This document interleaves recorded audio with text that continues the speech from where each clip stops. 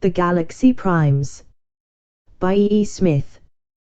They were four of the greatest minds in the universe, 2 men, 2 women, lost in an experimental spaceship billions of parsecs from home.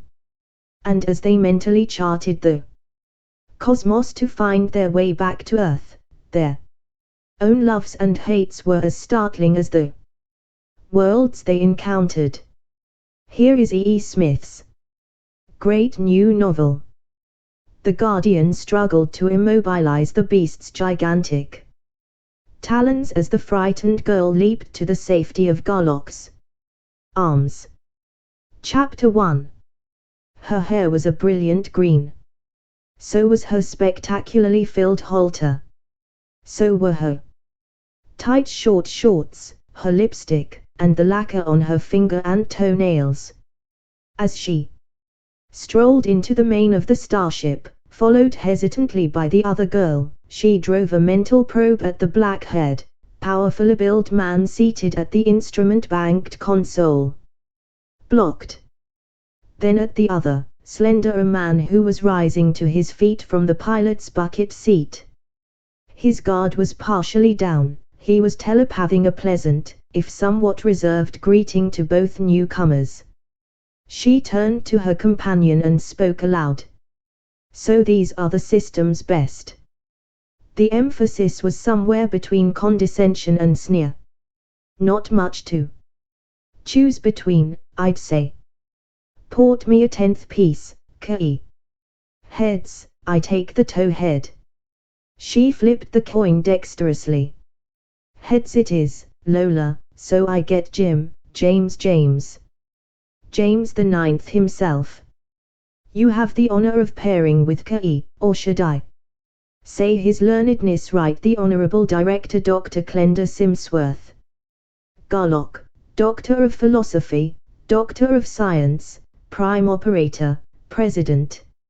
And First Fellow of the Galaxian Society, First Fellow of the Gunther Society, Fellow of the Institute of Paraphysics, of the Institute of Nuclear Physics, of the College of Mathematics, of the Congress of Schnissists, and of all the other top brain gangs you ever heard of.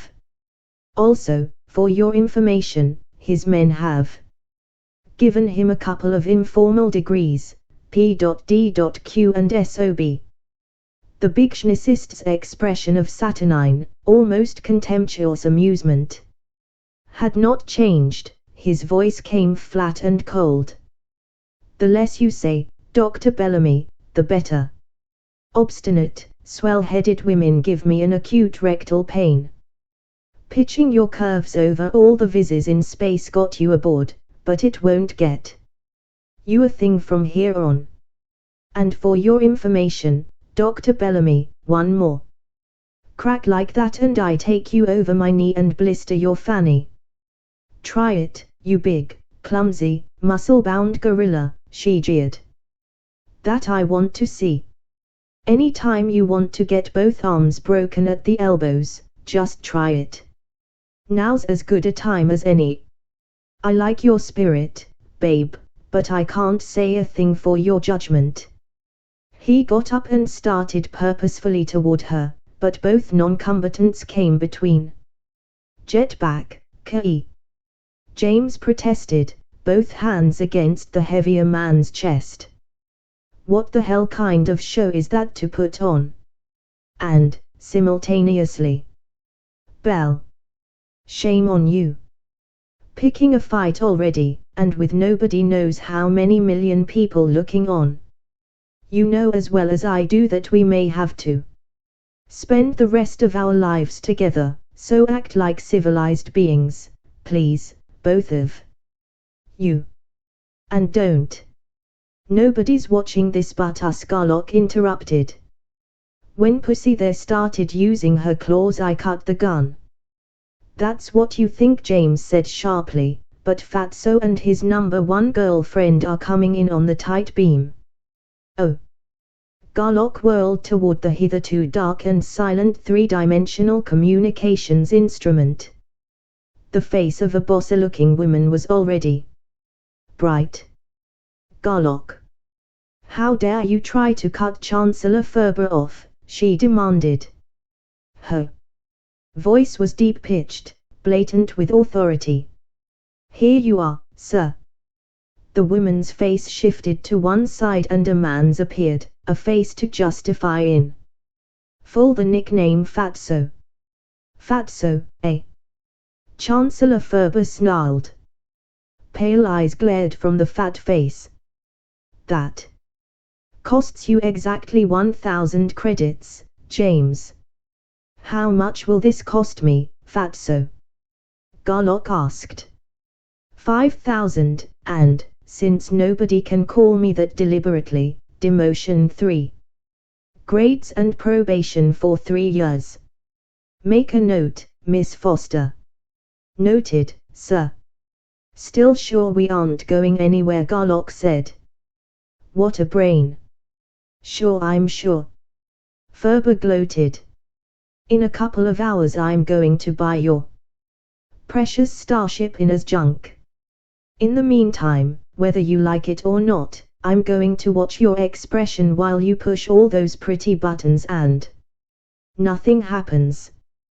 The trouble with you, Fatso, Garlock said dispassionately, as he opened a drawer and took out a pair of cutting pliers, is that all your strength is in your glands and none in your alleged brain. There are a lot of things, including a lot of tests, you know nothing about. How much will you see after I've cut one wire? You wouldn't dare. The fat man shouted. I'd fire you, blacklist you all over the system. Voice and images died away and Garlock turned to the two women in the main. He began to smile, but his mental shield did not weaken. You've got a point there, Lola, he said, going on as though Ferber's interruption had not occurred. Not that I blame either Bell or myself. If anything was ever calculated to drive a man nuts, this farce was. As the only female prime in the system, Bell should have been in automatically, she had no competition. And to anybody with 3 brain cells working the other place lay between you, Lola, and the other 3 female ops in the age group. But no. Ferber and the rest of the board, stupidity uber als, think all us ops and primes are psycho and that the ship will never even lift. So they made a grand circus of it. But they succeeded in one thing, with such abysmal stupidity so rampant I'm getting more and more reconciled to the idea of our not getting back, at least, for a long, long time.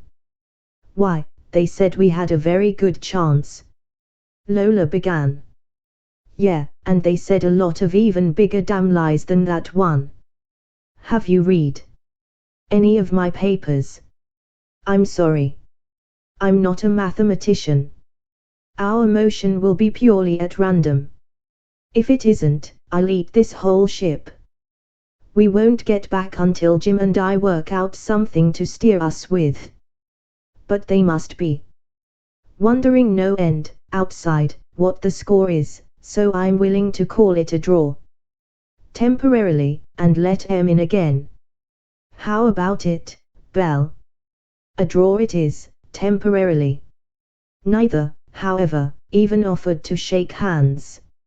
Smile pretty, everybody, Garlock said, and pressed a stud. The matter? What's the matter? Oh. The worried voice of the system's ace newscaster came in. Power failure already? No, Garlock replied.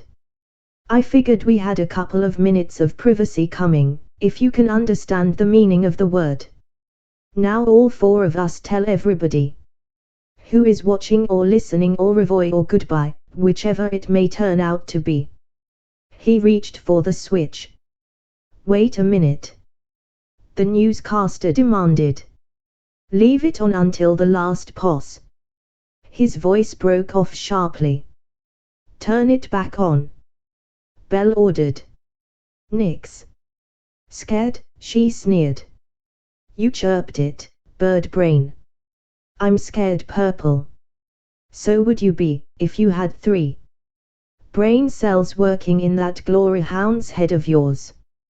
Get set, everybody, and we'll take off. Stop it, both of you, Lola exclaimed.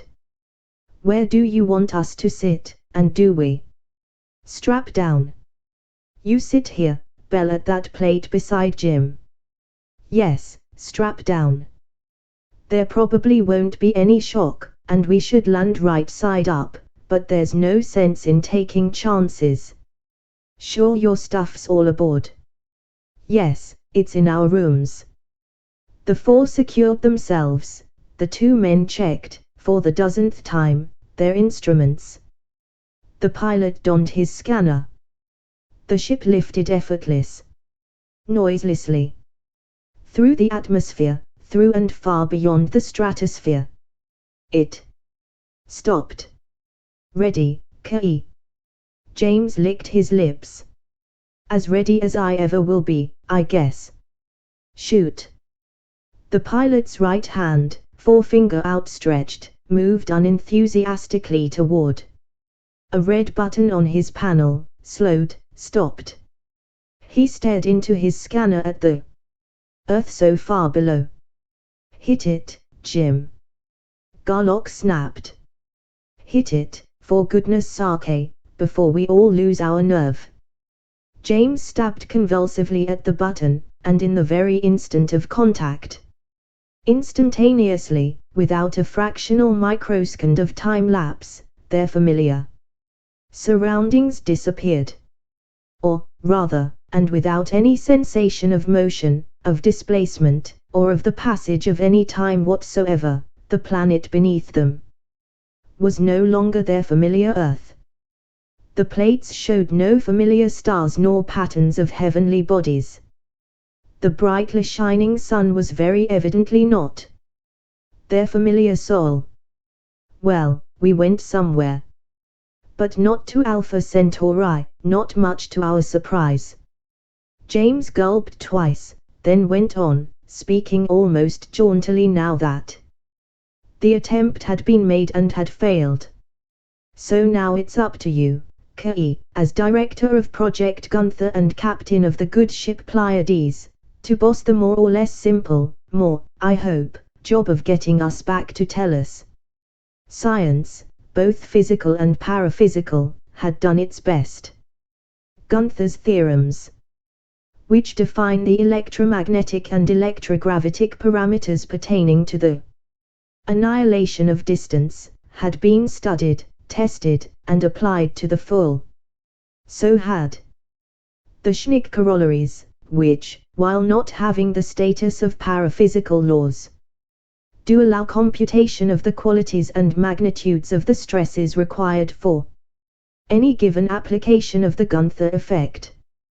The planning of the starship Pleiades had been difficult in the extreme, its construction almost impossible. While it was practically a foregone conclusion that any man of the requisite caliber would already be a member of the Galaxian Society, the 3 planets and 8 satellites were screened, schnicist by schnicist, to select the 2 strongest and most versatile of their breed. These 2, Garlock and James, were heads of departments of, and under iron clad contract to, Vast Solar System Enterprises, Inc., the only concern able and willing to attempt the building of the first starship. Alonzo P. Ferber, Chancellor of SSE, however, would not risk a 10th piece of the company's money on such a bird-brained scheme. Himself a Gunther first. He believed implicitly that firsts were in fact tops in Gunther ability, that these few self-styled operators and prime operators were either charlatans or self-deluded crackpots. Since he could not feel that so-called operator field no such thing did or could exist. No Gunther starship could ever, possibly, work. He did loan Garlock and James to the Galaxians, but that was as far as he would go.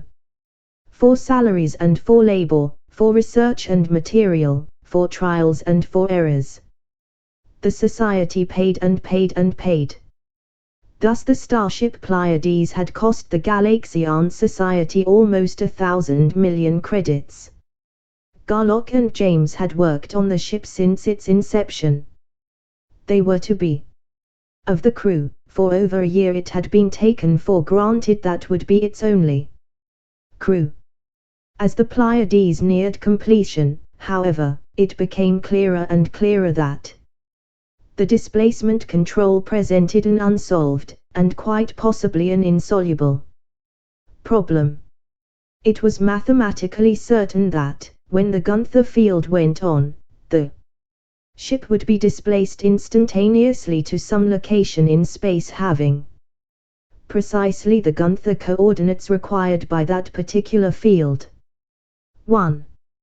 Impeccable rigorous analysis showed that the ship would shift into the nearest solar system possessing an Earth-type planet, which was believed to be Alpha Centauri and which was close enough to Sol so that orientation would be automatic and the return to Earth a simple matter.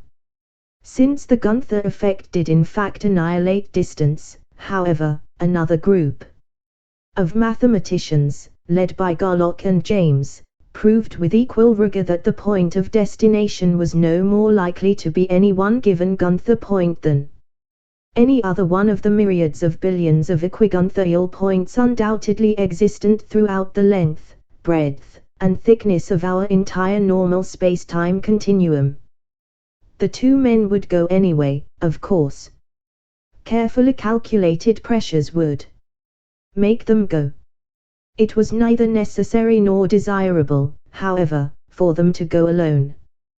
Wherefore the planets and satellites were combed again, this time to select two women, the two most highly gifted geneticists in the 18 to 25 age group. Thus, if the Pleiades returned successfully to Earth, well and good. If she did not, the four selectees would found, upon some far-off world, a race much abler than the humanity of Earth, since 83% of Earth's dwellers had Schnick grades lower than 4. This search, with its attendant fanfare and studiedly blatant publicity, was so planned and engineered that two selected women did not arrive at the spaceport until a bare 15 minutes before the scheduled time of takeoff. Thus it made no difference whether the women liked the men or not, or vice versa, or whether or not any of them really wanted to make the trip. Pressures were such that each of them had to go, whether he or she wanted to or not. Cut the rope, Jim, and let the old bucket drop, Garlock said. Not too close. Before we make any kind of contact we'll have to do some organizing. These instruments, he waved at his console, show that ours is the only operator field in this whole region of space. Hence, there are no operators and no primes. That means that from now until we get back to Tellus. If we get back to Tellus, spell corrected, sweetly. Until we get back to Tellus there will be no Gunthering aboard this ship. What? Bell broke in again. Have you lost your mind? There will be little if any lepping, and nothing else at all. At the table, if we want sugar, we will reach for it or have it passed. We will pick up things, such as cigarettes, with our fingers. We will carry lighters and use them. When we go from place to place, we will walk. Is that clear? You seem to be talking English, Bell sneered, but the words don't make sense. I didn't think you were that stupid. Eyes locked and held. Then Garlock grinned savagely. Okay. You tell her, Lola, in words of as few syllables as possible. Why, to get used to it, of course, Lola explained, while Bell glared at Garlock in frustrated anger. So as not to reveal anything we don't have to. Thank you, Miss Montandon, you may go to the head of the class. All monosyllables except two. That should make it clear, even to Miss Bellamy. You beast. Belle drove a tight-beamed thought. I was never so insulted in my life. You asked for it. Keep on asking for it and you'll keep on getting it. Then, aloud, to all three, in emergencies, of course, anything goes. We will now proceed with business. He paused, then went on, bitingly, if possible. 1 minute, please. Belle snapped. Just why, Captain Garlock, are you insisting on oral communication, when lepping is so much faster and better? It's stupid, reactionary. Don't you ever lep? With Jim, on business, yes, with women, no more than I have to. What I think is nobody's business but mine. What a way to run a ship. Or a project. Running this project is my business, not yours, and if there's any one thing in the entire universe it does not need, it's a female exhibitionist. Besides your obvious qualifications to be one of the Eves in case of ultimate contingency. He broke off and stared at her, his contemptuous gaze traveling slowly, dissectingly, from her toes to the topmost wave of her hairdo. 42, 20, 40, he sneered. You flatter me. Her glare was an almost tangible force, her voice was controlled fury. 39, 22, 35. 57. 135. If any of it's any of your business, which it isn't, you should be discussing brains and ability, not vital statistics. Brains. No, I'll take that back. As a prime, you have got a brain, one that really works. What do you think you're good for on this project? What can you do? I can do anything any man ever born can do, and do it better. Okay. Compute a Gunther field that will put us 200,000 feet directly above the peak of that mountain. That isn't fair, not that I expected fairness from you, and you know it. That doesn't take either brains or ability. Oh, no. No. Merely highly specialized training that you know I haven't had. Give me a 5-tape course on it and I'll come closer than either you or James, for 100 credits a shot. I'll do just that. Something you are supposed to know, then. How would you go about making first contact? Well, I wouldn't do it the way you would, by knocking down the first native I saw, putting my foot on his face, and yelling bow down, you stupid, ignorant beasts, and worship me, the supreme god of the macrocosmic universe. Try again, Belle, that one missed me by. Hold it, both of you. James broke in. What the hell are you trying to prove? How about cutting out this cat and dog act and getting some work done? You've got a point there, Garlock admitted, holding his temper by a visible effort. Sorry, Jim. Belle, what were you briefed for? To understudy you. She, too, fought her temper down. To learn everything about Project Gunther. I have a whole box of tapes in my room, including advanced Gunther math and first contact techniques. I'm to study them during all my on-watch time unless you assign other duties. No matter what your duties may be, you'll have to have time to study.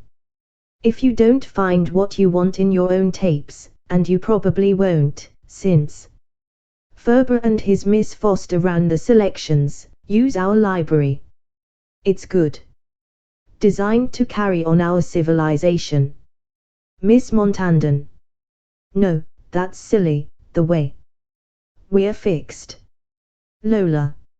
I'm to learn how to be Dr. James. Jim, please, Lola James said. And call him Kai. I'd like that. She smiled winningly. And my friends call me Brownie. I see why they would. It fits like a coat of lacquer. It did. Her hair was a dark, lustrous brown, as were her eyebrows. Her eyes were brown. Her skin, too, her dark red pleasuit left little to the imagination, was a rich and even brown. Originally fairly dark, it had been tanned to a more than fashionable depth of color by naked sunbathing and by practically naked outdoor sports. A couple of inches shorter than the green-haired girl, she too had a figure to make any sculptor drool. I'm to be Dr. Jim's assistant. I have 1,000 tapes, more or less, to study, too. It'll be quite a while, I'm afraid, before I can be of much use, but I'll do the best I can.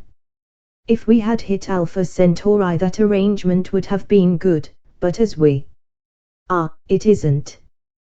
Garlock frowned in thought, his heavy black eyebrows almost meeting above his finely chiseled aquiline nose.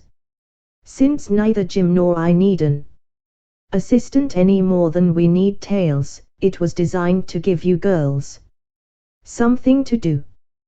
But out here, lost, there's work for 12 trained specialists. And there are only 4 of us. So we shouldn't duplicate effort. Right. You first. Belle. Are you asking me or telling me? She asked. And that's a fair question. Don't read anything into it that isn't there. With your attitude, I want information. I am asking you, he replied, carefully. For your information, when I know what should be done, I give orders. When I don't know, as now, I ask advice. If I like it, I follow it. Fair enough. Fair enough. We're apt to need any number of specialists. Lola. Of course we shouldn't duplicate. What shall I study? That's what we must figure out. We can't do it exactly, of course, all we can do now is to set up a rough scheme. Jim's job is the only one that's definite.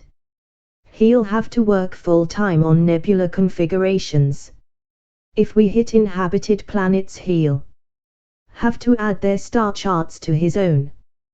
That leaves 3 of us to do all the other work of a survey. Ideally, we would cover all the factors that would be of use in getting us back to Tellus, but since we don't know what those factors are, found out anything yet, Jim? A little. Tellus-type planet, apparently strictly so. Oceans and continents. Lots of inhabitants, farms, villages, all sizes of cities. Not close enough to say definitely, but inhabitants seem to be humanoid, if not human. Hold her here. Besides astronomy, which is all yours, what do we need most? We should have enough to classify planets and inhabitants, so as to chart a space trend if there is any. I'd say the most important ones would be geology, stratigraphy, paleontology, oceanography, xenology, anthropology, ethnology, vertebrate biology, botany, and at least some ecology. That's about the list I was afraid of. But there are only 3 of us. The fields you mention number much more. Each of you will have to be a lot of specialists in one, then. I'd say the best split would be planetology, xenology, and anthropology, each, of course, stretched all out of shape to cover dozens of related and non-related specialties. Good enough. Xenology, of course, is mine. Contacts, liaison, politics, correlation, and so on, as well as studying the non-human life forms, including as many lower animals and plants as possible. I'll make a stab at it. Now, Belle. Since you're a prime and Lola's an operator, you get the next toughest job. Planetography. Why not? Belle smiled and began to act as one of the party. All I know about it is a hazy idea of what the word means, but I'll start studying as soon as we get squared away. Thanks. That leaves anthropology to you, Lola. Besides, that's your line, isn't it? Yes. Sociological anthropology. I have my MS in it, and working for my PhD. But as Jim said, it isn't only the one specialty. You want me, I take it, to cover humanoid races, too. Check. You and Jim both, then, will know what you're doing, while Belle and I are trying to play ours by ear. Where do we draw the line between humanoid and non-human? In case of doubt we'll confer. That covers it as much as we can, I think. Take us down, Jim, and be on your toes to take evasive action fast. The ship dropped rapidly toward an airport just outside a fairly large city. 50,000, 40,000, 30,000 feet. Calling strange spaceship, you must be a spaceship, in spite of your tremendous, hitherto considered impossible mass. A thought impinged on all four Tellurian minds. Do you read me? I read you clearly. This is the Tellurian spaceship Pleiades, Captain Garlock commanding, asking permission to land and information as to landing conventions. He did not have to tell James to stop the ship, James had already done so. I was about to ask you to hold position. I thank you for having done so. Hold. For inspection and type test, please. We will not blast unless you fire first. A few minutes, please. A group of 12 jet fighters took off practically vertically upward and climbed with fantastic speed. They leveled off 1,000 feet below the Pleiades and made a flying circle up and into the ring. Thus formed there lumbered a large, clumsy-looking helicopter. We have no record of any planet named Tellus, nor of any such ship as yours. Of such incredible mass and with no visible or detectable means of support or of propulsion. Not from this part of the galaxy, certainly. Could it be that intergalactic travel is actually possible? But excuse me, Captain Garlock, none of that is any of my business, which is to determine whether or not you four Tellurian human beings are compatible with, and thus acceptable to, our humanity of Hodel, but you do not seem to have a standard televideo testing box aboard. No, sir, only our own 3D and TV. You must be examined by means of a standard box. I will rise to your level and teleport one across to you. It is self-powered and fully automatic. You needn't rise, sir. Just toss the box out of your copter into the air. We'll take it from there. Then, to James, take it, Jim. Oh. You can lift large masses against much gravity. The alien was all attention. I have not known that such power existed. I will observe with keen interest. I have it, James said. Here it is. Thank you, Sir Garlock said to the alien.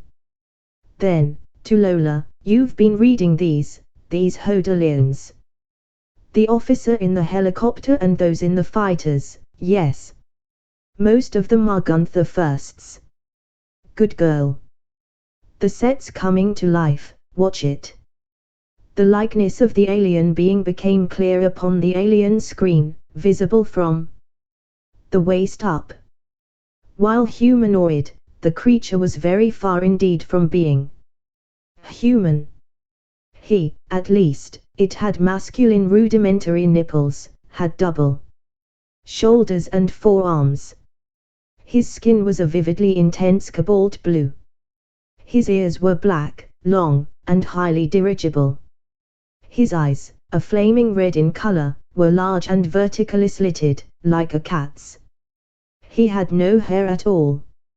His nose was large and Roman, his jaw was square, almost jutting, his bright yellow teeth were clean and sharp. After a minute of study the alien said, "Although your vessel is so entirely alien that nothing even remotely like it is on record, you four are completely human. And, if of compatible type, acceptable. Are there any other living beings aboard with you? Excepting microorganisms, none. Such life is of no importance. Approach, please, one of you, and grasp with a hand the projecting metal knob." With a little trepidation, Garlock did so. He felt no unusual sensation at the contact. "All four of you are compatible and we accept you. This finding is surprising in the extreme, as you are the first human beings of record who grade higher than what you call Gunther II, or Gunther II. Either one, the terms are interchangeable. You have minds of tremendous development and power, definitely superior even to my own. However, there is no doubt that physically you are perfectly compatible with our humanity. Your blood will be of great benefit to it. You may land. Goodbye." "Wait, please. How about landing conventions? And visiting restrictions and so on? And may we keep this box? We will be glad to trade you something for it, if we have anything you would like to have." "Ah, I should have realized that your customs would be widely different from ours. Since you have been examined and accepted, there are no restrictions. You will not act against humanity's good. Land where you please, go where you please, do what you please as long as you please. Take up permanent residence, or leave as soon as you please. Marry if you like, or simply breed your unions. With this planet's humanity will be fertile. Keep the box without payment. As guardians of humanity we are Palones do whatever small favors we can. Have I made myself clear?" "Abundantly so. Thank you, sir. Now I really must go. Goodbye." Garlock glanced into his plate. The jets had disappeared, the helicopter was falling rapidly away. He wiped his brow. "Well, I'll be damned," he said. When his amazement subsided he turned to the business at hand. "Lola, do you check me that this planet is named Hodel, that it is populated by creatures exactly like us? Our Palones." "Exactly, except they aren't creatures. They are humanoids, and very fine people." "You'd think so, of course." "Correction accepted." "Well, let's take advantage of their extraordinarily hospitable invitation and go down. Cut the rope, Jim."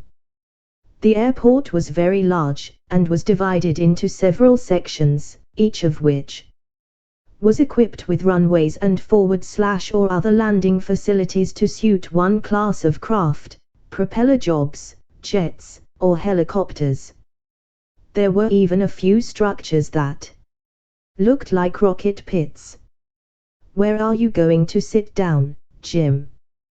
With the copters or over by the blast pits?" "With the copters, I think. Since I can place her to within a couple of inches. I'll put her squarely into that far corner, where she'll be out of everybody's way." "No concrete out there," Garlock said. "But the ground seems good and solid." "We'd better not land on concrete," James grinned. "Unless it's terrific stuff we'd smash it. On bare ground, the worst we can do is sink in a foot or so, and that won't hurt anything. Check. A few tons to the square foot, is all." Shall we strap down and hang on to our teeth? Who do you think you're kidding, boss? Even though I've got to do this on manual, I won't tip over a half piece standing on edge. James stopped talking, pulled out his scanner, stuck his face into it. The immense starship settled downward toward the selected corner. There was no noise, no blast, no flame, no slightest visible or detectable sign of whatever force it was that was breaking the thousands of tons of the vessel's mass in its miles-long, almost vertical plunge to ground. When the Pleiades struck ground, the impact was scarcely to be felt. When she came to rest, after settling into the ground her allotted foot or so, there was no jar at all. Atmosphere, temperature, and so on, approximately Earth normal, Garlock said. Just as our friend said it would be. James scanned the city and the field. Our visit is kicking up a lot of excitement. Shall we go out? Not yet. Belle exclaimed. I want to see how the women are dressed, first. So do I, Lola added, and some other things besides.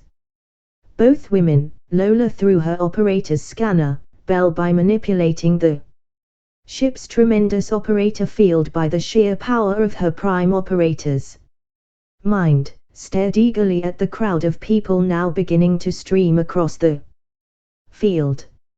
As an anthropologist, Lola announced, I'm not only surprised. I am shocked, annoyed, and disgruntled. Why, they're exactly like white Tellurian human beings. But look at their clothes. Belle insisted. They're wearing anything and everything, from bikinis to coveralls. Yes, but notice. This was the anthropological scientist speaking now. Breasts and loins, covered. Faces, uncovered. Heads and feet and hands, either bare or covered. Ditto for legs up to their backs, arms, necks and shoulders down to here, and torsos clear down to there. We'll not violate any conventions by going out as we are. Not even you, Belle. You first, Chief. Yours the high honor of setting first foot, the biggest foot we've got, too, on alien soil. To hell with that. We'll go out together. Wait a minute, Lola went on. There's a funny-looking automobile just coming through the gate. The press. 3 men and 2 women. 2 cameras, 1 walkie-talkie, and 2 microphones. The photog in the purple shirt is really a sharpie at lepping. Class 3, at least, possibly a 2. How about screens down enough to lep, boss? Belle suggested. Faster. We may need it. Check. I'm too busy to record, anyway, I'll log this stuff up tonight and thoughts flew. Check me, Jim Garlock flashed. Telepathy, very good. On Gunther, the guy was right, no signs at all of any first activity, and very few seconds. Check, James agreed. And Lola, those guardians out there.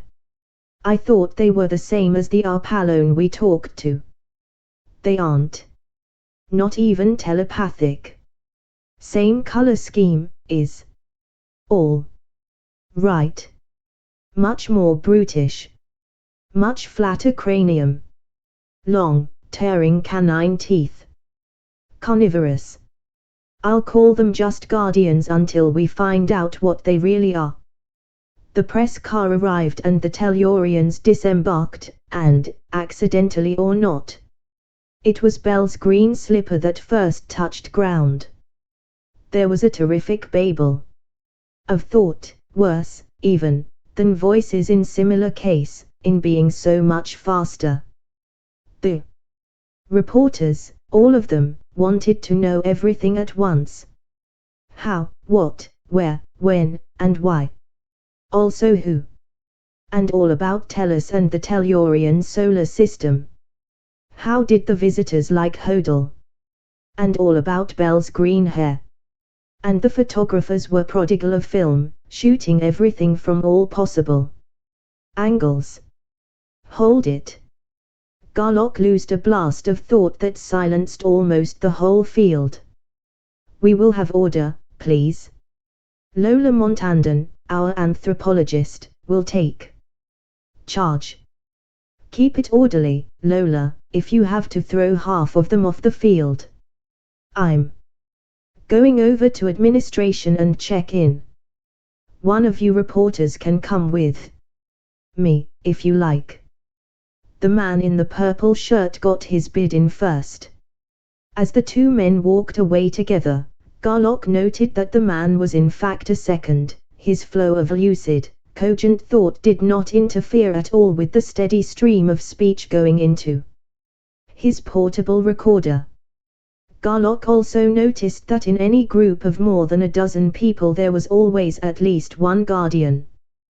They paid no attention whatever to the people, who in turn ignored them completely. Garlock wondered briefly. Guardians. The Arpallones, out in space, yes. But these creatures, naked and unarmed on the ground.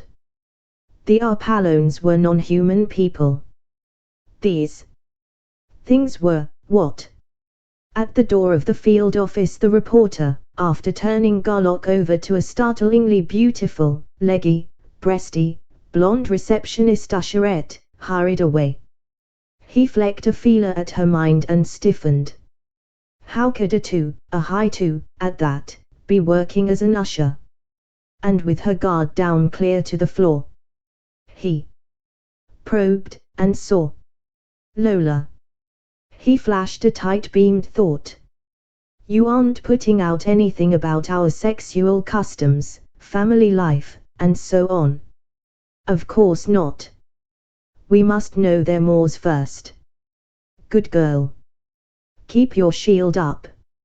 Oh, we're so glad to see you, Captain Garlock, sir. The blonde, who was dressed little more heavily than the cigarette girls in Venusberg's Cartier room, seized his left hand in both of hers and held it considerably longer than was necessary. Her dazzling smile, her laughing eyes, her flashing white teeth, the many exposed inches of her skin, and her completely unshielded mind, all waved banners of welcome. Captain Garlock, sir, Governor Oetterlin has been most anxious to see you ever since you were first detected. This way, please, sir. She turned, brushing her bare hip against his leg in the process, and led him by the hand along a hallway. Her thoughts flowed. I have been, too, sir, and I'm simply delighted to see you close up, and I hope to see a lot more of you. You're a wonderfully pleasant surprise, sir. I've never seen a man like you before. I don't think Hodel ever saw a man like you before, sir. With such a really terrific mind and yet so big and strong and well-built and handsome and clean-looking and blackish. You're wonderful, Captain Garlock, sir. You'll be here a long time, I hope. Here we are, sir. She opened a door, walked across the room, sat down in an overstuffed chair, and crossed her legs meticulously. Then, still smiling happily, she followed with eager eyes and mind Garlock's every move. Garlock had been reading Governor Oetterlin, knew why it was the governor who was in that office instead of the port manager. He knew that Oetterlin had been reading him, as much as he had allowed. They had already discussed many things, and were still discussing. The room was much more like a library than an office. The governor, a middle-aged, red-headed man a trifle inclined to portliness, had been seated in a huge reclining chair facing a TV screen, but got up to shake hands. Welcome, friend Captain Garlock. Now, to continue. As to exchange Many ships visiting us have nothing we need or can use. For such, all services are free. Or rather, are paid by the city. Our currency is based upon platinum, but gold, silver, and copper are valuable. Certain jewels, also. That's far enough. We will pay our way, we have plenty of metal. What are your ratios of value for the 4 metals here on Hodel? Today's quotations are. He glanced at a screen, and his fingers flashed over the keys of a computer beside his chair. 1 weight of platinum is equal in value to 7.346. Decimals are not necessary, sir. 7 plus, then, weights of gold. 1 of gold to 11 of silver. 1 of silver to 4 of copper. Thank you. We'll use platinum. I'll bring some bullion tomorrow morning and exchange it for your currency. Shall I bring it here, or to a bank in the city? Either. Or we can have an armored truck visit your ship. That would be better yet. Have them bring about 5,000 tons. Thank you very much, Governor Italin, and good afternoon to you, sir. And good afternoon to you, sir. Until tomorrow, then. Garlock turned to leave. Oh, may I go with you to your ship, sir, to take just a little look at it? The girl asked, winningly. Of course, Grand Lady Neldine, I'd like to have your company. She seized his elbow and hugged it quickly against her breast. Then, taking his hand, she walked, almost skipped, along beside him. And I want to see Pilot James close up, too, sir. He's not nearly as wonderful as you are, sir, and I wonder why Planetographer Bellamy's hair is green. Very striking, of course, sir. But I don't think I'd care for it much on me, unless you think I should, sir. Bell knew, of course, that they were coming, and Garlock knew that Bell's hackles were very much on the rise.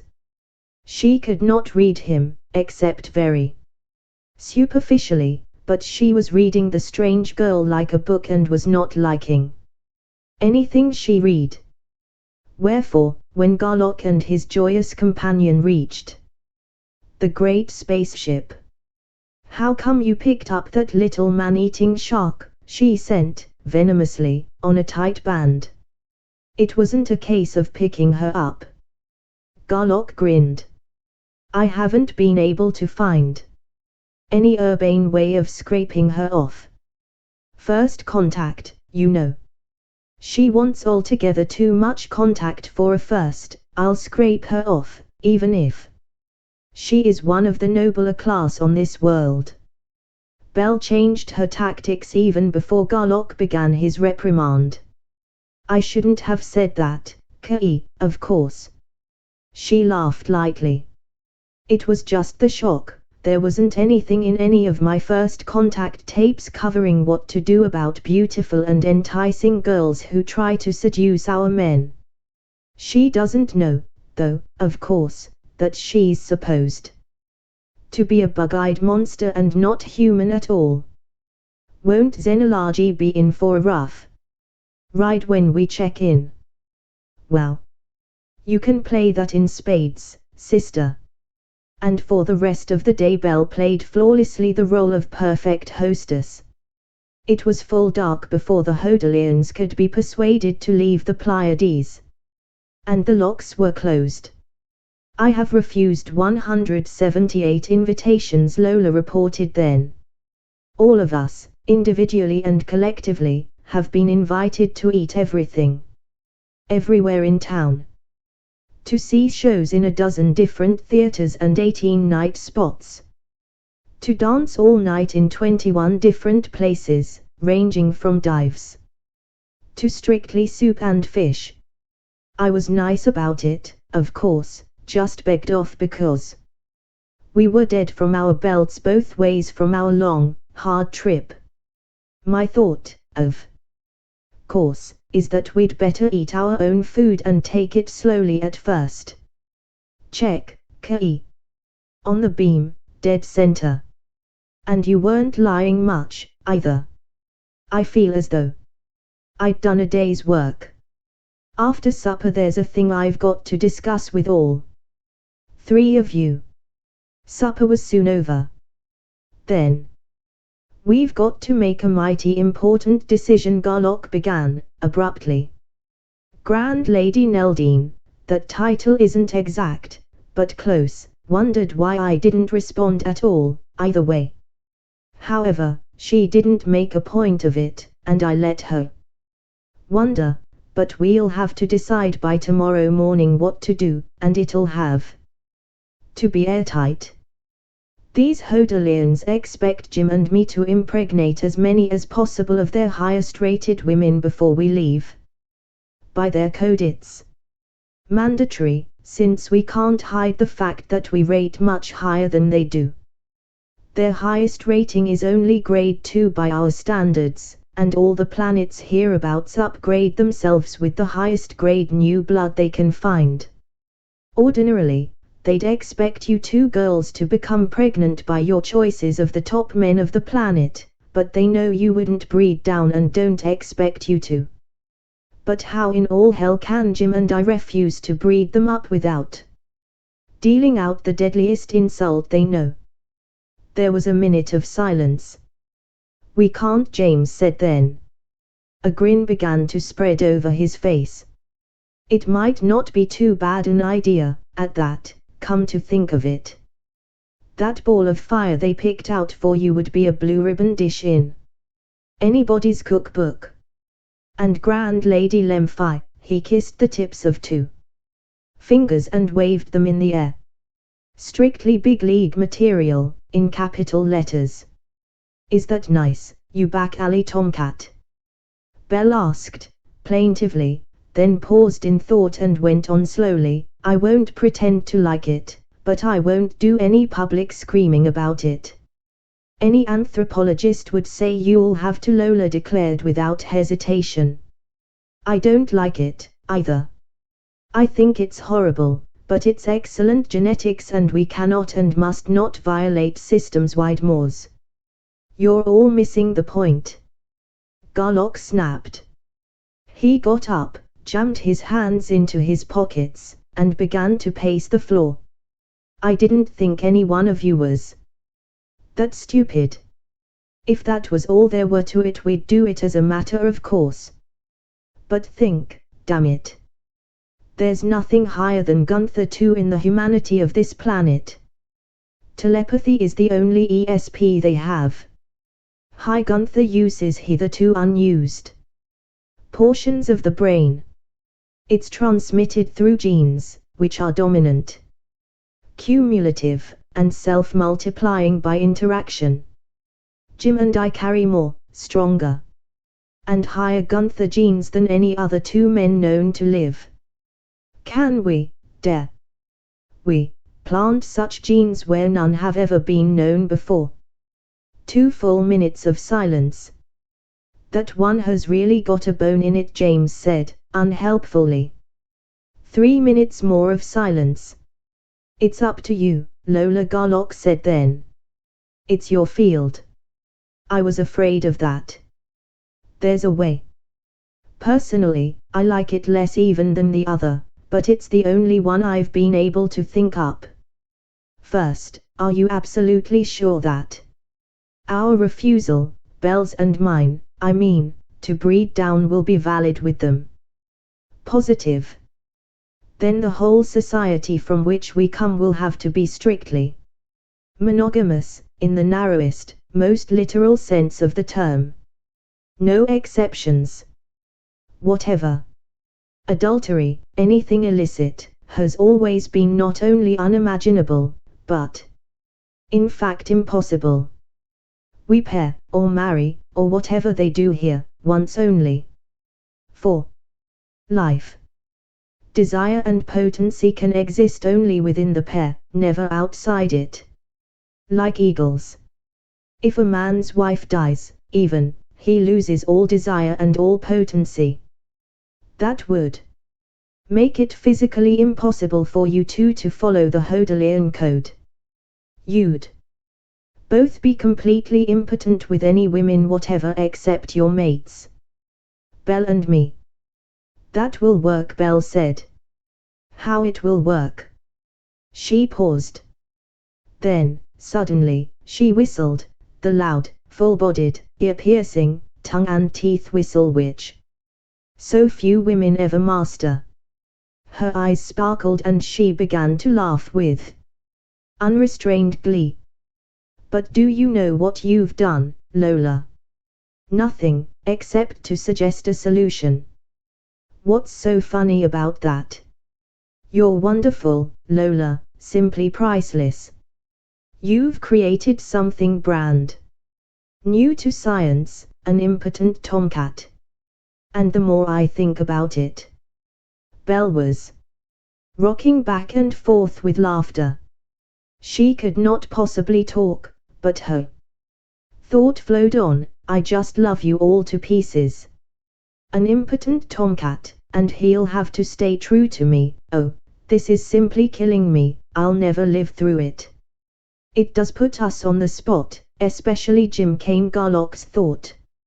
He, too, began to laugh, and Lola, as soon as she stopped thinking about the thing only as a problem in anthropology, joined in. James, however, did not think it was very funny. And that's less than half of it. Belle went on, still unable to talk. Think of Kai, Lola. 6'2", over 200, hard as nails, a perfect hunk of hard red meat, telling this whole damn cockeyed region of space that he's impotent. 2. And with a perfectly straight face. And it ties in so beautifully with his making no response, yes or no, when she propositioned him. The poor, innocent, impotent lamb just simply didn't have even the faintest inkling of what she meant. Oh, my. Listen, listen, listen. James managed finally to break in. Not that I want to be promiscuous, but there, my precious little impotent tomcat, Belle soothed him aloud, between giggles and snorts. Us Earth girls will take care of our lover boys, see? If we don't, you won't need any nasty little. Belle could not hold the pose, but went off again into whoops of laughter. What a brain you've got, Lola. I thought I could imagine anything, but to make these two guys of ours, the two absolute tops of the whole solar system, it's a stroke of genius. Shut up, will you, you human hyena, and listen. James roared aloud. There ought to be some better way than that. Better than sheer perfection. Belle was still laughing but could now talk coherently. If you can think of another way, Jim, the meeting is still open. Garlock was wiping his eyes. But it'll have to be a dilly. I'm not exactly enamored of Lola's idea, either, but as the answer it's 100% to as many decimal places as you want to take time to write zeros. There was more talk, but no improvement could be made upon Lola's idea. Well, we've got until morning, Garlock said, finally. If anybody comes up with anything by then, let me know. If not, it goes into effect the minute we open the locks. The meeting is adjourned. Belle and James left the room, and, a few minutes later, Garlock went out. Lola followed him into his room and closed the door behind her. She sat down on the edge of a chair, lighted a cigarette, and began to smoke in short, nervous puffs. She opened her mouth to say something, but shut it without making a sound. You're afraid of me, Lola? He asked, quietly. Oh, I don't. Well, that is. She wouldn't lie, and she wouldn't admit the truth. You see, I've never. I mean, I haven't had very much experience. You needn't be afraid of me at all. I'm not going to pair with you. You're not. Her mouth dropped open and the cigarette fell out of it. She took a few seconds to recover it. Why not? Don't you think I could do a good enough job? She stood up and stretched, to show her splendid figure to its best advantage. Garlock laughed. Nothing like that, Lola, you have plenty of sex appeal. It's just that I don't like the conditions. I never have paired. I never have had much to do with women, and that little has been urbane, logical, and strictly en passant, on the level of mutual physical desire. Thus, I have never taken a virgin. Pairing with one is very definitely not my idea of urbanity, and there's altogether too much obligation to suit me. For all of which good reasons I am not going to pair with you, now or ever. How do you know whether I'm a virgin or not? You've never read me that deep. Nobody can. Not even you, unless I let you. Reading isn't necessary, you flaunt it like a banner. I don't know what you mean. I certainly don't do it intentionally. But I ought to pair with you, Kei. Lola had lost all of her nervousness, most of her fear. It's part of the job I was chosen for. If I'd known, I'd gone out and got some experience.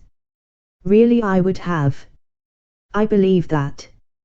I think you would have been silly enough to have done just that. And you have a very high regard for your virginity, too, don't you? Well, I used to.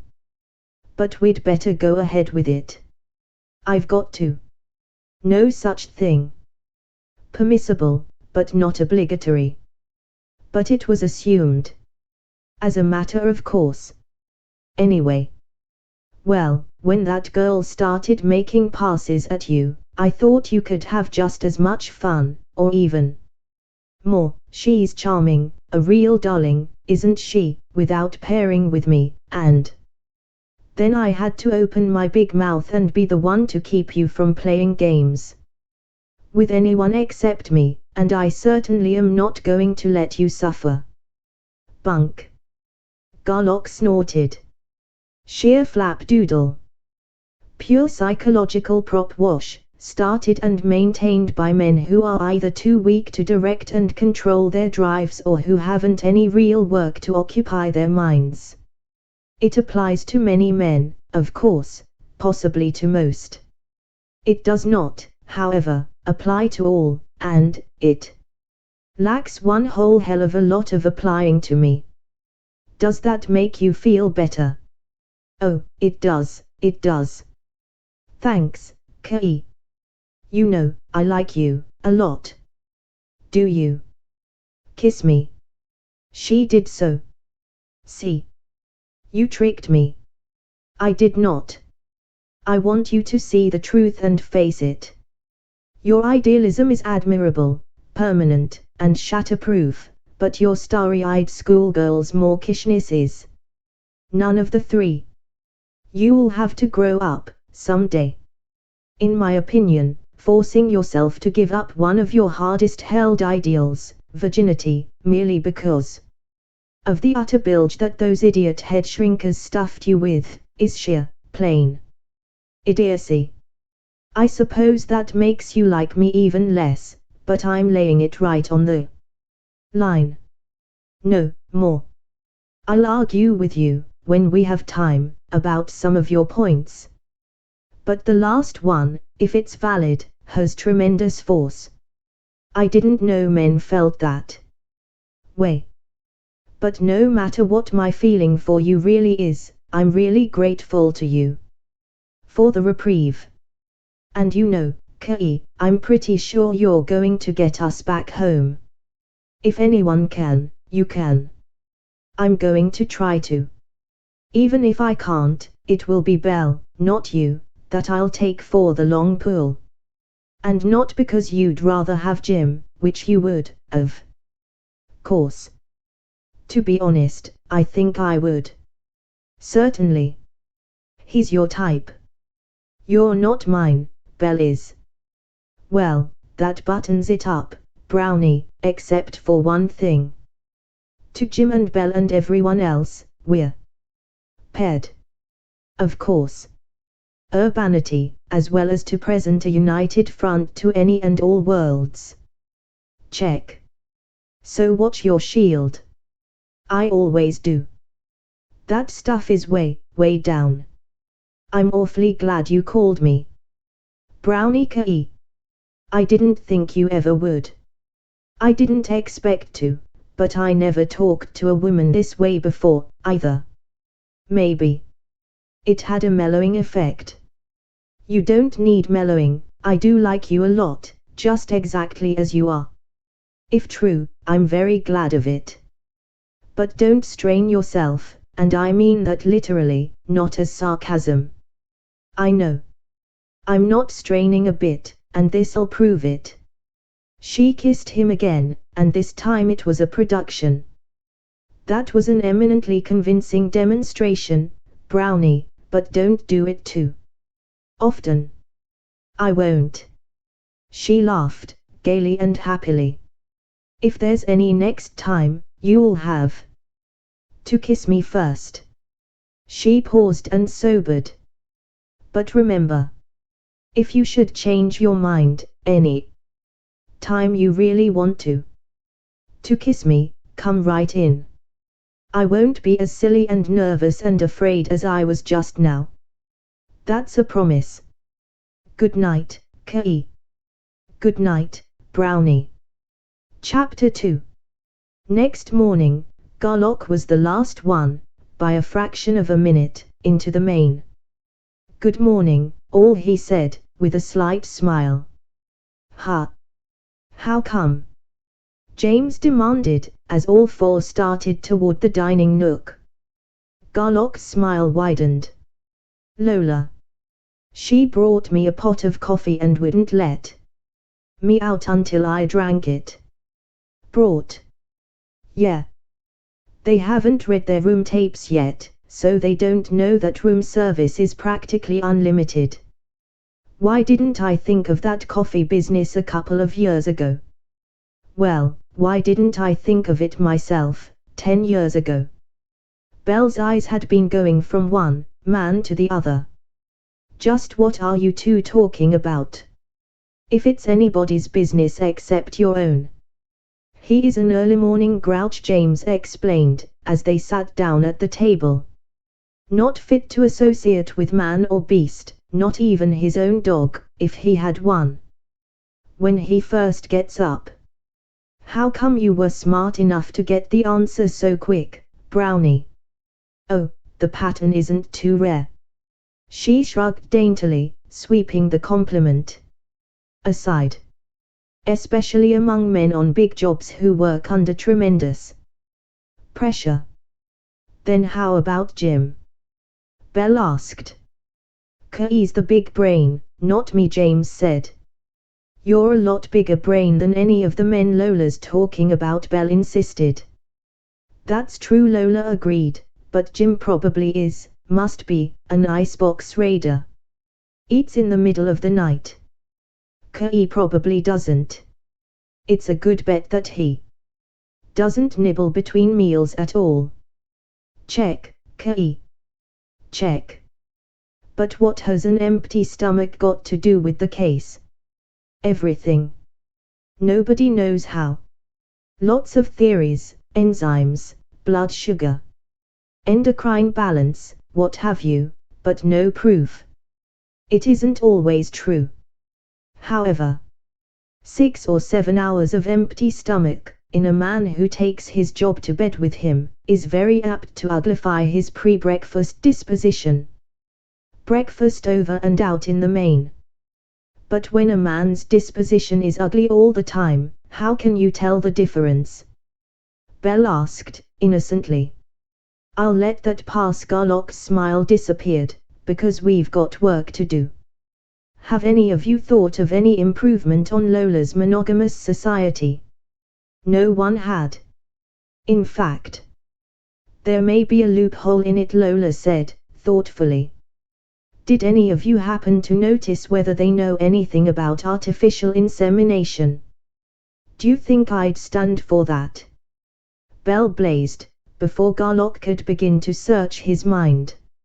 I'd scratch anybody's eyes out, if you'd thought of that idea as a woman instead of as a near Ph.D. in anthropology. You'd even thrown it into the converter before it even hatched. Invasion of privacy. That covers it, of course, but I didn't think it would bother you a bit. Lola paused, studying the other girl intently. You're quite a problem. Yourself. Callous, utterly savage humor, yet very sensitive in some ways. Fastidious. I'm not on the table for dissection. Bell snapped. Study me all you please, but keep the notes in your notebook. I'd suggest you study Kei. Oh, I have been. He baffles me, too. I'm not very good yet, you. That's the unders. Cut it. Garlock ordered, sharply. I said we had work to do. Jim, you're hunting up the nearest observatory. How about transportation? No teleportation. Out. Rent a car or hire a plane, or both. Fill your wallet, better have too much money than not enough. If you're too far away tonight to make it feasible to come back here, send me a flash. Brownie, you'll work this town first. Bell and I will have to work in the library for a while. We'll all want to compare notes tonight. Yeah, James said into the pause. I could tune in remote, but I don't know where I'll be, so it might not be so good. Check. You can port, but be damn sure nobody sees or senses you doing it. That buttons it up, I guess. James and Lola left the ship. Garlock and Bell went into the library. If I didn't know you were impotent, Kei. Bell shivered affectedly and began to laugh. I'd be scared to death to be alone with you in this great big spaceship. Lola hasn't realized yet what she really hatched out, the screamingest screamer ever pulled on anybody. It isn't that funny. You have got a savage sense of humor. Perhaps. She shrugged her shoulders. But you were on the receiving end, which makes a big difference. She's a peculiar sort of duck. Brainy, but impersonal, academic. She knows all the words and all their meanings, all the questions and all the answers, but she doesn't apply any of them to herself. She's always the observer, never the participant. Pure egghead, pure. That's it. She looks, acts, talks, and thinks like a virgin. Well, if that's all, she isn't any, or is she? Even though you've started calling her Brownie like my now tamed tomcat, you might not. She stared at him.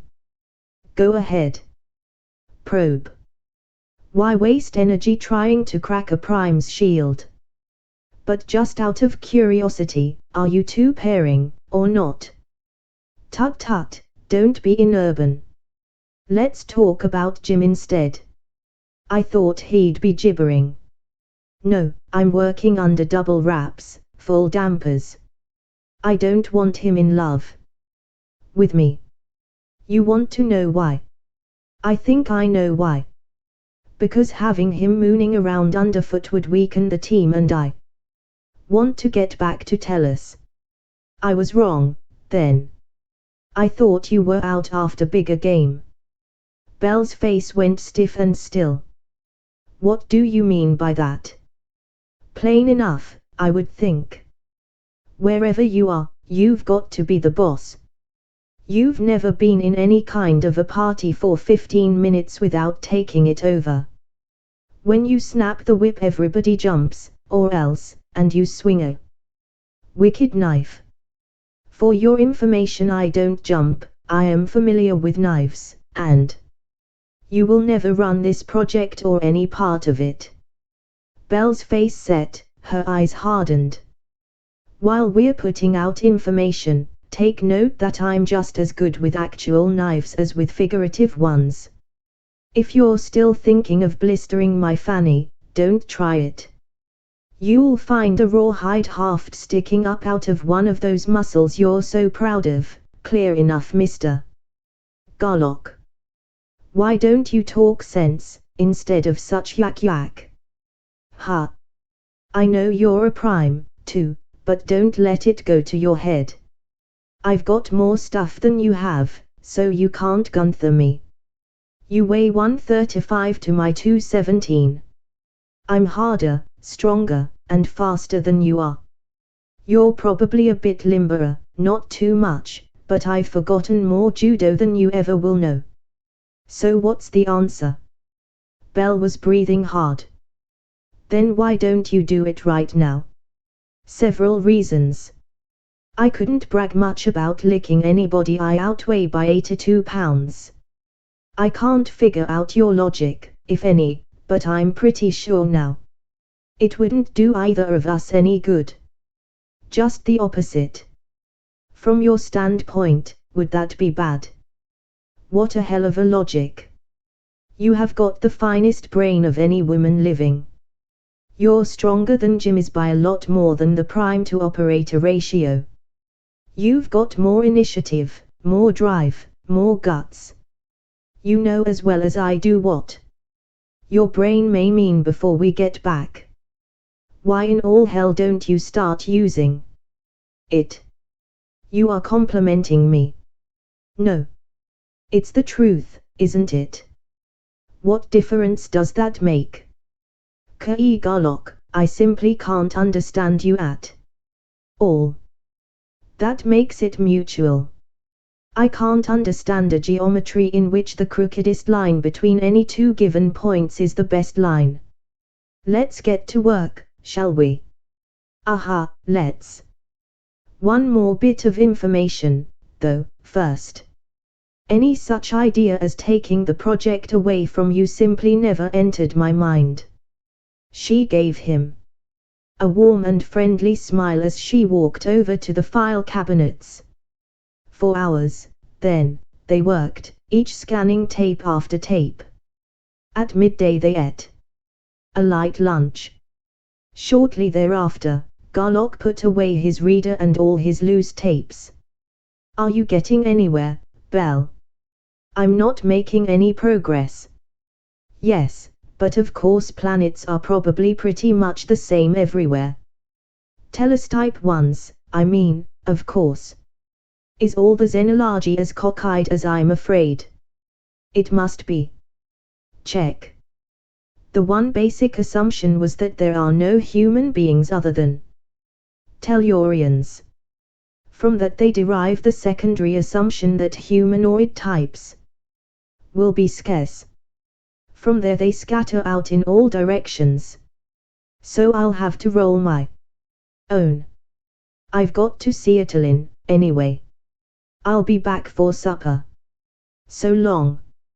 At the port office, Grand Lady Neldine met him even more enthusiastically than before, taking both his hands and pressing them against her firm, almost bare breasts.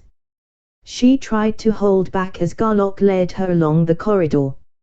I have an explanation, and in a sense an apology, for you, Grand Lady Neldine. And for you, Governor Ottolin, he thought carefully. I would have explained yesterday, but I had no understanding of the situation here until our anthropologist, Lola Montandon, elucidated it very laboriously to me. She herself, a scientist highly trained in that specialty, could grasp it only by referring back to somewhat similar situations which may have existed in the remote past. So remote a past that the concept is known only to specialists and is more than half mythical, even to them. He went on to give in detail the sexual customs, obligations, and limitations of Lola's purely imaginary civilization. Then it isn't that you don't want to, but you can't? The lady asked, incredulously. Mentally, I can have no desire. Physically, the act is impossible, he assured her. What a shame. Her thought was a peculiar mixture of disappointment and relief. Disappointment in that she was not to bear this man's superchild, relief in that, after all, she had not personally failed. If she couldn't have this perfectly wonderful man herself, no other woman except his wife could ever have him either. But what a shame to waste such a man as that on any one woman. It was really too bad. I see. I see, wonderful. Attilin's thought was not at all incredulous, but vastly awed. It is of course logical that as the power of mind increases, physical matters become less and less important. But you will have much to give us, we may perhaps have some small things to give you. If we could visit your tellus. Perhaps. That also is impossible. We four in the Pleiades are lost in space. This is the first planet we have visited on our first trial of a new method, new to us, at least, of interstellar travel. We missed our objective, probably by many millions of parsecs, and it is quite possible that we four will never be able to find our way back. We are trying now, by charting the galaxies throughout billions of cubic parsecs of space, to find merely the direction in which our own galaxy lies. What a concept! What stupendous minds! But such immense distances, sir! What can you possibly be using for a space drive? None, as you understand the term. We travel by instantaneous translation, by means of something we call Gunther. I am not at all sure that I can explain it to you satisfactorily, but I will try to do so, if you wish. Please do so, sir, by all means. Garlock opened the highest Gunther cells of his mind. There was nothing as elementary as telepathy, teleportation, telekinesis, or the like. It was the pure, raw Gunther of the Gunther drive, which even he himself made no pretense of understanding fully. He opened those cells and pushed that knowledge at the two Hodelian minds. The result was just as instantaneous and just as catastrophic as Garlock had expected.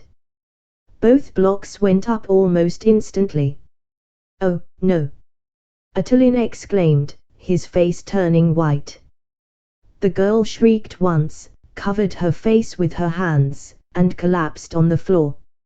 Oh, I'm so sorry. Excuse my ignorance, please. Garlock implored, as he picked the girl up, carried her across the room to a sofa, and assured himself that she had not been really hurt. She recovered quickly. I'm very sorry, Grand Lady Neldine and Governor Attilin, but I didn't know, that is, I didn't realize. You are trying to break it gently. Attilin was both shocked and despondent. This being the first planet you have visited, you simply did not realize how feeble our minds really are. Oh, not at all, really, sir and lady. Garlock began deftly to repair the morale he had shattered. Merely younger. With your system of genetics, so much more logical and efficient than our strict monogamy, your race will undoubtedly make more progress in a few centuries than we made in many millennia. And in a few centuries more you will pass us, will master this only partially known Gunther drive. Aesthetically, Lady Neldine, I would like very much to father you a child. He allowed his coldly unmoved gaze to survey her charms. I am sorry indeed that it cannot be. I trust that you, Governor Attilin, will be kind enough to spread word of our physical shortcomings, and so spare us further embarrassment. Not shortcomings, sir, and, I truly hope, no embarrassment. Atalin protested. We are immensely glad to have seen you, since your very existence gives us so much hope for the future. I will spread word, and every Hodalian will do whatever he can to help you in your quest. Thank you, sir and lady, and Garlock took his leave. What an act, my male-looking but impotent darling, came Belle's clear, incisive thought, bubbling with unrestrained merriment. For our doctor Garlock, the prime exponent and first disciple of truth, what an act. Aesthetically, he'd like to father her a child, it says here in fine print. Boy, if she only knew one tiny grain of truth and she'd chase you from here to Andromeda. I swear this thing is going to kill me yet. Anything that would do that I'm very much in favor of. Garlock growled the thought and snapped up his shield. This one was, quite definitely, Belle's round. Garlock took the Hodalian equivalent of a bus to the center of the city, then set out aimlessly to walk. The buildings and their arrangement, he noted, not much to his surprise now, were not too different from those of the cities of Earth. With his guard down to about the 6th level, highly receptive but not at all selective, he strolled up one street and down another. He was not attentive to detail yet, he was trying to get the broad aspects, the feel of this hitherto unknown civilization. The ether was practically saturated with thought. Apparently this was the afternoon rush hour, as the sidewalks were crowded with people and the streets were full of cars. It did not seem as though anyone, whether in the buildings, on the sidewalks, or in the cars, was doing any blocking at all.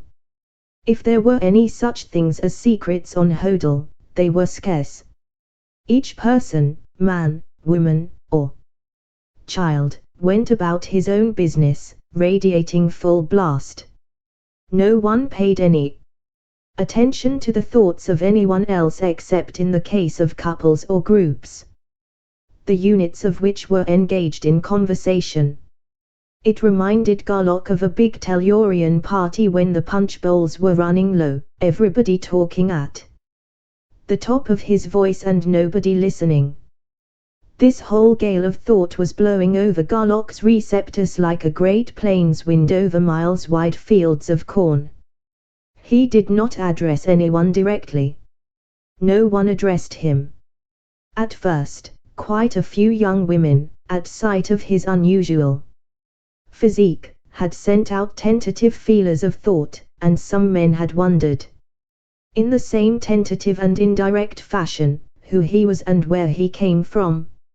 However, when the information he had given Atalin spread throughout the city, and it did not take long, no one paid any more attention to him than they did to each other.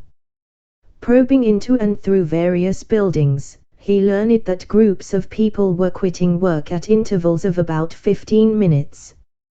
There were thoughts of tidying up desks, of letting the rest of this junk go until tomorrow, of putting away and or covering up office machines of various sorts. There were thoughts of powdering noses and of repairing makeup.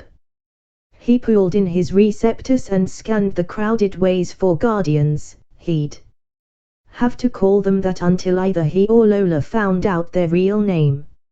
Same as at the airport, the more people, the more guardians. What were they? How? And why? He probed, carefully but thoroughly. When he had talked to the Arpalone he had read him easily enough, but here there was nothing whatever to read. The creature simply was not thinking at all. But that didn't make sense. Garlock tuned, first down, then up, and finally, at the very top of his range, he found something, but he did not at first know what it was. It seemed to be a mass detector, no, two of them, paired and balanced. Oh, that was it. One tuned to humanity, one to the other guardians, balanced across a sort of bridge. That was how they kept the ratio so constant. But why? There seemed to be some wide-range receptors there, too, but nothing seemed to be coming in. While he was still studying and still baffled, some kind of stimulus, which was so high and so faint and so alien that he could neither identify nor interpret it, touched the Arpallone's far-flung receptors. Instantly the creature jumped, his powerful, widely-bowed legs sending him high above the heads of the crowd. And, it seemed to Garlock, directly toward him. Simultaneously there was an insistent, low-pitched, whistling scream, somewhat like the noise made by an airplane in a no-power dive, and Garlock saw, out of the corner of one eye, a yellowish something flashing downward through the air. At the same moment the woman immediately in front of Garlock stifled a scream and jumped backward, bumping into him and almost knocking him down. He staggered, caught his balance, and automatically put his arm around his assailant, to keep her from falling to the sidewalk. In the meantime the Guardian, having landed very close to the spot the woman had occupied a moment before, leaped again, this time vertically upward. The thing, whatever it was now breaking frantically with wings, tail, and body, trying madly to get away. Too late. There was a bone-crushing impact as the two bodies came together in midair, a jarring thud as the two creatures, inextricably intertwined, struck the pavement as one. The thing varied in color, Garlock now saw, shading from bright orange at the head to pale yellow at the tail. It had a savagely tearing curved beak, tremendously powerful wings, its short, thick legs ended in hawk-like talons. The Guardian's bowed legs had already immobilized the yellow wings by clamping them solidly against the yellow body. His two lower arms were holding the frightful talons out of action. His third hand gripped the orange throat, his fourth was exerting tremendous force against the jointure of neck and body. The neck, originally short, was beginning to stretch. For several seconds Garlock had been half conscious that his accidental companion was trying, with more and more energy, to disengage his encircling left arm from her waist. He wrenched his attention away from the spectacular fight, to which no one else, not even the near victim, had paid the slightest attention, and now saw that he had his arm around the bare waist of a statuesque matron whose entire costume would have made perhaps half of a Tellurian sunsuit. He dropped his arm with a quick and abject apology. "I should apologize to you instead, Captain Garlock," she thought, with a wide and friendly smile, "for knocking you down, and I thank you for catching me before I fell. I should not have been startled, of course. I would not have been.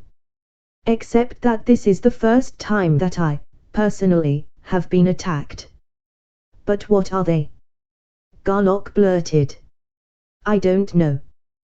The woman turned her head and glanced, in complete disinterest, at the two furiously battling creatures. Garlock knew now that this was the first time, except for that instantly dismissed thrill of surprise at being the actual target of an attack, that she had thought of either of them. Orange-yellow. It could be a fumipty, perhaps, but I've no idea, really. You see, such things are none of our business. She thought at him, a half shrug, half grimace of mild distaste, not at the personal contact with the man nor at the savage duel, but at even thinking of either the Guardian or the yellow monster, and walked away into the crowd. Garlock's attention flashed back to the fighters. The yellow thing's neck had been stretched to twice its natural length, and the guardian had eaten almost through it. There was a terrific crunch, a couple of smacking, gobbling swallows, and head parted from body. The orange beak still clashed open and shut, however, and the body still thrashed violently. Shifting his grips, the guardian proceeded to tear a hole into his victim's body, just below its breastbone.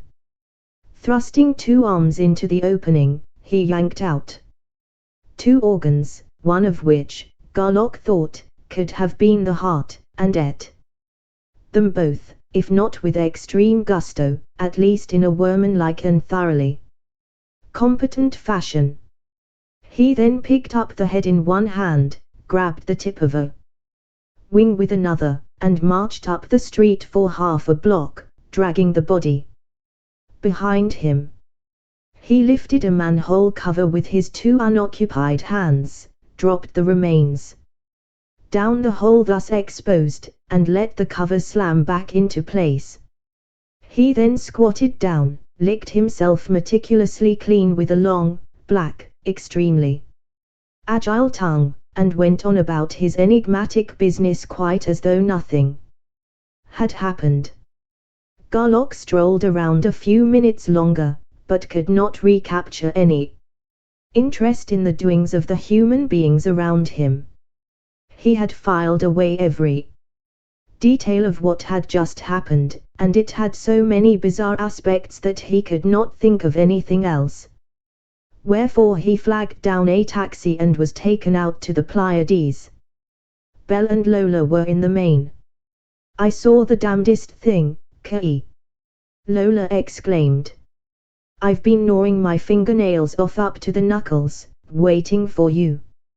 Lola's experience had been very similar to Garlock's own, except in that her monster was an intense green in color and looked something like a bat about 4 feet long, with 6-inch canine teeth and several stingers. "Did you find out the name of the thing?"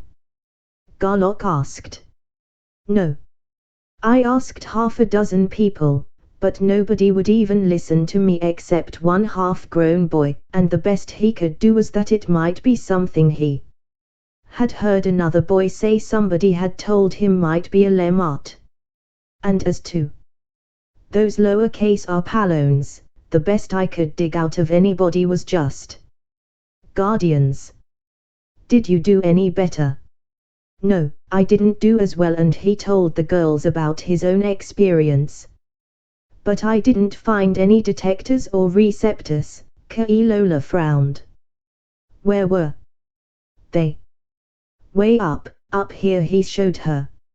"I'll make a full tape tonight on everything I found out about the Guardians and the Arpalones, besides my regular report, I mean, since they're yours, and you can make me one about your friend the Green Bat."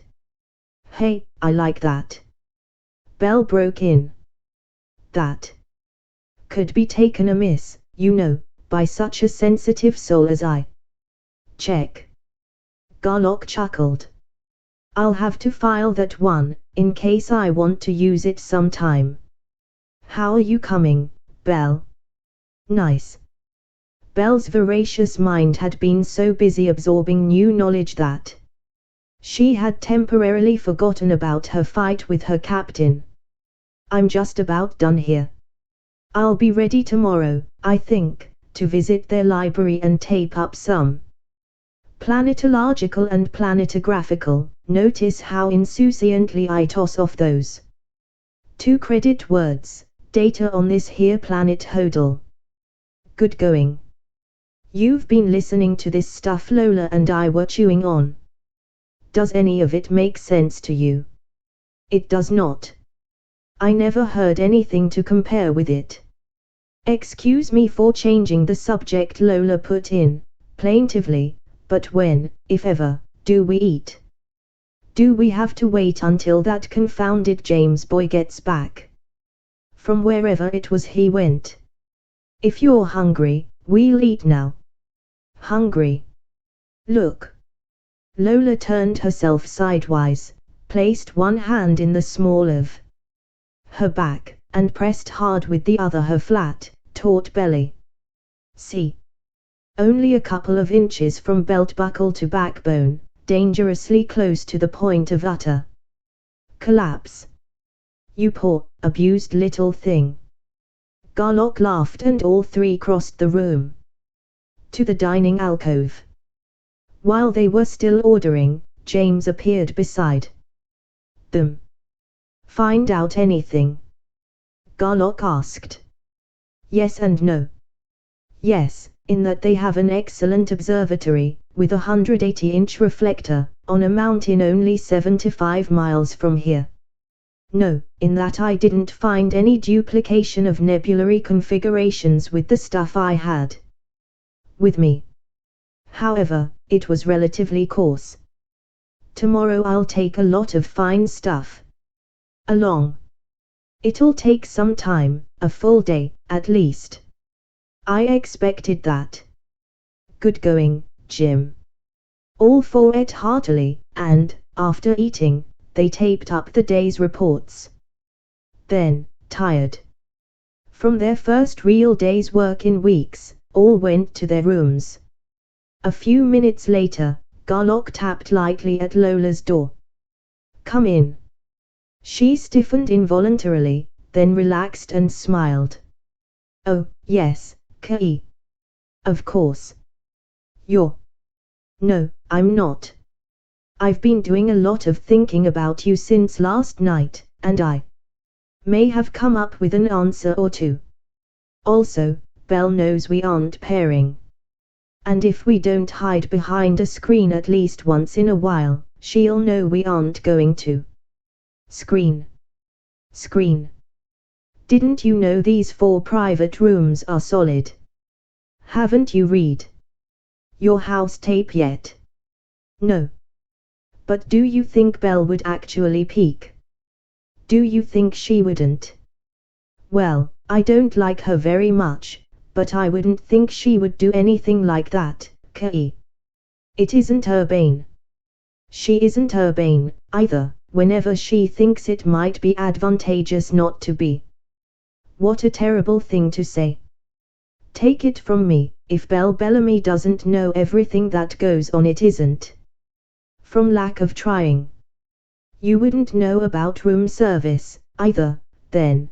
Better scan that tape before you go to sleep tonight. What'll you have in the line of a drink to while away enough time so she will know we've been playing games?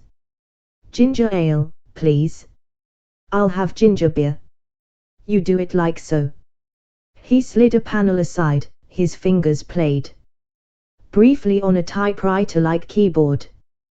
Drinks and ice appeared. Anything you want, details of the tape. He lighted 2 cigarettes, handed her one, stirred his drink. Now, fair lady, or should I say beauteous dark lady, we will follow the precept of that immortal Chinese philosopher, Chin On.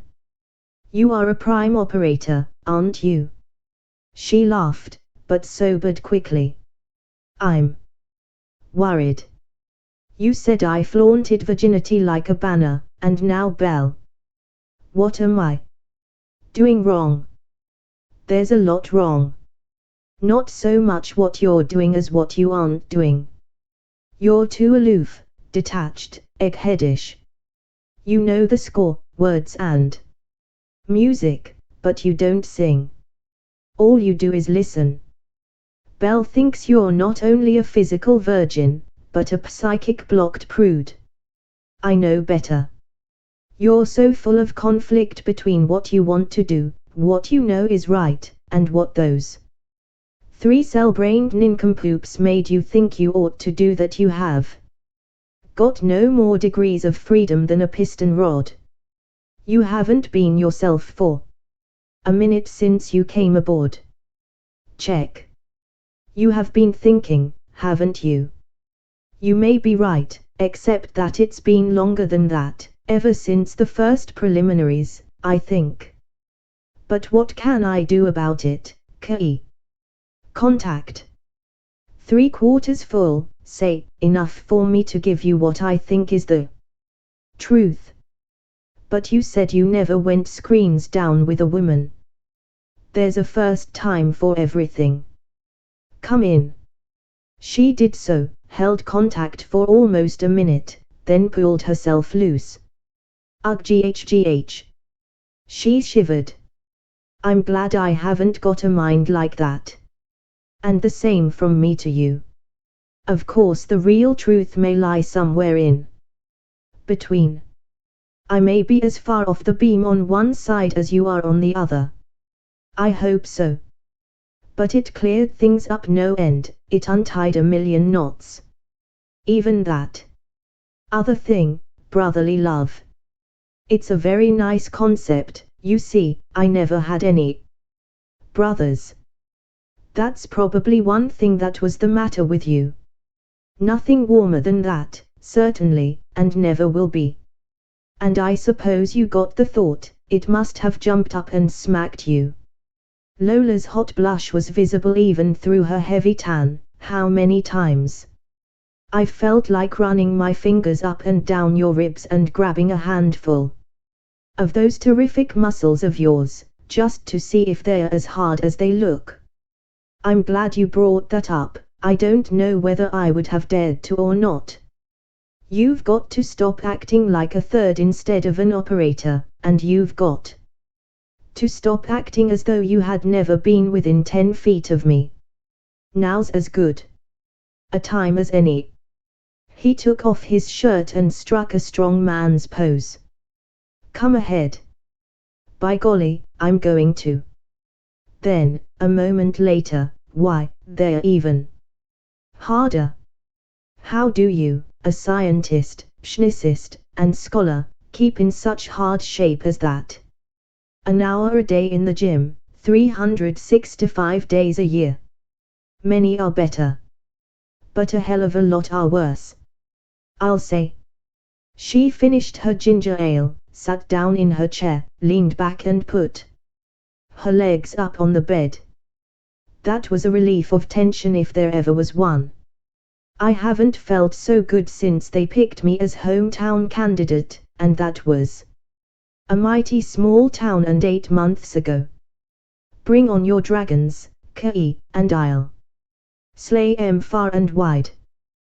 But I can't actually be like she is. Thank God for that. Deliver me from 2 such pretzel benders aboard one ship. But I could have been a pretty good actress, I think. Correction, please. Outstanding is the word. Thank you, kind sir.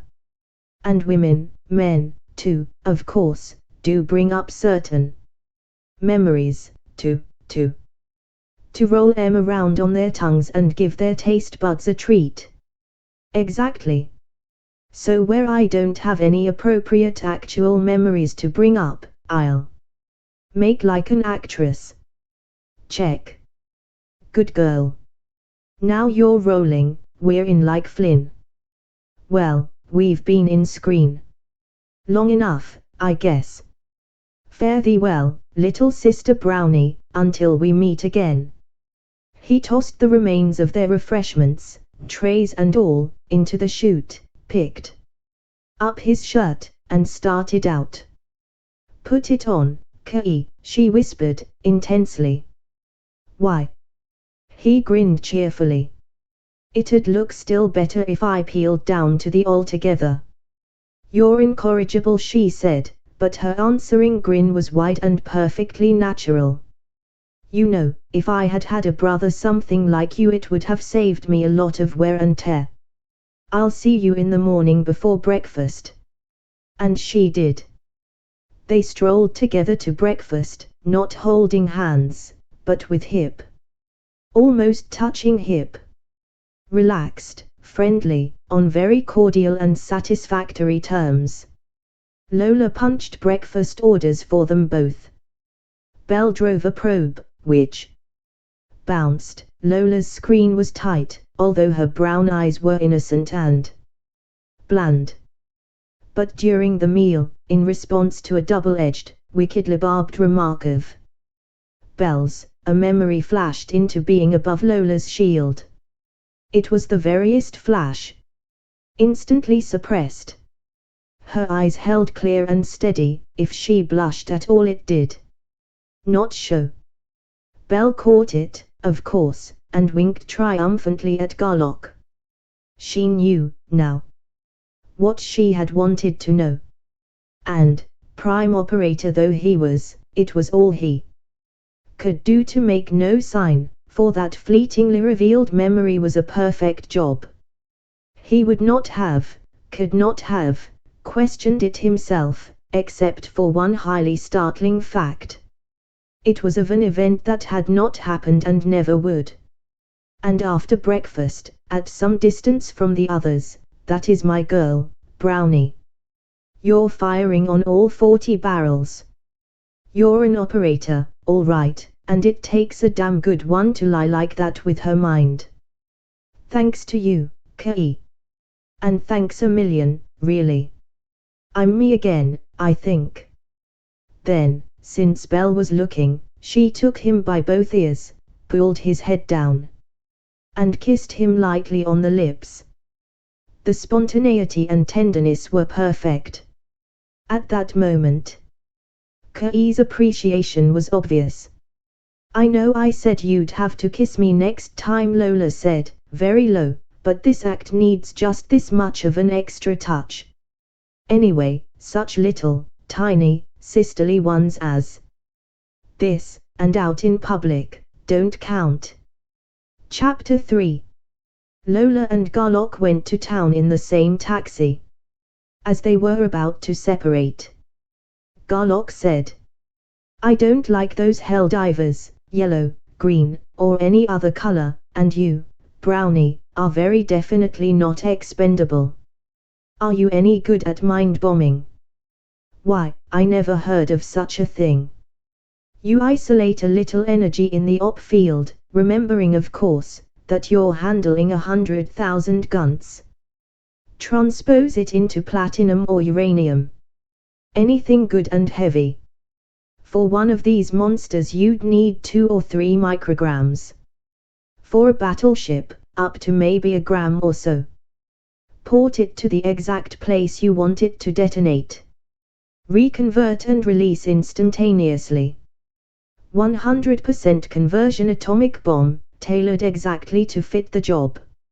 Very effective. It would be. My God, Kei, can you do that? Sure, so can you. Any operator can. Well, I won't. I never will. Besides, I'd probably kill too many people, besides the monster. No, I'll port back to the main if anything attacks me. I'm chain lightning at that. Do that, then. And if anything very unusual happens, give me a flash. I'll do that. Bye, Kei.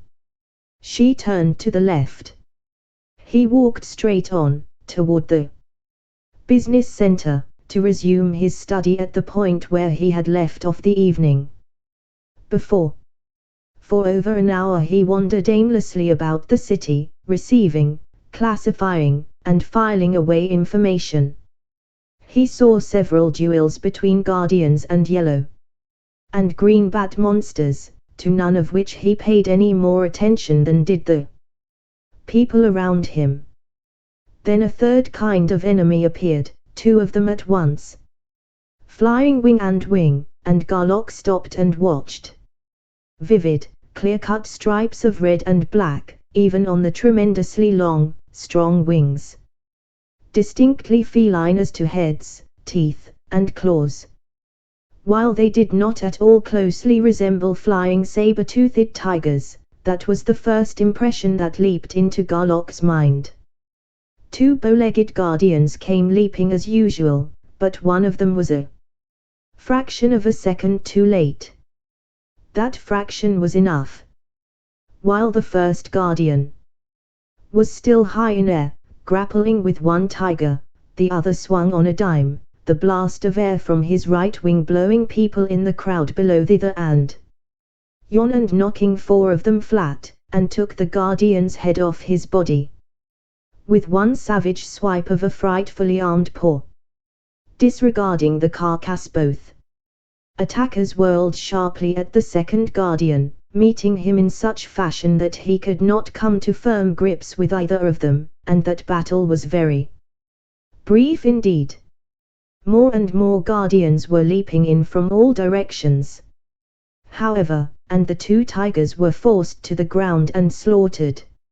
Since 6 guardians had been killed, 8 guardians marched up the street, dragging grisly loads.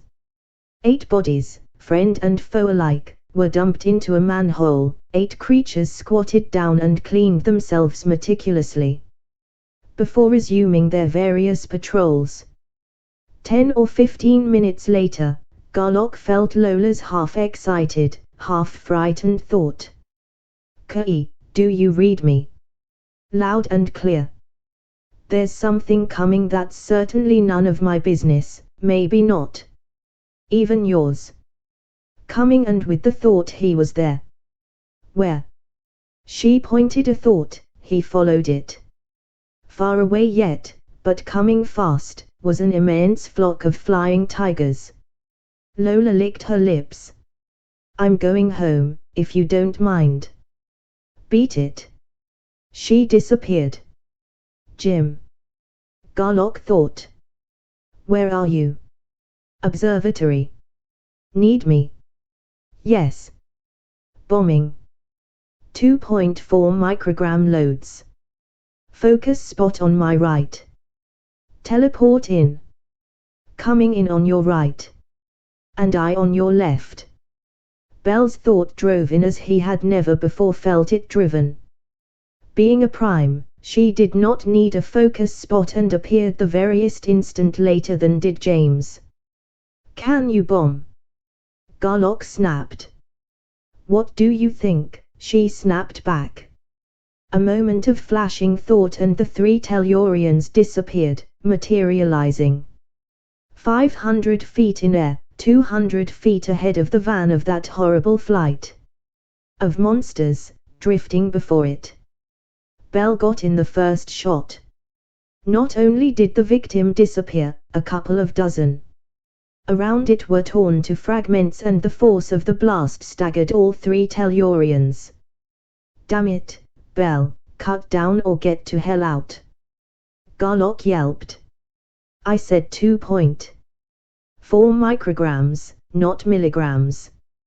Just kill 'em, don't scatter 'em all over hell's half-acre, less mess to clean up, and I don't want you to kill people down below. Especially I don't want you to kill us, not even yourself." "Skus, please, I guess I was a bit enthusiastic in my weighing." There began a series of muffled explosions along the front, each followed by the plunge of a tiger-striped body to the ground. Faster and faster the explosions came as the operator and the primes learned the routine and the rhythm of the job. Nor were they long alone. The roaring, screaming howl of jets came up from behind them. 4 Arpallones appeared at their left, strung out along the front. Each held an extraordinarily heavy-duty blaster in each of his 4 hands. 16 terrific weapons were hurling death into the flying horde. "Slide over, terrestrials," came a calm thought. "You 3 take their left front. We'll take their right and center." As they obeyed the instructions, "They don't give a damn where the pieces fly," Bell protested. "Why should we be fussy about their street cleaning department? I'm starting to use 5s. Okay. We'll have to hit 'em harder, anyway, to keep up. 5 or maybe 6, just. Be damn sure not to knock us or the Arpallones out of the air." Carnage went on. The battlefront, while inside the city limits, was now almost stationary. "Ha! Help, I hear footsteps approaching on jetback," Garlock announced. "Give 'em hell, boys, shovel on the coal." A flight of fighter planes, 8 abreast and wingtips almost touching, howled close overhead and along the line of invasion. They could not fire, of course, until they reached the city limits. There they opened up as one, and the air below became literally filled with falling monsters. Some had only broken wings, some were dead, but more or less whole, many were blown to unrecognizable bits and scraps of flesh. Another flight screamed into place immediately behind the first, then another and another and another until 6 flights had passed. Then came 4 helicopters, darting and hovering, whose gunners picked off individually whatever survivors had managed to escape all 6 waves of fighters. That's better, came a thought from the Arpalone nearest Garlock. Situation under control, thanks to you Tellurians. Supposed to be 2 squads of us gunners, but the other squad was busy on another job. Without you, this could have developed into a fairly nasty little infection. I don't know what you're doing, or how you're doing it. We were told that you weren't like any other humans, and how true that is, but I'm in favor of it. I thought there were 4 of you. One of us is not a fighter. Oh. You can knock off now, if you like. We'll polish off. Thanks much.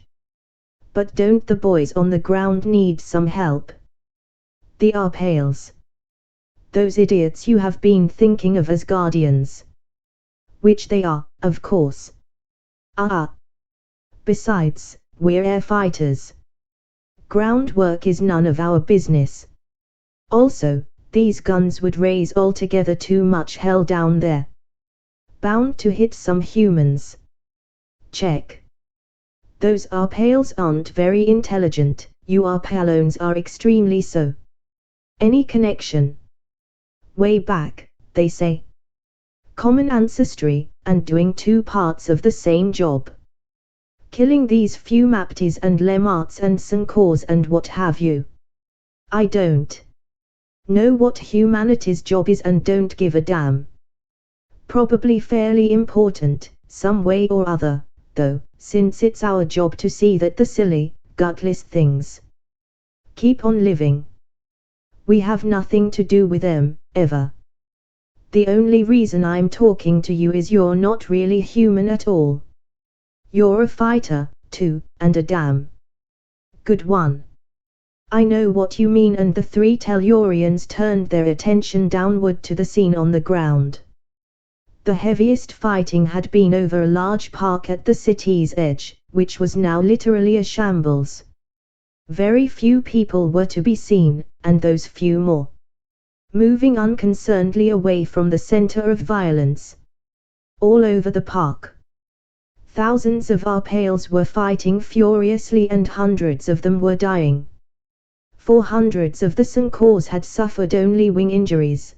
The long fall to ground had not harmed them further, and their tremendous fighting ability had been lessened very little if at all. But I'd think, just for efficiency if nothing else, Garlock argued, you'd support the Arpales some way. Lighter guns or something. Why, thousands of them must have been killed, just in this last hour or so. Yeah, but that's their business. They breed fast and die fast. Everything has to balance, you know. Perhaps so. Garlock was silenced, if not convinced. Well, it's about over. What happens to the bodies they're dumping down manholes? They can't go down a sewer that way. Oh, you didn't know. Food. Food. For what? The Arpales and us, of course. What? You don't mean, you can't mean that they, and by your thought, you Arpalones, too, are cannibals. Cannibals. Explain, please. Oh, eaters of our own species. Of course. Certainly. Why not? Why, self-respect, common decency, respect for one's fellow man, family ties. Garlock was floundering. To be called upon to explain his ingrained antipathy to such a custom was new to his experience. You are silly. Worse, squeamish. Worst, supremely illogical. The Arpalone paused, then went on as though trying to educate a hopelessly illogical inferior. While we do not kill our pales purposely, except when they overbreed, why waste good meat as fertilizer? If a diet is wholesome, nutritious, well-balanced, and tasty, what shred of difference can it possibly make what its ingredients once were? Well, I'll be damned. Garlock quit. Bell agreed. This whole deal makes me sick at the stomach and I think my face is turning green too. But I'm devilishly and gleefully glad, Kei, that I was here. To hear somebody give you cards, spaces, and big casino and still beat the lights and liver out of you at your own game of cold-blooded logic. We gunners must go now. Would you like to come along with us and see the end of this particular breeding hole of Sankors? At high speed the seven flew back along the line of advance of the flying tiger horde, across a barren valley, toward and to the side of a mountain.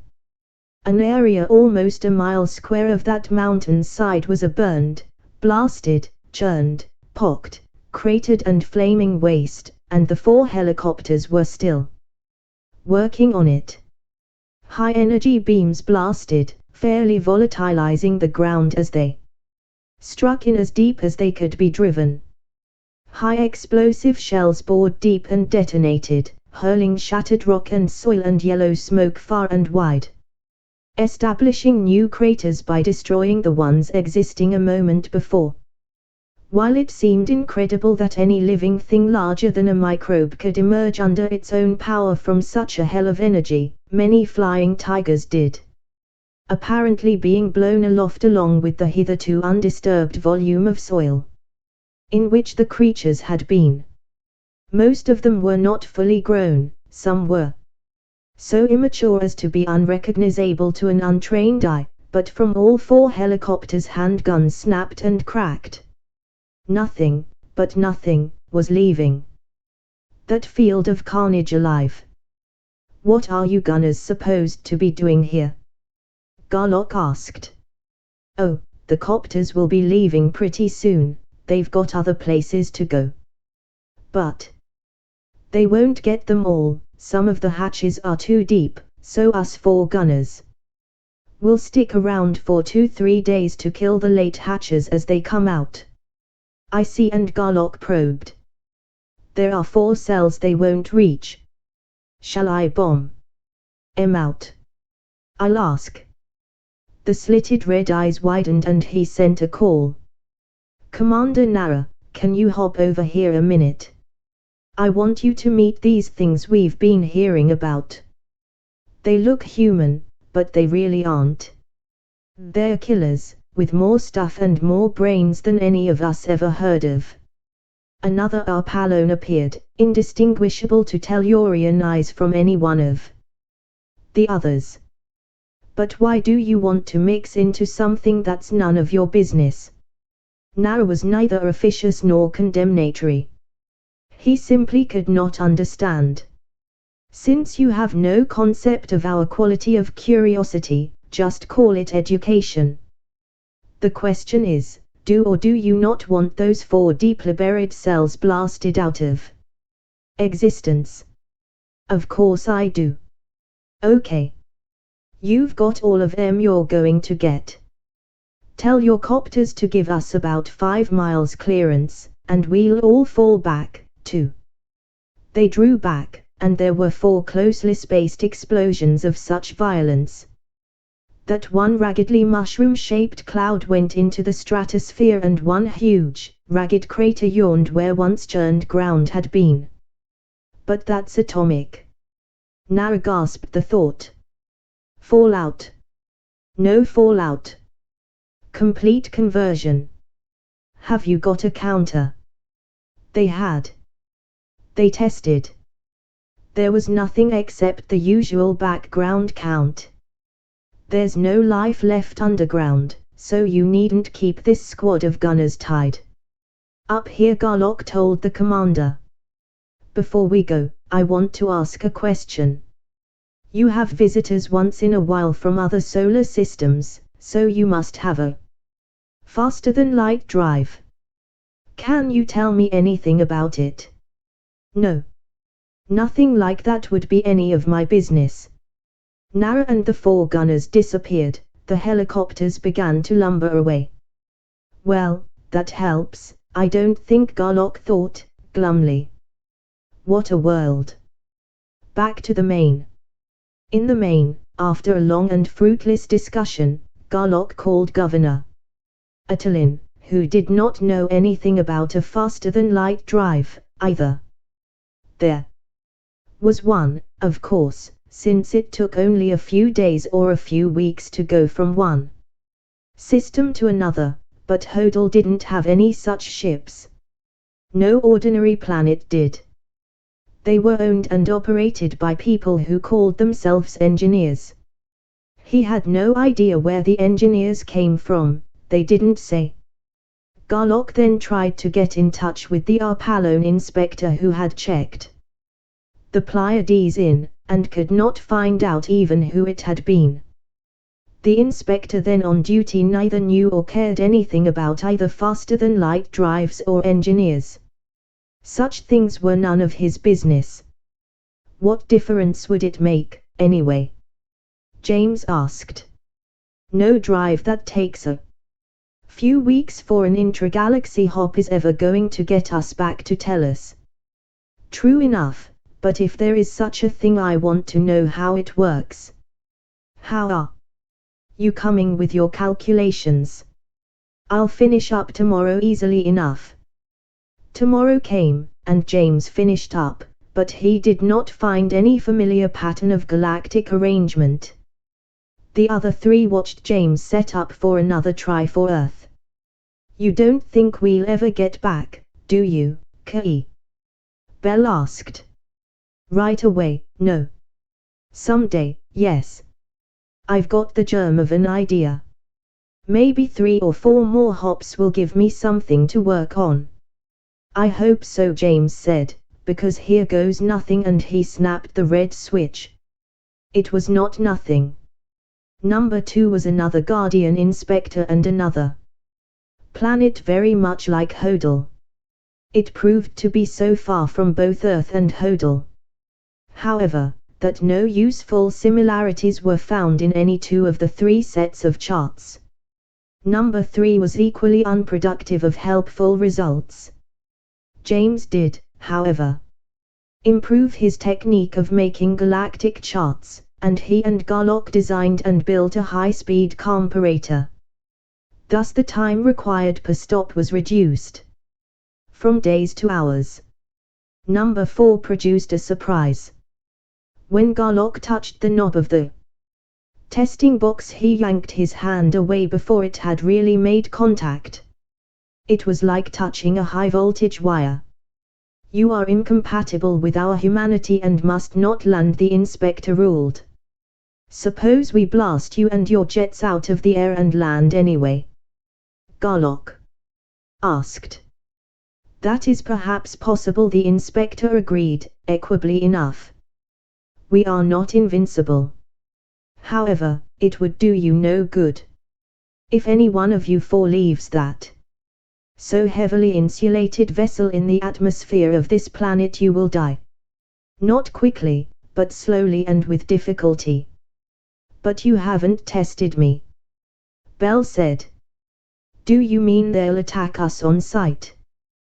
There is no need to test more than 1. Anyone who could live near any of you could not live on this planet. Nor will they attack you. Don't you know what the thought incompatible means? With us it does not mean death. Here it does, since it refers to life forces. The types are mutually, irreconcilably antagonistic. Your life forces are very strong. Thus, no matter how peaceable your intentions may be, many of our human beings would die before you would. But you will not live to get back to your ship if you land it and leave its protective insulation. Why? What is it? How does it work? Bell demanded. It is not my business to know, only to tell. I have told. You will go away now. Garlock's eyes narrowed in concentration. Bell, can you blast? I mean, could you if you wanted to? Certainly. Why, I don't want to, Kei. I don't, either, and I'll file that one away to chew on when I'm hungry some night, too. Take her up, Jim, and try another shot. Numbers 5 to 9, inclusive, were neither productive nor eventful. All were, like the others, hodl all over again, in everything fundamental. One was so far advanced that almost all of its humanity were seconds, one so backward, or so much younger, that its strongest telepaths were only fours. The Tellurians became acquainted with, and upon occasion fought with, various types of man-sized monsters in addition to the 3 varieties they had seen on Hodel. Every planet they visited had Arpalones and Arpales. Not by those names, of course. Local names for planets, guardians, nations, cities, and persons went into the starship's tapes, but that welter of names need not be given here. This is not a catalogue. Every planet they visited was peopled by Homo sapiens, capable of interbreeding with the Tellurians and eager to do so, especially with the Tellurian men. Their strict monogamy was really tested more than once, but it held. Each had been visited repeatedly by starships, but all Garlock could find out about them was that they probably came from a world somewhere that was inhabited by compatible human beings of grade 2. He could learn nothing about the faster-than-light drive. Number 10 was another queer. The Tellurians were found incompatible. Let's go down anyway, Bell suggested. Overcome this unwillingness of ours and find out. What do you think they've got down there, Kei Garlock, that could possibly handle you and me both? I don't think it's a case of handling at all. I don't know what it is, but I believe it's fatal. We won't go down. But it doesn't make sense, Bell protested. Not yet, no, but it's a datum. Enough data and we'll be able to formulate a theory. You and your theories. I wish we could get some facts. You can call that a fact. But I want you and Jim to do some math. We know that we're making mighty long jumps. Assuming that they're at perfect random, and of approximately the same length, the probability is greater than 1/2 that we're getting farther and farther away from Tellus. Is there a jump number, n, at which the probability is 1/2 that we land nearer Tellus instead of farther away? My jump at conclusions guess is that there isn't. That the first jump set up a bias. Ouch. That isn't in any of the books, James said. In other words, do we or do we not attain a maximum? You're making some balm assumptions, among others. That space isn't curved and that the dimensions of the universe are very large compared to the length of our jumps. I'll see if I can put it into shape to feed to Compy. You've always held that these generators work at random. The rest of those assumptions are based on your theory. Check. I'm not getting anywhere studying my alleged xenology, so I'm going to work full-time on designing a generator that will steer. You tried to before. So did everybody else. I know it, but I've got a lot more data now. And I'm not promising, just trying. Okay, Worth a try. Sure, I'm in favor of anything that has any chance at all of working. Jumping went on, and Garlock, instead of going abroad on the planets, stayed in the Pleiades and worked. At number 43, their reception was of a new kind. They were compatible with the people of this world, but the inspector advised them against landing. I do not forbid you, he explained, carefully. Our humans are about to destroy themselves with fission and fusion bombs. They send missiles, without warning, against visitors. Thus, the last starship to visit us here disregarded my warning and sent down a sensing device as usual. Engineers do not land on non-telepathic worlds, you know, and it was destroyed. You're a guardian of humanity, Garlock said. Can't you straighten people out? Of course not. The Arpalone was outraged. We guard humanity against incompatibles and non-humans, but it is not our business to interfere with humanity if it wishes to destroy itself. That is its privilege and its own business. Garlock probed down. No telepathy, even, not even a 7. This planet is backward, back to year 1. And nothing but firecrackers, we are going down. Aren't we? I'll say we are. Bell said. This will break the monotony, at least, and the others agreed. You won't object, I take it, Garlock said to the inspector, if we try to straighten them out. We can postpone the blow-up a few years, at least. No objections, of course. In fact, I can say that we guardians of humanity would approve such action. Down the Pleiades went, into the air of the nation known as the Allied Republican Democracies of the world, and an atomic war-headed rocket came flaming up. Ingenious little gadget, at that, James reported, after studying it thoroughly. Filthy thing for fallout, though, if it goes off. Well, I flip it, Key. One of their moons. Check. Third one out, no chance of any contamination from there. The missile vanished, and had any astronomer been looking at that world's third and outermost moon at the moment, he might have seen a tremendous flash of light, a cloud of dust, and the formation of a new and different crater among the hundreds already there. No use waiting for Jim. All three of you toss everything they've got out onto that same moon, being sure not to hurt anybody, yet. I'll start asking questions. The captain who had fired the first missile appeared in the main. He reached for his pistol, to find that he did not have one. He tensed his muscles to leap at Garlock, to find that he could not move. Garlock drove his probe. Who is your superior officer? And before the man could formulate a denial, that superior stood helpless beside him. Then 3, and 4. At the 5th. Oh, you are the man I want.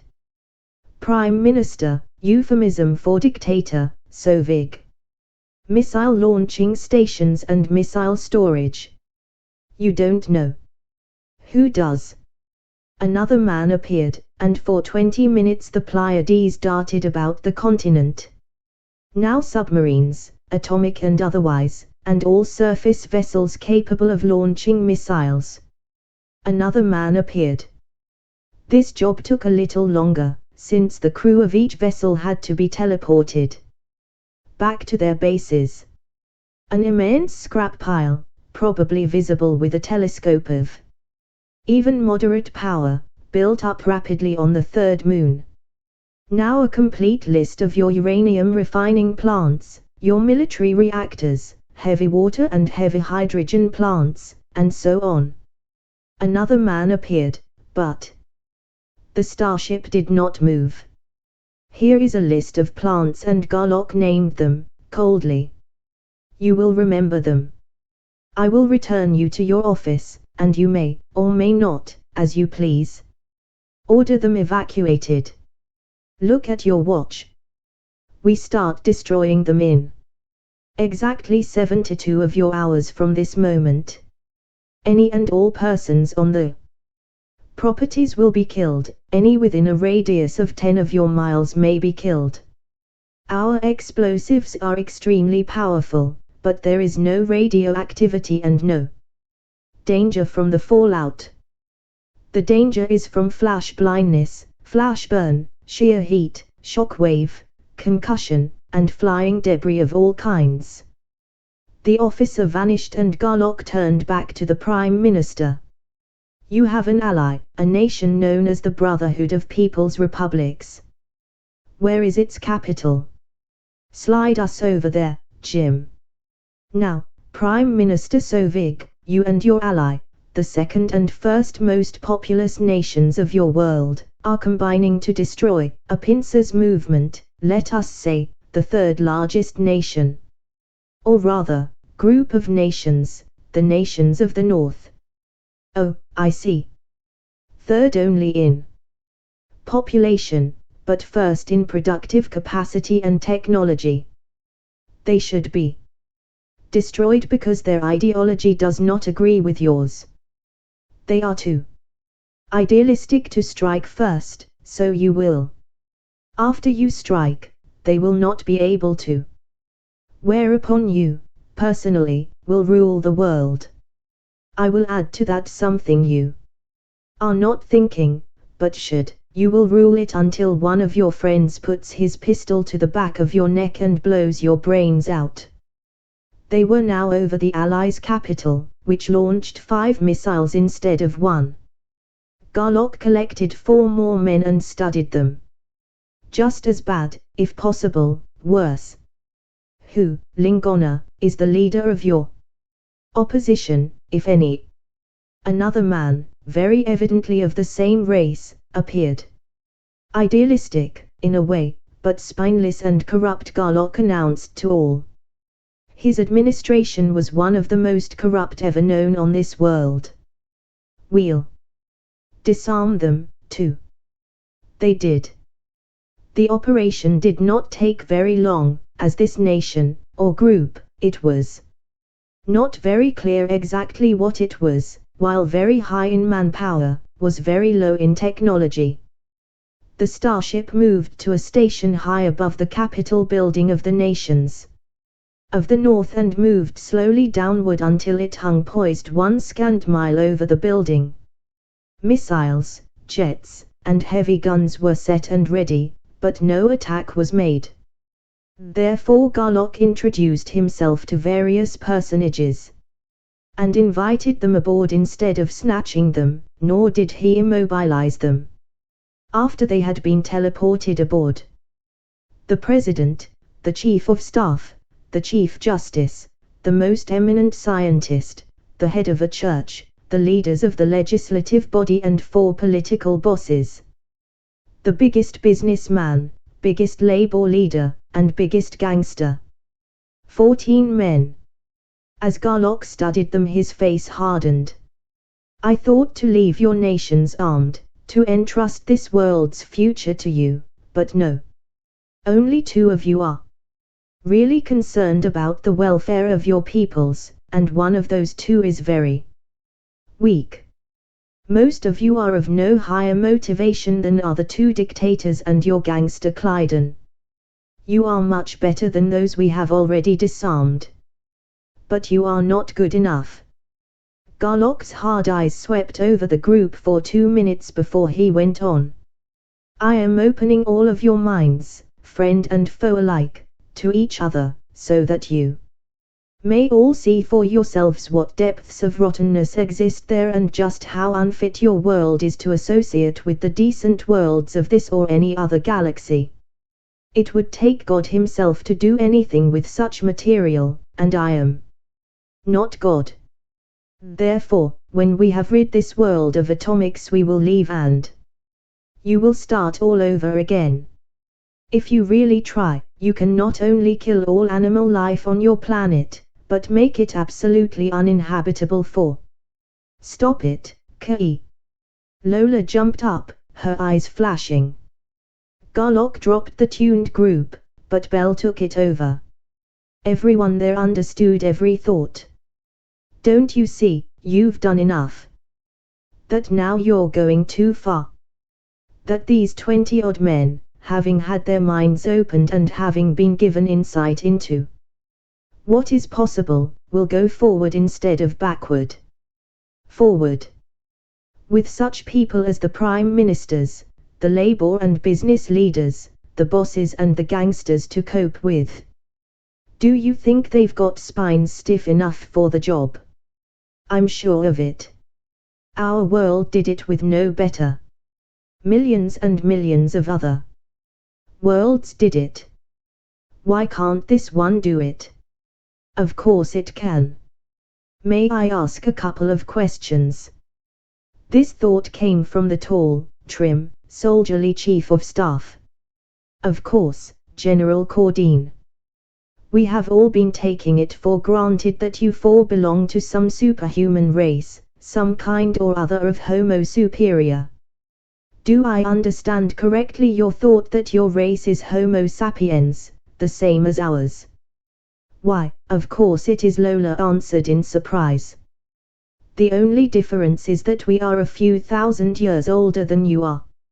You said also that there were millions and millions of worlds that have solved the problems facing us. Were all these worlds also peopled by Homo sapiens? It seems incredible. True, nevertheless. On any and every world of this type humanity is identical physically, and the mental differences are due only to their being in different stages of development. In fact, every planet we have visited except this one makes a regular custom of breeding its best blood with the best blood of other solar systems. And as to the millions and millions, I meant only a very large but indefinite number. As far as I know, not even a rough estimate has ever been made, has there, Kai? No, but it will probably turn out to be millions of millions, instead of millions, and squared and then cubed at that. My guess is that it'll take another 10,000 years of preliminary surveying such as we're doing, by all the crews the various Galaxian societies can put out, before even the roughest kind of an estimate can be made as to how many planets are inhabited by mutually fertile human peoples. For a moment the group was stunned. Then, do you mean to say, asked the merchant prince, that you Galaxians are not the only ones who have interstellar travel? Far from it. In fact, yours is the only world we have seen that does not have it. In one form or another. Oh. More than one way. That makes it still worse. Would you be willing to sell us plans, or lease us ships, so that you could exploit other planets? We will not. You would get nowhere. Even if you had an interstellar drive right now. You, personally, are a perfect example of what is wrong with this planet. Rapacious, insatiable, you violate every concept of ethics, common decency, and social responsibility. Your world's technology is so far ahead of its sociology that you not only should be, but actually are being, held in quarantine. What? Exactly. One race I know of has been inspecting you regularly for several hundreds of your years. They will not make contact with you, or allow you to leave your own world, until you grow up to something beyond the irresponsible baby stage.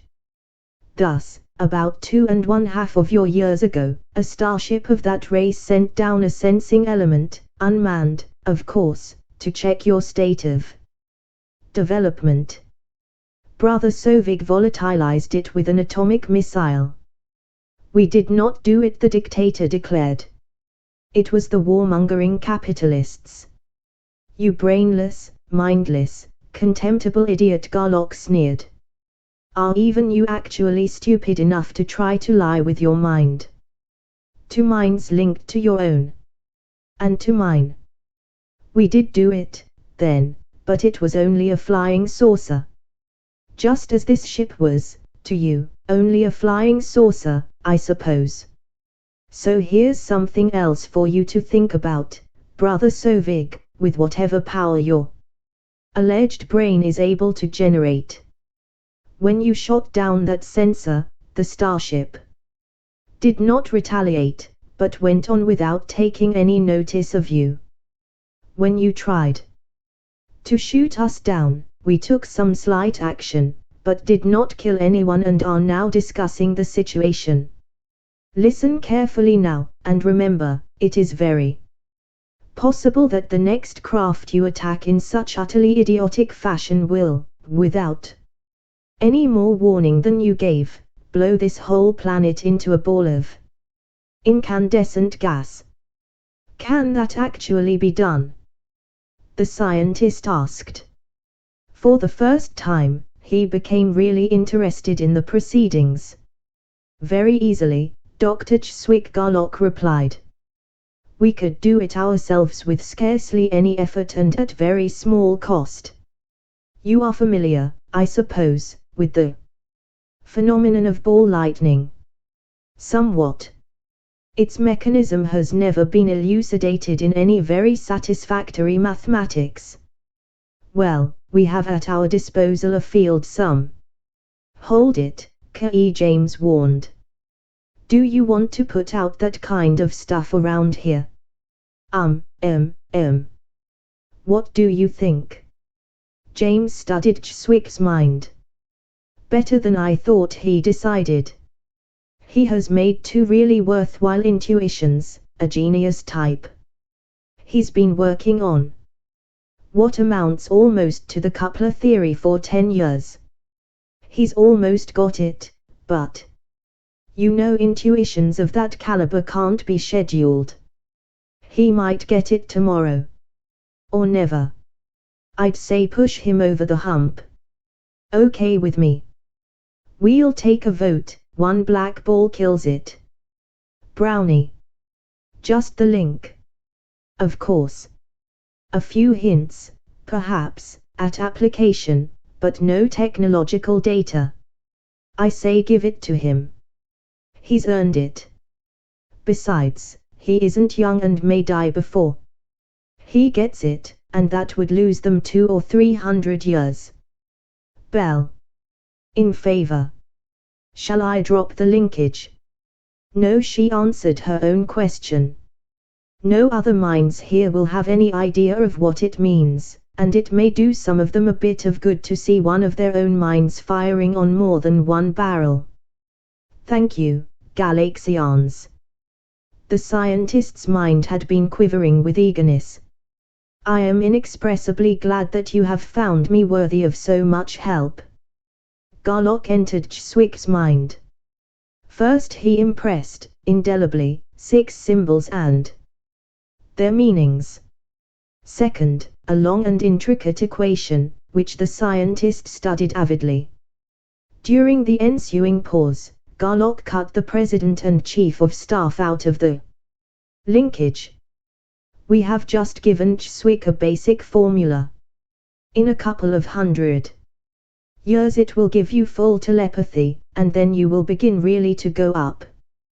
There's nothing secret about it. In fact, I'd advise full publication, but even so, it might be a smart idea to give him both protection and good working conditions. Brains like his are apt to be centuries apart on any world. But this is. It could be. It must be. Chswick exclaimed. I never would have formulated that. It isn't quite implicit, of course, but from this there derives the existence of, and the necessity for, electrogravitics.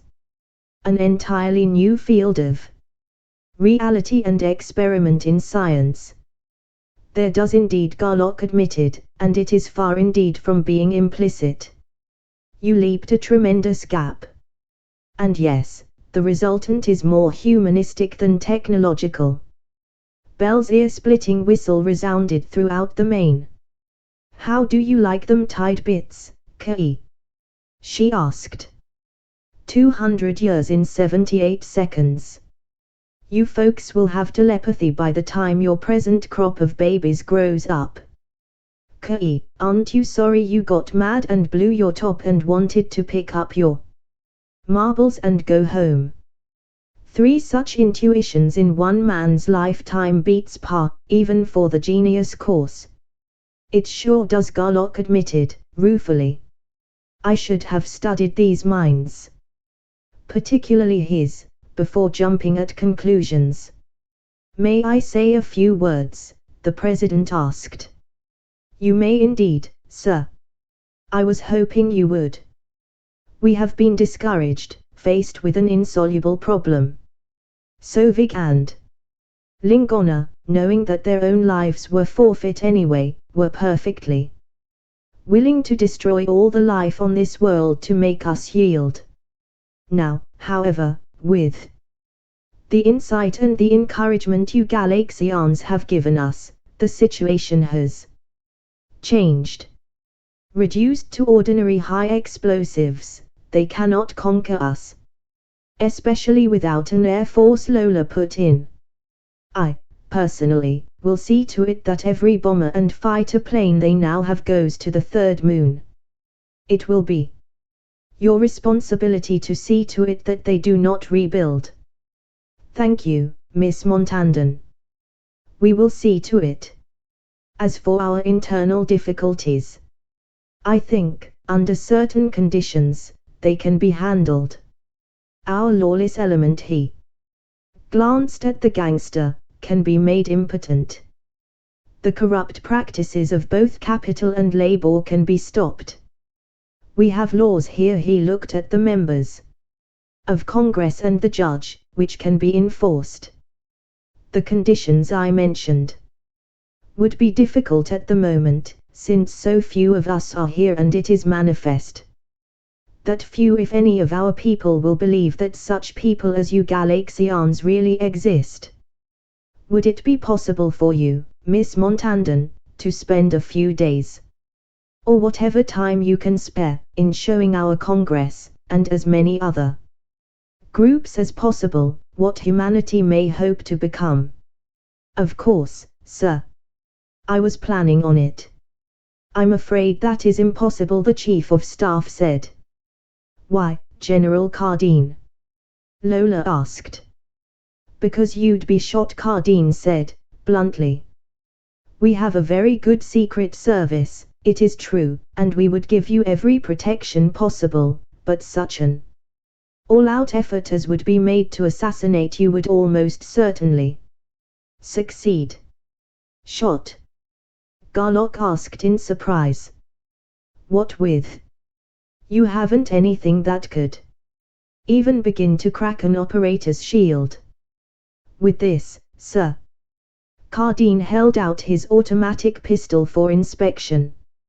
Oh, I hadn't studied it, a pellet projector. Pellet? Do you call a 475 slug a pellet? Not much of that, really. It shoots 8 times, shoot all 8 of them at her. None of them will touch her. What? I will not. One of those slugs will go through 3 women like her, front to back in line. I will, then. The pistol leaped into Garlock's hand. Hold up one hand, Brownie, and catch M. Don't let M splash, no deformation, so he can recognize his own pellets. Holding the unfamiliar weapon in a clumsy, highly unorthodox grip, something like a schoolgirl's first attempt, Garlock glanced once at Lola's upraised palm. And 8 shots roared out as fast as the gases of explosion could operate the mechanism. The pistol's barrel remained rigidly motionless under all the stress of ultra-rapid fire. Lola's slim, deplatanned arm did not even quiver under the impact of that storm of heavy bullets against her apparently unsupported hand. No one saw those bullets strike that gently curved right palm, but everyone saw them drop into her cupped left hand, like drops of water dripping rapidly from the end of an icicle into a bowl.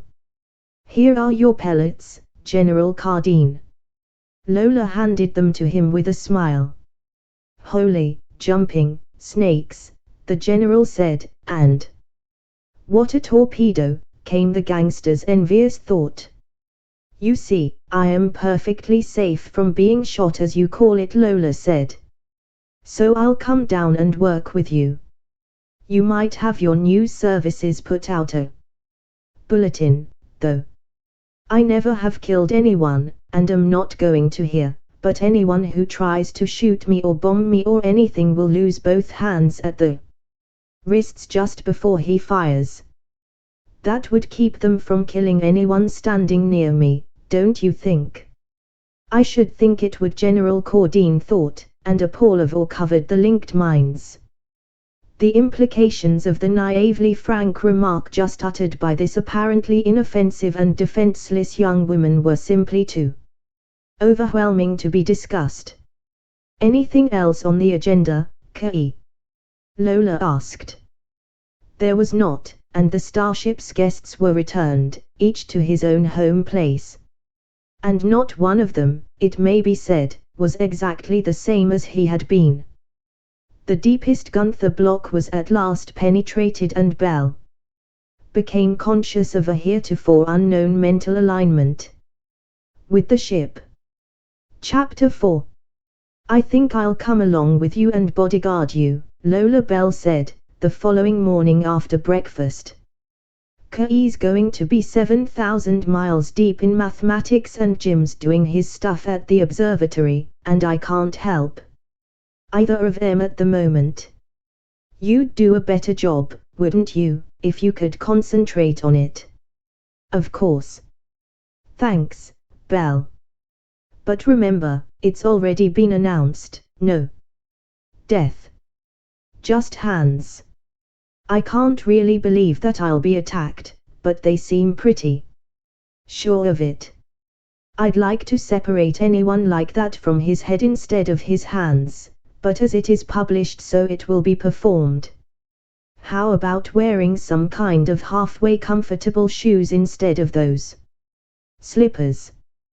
Garlock asked. That could turn out to be a long, tough brawl, and your dogs'll be begging for mercy before you get back here. Very comfortable and a perfect fit.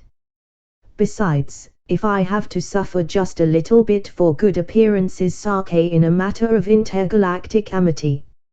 A matter of showing off, you mean? Why, Kei. Belle widened her eyes at him. How you talk. But they're ready, Lola, let's go. The two girls disappeared from the main, to appear on the speaker's stand in front of the Capitol building.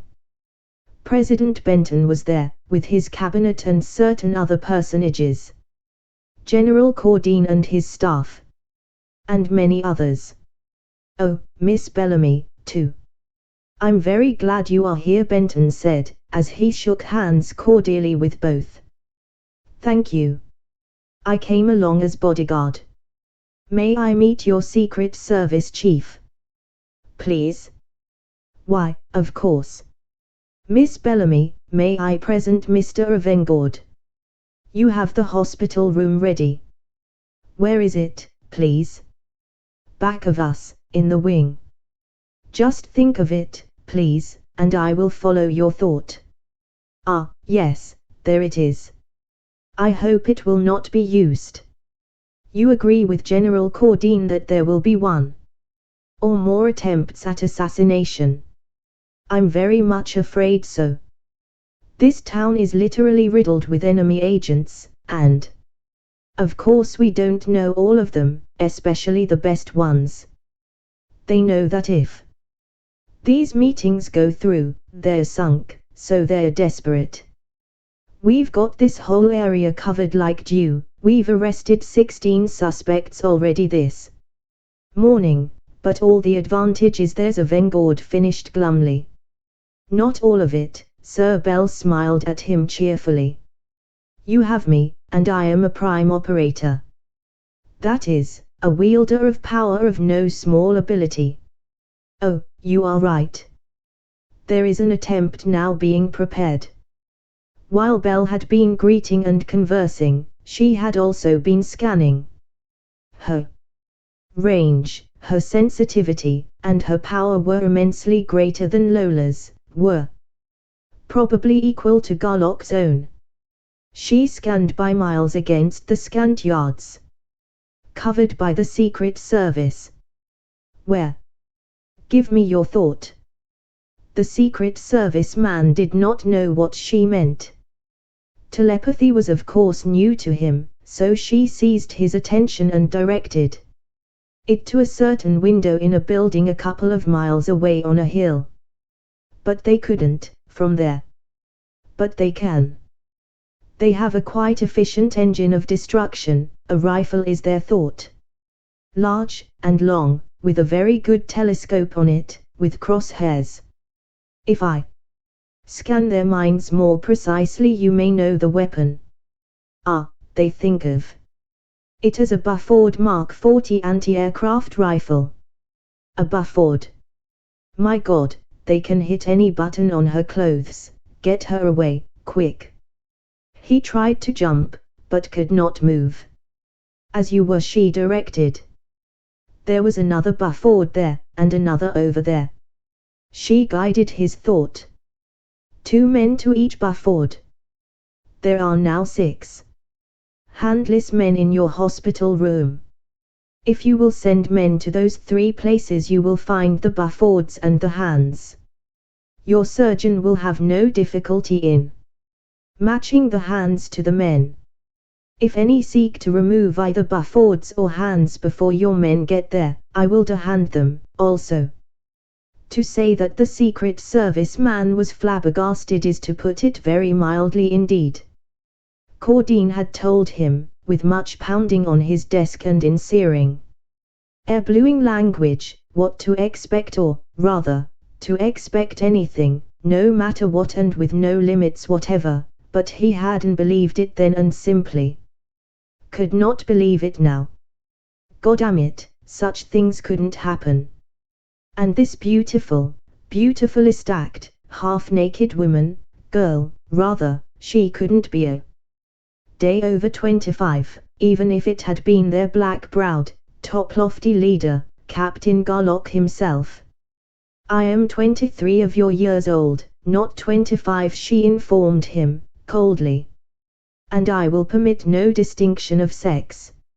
In your primitive culture the women may still be allowing you men to believe in the fallacy of the superiority of the male. But know right now that I can do anything any man ever born can do, and do it better. Oh, I'm sure, certainly. Avengord's thought was incoherent. If you want me to work with you, you had better start believing right now that there are a lot of things you don't know, Belle went on relentlessly.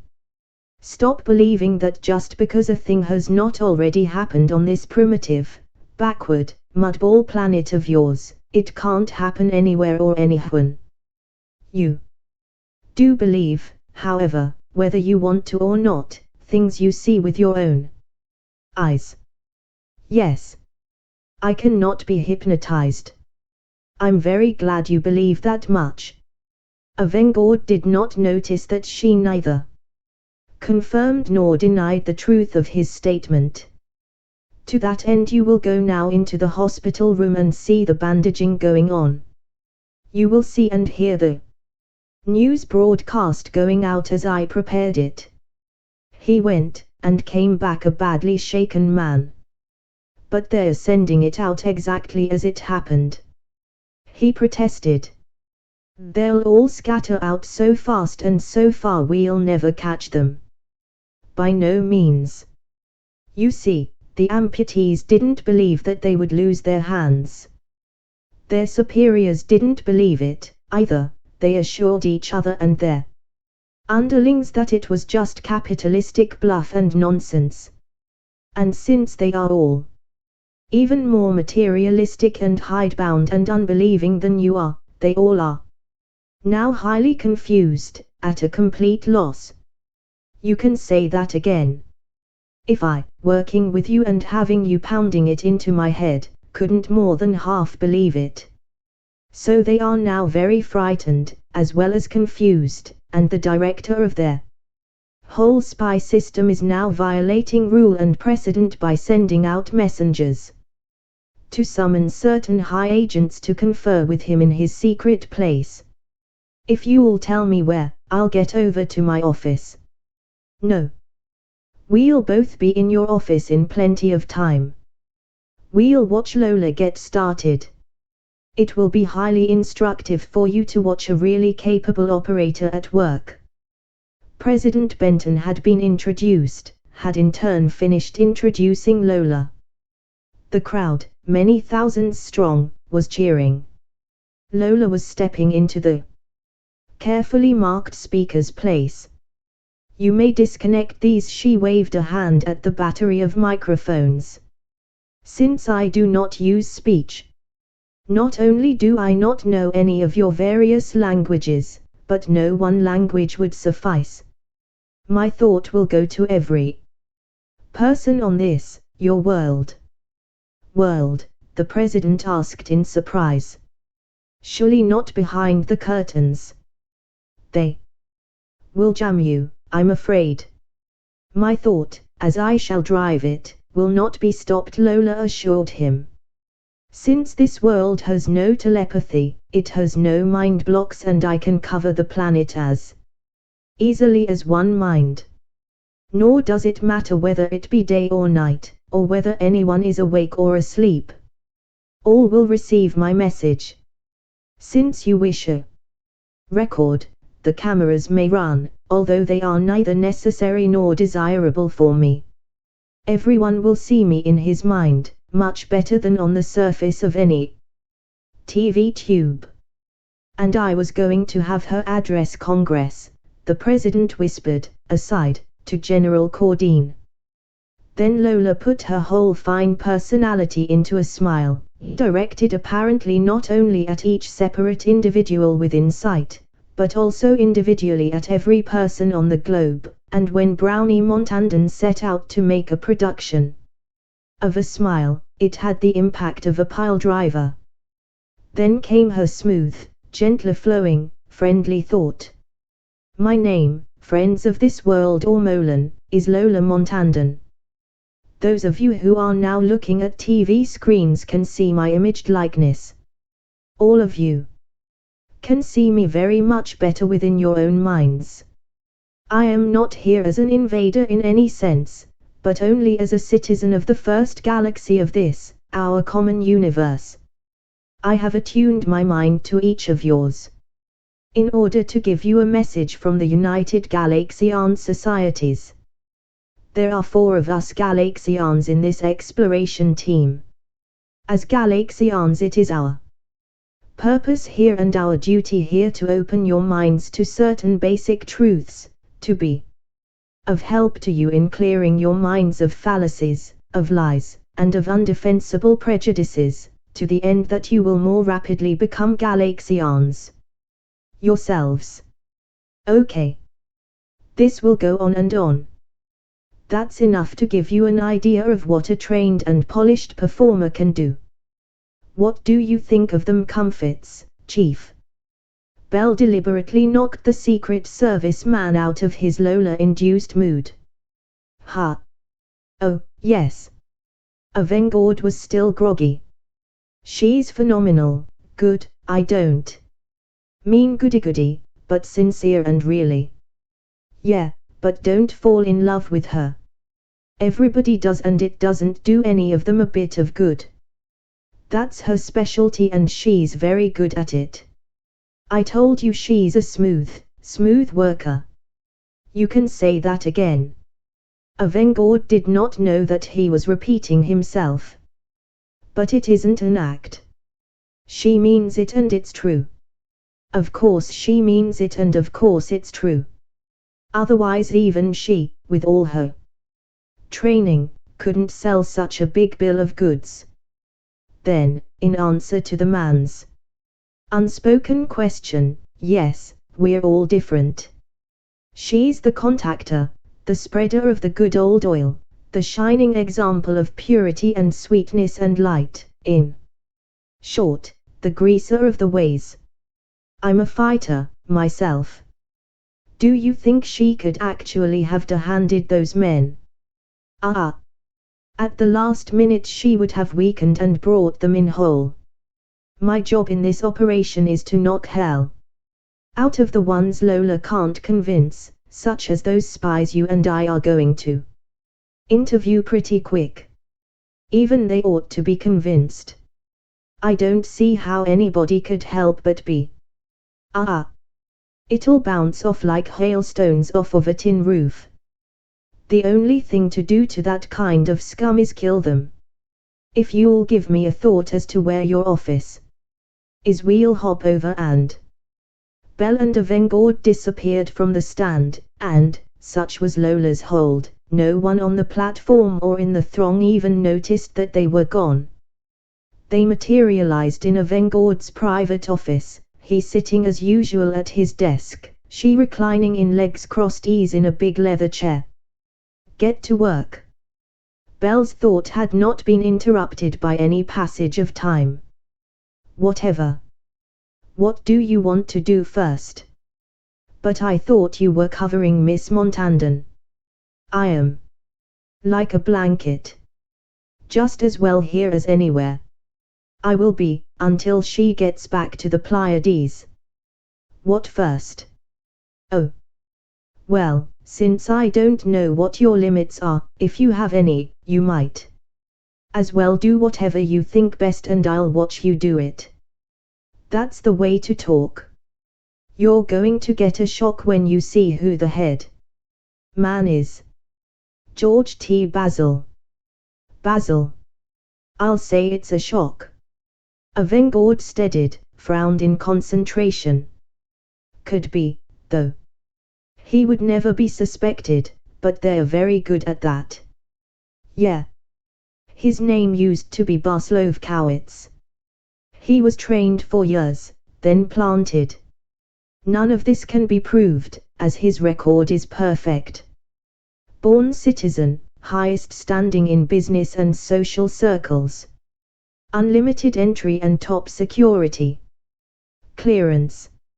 Right. Right.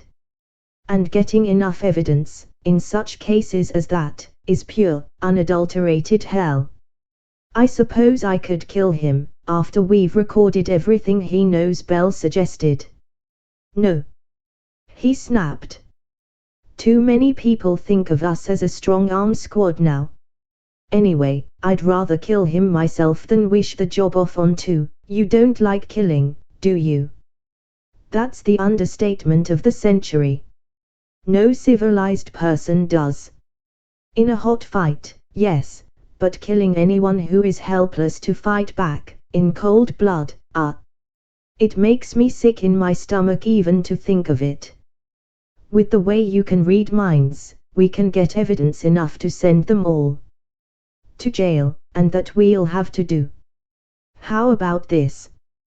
Bell grinned as another solution came to mind.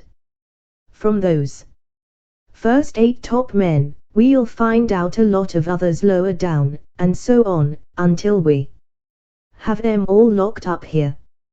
We'll announce that exactly so many spies and agents, giving names, addresses, and facts, of course, got panicky after Lola's address. They fired up their hidden planes and flew back behind the curtain. Then, when we've scanned their minds and recorded everything you want, I'll pack them all, very snugly and carefully, into Sovig's private office. With the world situation what it then will be, he won't dare kill them, he simply won't know what to do when faced with it. Avengard agreed happily. He reached out and flipped the switch of his intercom. Miss Kimling, come in, please. The door burst open. Why, it is you. But you were on the rostrum just a minute. Oh. She saw Bell, and backed, eyes wide, toward the door she had just entered. She was there, 2, and it's 15 miles. Steady, Fram. I'd like to present you to Prime Operator Bell Bellamy, who is cleaning out the entire curtain organization for us. But how did you?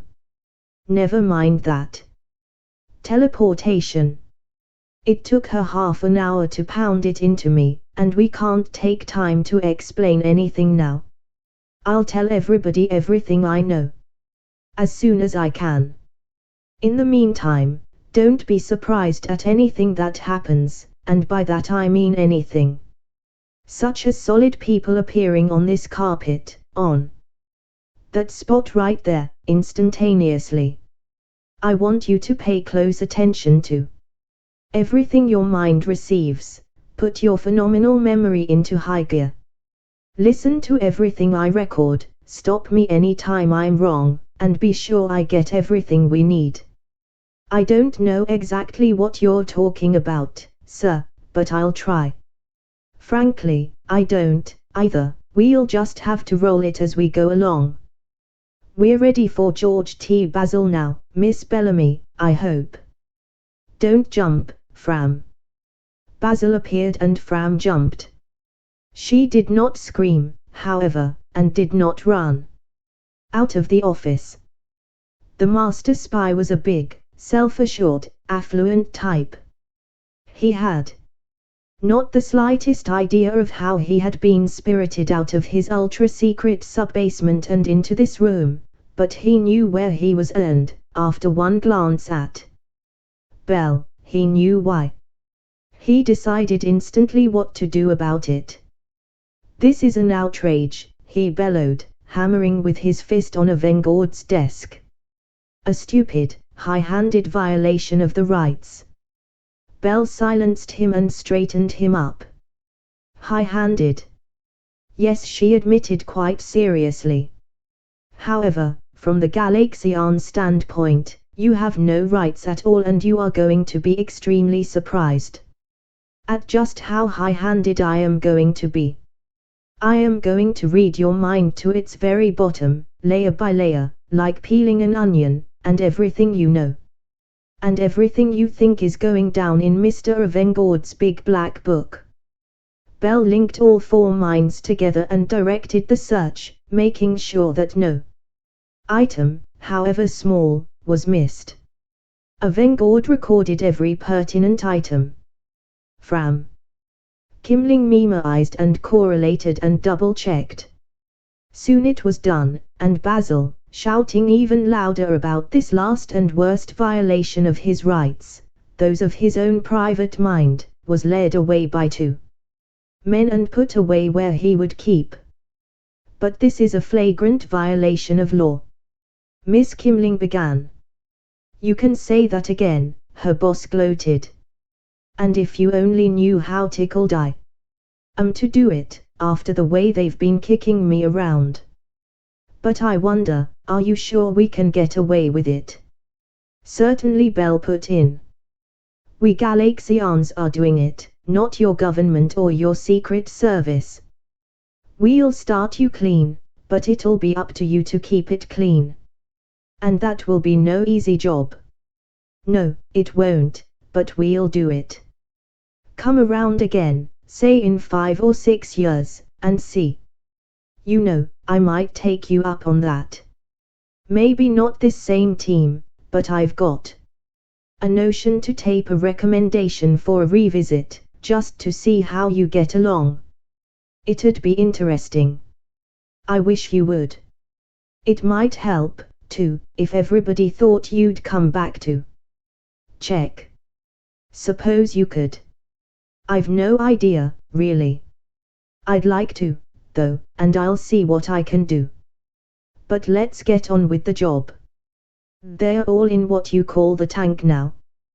Which one do you want next? The work went on.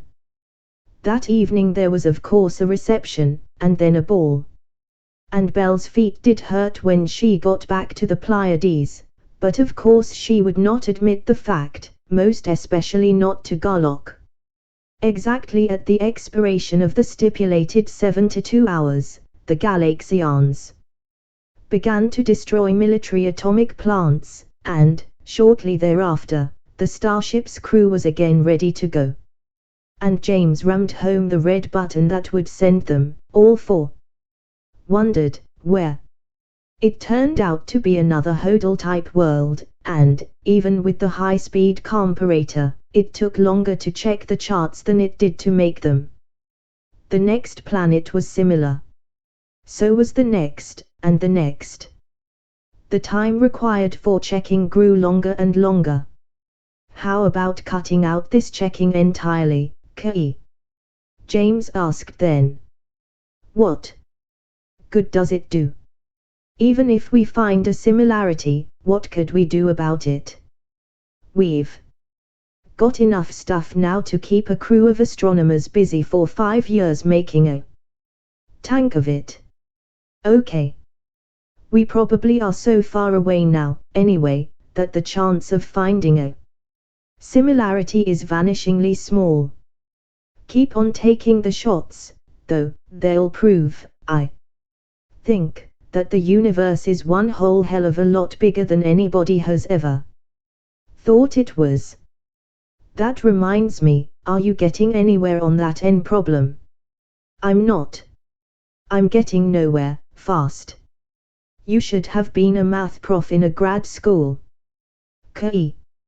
You could flunk every advanced student you had with that one. Bell and I together can't feed it to Compy in such shape as to get a definite answer. We think, though, that your guess was right. If we ever stabilize anywhere, it will probably be relative to Hodel, not to Tellus. But the cold fact of how far away we must be by this time just scares the pants off of me. You and me both, my ripe and old. We're a long ways from home. Jumping went on, and, 2 or 3 planets later, they encountered an Arpalone inspector who did not test them for compatibility with the humanity of his world. Do not land, the creature said, mournfully. This world is dying, and if you leave the protection of your ship, you too will die. But worlds don't die, surely. Garlock protested. People, yes, but worlds. Worlds die. It is the Dilopic. The humans die, too, of course, but it is the world itself that is attacked, not the people. Some of them, in fact, will live through it. Garlock drove his attention downward and scanned. You Arpalones are doing what looks like a mighty good job of fighting. Can't you win? No, it is too late. It was already too late when they first appeared, 2 days ago. When the Dilopics strike in such small force that none of their agents, devices, whatever they are, can land against our beaming, a world can be saved, but such cases are very few. But this thought, Dilopic? Garlock asked, impatiently. It is merely a symbol. It doesn't mean anything, to me, at least. What are they? Where do they come from? No one knows anything about them, came the surprising answer. Not even their physical shape, if they have any. Nor where they come from, or how they do what they do. They can't be very common, Garlock pondered. We have never heard of them before. Fortunately, they are not, the inspector agreed. Scarcely one world in 500 is ever attacked by them. This is the first Dilopic invasion I have seen. Oh, you Arpalones don't die with your worlds, then? Lola asked. She was badly shaken. But I suppose the Arpales do, of course. Practically all of the Arpales will die, of course. Most of us Arpalones will also die, in the battles now going on. Those of us who survive, however, will stay aloft until the rehabilitation fleet arrives, then we will continue our regular work. Rehab? Bell exclaimed. You mean you can restore planets so badly ruined that all the people die? Oh, yes. It is a long and difficult work, but the planet is always repeopled. Let's go down, Garlock said. I want to get all of this on tape. They went down, over what had been one of that world's largest cities.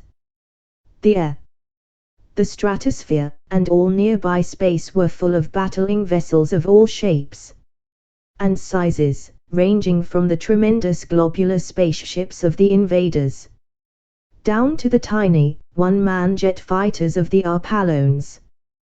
The Dilopics were using projectile weapons only, ranging in size, with the size of the vessels, from heavy machine guns up to 75mm quick-firing rifles. They were also launching thousands of guided missiles of fantastic speed and of tremendous explosive power. The Arpallones were not using anything solid at all. Each defending vessel, depending upon its type and class, carried from 4 up to 100 or so burnished metal reflectors some 4 feet in diameter, each with a small black device at its optical center and each pouring out a tight beam of highly effective energy. It was at these reflectors, and particularly at these tiny devices, that the small arms fire was directed, and the marksmanship of the Dilopics was very good indeed. However, each projector was oscillating irregularly and each fighter plane was taking evasive action, and, since a few bullet holes in any reflector did not reduce its efficiency very much, and since the central mechanisms were so small and were moving so erratically, a good 3/4 of the Arpallonian beams were still in action. There was no doubt at all that those beams were highly effective. Invisible for the most part, whenever one struck a Dilopic ship or plane, everything in its path flared almost instantly into vapor and the beam glared incandescently, blindingly. White or violet or high blue, never anything lower than blue. Almost everything material, that is, for guns, ammunition, and missiles were not affected. They did not even explode when whatever fabric it was that supported them was blasted away. All such things simply dropped, simply fell through thousands or hundreds of thousands of feet of air to crash unheeded upon whatever happened to be below. The invading task force was arranged in a whirling, swirling, almost cylindrical cone, more or less like an earthly tornado. The largest vessels were high above the stratosphere, the smallest fighters were hedge-hoppingly close to ground. Each Dilopic unit seemed madly, suicidally determined that nothing would get through that furious wall to interfere with whatever it was that was coming down from space to the ground through, along, the relatively quiet eye of the pseudo-hurricane. On the other hand, the Arpallones were madly, suicidally determined to break through that vortex wall, to get into the eye to wreak all possible damage. There, group after group after group of 5 jet fighters each came driving in, and, occasionally, the combined blasts of all 5 made enough of opening in the wall so that the center fighter could get through. Once inside, each pilot stood his little, stubby-winged craft squarely on her tail, opened his projectors to absolute maximum of power and of spread, and climbed straight up the spout until he was shot down. And the Arpallones were winning the battle. Larger and larger gaps were being opened in the vortex wall, gaps which it became increasingly difficult for the Dilopics to fill. More and more Arpallone fighters were getting inside. They were lasting longer and doing more damage all the time. The tube was growing narrower and narrower. All 4 Galaxians perceived all this in seconds. Garlock weighed out and detonated a terrific matter conversion bomb in the exact center of one of the largest vessels of the attacking fleet. It had no effect. Then a larger one. Then another, still heavier. Finally, at over 100 megatons equivalent, he did get results of a sort. The invaders' guns, ammunition, and missiles were blown out of the ship and scattered outward for miles in all directions, but the structure of the Dilopik ship itself was not harmed. Bell had been studying, analyzing, probing the things that were coming down through that hellish tube. Key. She drove a thought. Cut out the monkey business with those damn firecrackers of yours and look here, pure, solid force, like ball lightning or our op field, but entirely different. See if you can analyze the stuff. Alive? Garlock asked, as he drove a probe into one of the things. They were furiously radiating spheres some 7 feet in diameter, and began to tune to it. I don't know, don't think so. If they are a form of life that no sane human being could even imagine. Let's see what they actually do, Garlock suggested, still trying to tune in with the thing, whatever it was, and still following it down. This particular force ball happened to hit the top of a 6-story building. It was not going very fast, 15 or 20 miles an hour, but when it struck the roof, it did not even slow down. Without any effort at all, apparently, it continued downward through the concrete and steel and glass of the building, and everything in its path became monstrously, sickeningly, revoltingly changed. I simply can't stand any more of this, Lola gasped. If you don't mind, I'm going to my room, set all the Gunther blocks it has, and bury my head under a pillow. Go ahead, Brownie James said. This is too tough for anybody to watch. I'd do the same, except I've got to run these cameras. Lola disappeared. Garlock and Bell kept on studying. Neither had paid any attention at all to either Lola or James. Instead of the structural material it had once been, the bore that the thing had traversed was now full of a sparkling, bubbling, writhing, partly fluid partly viscous, obscenely repulsive mass of something unknown and unknowable on Earth, a something which, Garlock now recalled, had been thought of by the Arpalone inspector as Gallop. As that unstoppable globe descended through office after office, it neither sought out people nor avoided them. Walls, doors, windows, ceilings, floors and rugs, office furniture and office personnel, all alike were absorbed into and made a part of that indescribably horrid brew. Nor did the track of that hellishly wanton globe remain a bore. Instead, it spread. That devil's brew ate into and dissolved everything it touched like a stream of boiling water being poured into a loosely heaped pile of granulated sugar. By the time the ravening sphere had reached the 2nd floor, the entire roof of the building was gone and the writhing, racing flood of corruption had flowed down the outer walls and across the street, engulfing and transforming sidewalks, people, pavement, poles, wires, automobiles, people, anything and everything it touched. The globe went on down, through basement and sub-basement, until it reached solid, natural ground. Then, with its top a few inches below the level of natural ground, it came to a full stop and, apparently, did nothing at all. By this time, the ravening flood outside had eaten far into the lower floors of the buildings across the street, as well as along all 4 sides of the block, and tremendous masses of masonry and steel, their supporting structures devoured, were subsiding, crumbling, and crashing down into the noisome flood of Gallop, and were being transformed almost as fast as they could fall. One tremendous mass, weighing hundreds or perhaps thousands of tons, toppled almost as a whole, splashing the stuff in all directions for hundreds of yards. Wherever each splash struck, however, a new center of attack came into being. And the peculiarly disgusting, abhorrent liquidation went on. "Can you do anything with it, Kei?" Bell demanded. "Not too much, it's a mess," Garlock replied. "Besides, it wouldn't get us far, I don't think.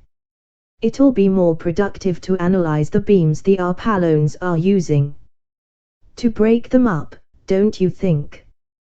Then, for 20 solid minutes, the two prime operators worked on those enigmatic beams. "We can't assemble that kind of stuff with our minds," Bell decided then. "I'll say we can't," Garlock agreed. 10 megacycles, and cycling only 20 per second. He whistled raucously through his teeth. "My guess is it'd take 4 months to design and build a generator to put out that kind of stuff.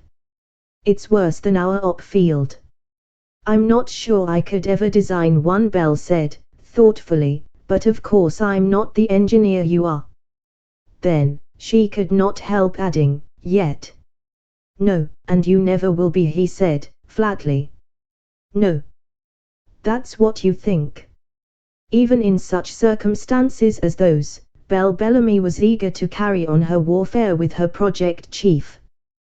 "That's exactly what I think, and I'm so close to knowing it for a fact that the difference is indetectable." Bell almost, but not quite, blew up. "Well, what are you going to do?" "Unless and until I can figure out something effective to do, I'm not going to try to do anything. If you, with your vaunted and flaunted belief in the inherent superiority of the female over the male, can dope out something useful before I do, I'll eat crow and help you do it. As for arguing with you, I'm all done for the moment." Belle gritted her teeth, flounced away, and plumped herself down into a chair. She shut her eyes and put every iota of her mind to work on the problem of finding something, anything, that could be done to help this doomed world and to show that big, overbearing jerk of a Garlock that she was a better man than he was. Which of the two objectives loomed more important, she herself could not have told, to save her life. And Garlock looked around. The air and the sky over the now vanished city were both clear of Dilopic craft.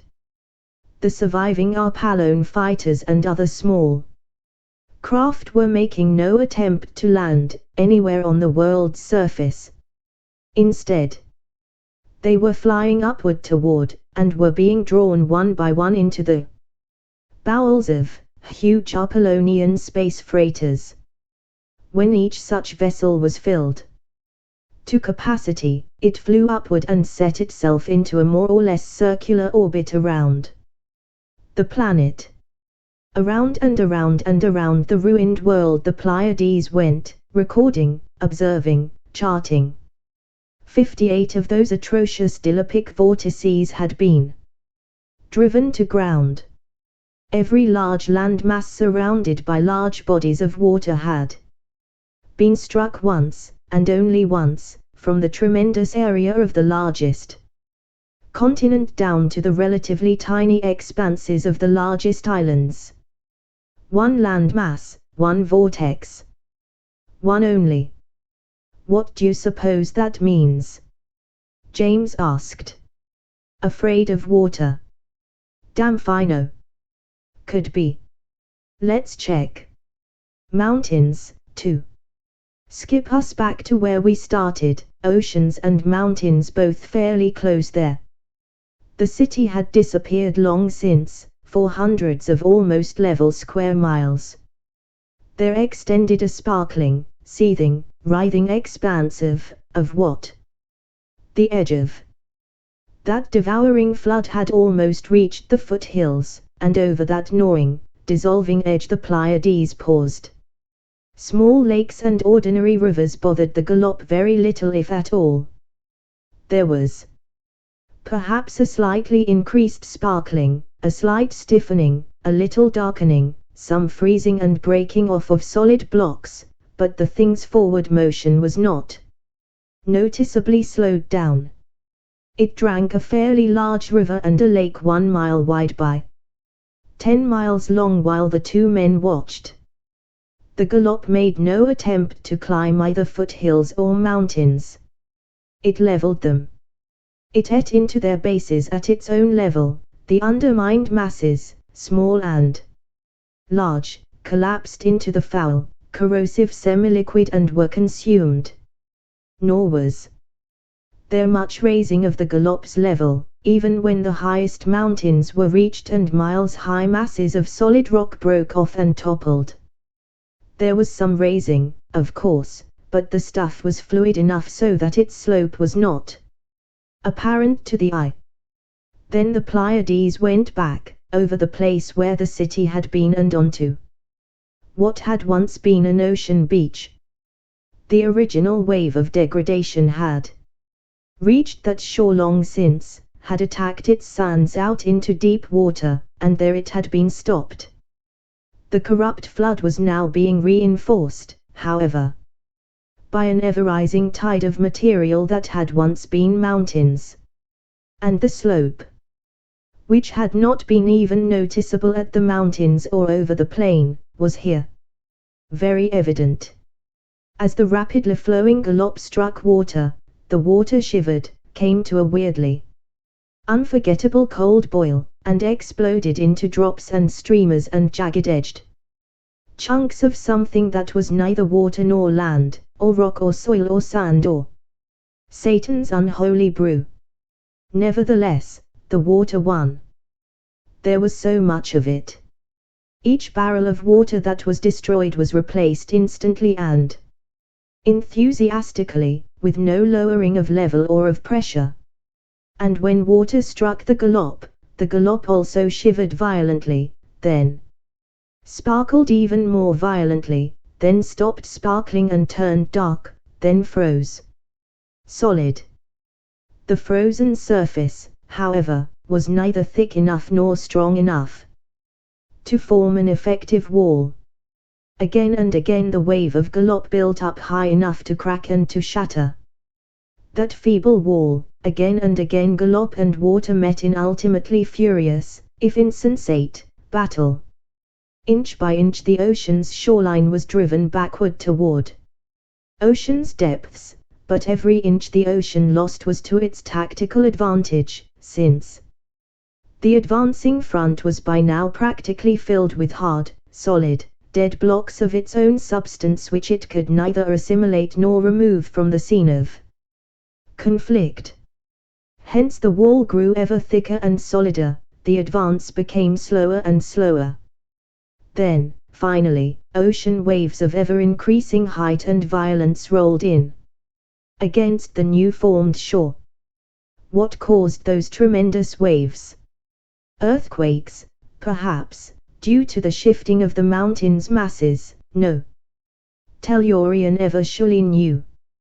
Whatever the cause, however, those waves operated to pin the gallop down.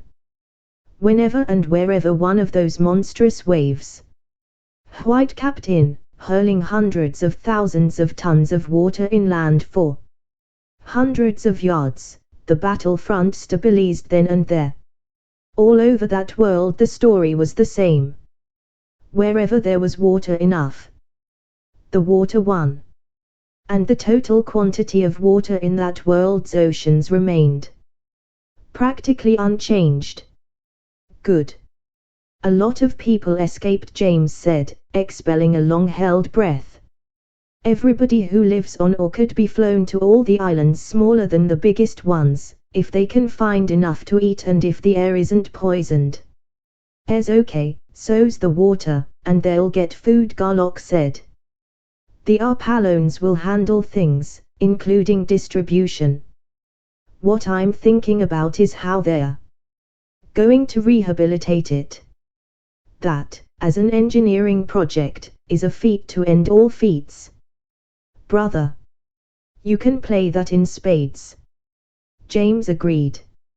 Except that it'll take too many months before they can even start the job. I'd like to stick around and see how they go about it. How does this kind of stuff fit into that theory you're not admitting is a theory? Not worth a damn. However, it's a datum, and, as I've said before and may say again, if we can get enough data we can build a theory out of it. Then it began to rain. For many minutes the clouds had been piling up, black, far-flung, thick and high. Immense bolts of lightning flashed and snapped and crackled, thunder crashed and rolled and rumbled, rain fell, and continued to fall. Like a cloudburst in Colorado. And shortly thereafter, first by square feet and then by acres and then by square miles, the surface of the gallop began to die. To die, that is, if it had ever been even partially alive. At least it stopped. Sparkling, darkened, and froze into thick skins, which broke up into blocks, which in turn sank, thus exposing an ever-renewed surface to the driving, pelting, relentlessly cascading rain. Well, I don't know that there's anything to hold us here any longer, Garlock said, finally. Shall we go? They went, but it was several days before any of the wanderers really felt like smiling, and Lola did not recover from her depression for over a week. Chapter 5. Supper was over, but the four were still at the table, sipping coffee and smoking. During a pause in the casual conversation, James suddenly straightened up. I want an official decision, Kei, he said, abruptly. While we're out of touch with United Worlds, you, as captain of the ship and director of the project, our boss, with a capital B. The Lord of Justice, high and low. The works. Check. On paper, yes, with my decisions subject to appeal and / review when we get back to base. In practice, I didn't expect to have to make any very grave rulings. I never thought you'd have to, either, but Belle fed me one with a bone in it, so. Just a minute. How official do you want it? Full formal, screens down and recorded. Not unless we have to. Let's explore it first. As of right now, are we under the code or not?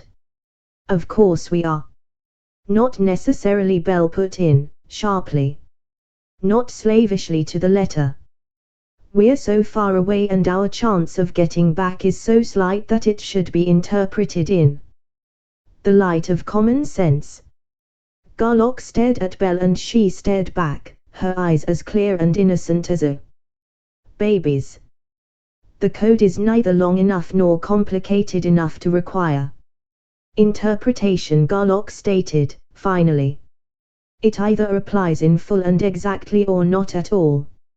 My ruling is that the code applies, strictly, until I declare the state of ultimate contingency. Are you ready, Belle, to abandon the project, find an uninhabited Tellurian world, and begin to populate it? Well, not quite, perhaps. Yes or no, please? No. We are under the code, then. Go ahead, Jim. I broke pairing with Belle and she refused to confirm.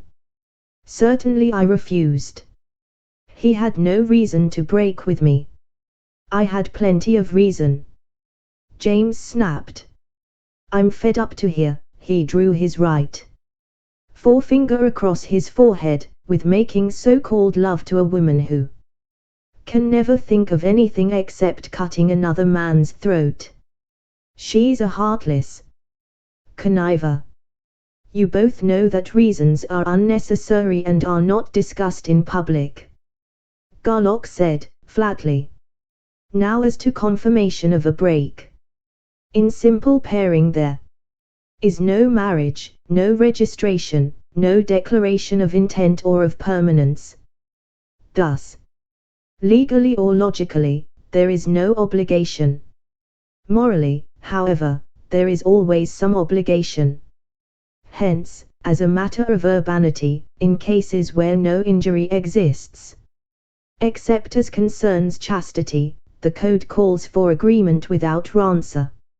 If either party persists in refusal to confirm, and cannot show injury, that party's behavior is declared inurban. Confirmation is declared and the offending party is ignored. Just how would you go about ignoring Prime Operator Bell Bellamy? You've got a point there, Jim. However, she hasn't persisted very long in her refusal. As a matter of information, Bell, why did you take Jim in the first place? I didn't.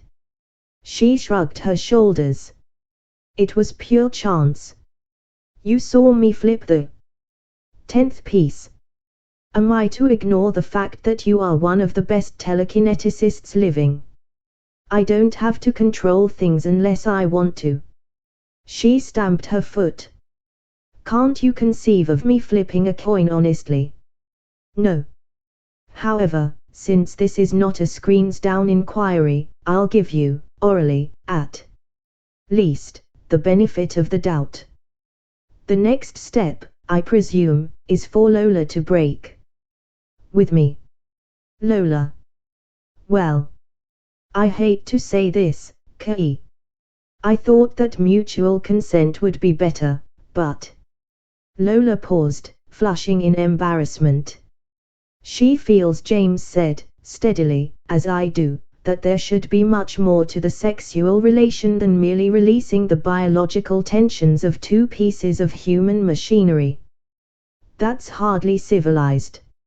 I confirm, Lola, of course, Garlock said, then went on, partly thinking aloud, partly addressing the group at large. Ha! Reasons again, and very well put, not off the cuff. Evasions. Flat lies. Something very unfunny here, as queer as a 9-credit bill. In sum, indefensible actions based upon unwarranted conclusions drawn from erroneous assumptions. The pattern is not clear, but I won't order screens down until I have to, if the reason had come from Bell. Me. Bell flared. Why from me? Instead of Jim. Ignoring Bell's interruption, Garlock frowned in thought. After a minute or so his face cleared. Jim, he said, sharply, have you been consciously aware of Bell's manipulation? Why, no, of course not. She couldn't. That's really a brainstorm, Kei. Bell sneered. You'd better turn yourself in for an overhaul. Nice scheme, Bell. Garlock said. I underestimated, at least, didn't consider carefully enough, your power, and overestimated your ethics and urbanity. What are you talking about, Chief? James asked. You lost me 10 parsecs back. Just this. Bell is behind this whole operation, working under a perfectly beautiful smoke screen. I'm afraid the boss is cracking up, kids. Bell said. Listen to him, if you like, but use your own judgment. But nobody could make Jim and me really love each other, Lola argued, and we really do. It's real love, admitted. Garlock said.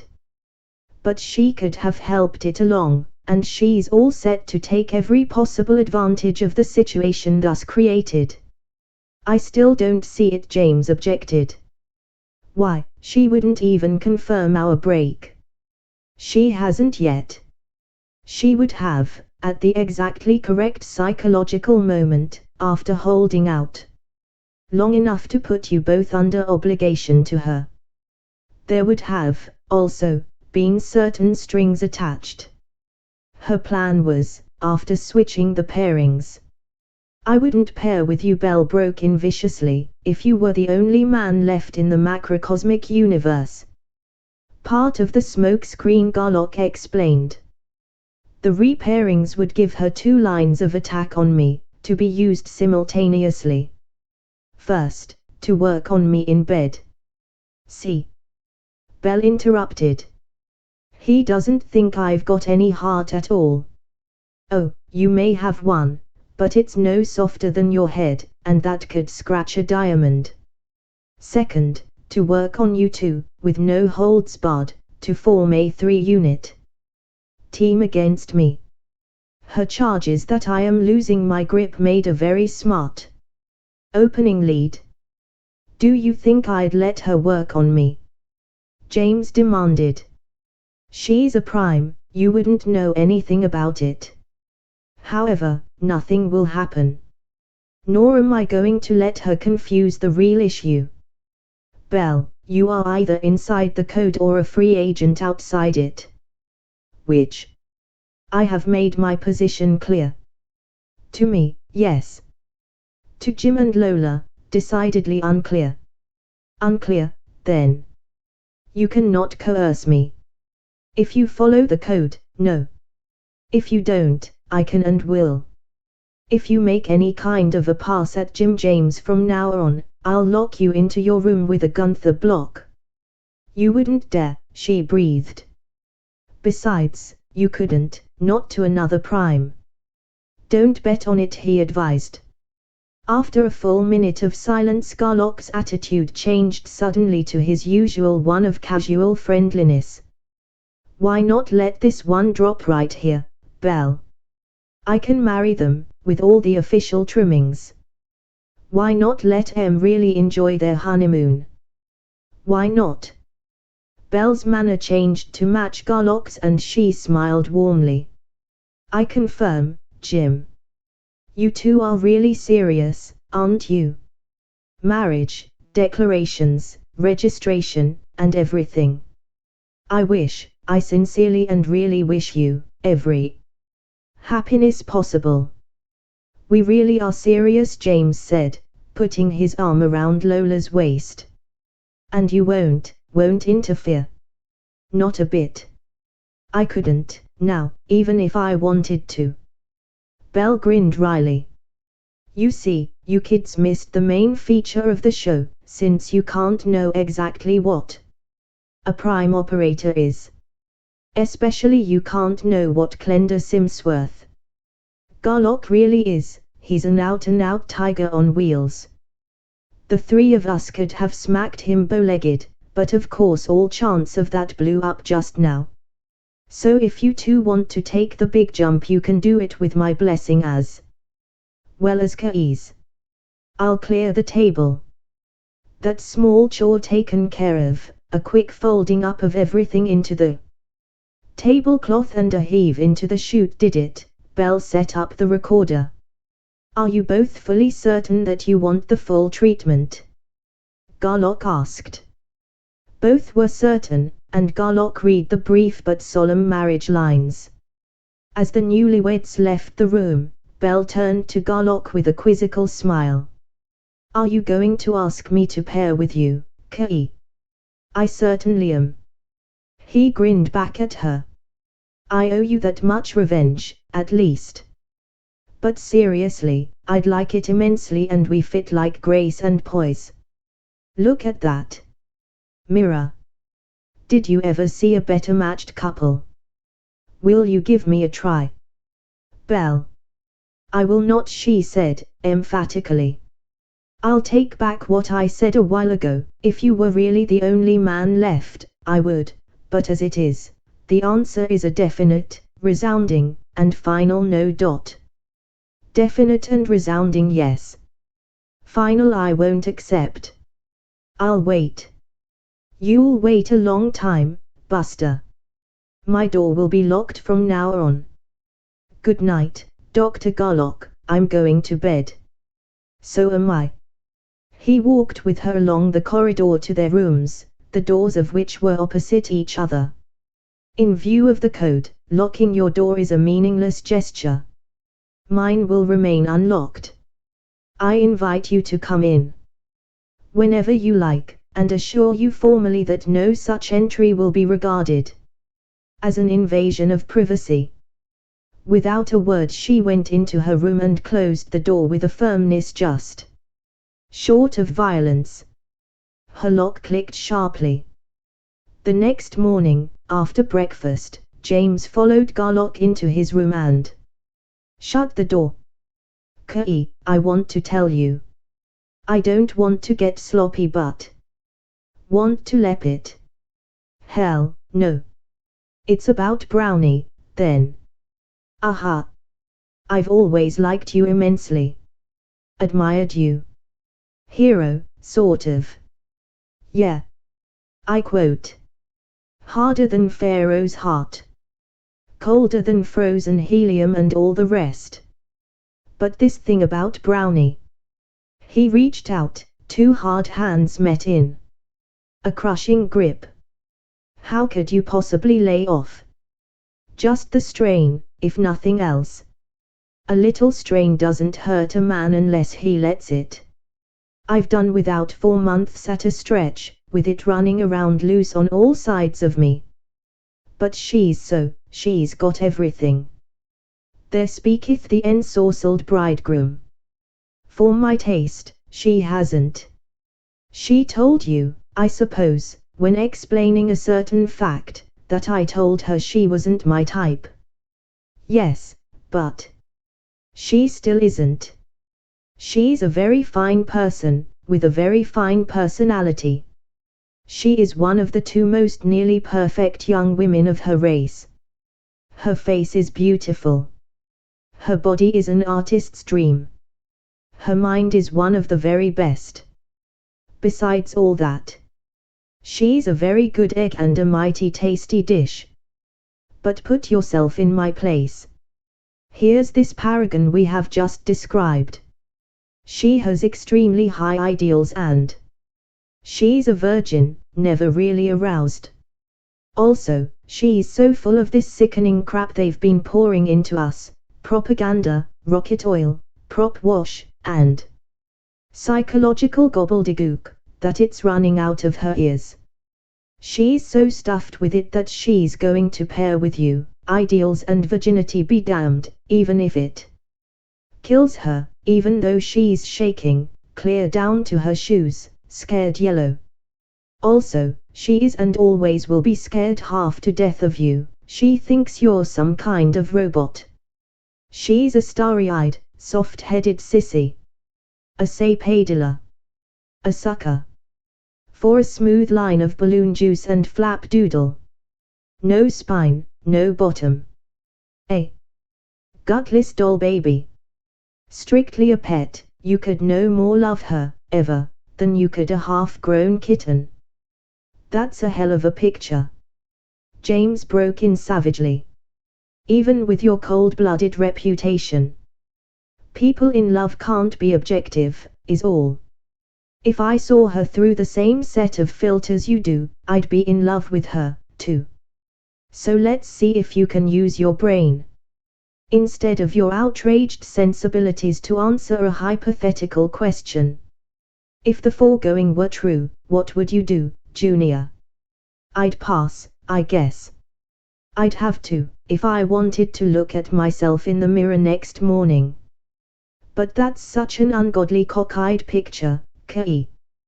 But if that's actually your picture of Brownie, and you're no part of a liar, just what kind of a woman could you love? If any. Belle Bellamy. Hell's flaming furies. That iceberg. That egomaniac. That Jezebel. She's the hardest boiled babe that ever went unhung. Right, on all counts. Also she's crooked and treacherous. She's a ground and lofty liar by instinct and training. I could add a lot more. But she's got brains, ability, and guts enough to supply the Women's Army Corps. She's got the spine and the bottom and the drive. So just imagine her thawed out and really shoveling on the coal, blasting wide open on all 40 torches. Back to back with you when you're surrounded, she wouldn't cave and she wouldn't give. Or wing and wing, holding the beam come hell or space warps. Roll that one around on your tongue, Jim, and give your taste buds a treat. Well, maybe. If I've got that much imagination. That's a tough blueprint to read. I can't quite visualize the finished article. However, you're as hard as she is. Even harder. You've got more of what it takes. Maybe you can make a Christian out of her. If so, you might have something, but I'm damned if I can see exactly what. Whatever it turned out to be, I wouldn't care for any part of it. You could have it all. Exactly, and you can have your brownie. I'm beginning to see. I didn't think you had anything like that in your chilled steel carcass. And I want to Apollo. Don't do it, boy. If the time ever comes when you go so soft on me as to quit laying it on the line and start sifting out your language. Garlock paused. For one of the very few times in his life, he was at a loss for words. He thrust his hands into his pockets and shrugged his shoulders. Hell, I don't want to get maudlin, either, so, well, how many men, do you think, could have gone the route with me on this hellish job without killing me or me killing them? Oh, that's not. Lay it on the line, Jim. I know what I am. Just one. You. One man in 6,000 million.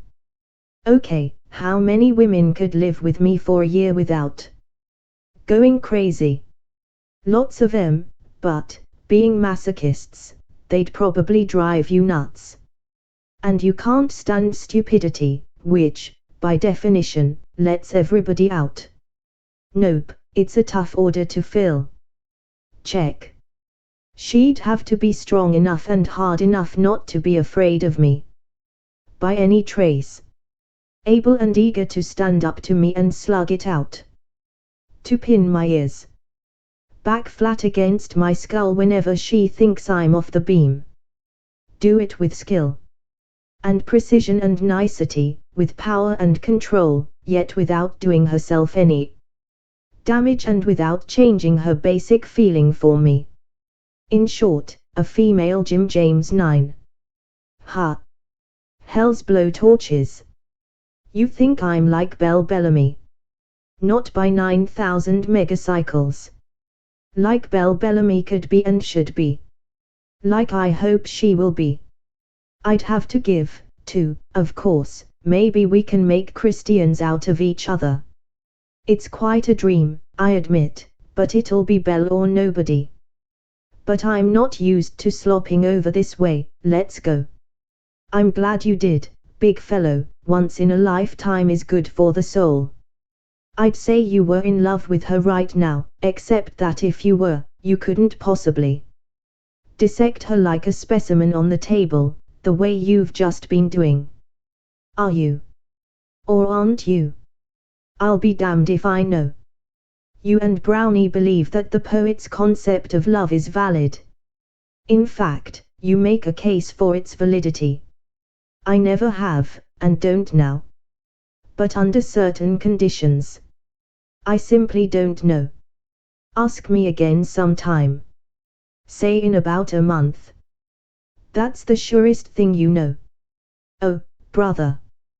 This is a thing I'm going to watch with my eyes out on stalks.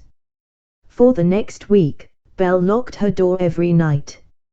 For another few nights, she did not lock it. Then, one night, she left it ajar. The following evening, the two again walked together to their doors. I left my door open last night. I know you did. Well. And have you screamed to high heaven that I opened it? And put me on a tape for willful inurbanity? For deliberate intersexual invasion of privacy? Blast and damn. You know perfectly well, K.E. Garlock, I wouldn't pull such a dirty, lousy trick as that. Maybe I should apologize, then, but as a matter of fact I have no idea whatever as to what you wouldn't do. He stared at her, his face hard in thought.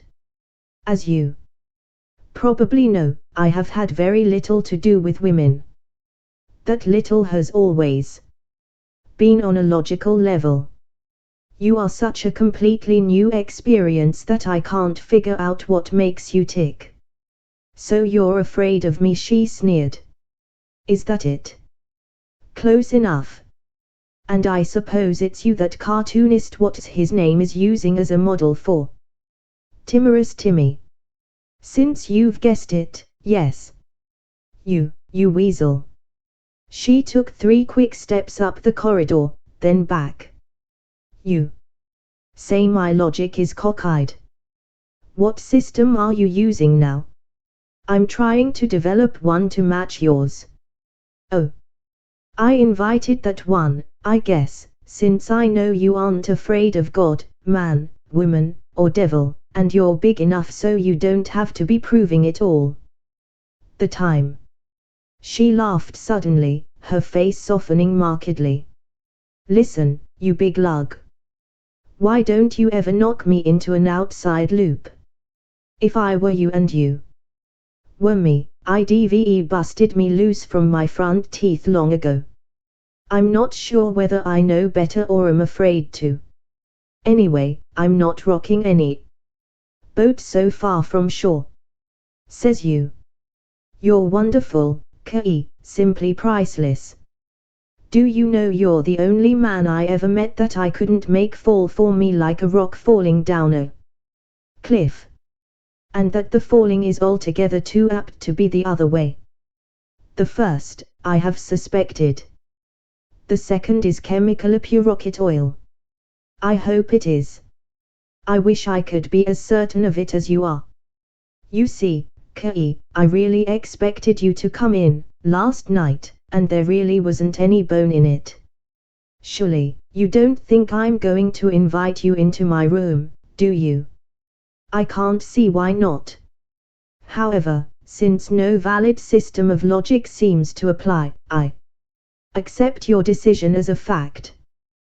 By the same reasoning, however invalid, if I ask you again you will again refuse. So all that's left, I guess, is for me to drag you into my room by force.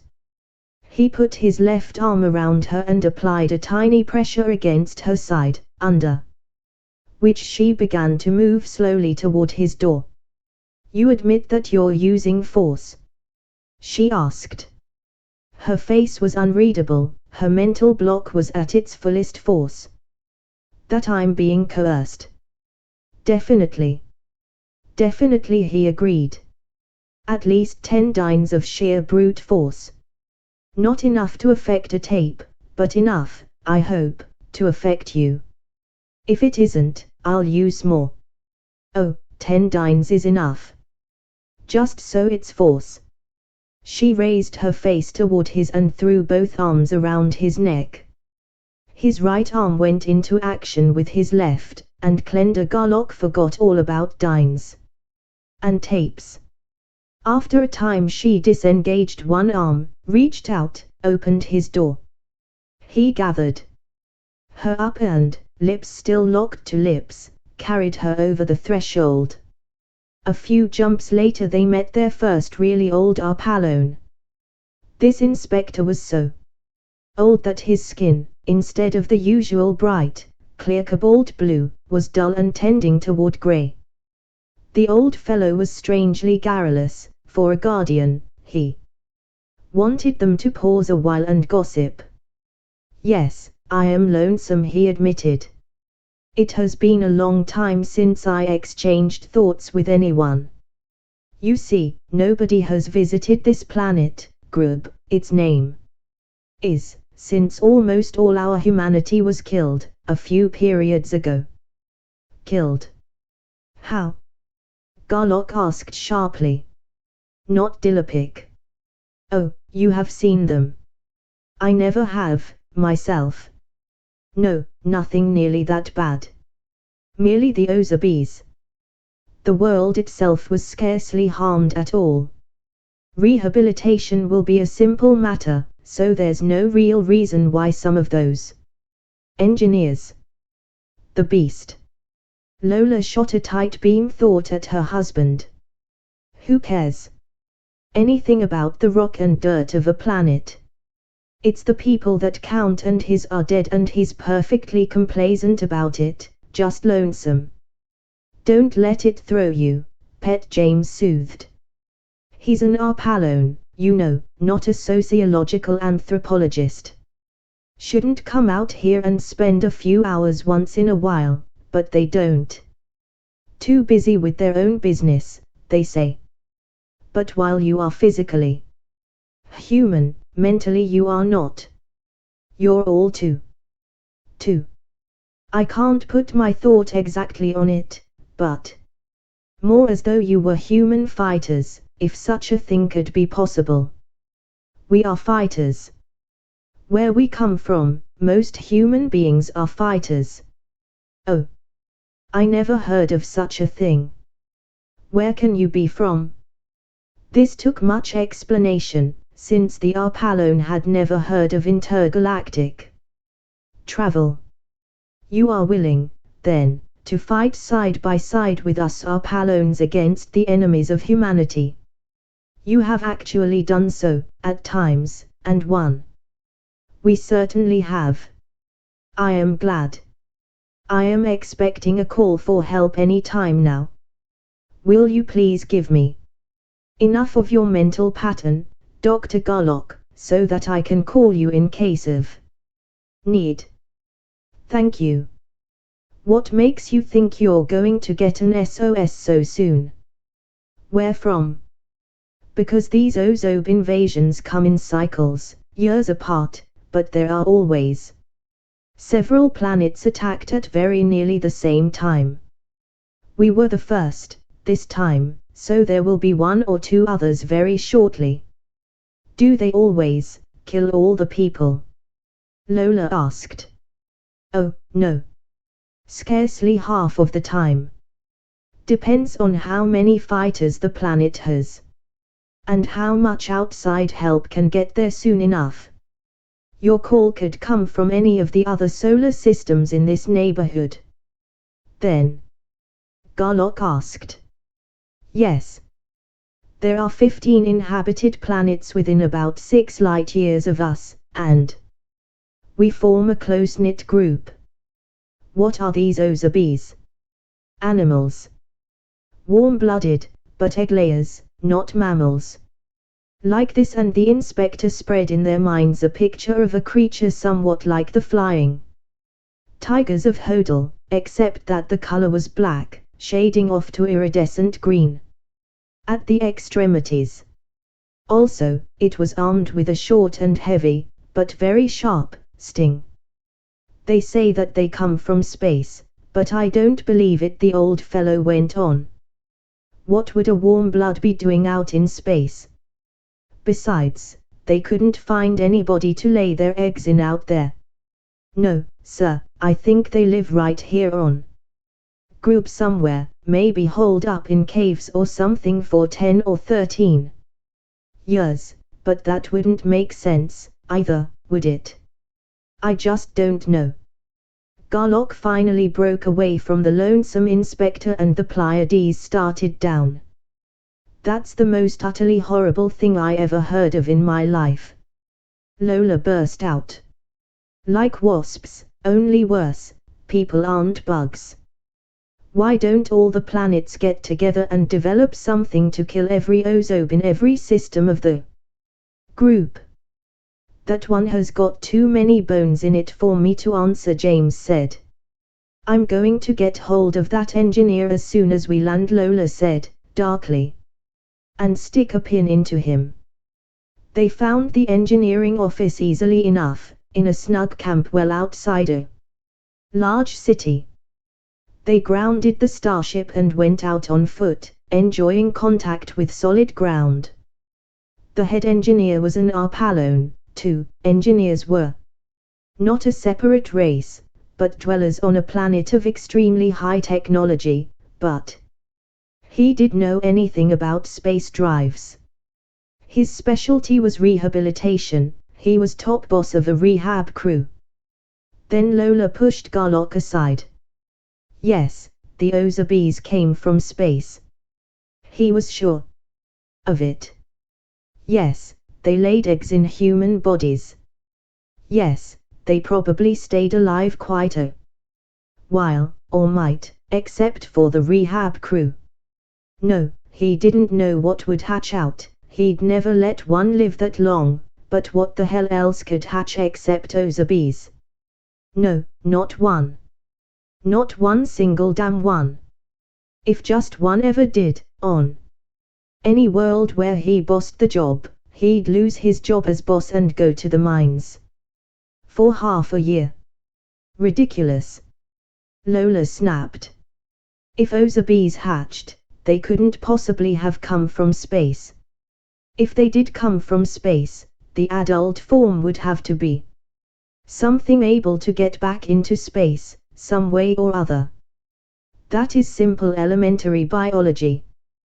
Don't you see that? He didn't see it. He didn't give a damn, either. It was none of his business, he was a rehab man. Lola ran back to the ship in disgust. Something else is even more ridiculous, and is your business, James told the head engineer. Garlock and I are both engineers, top ones. We know definitely that a 100% clean up on such a job as this, millions, simply can't be done. Ever. Under any conditions. Are you lying in your teeth, or are you dumb enough to believe it yourself? Neither one, the engineer insisted, stubbornly. I've wondered, myself, at how I could get 'em all, but I always do, every time so far. That's why they give me the big job. I'm good at it. Oh, Lola's right, Jim Garlock said. It's the adult form that hatches, something so different they don't even recognize it. Something able to get into space. Enough survivors to produce the next generation. Sure. I'll tell Brownie, she'll be tickled.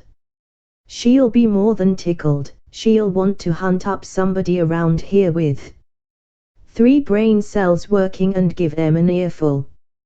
Then, to the engineer, do you know how they rehab a planet that's been leveled flat by the gallop? You've seen one. I never have, but of course I've studied it. Slow, but not too difficult. After killing, the stuff weathers down in a few years, wonderful soil it makes. What makes it slow is that you have to wait 50 or 100 years for the mountains to get built up again and for the earthquakes to quit. Excuse me, please, I've got a call, we have to leave, right now. The call was from the inspector. The nearest planet, Clamor, was being invaded by the AudioBooks and needed all the help they could get. In seconds the Pleiades was at the port of entry. Where is this Clamor? Garlock asked. The inspector pointed a thought, all 4 followed it. Let's go, Jim. Maybe. Just a minute. Lola snapped. She was breathing hard, her eyes were almost shooting sparks as she turned to the old Arpallone and drove a thought so forcibly that he winced. Do you so-called guardians of humanity care at all about the humanity you're supposed to be protecting? She demanded. Viciously, the thought boring in and twisting, or are you just loafing on the job and doing as little as you possibly can without getting fired? Bell and Garlock looked at each other and grinned. James was surprised and shocked. This woman blowing her top was no Brownie Montandan any of them knew. We do everything we possibly can. The inspector was not only shocked, but injured and abused. If there's any one possible thing we haven't done, even the tiniest, there's plenty. She snapped. Plain, dumb stupidity, then, it must be. There must be somebody around here who has been at least exposed to elementary biology. You should have exterminated these ozob vermin ages ago. All you have to do is find out what its life cycle is. How many stages and what they are. How the adults get into space and where they go, and she went on, in flashing thoughts, to explain in full detail. Are you smart enough to understand that? Oh, yes. Your thought may be the truth, at that. And are you interested enough to find out whose business it would be, and follow through on it? Yes, of course. If it works, I'll be quite famous for suggesting it. I'll give you part of the credit. Keep the credit, just see to it that it gets done. She whirled on James. This loss of human life is so appallingly unnecessary. This time we're going to clamor, and nowhere else. Push the button, Jim. All I can do is set up for it, pet. Whether we'll get there, she blazed. It's high time we got a break. Punch it. This time the ship's going to clamor, if we have to all get out and push it there. Now punch that button. James pushed the button, glanced into his scanner, and froze, eyes staring. He did not even whistle. Bell, however, did, with ear-shattering volume. Garlock's mouth fell open in the biggest surprise of his life. They were in the same galaxy. All three had studied charts of nebula configurations so long and so intensely that recognition of a full sphere identity was automatic and instantaneous. Lola, head buried in scanner, had already checked in with the port inspector. It is clamor, she shrieked aloud. I told you it was time for our luck to change, if we pulled hard enough.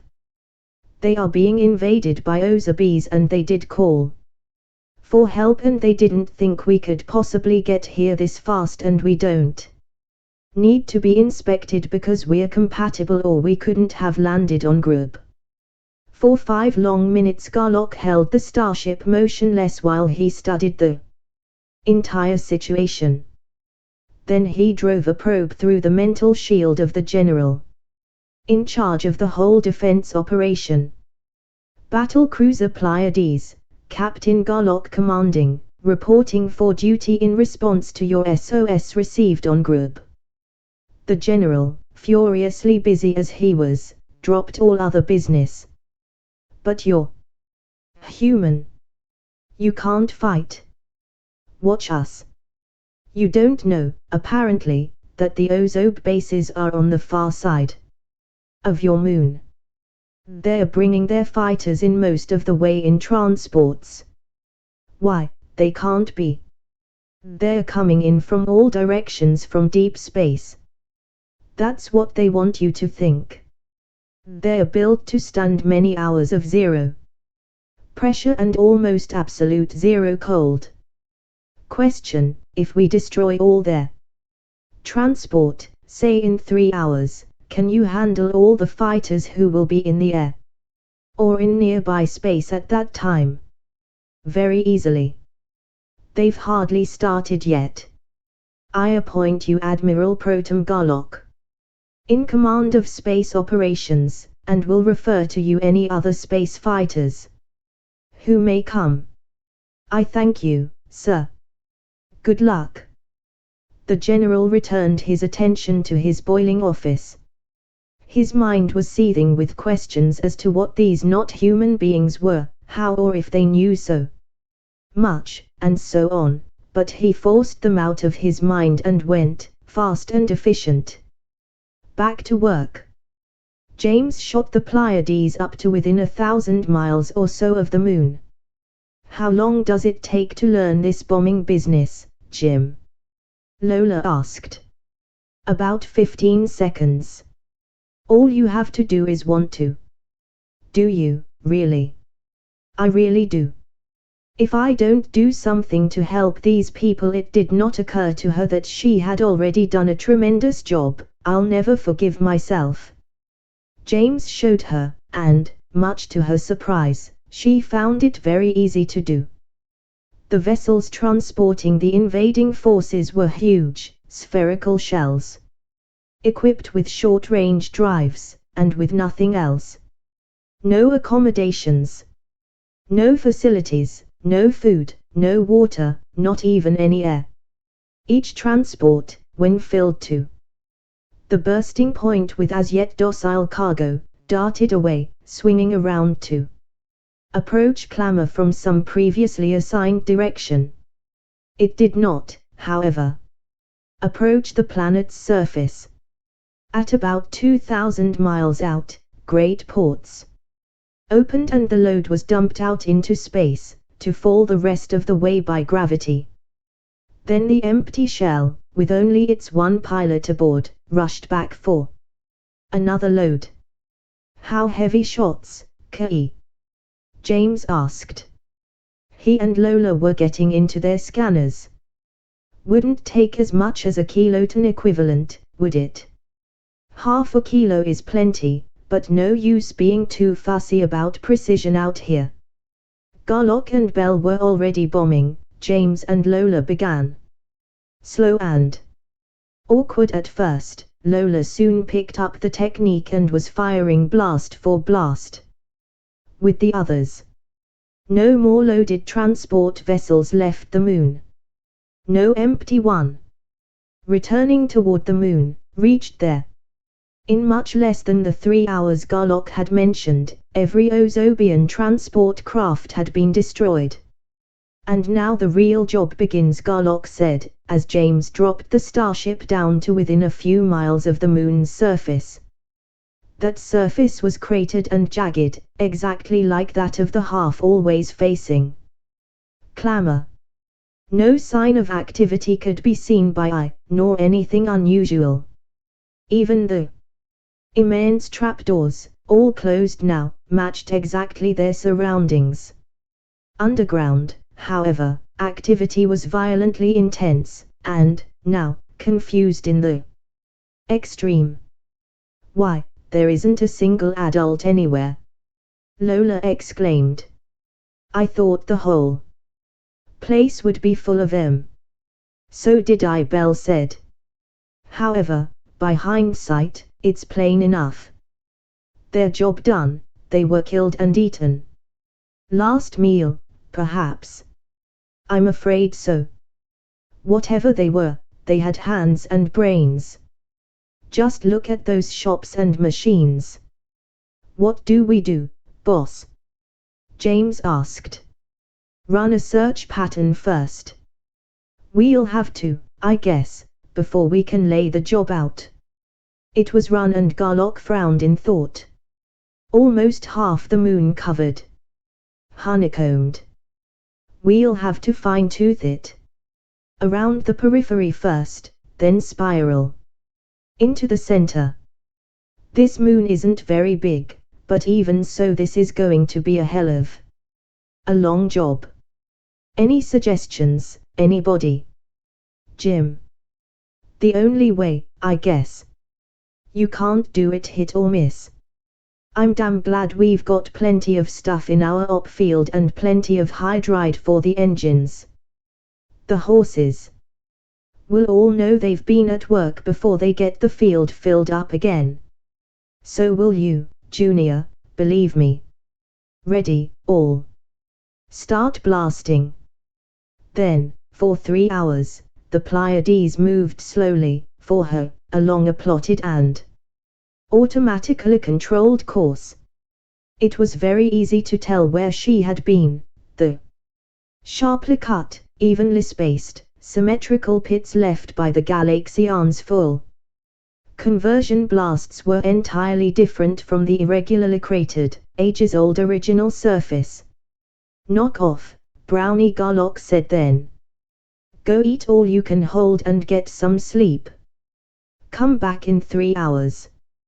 Jim, cut our speed to 75%. Lola shed her scanner, heaved a tremendous sigh of relief, and disappeared.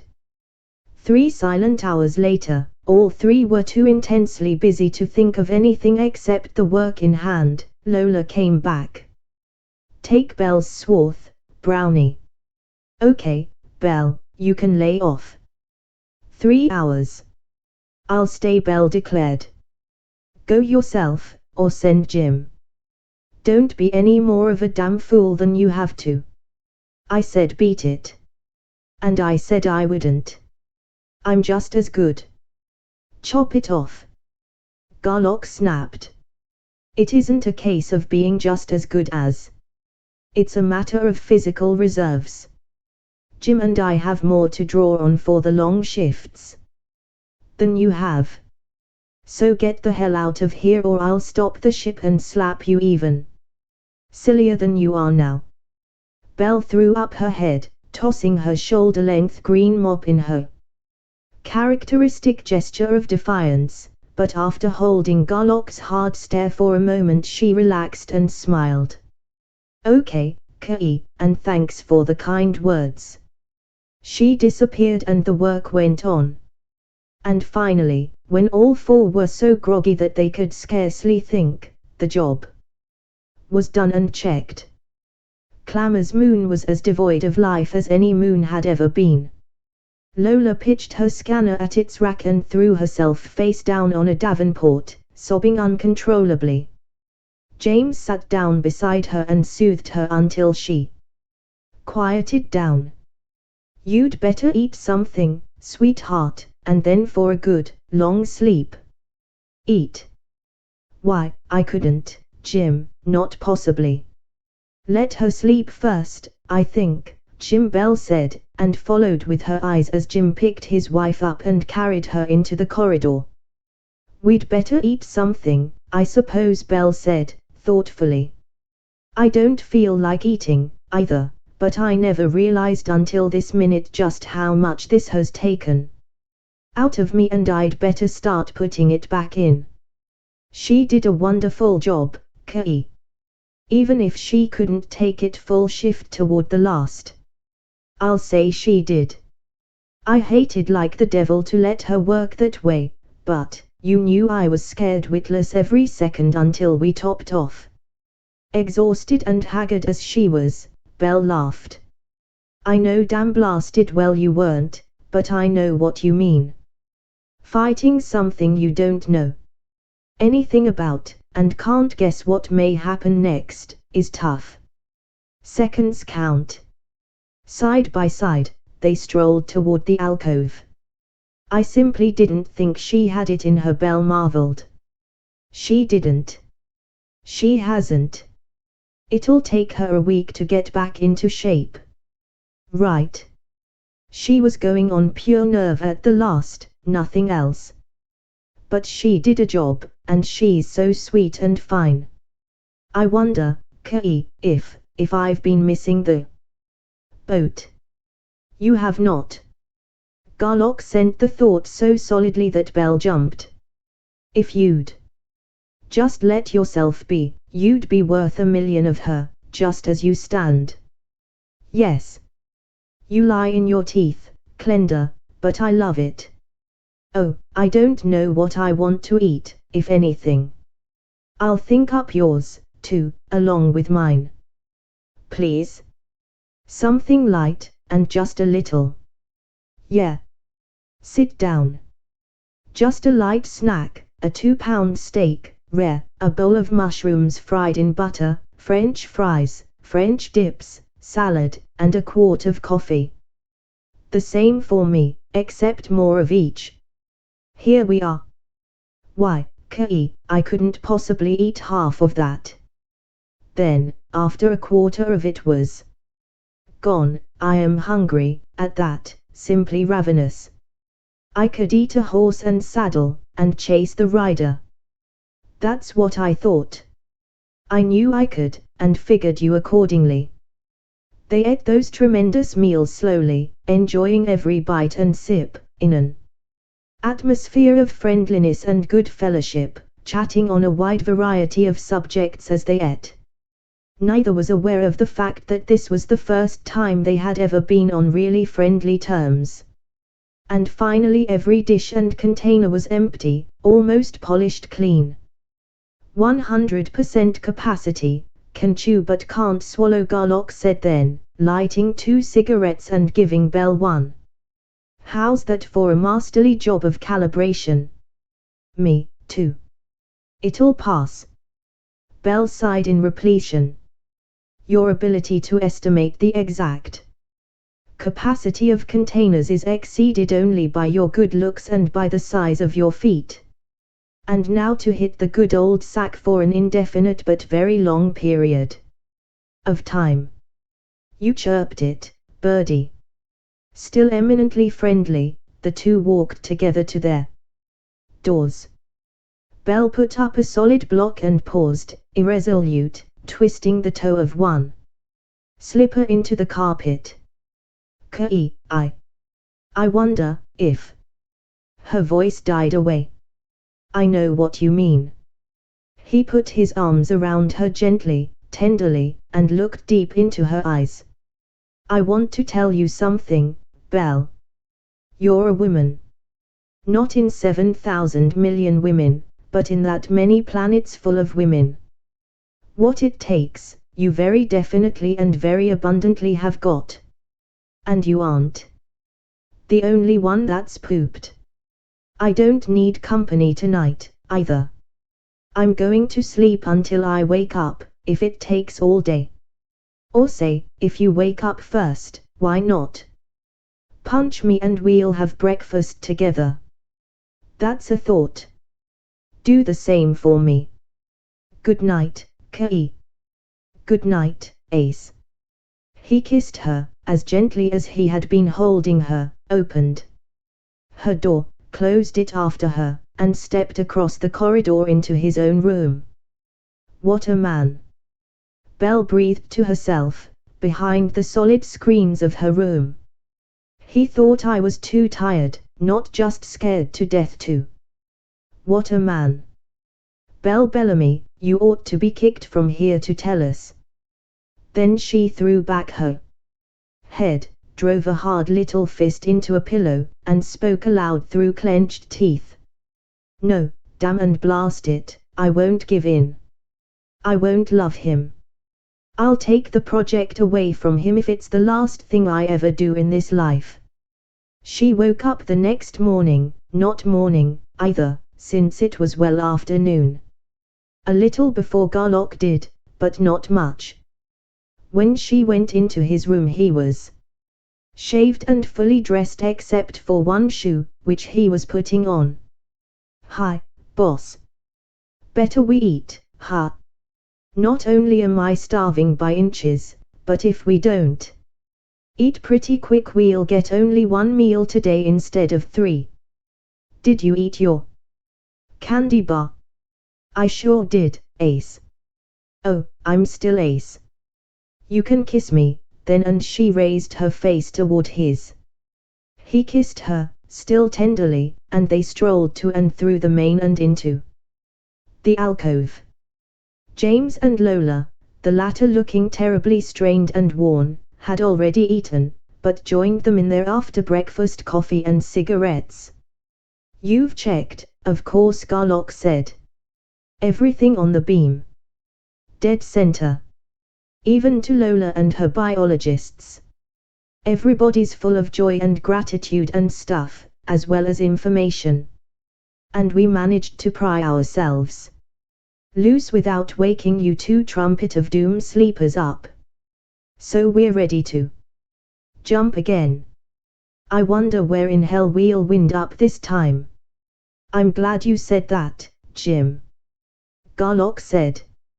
It gives me the nerve to spring a thing on you that I've been mulling around in my mind ever since we landed here.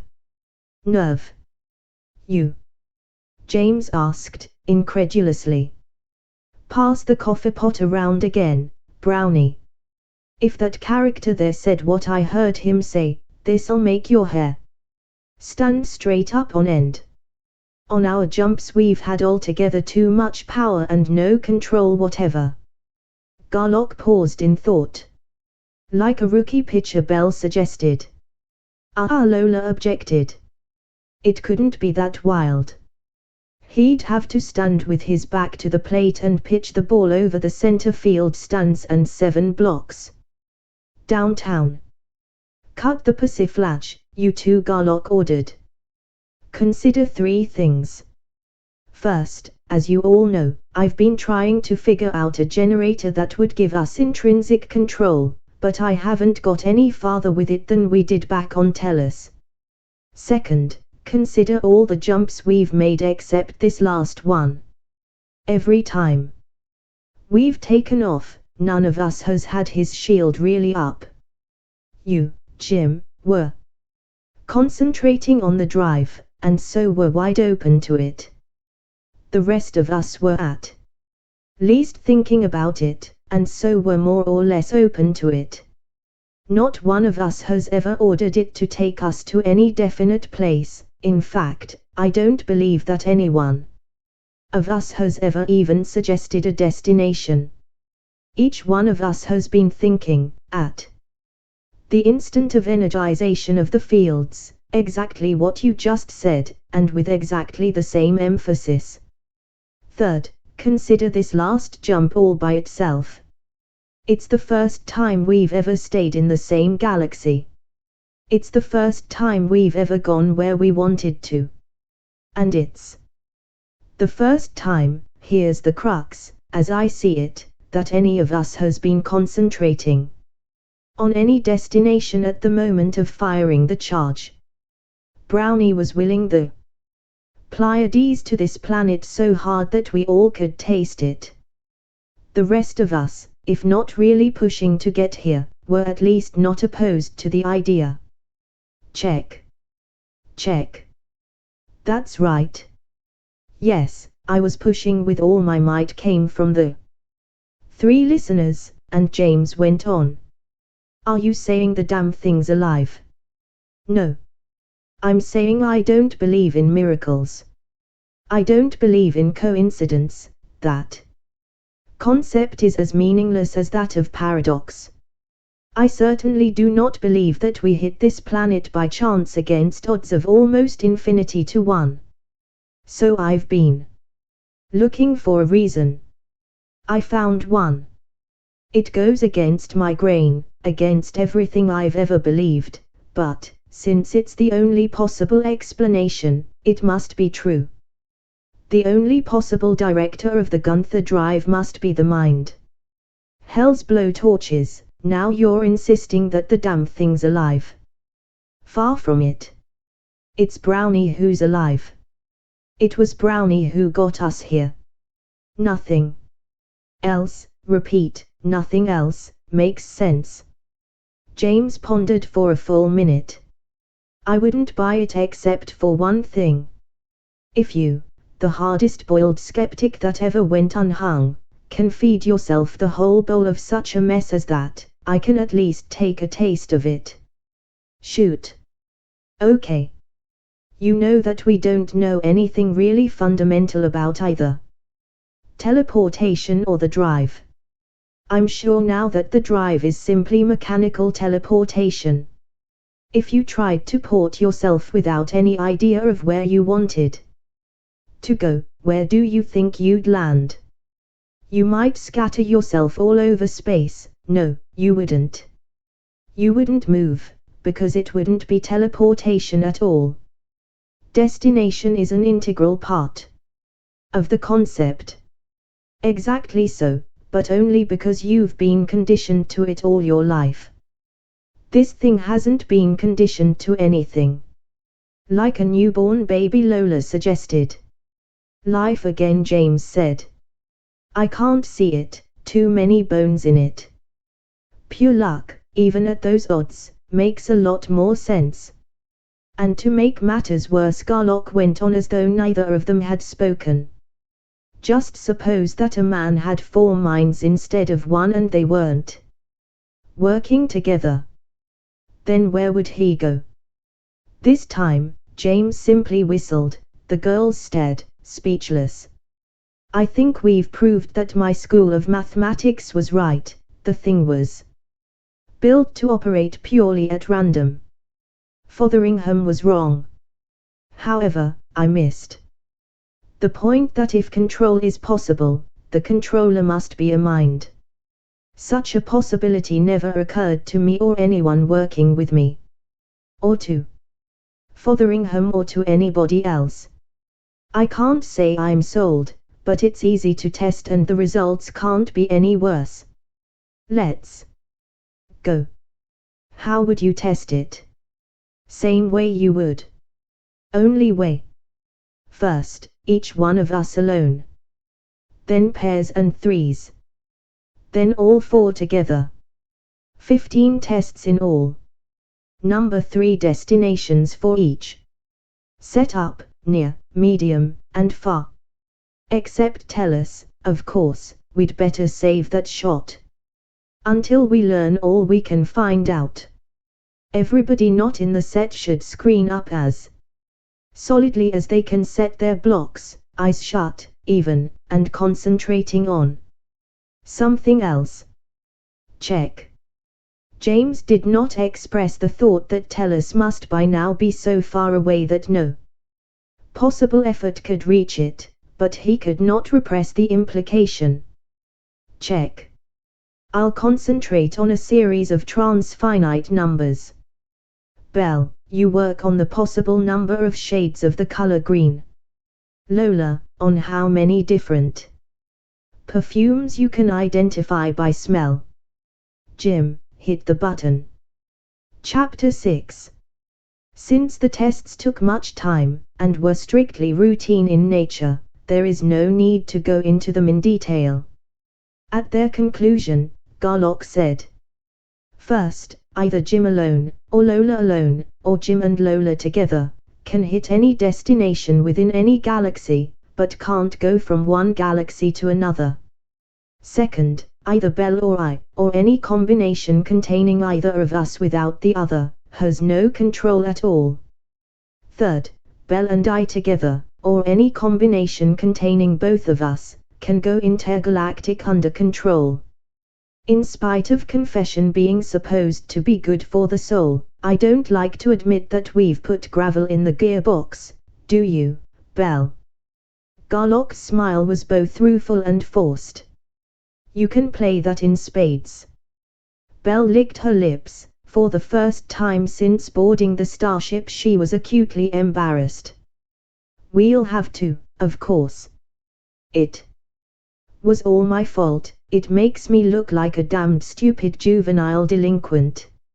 Not by 19,000 kilocycles, since neither of us had any idea. I'll be glad to settle for half the blame. Will you please stop talking Sanskrit? James asked. Or Lepit, so we two innocent bystanders can understand it. Will do. And Garlock went on in thought. Remember what I said about this drive not being conditioned to anything. I was wrong. Bell and I have conditioned it, but badly.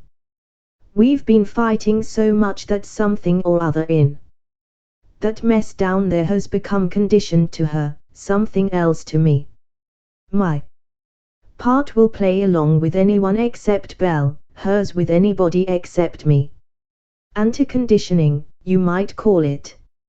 Anyway, they lay back their ears and balk. Oh, hell. James snorted. Talk about gobbledygook. You are still saying that? That conglomeration of copper and silver and steel and insulation that we built ourselves has got intelligence, and I still won't buy it. By no means. Remember, Jim, that this concept of mechanical teleportation, and that the mind is the only possible controller, are absolutely new. We've got to throw out all previous ideas and start new from scratch.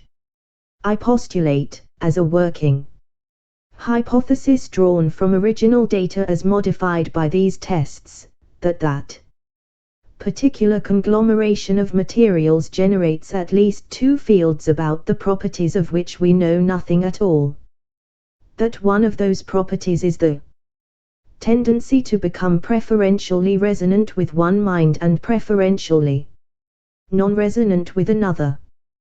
Clear so far? As mud. It's a mighty tough blueprint to read. James scowled in thought. However, it's no harder to swallow than Sanderson's theory of teleportation. Or, for that matter, the actual basic coupling between mind and ordinary muscular action. Does that mean we'll have to rebuild 500,000 credits worth of? No, you and Belle can work it together. I don't know. Garlock paced the floor. I simply can't see any possible mechanism of coupling. Subconscious, perhaps, Belle suggested. For my money, that whole concept is invalid, Garlock said. It merely changes. I don't know to I can't know, and I don't want any part of that. However, unconscious could be the answer. If so, we may have a lever. Belle, are you willing to bury your hatchet for about 5 minutes, work with me like a partner? Ought to. I certainly am, Kei. Honestly. Screens down flat, if you say so. Halfway's enough, I think. You'll know when we get down there. Her mind joined his and he went on, ignore the machines themselves completely. Consider only the fields. Feel around with me, keep tuned, see if there's anything at all here that we can grab hold of and manipulate, like an op field, except probably very much finer. I'll be completely damned if I can see how this type of Gunther generator can put out a manipulable field, but it must. That's the only OWRCHH. This last was a yell of pure mental agony.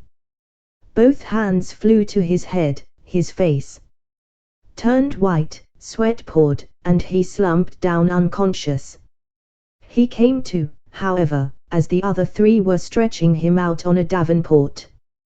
Belle was mopping his face with a handkerchief. What happened, Kei? All three were exclaiming at once. I found my manipulable field, but a bomb went off in my brain when I straightened it out. He searched his mind anxiously, then smiled. But no damage done, just the opposite. It opened up a Gunther cell I didn't know I had. Didn't it shock you, too, Belle? Ah, she said, more than half bitterly. I must not have one. That makes you a super prime, if I may name a new classification. Nonsense. Of course you've got it. Unconscious, of course, like me, but without it you couldn't have conditioned the field. But why?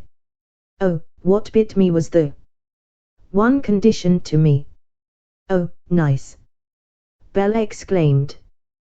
Come on, Kei, let's go get mine.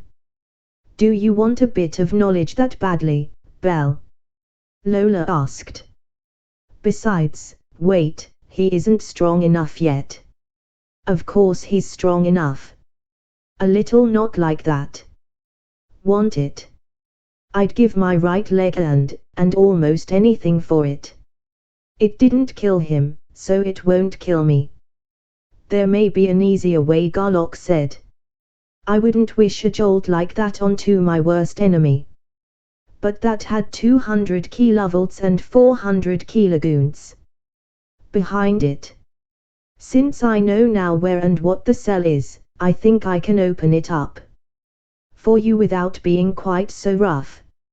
Oh, lovely. Come in, quick. I'm ready now.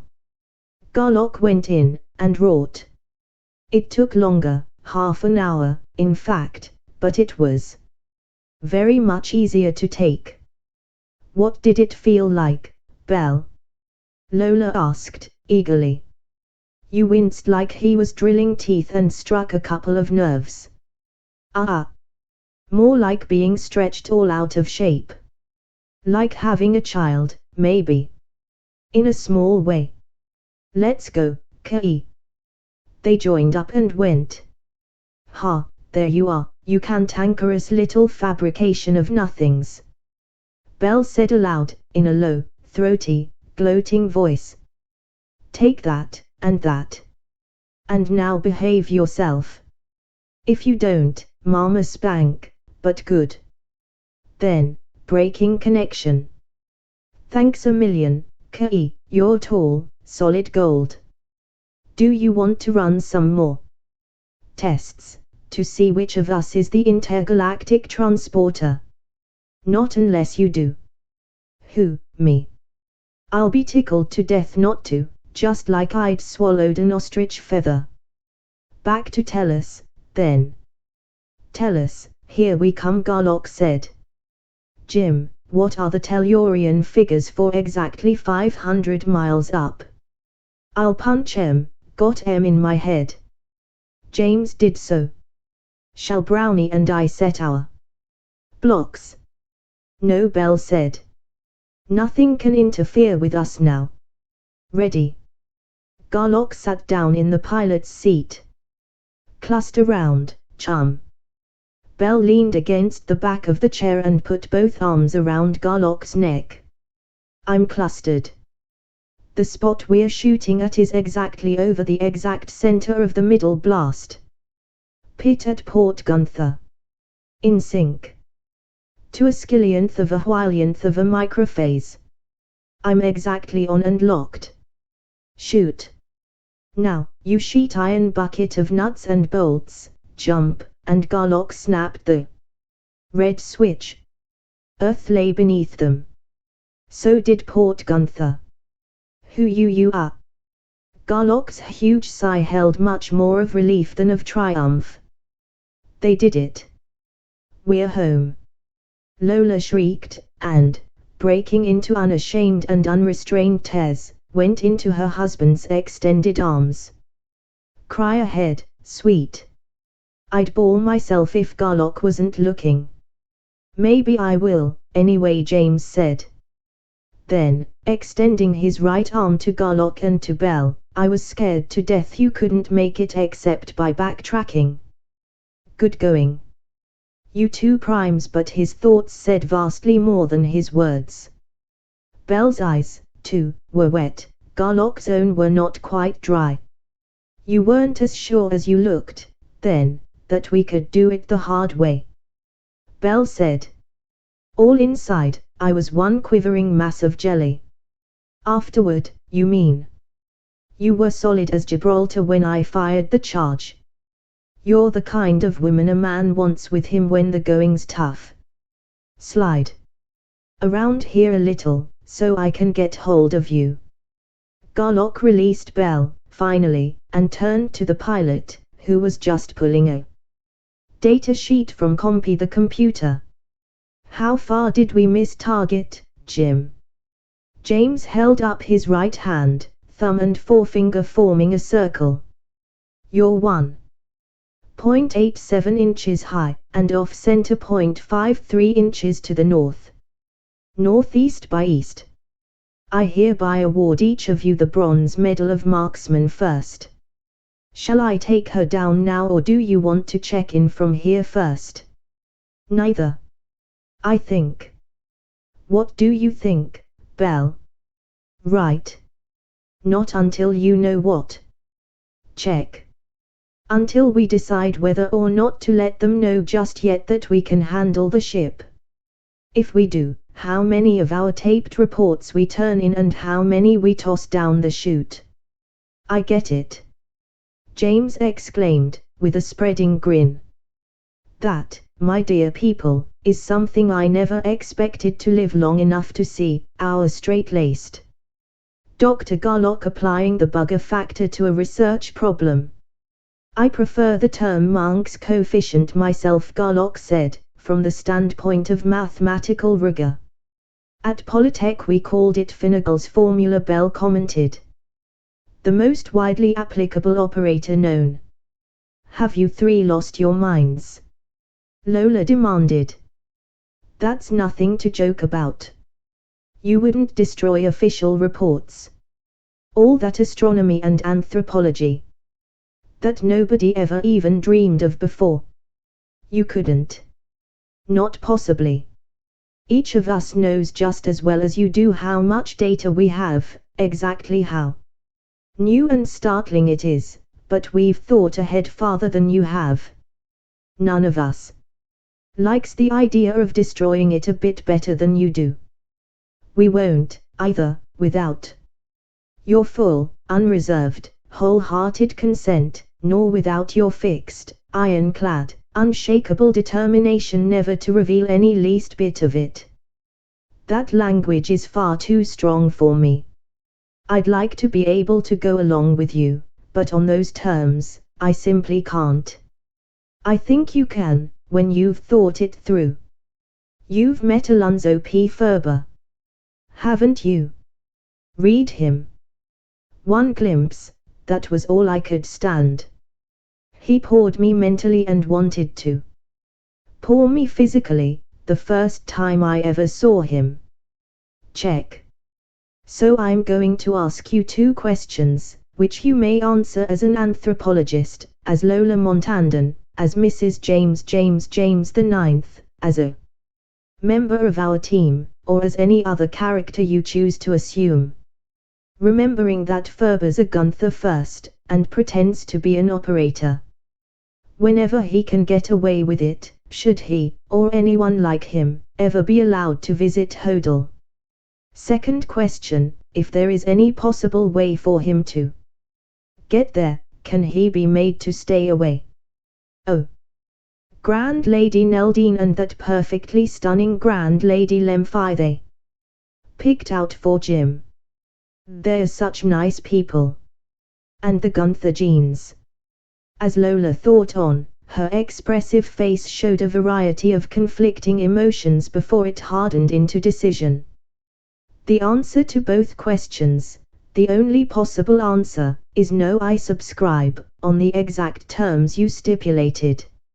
And you don't believe, Kei, that my thesis had anything to do with my holding out at first? Certainly I don't. Besides, what thesis? Belle asked. For my PhD in anthropology. I thought I had it made, but it just went down the chute. And I don't know if any of you realize just how nearly impossible it is to make a really worthwhile original contribution to science in that field.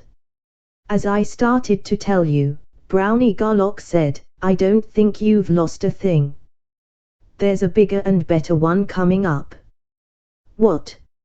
Shh, Belle stage whispered. He's got a theory, such a weirdie that he won't talk about it to anybody. It isn't a theory yet, at least, not ripe enough to pick, but it's something more than a hunch, Garlock said. But what could possibly make as good a thesis as those extragalactic tapes? Lola wailed. They would have made my thesis a summer breeze. More like a hurricane, the hottest thing since doctorate disputations first started, Garlock said. However, as I started to say twice before, it still will be. Intragalactic tapes will be just as good. In this case, better. WELL, possibly. But we haven't any. That is what this conference is about. We can't destroy the stuff we have unless we can replace it with something better. My idea is that we should visit a few, say 50, Tellus-type planets in this galaxy, the ones closest to Tellus. I'm pretty sure they'll be inhabited by Homo sapiens. There's a chance, of course, that they'll be like Hodel and the others we've seen, in which case I don't see how we can keep Gunther genes confined to Earth. However, I'm pretty sure in my own mind that we'll find them all very much like Tellus, Gunther and all. What would you think of that for a thesis, Lola? Oh, wonderful. Okay. Now to get back to whether we want to check in or not. I don't like to duck out without letting them know we can handle this heap, after a fashion, that is, they don't need to know we can really handle it, but we've got nothing we can report and Fatso will blow his stack. Oh. Should have remembered. Tellus isn't Hodel, the Tridi's setting up. Belle, you take it. She'd give me Fatso.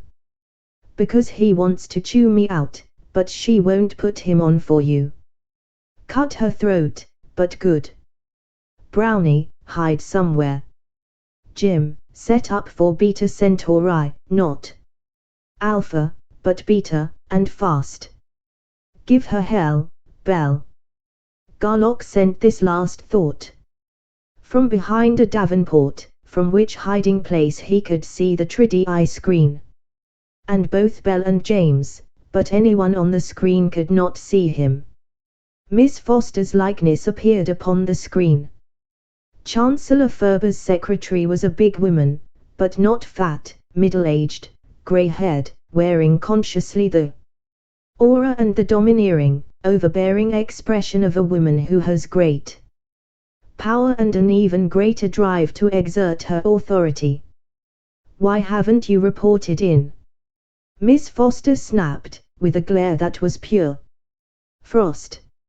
You arrived 13 minutes ago. Such delay is inexcusable. Get Garlock.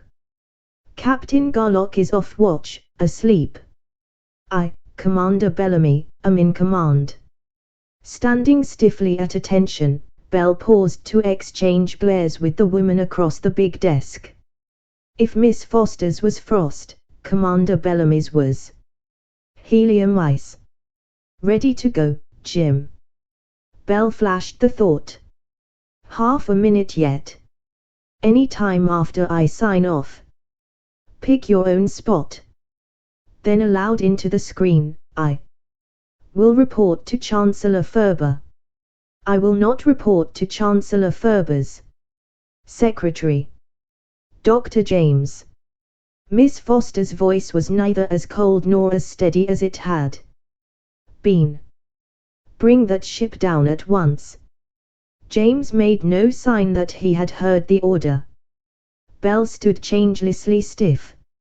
She had not for an instant taken her coldly competent eyes from those of the woman on the ground.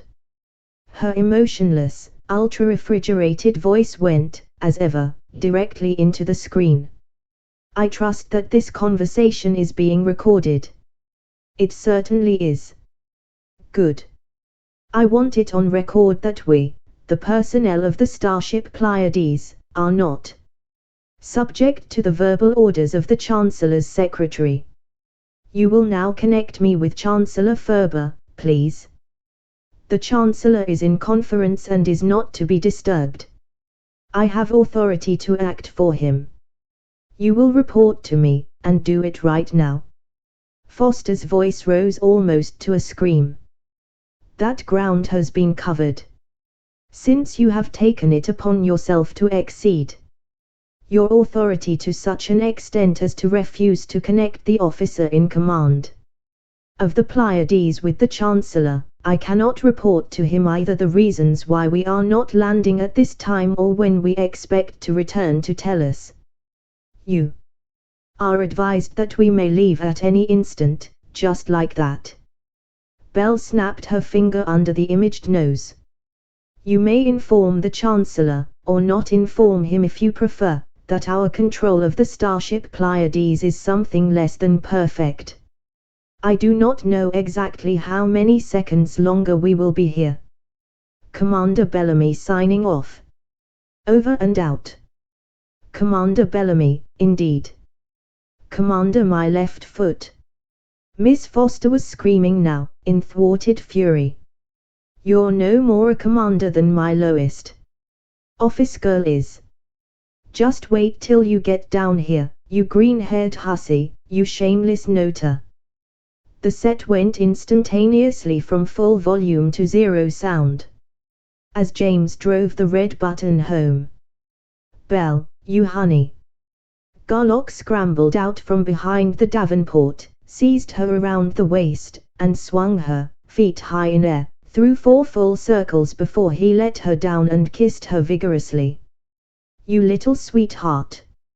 You're the first living human being ever to really pull Foster's cork. What a goat getting. James applauded. That will go down in history as the star-spangled act of the century. Belle was, however, unusually diffident. I stuck my neck out a mile, worse, Keys. I'm sorry, Key. I had to have some weight to throw around, and I had only a second to think, and that was the first thing I thought of, and after half a minute she made me so damn mad that I went entirely too far. Just far enough. That was a perfect job. But she'll never forget that, and she'll crucify you, as well as me, when we land. She knows I'm not a commander. She just thinks you ain't. The official log will show, though, that after only 1 day out I discovered that we should all be officers, 1 captain and 3 commanders, with pay and perquisites of rank. I'll think up good and sufficient reasons for it between now and when I make up the log. But you can't. Or can you, really? Well, nobody told me I couldn't, so I assumed the right. Besides, you didn't tell her commander of what, so I'll make it stick, too, see if I don't. Or else I'll tear 2 or 3 offices apart finding out why I can't. You can be sure of that. All that may not be necessary, Lola said. That tape will never be heard. I'll bet she's erased it already. Perhaps, but ours isn't going to be erased, it will be heard exactly where it will do the most good. I'm awfully glad you don't think we're on the hook. All that's left, then, is that second-in-command business. Both of you know, of course, that was just window dressing. You were telling the truth and didn't know it, James said, cheerfully. You have actually been second-in-command ever since the drive tests. I haven't, and I won't. Surely you don't think I'm enough of a heel, Jim, to step on your toes like that? Nothing like that involved. You tell her, Key. Gunther ability is what counts. You're a prime, Jim's an operator, so, now that we can handle the heap, you'll have to be second-in-command whether you like it or not. Any time you can out-Gunther me, we'll trade places. And you won't have to take the job away from me, I'll give it to you. But, no hard feelings, Jim. No reservations. Screens down.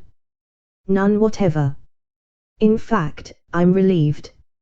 I'm Gunther'd for this board here, for that one I'm not. Come in and look, and shake on it.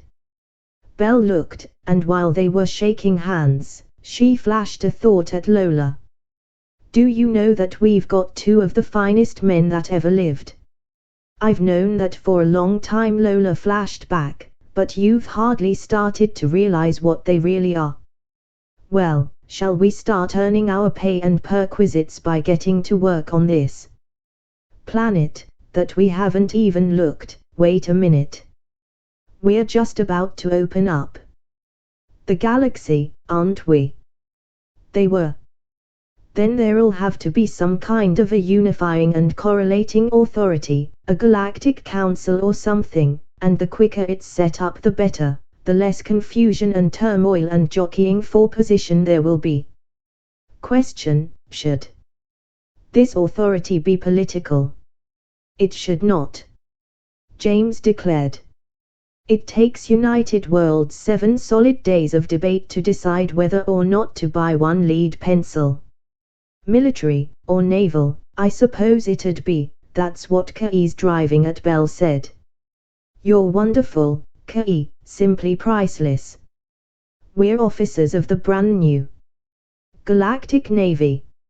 Subject to civilian control, of course, but the civilians will be the United Galaxian Societies of the Galaxy, and nobody else. Beautiful, Key.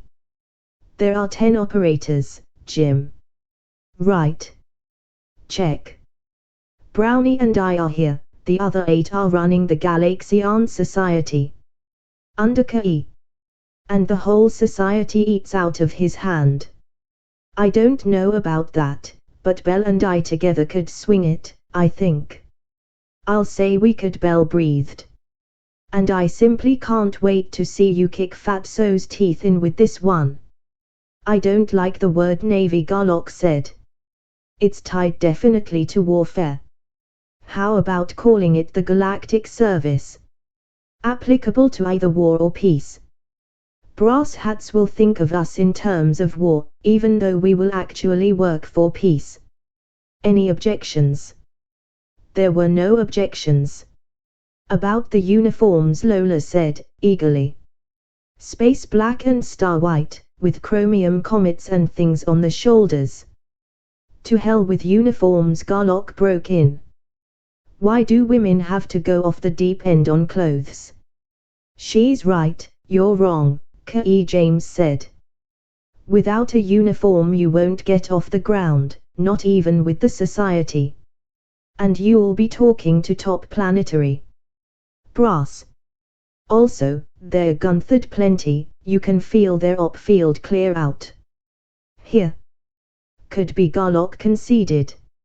Okay, you girls dope it out to suit yourselves.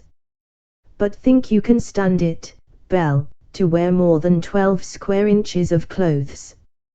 Wait till you see it, chum. I've been designing a uniform for myself for positively years. I can't wait. And you're a captain, of course. Ha. You can't have two cap. Oh, I see. Primes. I appreciate that, K.E. Thanks. Hold on, both of you, James said. You haven't thought this through far enough. Suppose we meet forces already organized. Better start high than low. You've got to be top admiral, K.E. Rocket oil. Suppose we don't find anything at all. You're right, Jim Bell said. K.E., you talk like a man with a paper nose. It's you who's been yowling for 2 solid years about being ready for anything. We've got to do just that. Correction accepted. Brief me. Ranks should be different from those of United Worlds. They should be descriptive, but impressive. Tops could be Galactic Admiral. That's you. Vice Galactic Admiral, me. Galactic Vice Admiral would be better, Lola said. Accepted. Those two we'll make stick come hell or space warps. Right. Garlock did not reply immediately. Up to either one of 2 points, he agreed, finally. What points? War, or being outgunthed. Top Gunther takes top place, man, woman, bird, beast, fish, or bug-eyed monster. Oh. Bell was staggered for a moment. No war, of course. As to the other, I hadn't thought of that. There are a lot of things none of us has thought of, but as amended I'll buy it. Then several regional admirals, each with his regional vice admiral. Then system admirals and vices, and world or planetary, naming the planet, No, admirals and vices. Let the various Galaxian societies take over from there down. How do you like them potatoes, Buster? Nice. And formal address, intra-ship, will be Mr. and Miss Jim and Brownie. They liked it. Where do we fit in? James asked. Pick your own spots, Garlock said. If we stick to the solar system we aren't so apt to get bumped by primes. So make me solar system admiral and Brownie my vice. Okay. How long will it take you, Bell, to materialize those uniforms? 15 seconds longer than it takes the converter to scan us. Lola's color scheme is right, and I've got everything else down to the last curlicue of chrome. Let's go. They went, and came back into the main in uniform. Bell had really done a job. That of the men, while something on the spectacular side, was more or less conventional, with stiff-visored, screened, heavily chromed caps, but the women's slippers, overseas caps, shorts and jackets, but what jackets? Well, Garlock said, after examining the two girls speechlessly for a good half-minute. It doesn't look exactly like a spray-on job, but if you ever take a deep breath it'll split from here to there. Fly off, leave you naked as a jaybird. Oh, no. The fabric stretches a little. See? Nothing like a sweater, but a similar effect, perhaps a bit more so. Quite a bit more so, I'd say. However, since operators and primes are automatically stacked like tenic towers, I don't suppose your recruits will be unduly perturbed at, or will squawk too much about, overexposure. Are we finally ready to go down and get to work? I am, James said. How do you want to handle it? Run a search pattern. Bell and I will center their op field and check on ops and primes. You two probe at will. Around and around the planet, in brief bursts of completely incomprehensible speed, the huge ship darted, the biggest, solidest, yet most elusive and fantastic flying saucer ever to visit that world. The tremendous oceans and 6 great continents were traversed, the ice caps, the frigid, the temperate, and the torrid zones. Wherever she went, powerful and efficient radar scanned and tracked her. Wherever she went, excitement seethed. Beta Centauri 5, Garlock reported, after a few minutes. Margonia, they call it. Biggest continent and nation named Nargoda. Capital city Margan. Margan base on coast nearby. Lots of Gunther firsts. All the real Gunther, though, is clear across the continent. They're building a starship. 14 ops and 2 primes, man and woman. Der Guy Delcamp's a big bruiser, with a god-awful lot of stuff. Ugly as hell, though. He's a bossy type. I'm amazed James played it straight. I thought all male primes would be just like you. Timorous Timmies. Ha. Oh.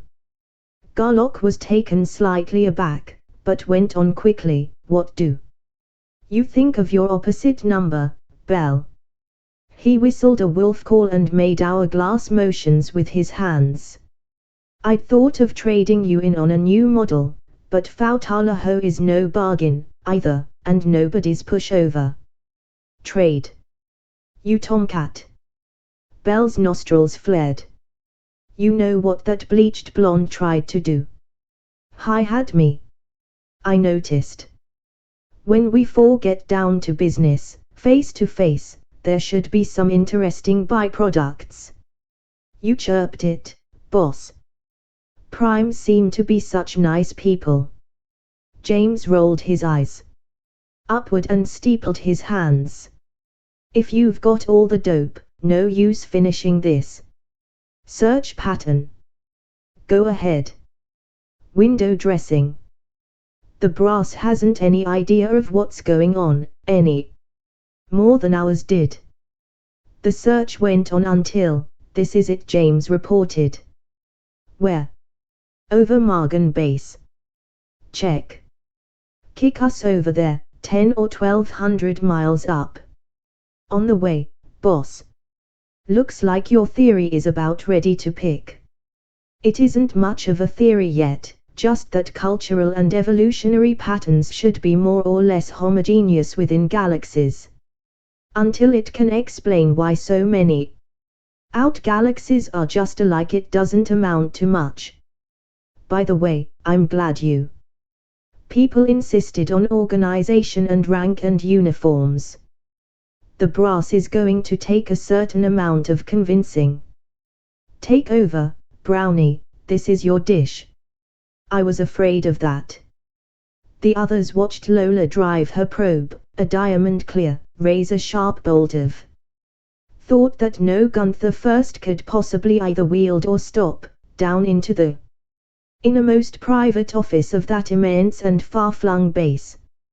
Through Lola's inner eyes they saw a tall, trim, handsome, 50-ish man in a resplendent uniform of purple and gold. They watched her brush aside that officer's hard-held mental block.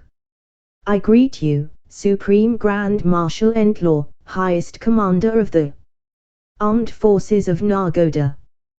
This is the starship Pleiades, of System Sol, planet Tellus. I am Sol System Vice Admiral Lola Montandan. I have with me as guests 3 of my superior officers of the Galactic Service, including the Galactic Admiral himself. We are making a goodwill tour of the Tellus type planets of this region of space. I request permission to land and information as to your landing conventions. The landing pad, bottom, of the Pleiades is flat, 60 feet wide by 120 feet long. Area loading is approximately 8 tons per square foot. Solid, dry ground is perfectly satisfactory. While we land vertically, with little or no shock impact, I prefer not to risk damaging your pavement." They all felt the marshal's thoughts race. Starship Tellus, Sol, that insignificant type G dwarf. Interstellar travel a commonplace. A ship that size and weight, an organized, uniformed, functioning galaxy-wide navy, and they don't want to damage my pavement. My God. Good going, Brownie. Kiss her for me, Jim. Garlock flashed the thought. Entlaw, realizing that his every thought was being read, pulled himself together. "I admit that I was shocked, Admiral Montandan. But landing, really, I have nothing to do with landings. They are handled by—" "I realize that, sir, but you realize that no underling could possibly authorize my landing. That is why I always start at the top. Besides, I do not like to waste time on officers of much lower rank than my own," and Lola allowed a strong tinge of good humor to creep into her thought. "The bigger they are, the less apt they are to pass the well-known buck.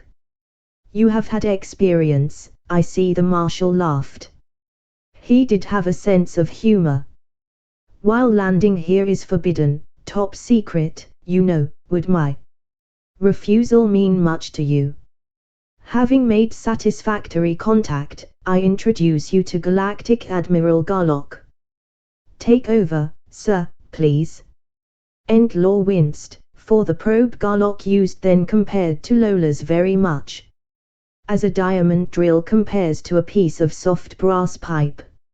"It would mean everything to us," Garlock assured him.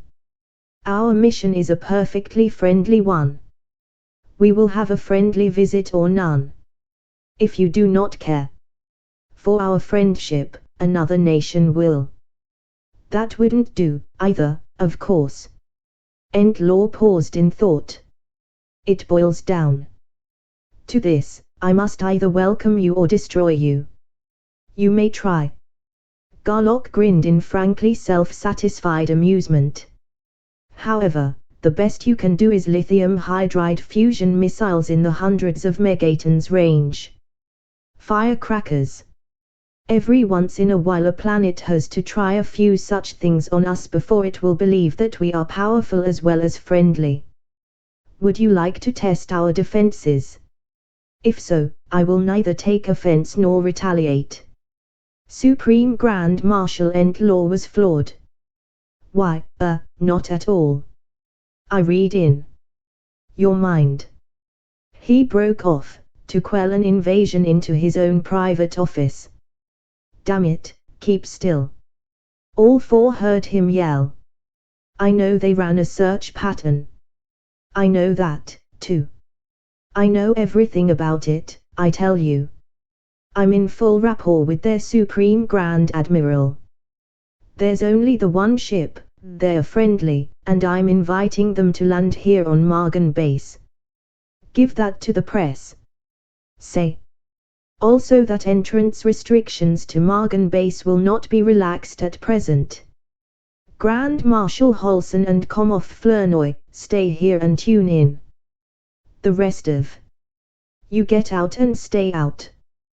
Throw all reports about any alien vessel or flying saucer or what have you into the wastebasket.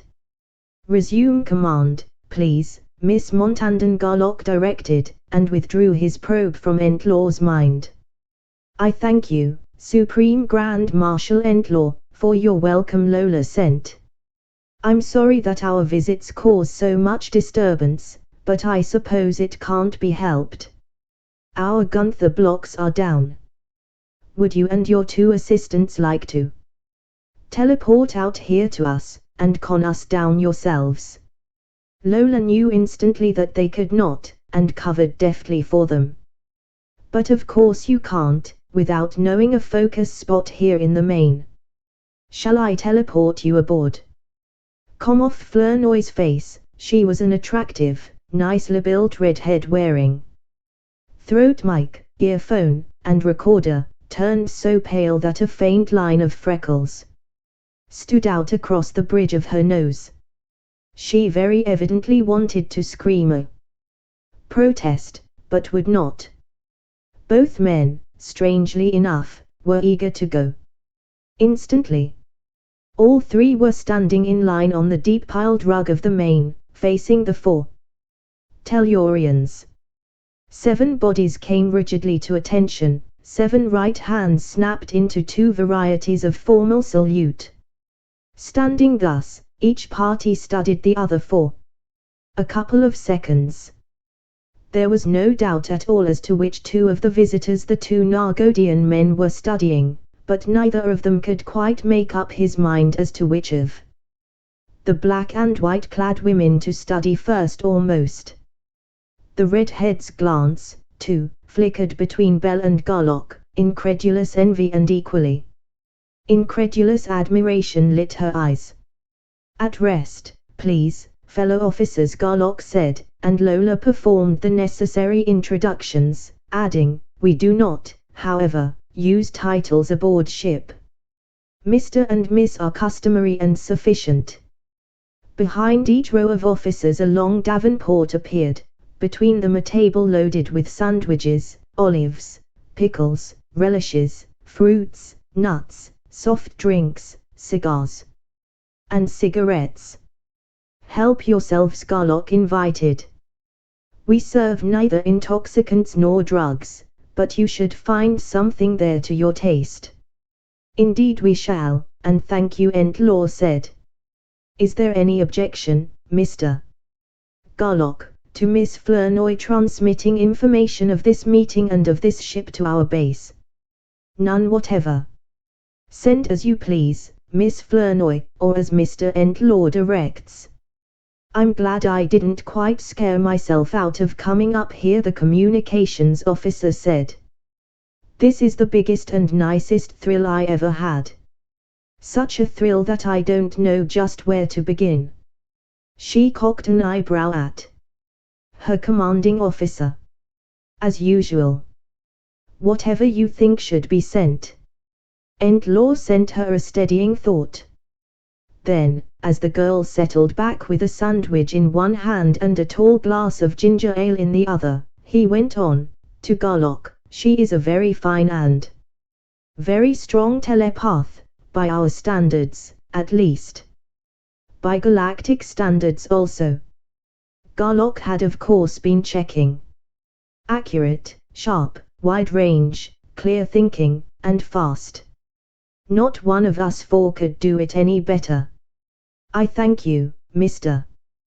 Garlock, the girl said, with a blush of pleasure, and with scarcely a perceptible pause in her work. A tour of the ship followed, and as it progressed, the more confused and dismayed the 2 Nargodian commanders became. But no crew at all. Holson demanded incredulously. How can a thing like this possibly work? It's fully Gunthed, Lola explained. It works itself. That is, almost all the time. Whenever we land on any planet for the first time, one of us has to control it. Or for any other special job not in its memory banks. When you're ready for us to land, I'll show you. It's my turn to work. Miss Flournoy, have they cleared the air over Pylon 6? Yes, sir. Clearance came through 5 minutes ago. They are holding it clear for us.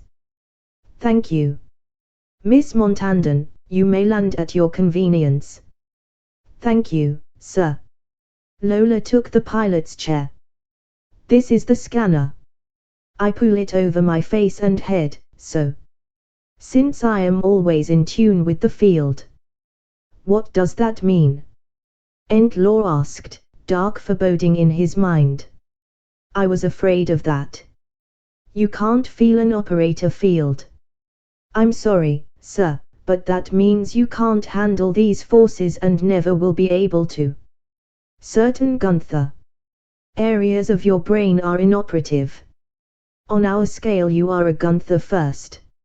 On ours, I'm an Esper 10, the highest rating in the world, except for a few theoretical crackpots who. Excuse me, please, I shouldn't have said that, in view of what I see happening here. No offense taken, sir. Those who developed the Gunther drive were crackpots. Until they got the first starship out into space. But with this scanner on, I think of where I want to look and I can see it. I then think the ship a few miles sidewise. So, and we are now directly over your Pylon 6. I'm starting down, but I won't go into free fall. Apparent weight grew less and less, until, this is about enough for you, Miss Flournoy. Just the Comoff agreed, with a gulp. 1 pound less and I'm afraid I'll upchuck that lovely lunch I just ate. We're going fast enough now. Everyone sitting down. Brace yourselves, please. You'll be about 50% overweight for a while. As bodies settled deeper into cushions, Entlaw sent Garlock a thought. We three weigh about 500 pounds. You lifted us, instantaneously or nearly so. But I'll pass the question of acceleration for the moment, 1100 miles. Straight up. How did you repeal the law of conservation? We didn't. We have fusion engines of 20 million horsepower. Our operator field, which has a radius of 15,000 miles and is charged to an electrogravitic potential of 100,000 gunts, stores energy. Its action is not exactly like that of an electrical condenser or of a storage battery, but is more or less analogous to both. Thus, the energy required to lift you three came from the field, but the amount was so small that it did not lower the potential of the field by any measurable amount. Setting this ship down, call it 60,000 tons for 1,000 miles at 1 gravity, will increase the field's potential by approximately 1/10 of 1 gunt. Have you studied paraphysics? No. It wasn't practical, eh? Garlock smiled. Then I can't make even a stab at explaining instantaneous translation to you. I'll just say that there is no acceleration involved, no time lapse. There is no violation of the law of conservation since departure and arrival points are a key Guntherial. But what I am really interested in is that small group of high espers you mentioned. Yes, I inferred that from Miss Montandon's comments. Entlaw fell silent and Garlock watched his somber thoughts picture Margan Base and his nation's capital being attacked and destroyed by a fleet of invincible and invulnerable starships like this Pleiades. You are wrong, Sir, Garlock put in, quietly. The Galactic Service has not had, does not and will not have, anything to do with intraplanetary affairs. We have no connection with, and no responsibility to, any world or any group of worlds.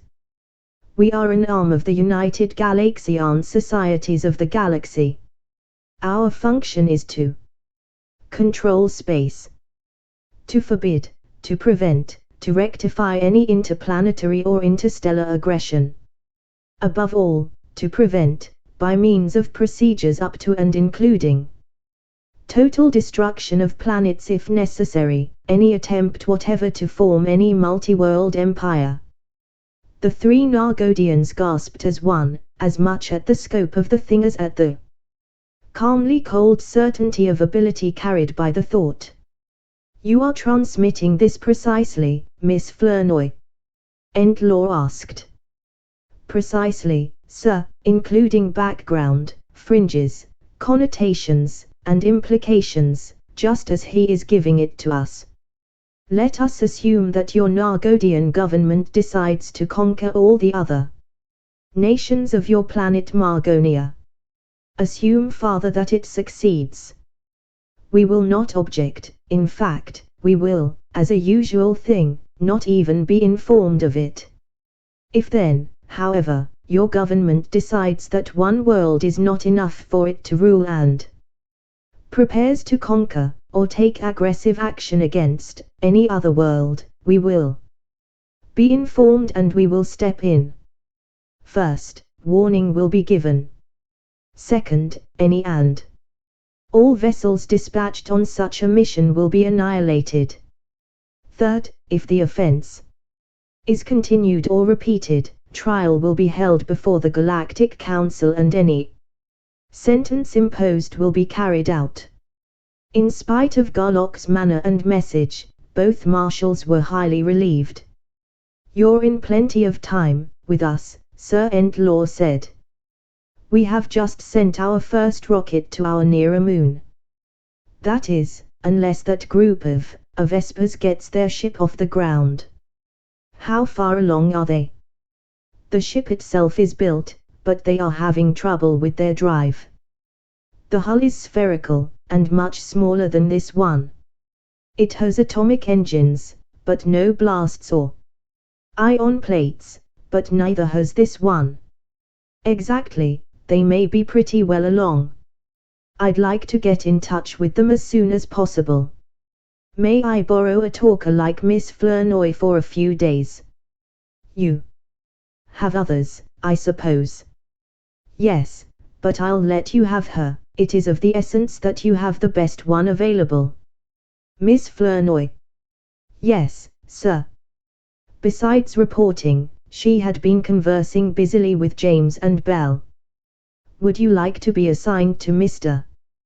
Garlock for the duration of his stay on Margonia? Oh, yes, sir, she replied, excitedly. You are so assigned. Take orders from him or from any designate as though I myself were issuing them. Thank you, sir, but what limits? And do I transmit to and forward / or record for you? Sir. No limit. These 4 Galaxians are hereby granted nationwide top clearance. Transmit as usual whatever is permitted. Full reporting is not only permitted, but urged, Garlock said. There is nothing secret about our mission. As the Pleiades landed, if you will give us your focus spot, Mr. Entlaw, we can all port to your office and save calling staff cars. And cause a revolution. Entlaw laughed. Apparently you haven't been checking outside. Afraid I haven't. I've been thinking. Take a look. I got orders from the cabinet to put guards wherever people absolutely must not go, and open everything else to the public. I hope there are enough guards to keep a lane open for us, but I wouldn't bet on it. Garlock was very glad that the military men's stiff formality had disappeared. You Galaxians took this whole planet by storm while you were still above the stratosphere. There is no need to go into detail concerning the reception and celebration. On Earth, one inauguration of a president and one coronation of a monarch were each almost as well covered by broadcasters, if not as turbulently and enthusiastically prolonged. From the Pleiades they went to the administration building, where an informal reception was held. Thence to the Capitol, where the reception was very formal indeed.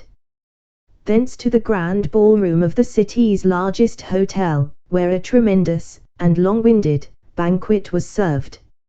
At Garlock's request, all 16 members of the Crackpot Group, the most active members of the Deep Space Club, had been invited to the banquet. And even though Garlock was a very busy man, his talker tuned into each one of the 16, tuned them all to the Galactic Admiral, and in odd moments a great deal of business was done. After being told most of the story, in tight-beamed thoughts that come off Flournoy could not receive, the whole group was wildly enthusiastic. They would change the name of their club forthwith to the Galaxian Society of Margonia. They laid plans for a worldwide organization which would have tremendous prestige and tremendous income. They already had a field, Garlock knew about their ship, they wanted the Pleiades to move over to it as soon as possible. Yes, Garlock thought he could do it the following day, if not, as soon as he could. The Pleiades had landed at 10 o'clock in the forenoon, local time. The banquet did not come to an end until long after midnight. Throughout all this time the four Galaxians carried on, without a slip, the act that all this was, to them, old stuff. It was just a little before daylight when they returned, exhausted, to the ship. Commoff Flournoy went with them. She was still agog at the wonder of it all as Belle and Brownie showed her to her quarters. In an unparalleled blast of Gunther power the primes of many worlds head toward the meeting on Tellus. Chapter 7. Since everyone, including the ebullient Commoff, slept late the following morning, they all had brunch instead of breakfast and lunch. All during the meal, Garlock was preoccupied and stern.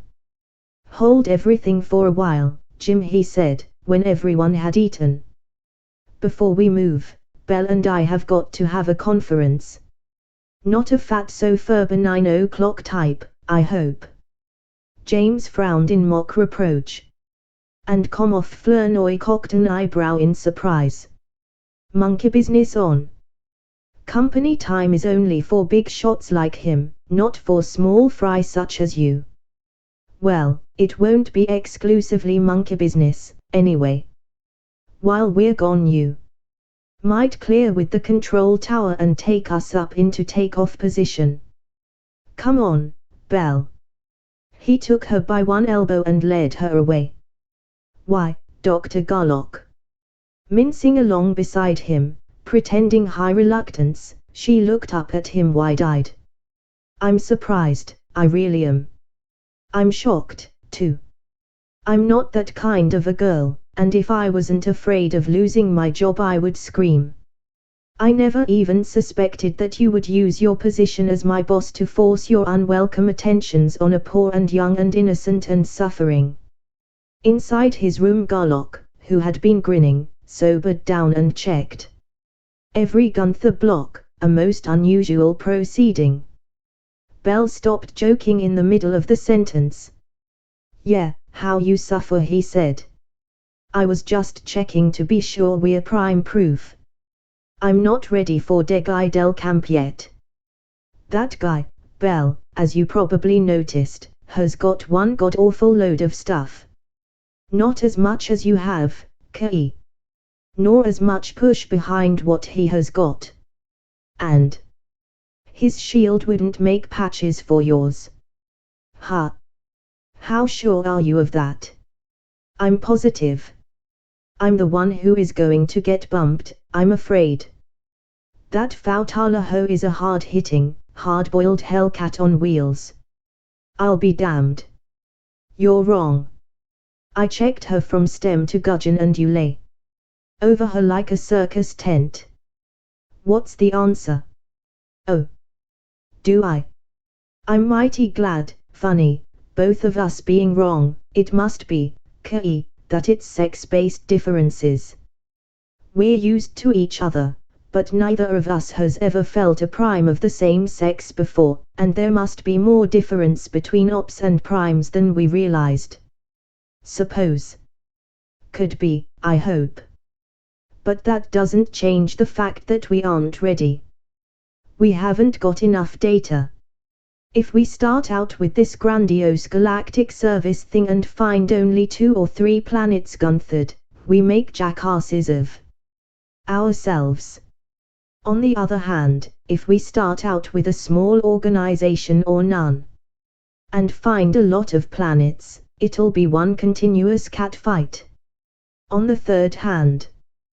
3 hands, What are you, an octopussy or an arpalone? Keep your beautiful trap shut a minute. On the third hand, we've got to start somewhere. Any ideas? I never thought of it that way. I see. She thought for a minute, then went on, we'll have to start without starting, then. Quite a trick. But how about this? Suppose we take a fast tour, with you and I taking quick peeks. Without the peekies ever knowing we've been peeking. That's using the brain, Belle. Let's go. Then, out in the main, Jim, we want to hit a few high spots, as far out as you can reach without losing orientation. Beta. Centauri here is pretty bright. Rigel and Canopus are real lanterns. With those 3 as a grid, you could reach 1500 or 2000 light years, couldn't you? More than that. That many parsecs, at least. Good. Belle and I want to make a fast, random sampling check of primes and ops around here.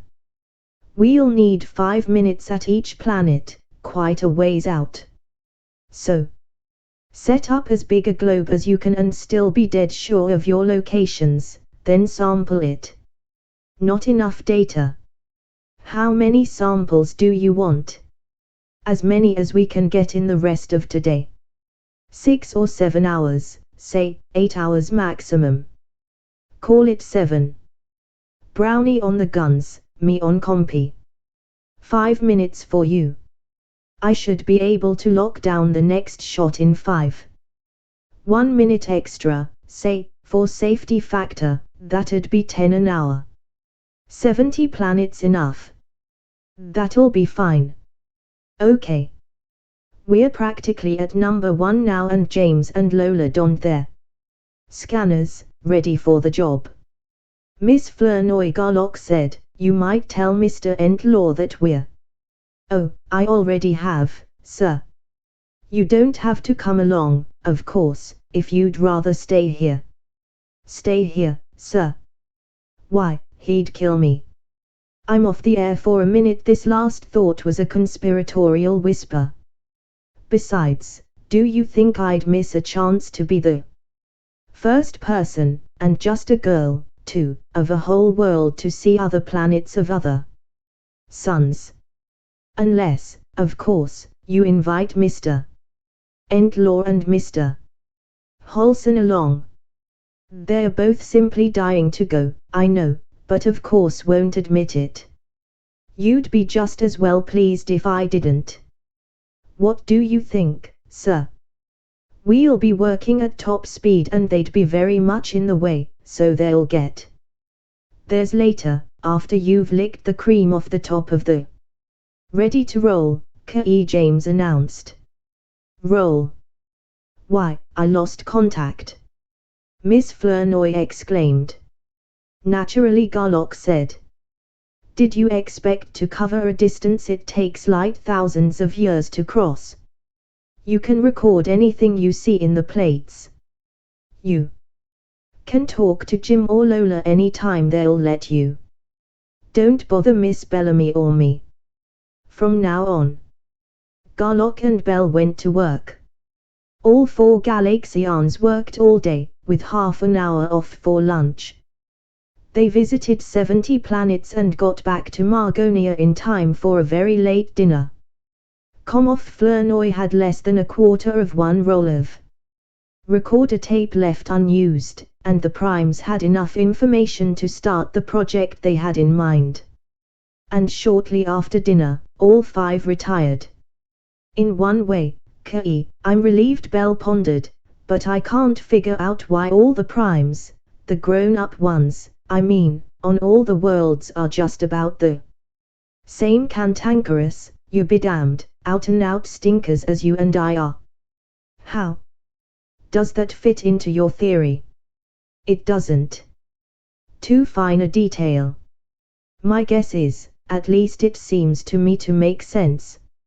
It's because we haven't had any competition strong enough to smack us down and make Christians out of us. I don't know what a psychologist would say. And I know exactly what you'd think of whatever he did say, so you don't need to tell me. Belle laughed and presented her lips to be kissed. Good night, Kay. Good night, Ace. And the next morning, early, Garlock and Bell teleported themselves, by arrangement and appointment, of course, across almost the full width of a nation and into the private office in which Degai Delcamp and Fautalaho awaited them.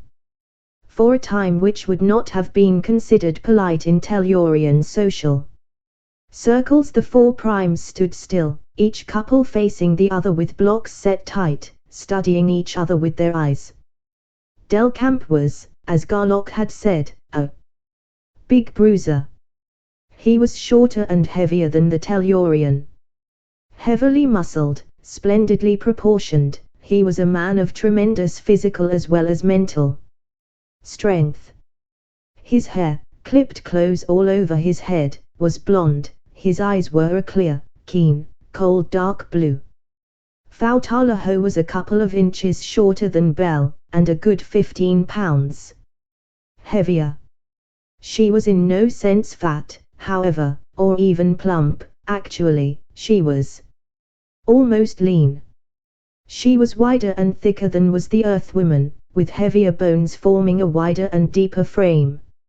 She, too, was beautifully, yes, spectacularly, built. Her hair, fully as thick as Bell's own and worn in a free falling bob 3 or 4 inches longer than Bell's, was bleached almost white. Her eyes were not really speckled, nor really mottled, but were regularly patterned in lighter and darker shades of hazel. She was, Garlock decided, a really remarkable hunk of woman. Both Nargodians wore sandals without either socks or stockings. Both were dressed, insofar as they were dressed at all, in yellow. Fow's single garment was of a thin, closely knitted fabric, elastic and sleek. Above the waist it was neckless, backless, and almost frontless. Below, it was a very short, very tight and clinging skirt. Delcamp wore a sleeveless jersey and a pair of almost legless shorts. Garlock lowered his shield enough to send and to receive a thin layer of superficial thought. Delcamp did the same. So far, I like what I see, Garlock said then. We are well ahead of you, hence I can help you a lot if you want me to and if you want to be friendly about it. If you don't, on either count, we leave now. Fair enough. Fair enough. I, too, like what I have seen so far. We need help, and I appreciate your offer. Thanks, immensely. I can promise full cooperation and friendship for myself and for most of our group, and I assure you that I can and will handle any non-cooperation that may come up. Nicely put, Degai. Garlock smiled broadly and let his guard down to a comfortable leaping level. I was going to bring that up. The faster it's cleared, the better. Belle and I are paired. Someday, unless we kill each other first, we may marry. However, I'm no bargain and she's 1/3 wildcat, 1/3 vixen, and 1/3 cobra. How do you two stand? You took the thought right out of my own mind. Your custom of pairing is not what you call urbane on this world. Nevertheless, Fao and I are paired. We had to. No one else has ever interested either of us, no one else ever will. We should not fight, but we do, furiously. But no matter how vigorously we fly apart, we inevitably fly together again just as fast. No one understands it, but you two are pretty much the same. Check. Just one more condition, then, and we can pull those women of ours apart. Belle and Fao were still staring at each other, both still sealed tight. The first time Fao Talaho starts throwing her weight at me, I'm not going to wait for you to take care of her, I'm going to give her the surprise of her life. It'd tickle me silly if it could be done. Del Camp smiled and was perfectly frank. But the man doesn't live that can do it. How would you go about trying it? Set your block solid. Del Camp did so, and through that block, the supposedly impenetrable shield of a prime operator, Garlock insinuated a probe. He did not crack the screen or break it down by force, he neutralized and counterphased, painlessly and almost imperceptibly, its every component and layer. Like this, Garlock said, in the depths of the Margonian's mind. My God! You can do that. If I tell her, this deep, to play ball or else, do you think she'd need 2 treatments? She certainly oughtn't to. This makes you Galactic Admiral, no question. I'd thought, of course, of trying you out for Top Gunther, but this settles that. We will support you, sir, wholeheartedly, and my heartfelt thanks for coming here. I have your permission, then, to give Fao a little discipline when she starts rocking the boat. I wish you would, sir. I'm not too easy to get along with, I admit, but I've tried to meet her a lot more than halfway. She's just too damned cocky for anybody's good. Check. I wish somebody would come along who could knock hell out of Belle.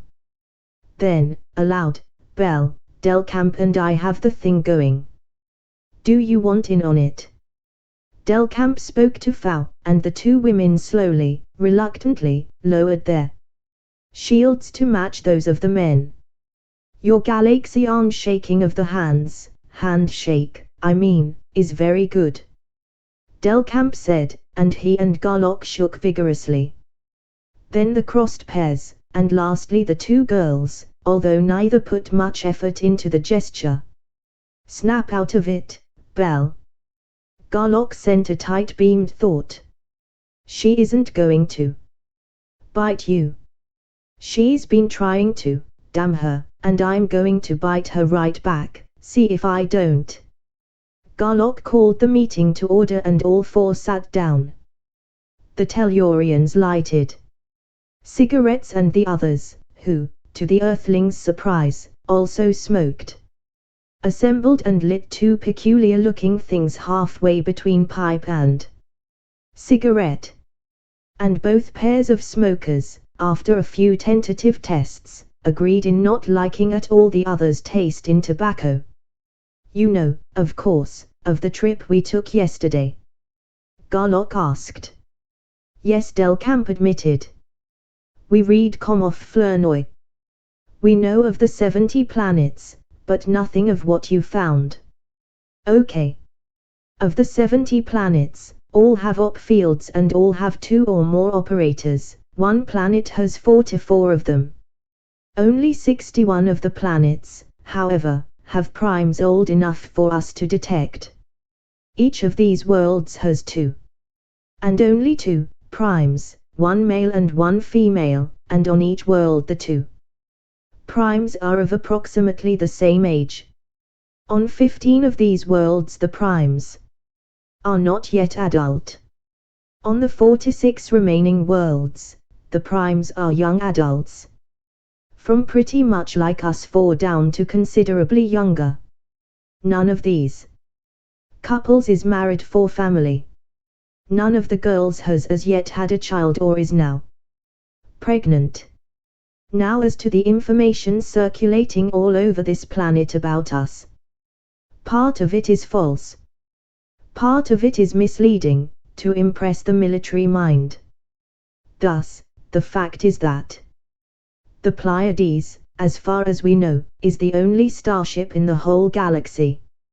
Also, the information is very incomplete, especially as to the all-important fact that we were lost in space for some time before we discovered that the only possible controller of the Gunther drive is the human mind. What? And argument raged until Garlock stopped it by declaring that he would prove it in the Margonian's own ship. Then Garlock and Bell together went on to explain and to describe, not even hinting, of course, that they had ever been outside the galaxy or had even thought of trying to do so, their concept of what the Galaxian societies of the galaxy would and should do, or what the Galaxian service could, should, and would become, the service to which they both intended to devote their lives. It wasn't even in existence yet, of course. Fao and Degai were the only other primes they had ever talked to in their lives. That was why they were so eager to help the Margonians get their ship built. The more starships there were at work, the faster the service would grow into a really tremendous. Fao's getting ready to blow her top Delcamp flashed Garlock a tight-beamed thought. If I were doing it I'd have to start right now. I'll let her work up a full head of steam, then smack her bow-legged. Cheers, brother. I hope you can handle her organization. Then, when enough ships were working and enough Galaxian societies were rolling, there would be the regional organizations and the Galactic Council. So, on a one-planet basis and right out of your own little fathead, Fao sneered. You have set yourself up as Grand High Chief Mogul, and all the rest of us are to crawl up to you on our bellies and kiss your feet. If that's the way you want to express it, yes. However, I don't know how long I personally will be in the pilot's bucket. As I told you, I will enforce the basic tenet that Top Gunther is top boss, man, woman, snake, fish, or monster. Top Gunther be damned. Fao blazed. I don't and won't take orders from any man, in hell or in heaven or on this earth or on any planet of any. Fao. Delcamp exclaimed, please keep still. Please? Let her rave, Garlock said, coldly. This is just a 3-year-old baby's tantrum. If she keeps it up, I'll give her the damnedest jolt she ever got in all her spoiled life. Bell whistled sharply to call Fao's attention, then tight-beamed a thought. If you've got any part of a brain, slick chick, you'd better start using it. The boyfriend not only plays rough, but he doesn't bluff. To hell with all that. Fao rushed on. We don't have anything to do with your organization, go on back home or anywhere else you want to. We'll finish our own ship and build our own organization and run it to suit ourselves. That's enough of that. Garlock penetrated her shield as easily as he had the man's, and held her in lock. You are not going to wreck this project. You will start behaving yourself right now, or I'll spread your mind wide open for Belle and Degui to look at and see exactly what kind of a half-baked jerk you are. If that doesn't work, I'll put you into a Gunther-blocked cell aboard the Pleiades and keep you there until the ship is finished and we leave Margonia. How do you want it? Fao was shocked, as she had never been shocked before. At first she tried viciously to fight, but, finding that useless against the appalling power of the mind holding hers, she stopped struggling and began really to think. That's better. You've got what it takes to think with. Go ahead and do it. And Fao Talaho did have it. Plenty of it. She learned. I'll be good, she said, finally. Honestly. I'm ashamed, really, but after I got started I couldn't stop. But I can now, I'm sure. I'm sure you can, too. I know exactly how it is.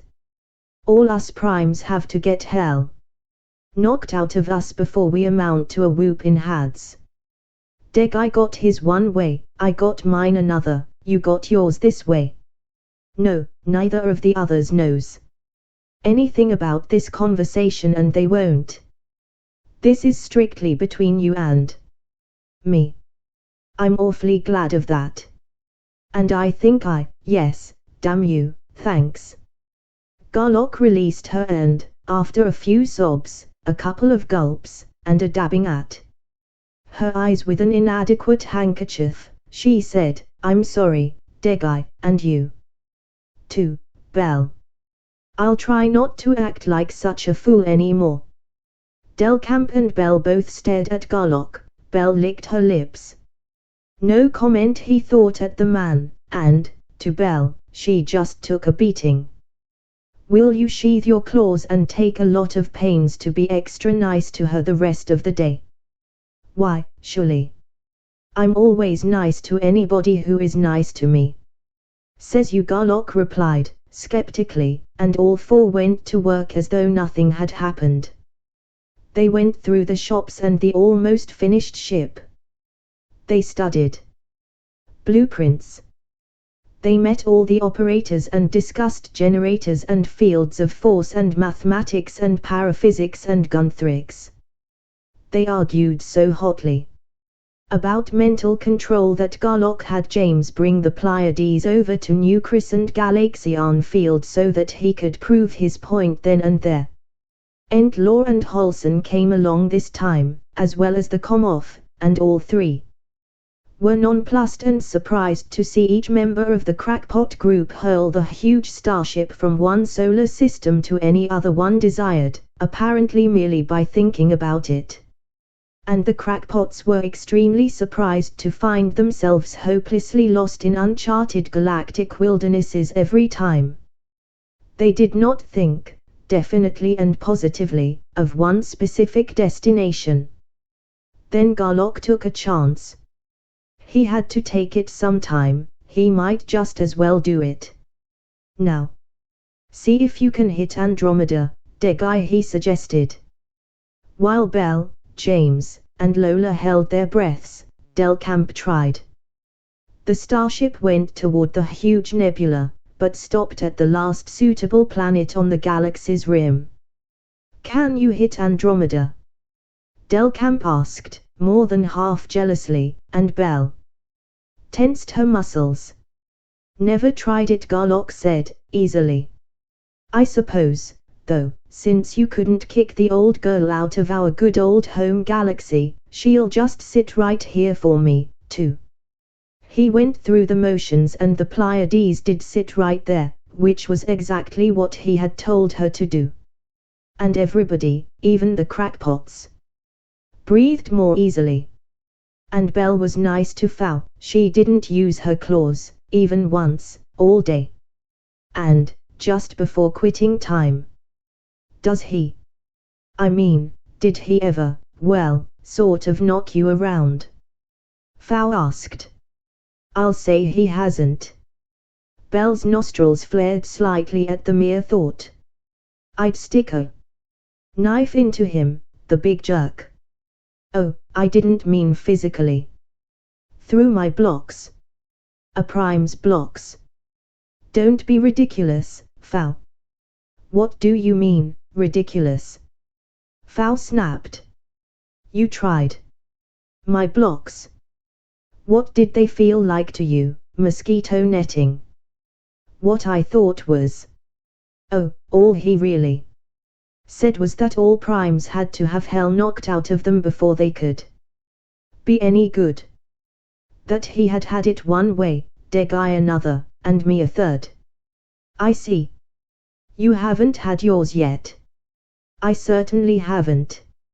And if he ever tries it, I'll. Oh, he won't. He couldn't, very well, because after you're married, it would. Did the big lug tell you I was going to marry him? Of course not. No fringes, even. But who else are you going to marry? If the whole universe was clear full of the finest men imaginable, pure dreamboats. No less, can you even conceive of you marrying any one of them except him? I'm not going to marry anybody. Ever. No. You, with your prime's mind and your prime's body, not have any children. And you tell me not to be ridiculous. That stopped Belle cold, but she wouldn't admit it. Instead, I don't get it. What did he do to you, anyway? Fao's block set itself so tight that it took her a full minute to soften it down enough for even the thinnest thought to get through. That's something nobody will ever know. But anyway, unless you find another prime as strong as Kei is, and I don't really think there are any, do you? Of course there aren't. There's only one of his class, anywhere. He's it, Belle said, with profound conviction. That makes it tough for you. You'll have the toughest job imaginable. The very toughest. I know. Ha.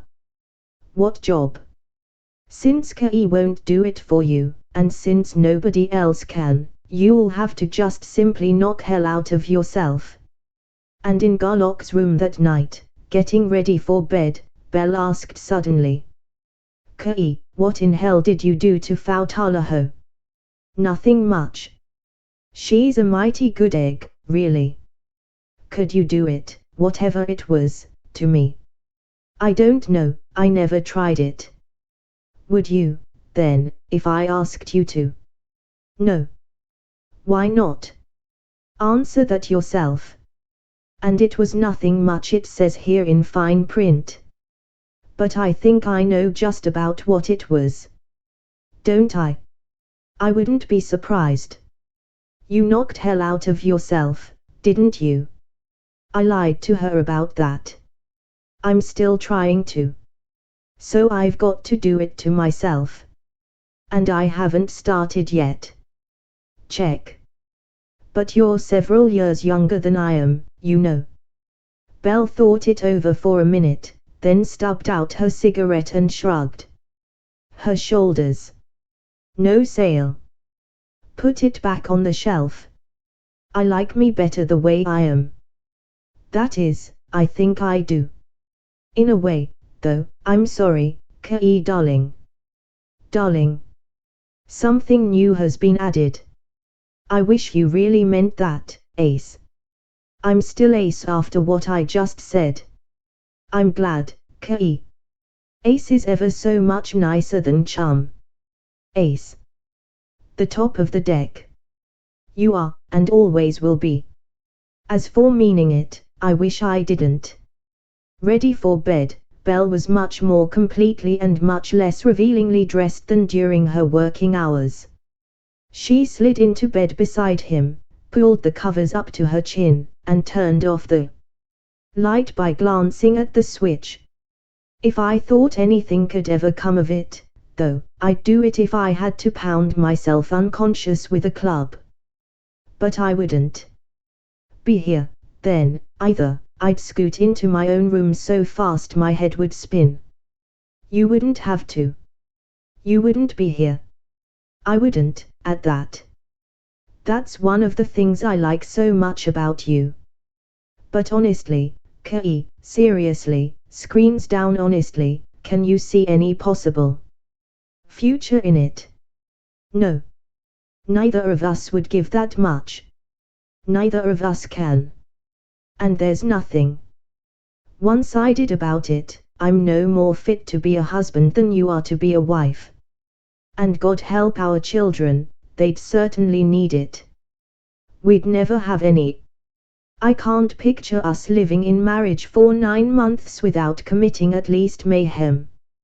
Why, in just the little time we've been paired, how many times have you thrown me out of this very room, with the fervent hope that I'd drown in deep space before you ever saw me again?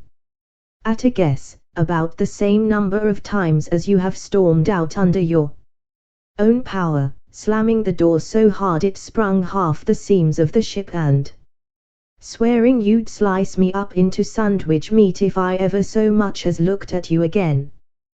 That's what I mean. But how come we got off on this subject, I wonder? Because when we aren't fighting, like now, it's purely wonderful. So I'll say it again. Good night, Kei, darling. Good night, Ace. In the dark his lips sought hers and found them. The fervor of her kiss was not only much more intense than any he had ever felt before. It was much, very much more intense than Belle Bellamy had either wanted it or intended it to be. Next morning, at the workman's hour of 8 o'clock, the 4 Tellurians appeared in the office of Margonia's Galaxian Field. The first thing to do, Degai, is to go over in detail your blueprints for the generators and the drive, Garlock said. I suppose so. The funny pictures, eh? Delcamp had learned much, the previous day. His own performance with the Pleiades had humbled him markedly. By no means, my friend, Garlock said, cheerfully. While your stuff isn't exactly like ours, it couldn't be, hardly. The field is so big and so new, that alone is no reason for it not to work. James can tell you. He's the solar system's top engineer. What do you think, Jim? What I saw in the ship yesterday will work. What few of the prints I saw yesterday will fabricate, and the fabrications will work. The main trouble with this project, it seems to me, is that nobody's building the ship. What do you mean by that, Crack? Foul blazed. Just that. You're a bunch of prima donnas, each doing exactly as he pleases. So, some of the stuff is getting done 3 or 4 times, in 3 or 4 different ways, while a lot of it isn't getting done at all. Such as? Delcamp demanded, and well, if you don't like the way we are doing things you can. Fowl began. Just a minute, everybody. Lola came in, with a disarming grin. How much of that is hindsight, Jim? You've built one, you know, and from all accounts, progress wasn't nearly as smooth as your story can be taken to indicate. You've got a point there, Lola, Garlock agreed. We slid back 2 steps for every 3 we took forward. Well, maybe, James admitted. So why don't you, Fowl and Degai, put Jim in charge of construction? Fowl threw back her silvery head and glared, but Delcamp jumped at the chance. Would you, Jim? Sure, unless Miss Talaho objects. She won't. Delcamp's eyes locked with Fowl's, and Fowl kept still. Thanks immensely, Jim. And I know what you mean. He went over to a cabinet of wide, flat drawers and brought back a sheaf of drawings. Not blueprints, but original drawings in pencil. Such as this. I haven't even got it designed yet, to say nothing of building it. James began to leaf through the stack of drawings. They were full of erasures, redrawings, and such notations as see sheets 17b, 21o, and 27f. Halfway through the pile he paused, turned backward 3 sheets, and studied for minutes. Then, holding that one sheet by a corner, he went rapidly through the rest of the stack. "This is it," he said then, pulling the one sheet out and spreading it flat. "What we call Unit 8, the heart of the drive." Then, tight-beamed to Garlock. "This is the thing that you designed in toto and that I never could understand any part of. All I did was build it. It must generate those prime fields." Probably, Garlock flashed back. "I didn't understand it any too well myself. How does it look?" "He isn't even close. He's got only half of the constants down, and half of the ones he has got down are wrong. Look at this mess here. I'll take your word for it. I haven't your affinity for blueprints, you know, or your eidetic memory for them. Do you want me to give him the whole works? We'll have to, I think. Or the ship might not work at all." "Could be, but how about intergalactic hops? He couldn't do it with the Pleiades, so he won't be able to with this. Besides, if we change it in any particular he might. You see, I don't know very much more about Unit 8 than you do." "That could be, too." Then, as though just emerging from his concentration on the drawings, James thought at Del Camp and Fow, but on the open, general band. "A good many errors and a lot of blanks, but in general you're on the right track. I can finish up this drawing in a couple of hours, and we can build the unit in a couple of days. With that in place, the rest of the ship will go fast. If Miss Talaho wants me to," he concluded, pointedly. "Oh, I do, Jim, really I do." At long last, stiff-backed Fow softened and bent. She seized both his hands. "If you can, it'd be too wonderful for words." "Okay. One question. Why are you building your ship so small?" "Why, it's plenty big enough for 2," Del Camp said. "For 4, in a pinch." "Why did you make yours so big?" "Your main is big enough almost for a convention hall." "That's what we figured it might have to be, at times," Garlock said. "But that's a very minor point. With yours so nearly ready to flit, no change in size is indicated now. But Bell and I have got to have another conference with the Legal Eagle. So if you and Brownie, Jim, will port whatever you need out of the Pleiades, we'll be on our way. So long, see you in a few days," he added, and the Pleiades vanished, to appear instantaneously high above the stratosphere over what was to become the Galaxian field of Earth. "Got a minute, Jean?" he sent a thought. "For you 2 primes, as many as you like.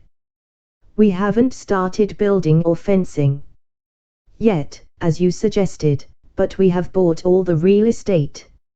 So land the ship anywhere out there and I'll send a jeep out after you." "Thanks, but no jeep. Nobody but you knows that we've really got control of the Pleiades, and I want everybody else to keep on thinking it's strictly for the birds. We'll port into your office whenever you say. I say now." In no time at all the 2 primes were seated in the private office of Eugene Evans, head of the legal department of the newly reincorporated Galaxian Society of Sol, Incorporated. Evans was a tall man, slightly thin, slightly stooped, whose thick trifocals did nothing whatever to hide the keenness of his steel-grey eyes. "The first thing," Jean Garlock said, "is this employment contract thing. Have you figured out a way to break it?" "It can't be broken." The lawyer shook his head. I thought you top bracket legal eagles could break anything, if you really tried. A good many things, yes, especially if they're long and complicated. The standard employment contract, however, is short, explicit, and ironclad. The employer can discharge the employee for any one of a number of offenses, including insubordination, which, as a matter of fact, the employer himself is allowed to define. On the other hand, the employee cannot quit except for some such fantastic reason as the non-tendering, not non-payment, mind you, but non-tendering, of salary. I didn't expect that. It kicks us in the teeth before we get started. Garlock got up, lighted a cigarette, and prowled about the big room. Okay. Jim and I will have to get ourselves fired, then. Fired. Belle snorted. Kei, you talk like a man with a paper nose. Who else could run the project? That is her whole manner changed. He doesn't know I can run it as well as you can, or better, but I could tell him, and maybe you think I wouldn't. You won't have to. Jean, you can start spreading the news that Belle Bellamy is a real, honest-to-God prime operator in every respect. That she knows more about Project Gunther than I do and could run it better. Ferber undoubtedly knows that Belle and I have been at loggerheads ever since we first met. Spread it thick that we're fighting worse than ever. Which, by the way, is the truth. Fighting. Why, you seemed friendly enough. Yeah, we can be friendly for about 15 minutes if we try real hard, as now. The cold fact is, though, that she's just as much 3/4 Hellcat and 1/4 potassium cyanide as she. I like that. Belle stormed. She leaped to her feet, her eyes shooting sparks. All my fault. Why, you self-centered, egotistical, domineering jerk, I could write a book. That's enough, let it go, please. Evans pleaded. He jumped up, took each of the combatants by a shoulder, sat them down into the chairs they had vacated, and resumed his own seat. The demonstration was eminently successful. I will spread the word, through several channels. Chancellor Ferber will get it all, rest assured. And I'll get the job. Belle snapped. And maybe you think I won't take it. Yeah, came Garlock's searing thought. You'd do anything to get it and to keep it. Yeah. I do think. Oh. Belle's body stiffened, her face hardened. I've heard stories, of course, but I couldn't quite, but surely, he can't be that stupid, to think he can buy me like so many pounds of calf liver. He surely is. He does. And it works. That is, if he's ever missed, nobody ever heard of it. But how could a man in such a big job possibly get away with such foul stuff as that? Because all the SSE is interested in is money, and Alonzo P. Ferber is a tremendously able top executive. In the big black and red money books he's always way up in the black, and nobody cares about his conduct. Belle, even though she was already convinced, glanced questioningly at Evans. That's it, Miss Bellamy. That's it, in a precise, if somewhat crude, nutshell. That's that, then. But just how, Kei, if he's as smart as you say he is, do you think you can make him fire you? I don't know, haven't thought about it yet. But I could be pretty insubordinate if I really tried. That's the understatement of the century. I'll devote the imponderable force of the intellect to the problem and check with you later. Now, Jean, about the proposed galactic service, the Council, and so on. What is the reaction? Yours, personally, and others. My personal reaction is immensely favorable. I think it the greatest advance that humanity has ever made. I have been very cautious, of course, in discussing or even mentioning the matter, but the reaction of everyone I have sounded, good men, big men in their respective fields, has been as enthusiastic as my own. Good.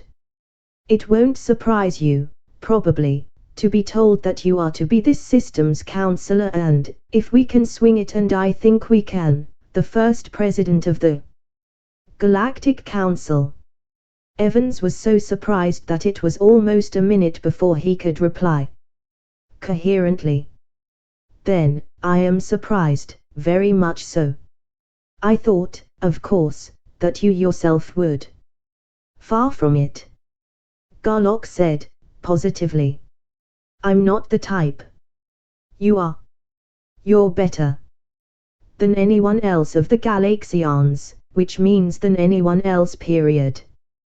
With the possible exception of Lola, and she fits better on our exploration team. Check, Bell. Check. For once, I agree with you without reservation. That's a job we can work at all the rest of our lives, and scarcely start it. True, indubitably true. I appreciate your confidence in me, and if the vote so falls, I will do whatever I can. We know you will, and thank you. How long will it take to organize? A couple of weeks. And is there anything else we have to cover now? A couple of weeks. Evans was shocked. You are naive indeed, young man, to think anything of this magnitude can even be started in such a short time as that. And yes, there are dozens of matters, hundreds, that should be discussed before I can even start to work intelligently. Hence discussions went on and on and on. It was 3 days before Garlock and Bell ported themselves up into the Pleiades and the starship displaced itself instantaneously to Margonia. Meanwhile, on Margonia, James the Ninth went directly to the heart of his job by leading Lola and Fau into Del Camp's office and setting up its Gunther blocks. You said you want me to build your starship. Okay, but I want you both, Fau. Especially, to realize exactly what that means. I know what to do and how to do it. I can handle your operators and get the job done. However, I can't handle either of you, since you both out-Gunther me, and I'm not going to try to. But there can't be 2 bosses on any one job, to say nothing of 3 or 17. So, either I run the job or I don't. If either of you steps in, I step out and don't come back in. And remember that you're not doing us any favors, it's strictly vice versa. Jim. Lola protested. Fau's hackles were very evidently on the rise. Del Camp's face was hardening. Don't be so rough, Jim, please. That's no way to. If you can pretty this up, pet, I'll be glad to have you say it for me. Here's what you have to work on. If I do the job, they'll have their starship in a few weeks. The way they've been going, they won't have it in 25 years. And the only way to get that bunch out there to really work is to tell each one of them to cooperate or else, and enforce the or else. But they'd quit. Del Camp protested. They'll all quit. With suspension or expulsion from the society the consequences. Hardly. James said. But you wouldn't do that, you couldn't. I wouldn't. Of course he wouldn't, Lola put in, soothingly, except as a very last resort. And, even at worst, Jim could build it almost as easily with common labor. You primes don't really have to have any operators at all, You know, but all your operators together would be perfectly helpless without at least one prime. How come, and in what way? Delcamp and Fao demanded together. Oh, didn't you know? After the ship is built and the fields are charged and so on, everything has to be activated, the 101 things that make it so nearly alive, and that is strictly a prime's job. Even Jim can't do it. I see, or, rather, I don't see at all, Fao said, thoughtfully. She was no longer either excited or angry. A few weeks against 25 years, what do you think of his time estimate, Dig my dear? I hadn't thought it would take nearly that long, but this activation thing scares me. Nothing in my theory even hints at any such thing. So, if there's so much I don't know yet, even in theory, it would take a long time. Maybe I'd never get it. Well, anyway, I want our celestial queen done in weeks, not years, Fao said, extending her hand to James and shaking his vigorously. So I promise not to interfere a bit. If I feel any such urge coming on, I'll dash home and lock myself up in a closet until it dies. Fair enough. Since Fao really meant it, that was fair enough. For a whole day James did nothing except study blueprints, going over in detail, and practically memorizing every drawing that had been made. He then went over the ship, studying minutely every part, plate, member, machine and instrument that had been installed. He noted what each man and woman was doing and what they intended to do. He went over material on hand and material on order, paying particular attention to times of delivery. He then sent a few, surprisingly few, telegrams. Finally he called all 14 operators together. He told them exactly what the revised situation was and exactly what he was going to do about it. He invited comments. There was of course a riot of protest, but, in view of what James had said anent suspensions and expulsions from the Galaxian Society, not one of them actually did quit. 4 of them, however, did appeal to Delcamp, considerably to his surprise, to oust the interloper and to put things back where they had been, but they did not get much satisfaction.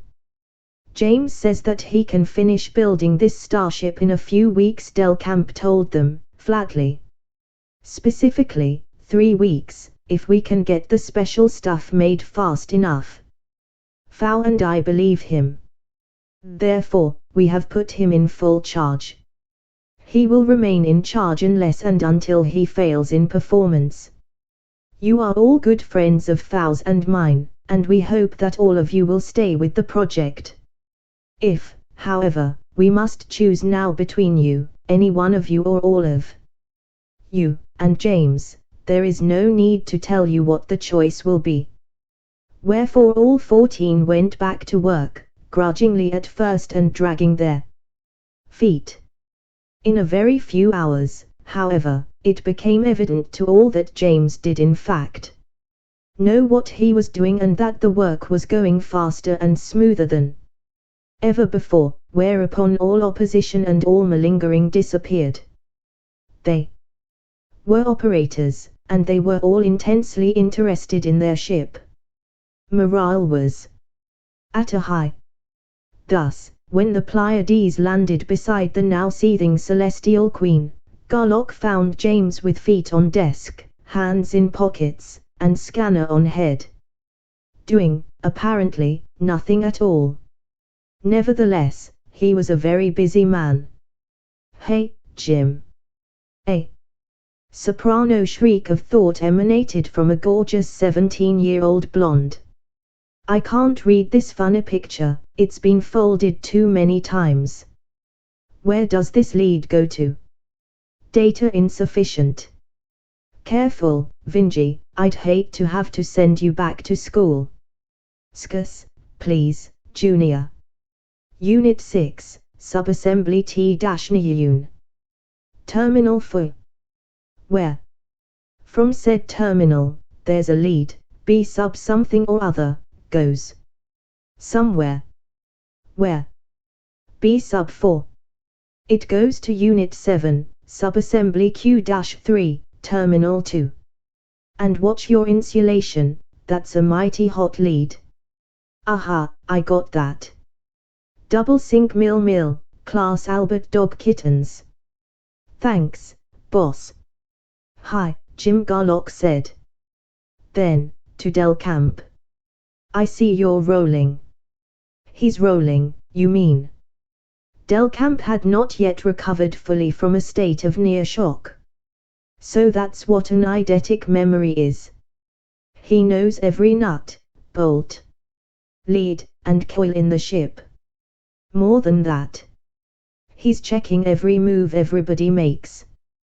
When they're done, you won't have to just hope everything was put together right, you'll know it was. Jim was their man. And Fow sidled over toward Belle. There was something new about the silver-haired girl, Belle decided instantly. The difference was slight, Belle couldn't put her finger on it at first. She seemed quieter, softer, more subdued. No. Definitely. More feminine. No, that would be impossible. More adult. Belle hated to admit it, even to herself, but that was what it was. Dick and I got married day before yesterday, Fow confided, via tight beam. Oh, so you're pregnant? Of course. I saw to that the first thing. I knew you'd want to be the first one to know. Oh, isn't it wonderful? She seized Belle's arm and hugged it ecstatically. Against her side. Just too perfectly marvelous for anything. Oh, I'm sure it is, and I'm so happy for you, Fow. And it would have taken the mind of a Garlock to perceive anything either false or forced in thought or bearing. Nevertheless, when Belle went into Garlock's room that night, storm signals were flying high in her almost topaz eyes. Fautala Ho Del Camp is pregnant, she stormed, and it's all your fault. Aha, he demurred, trying to snap her out of her obviously savage mood. Not me, Ace. Not a chance in the world. It was Degai. You weasel. You know very well, Kei Garlock, what I meant. If you hadn't given her that treatment, she'd have kept on fighting with him and they wouldn't have been married and had any children for positively years. So now she'll have the first double prime baby and it ought to be mine. I'm older than she is, our group is way ahead of theirs, we have the first and only starship. And then you do that. And you wouldn't give me that treatment. Oh, no, just to her, that bleached blonde. I'd like to strangle you to death with my own bare hands. What a hell of a logic. Garlock had been trying to keep his own temper in leash, but the leash was slipping. Assume I tried to work on you, assume I succeeded, what would you be? What would I have? What age do you think? This is, that of the Vikings. When sop in getting a wife was to beat her unconscious with a club and drag her into the longboat by her hair. Hardly. I do not want and will not have a conquered woman. Nor a spoiled rotten, mentally retarded brat. You unbearable, conceited, overbearing jerk. Why, I'd rather get out. And this time, stay out. Belle got out, and if door and frame had not been built of super steel, both would have been wrecked by the blast of energy she loosed in closing the door behind her. In her own room, with Gunther blocks full on, she threw herself face down on the bed and cried as she had not cried since she was a child. And finally, without even taking off her clothes, she cried herself to sleep. Chapter 8. Next morning, early, Belle tapped lightly on Garlock's door. "Come in." She did so. "Have you had your coffee?" "Yes." "So have I." Neither Belle nor Garlock had recovered. Both faces showed strain and drain. "I think we'd better break this up," Belle said, quietly. "Check. We'll have to, if we expect to get any work done." Belle could not conceal her surprise. "Oh, not for the reason you think," Garlock went on, quickly. "Your record as a man-killer is still 100.000%. I've been in love with you ever since we paired. Before that, even." "Flapdoodle," she snorted, inelegantly. "Why, I keep still a minute. And I'm not going to fight with you again. Ever. I'm not going to touch you again until I can control myself a lot better than I could last night." "Oh.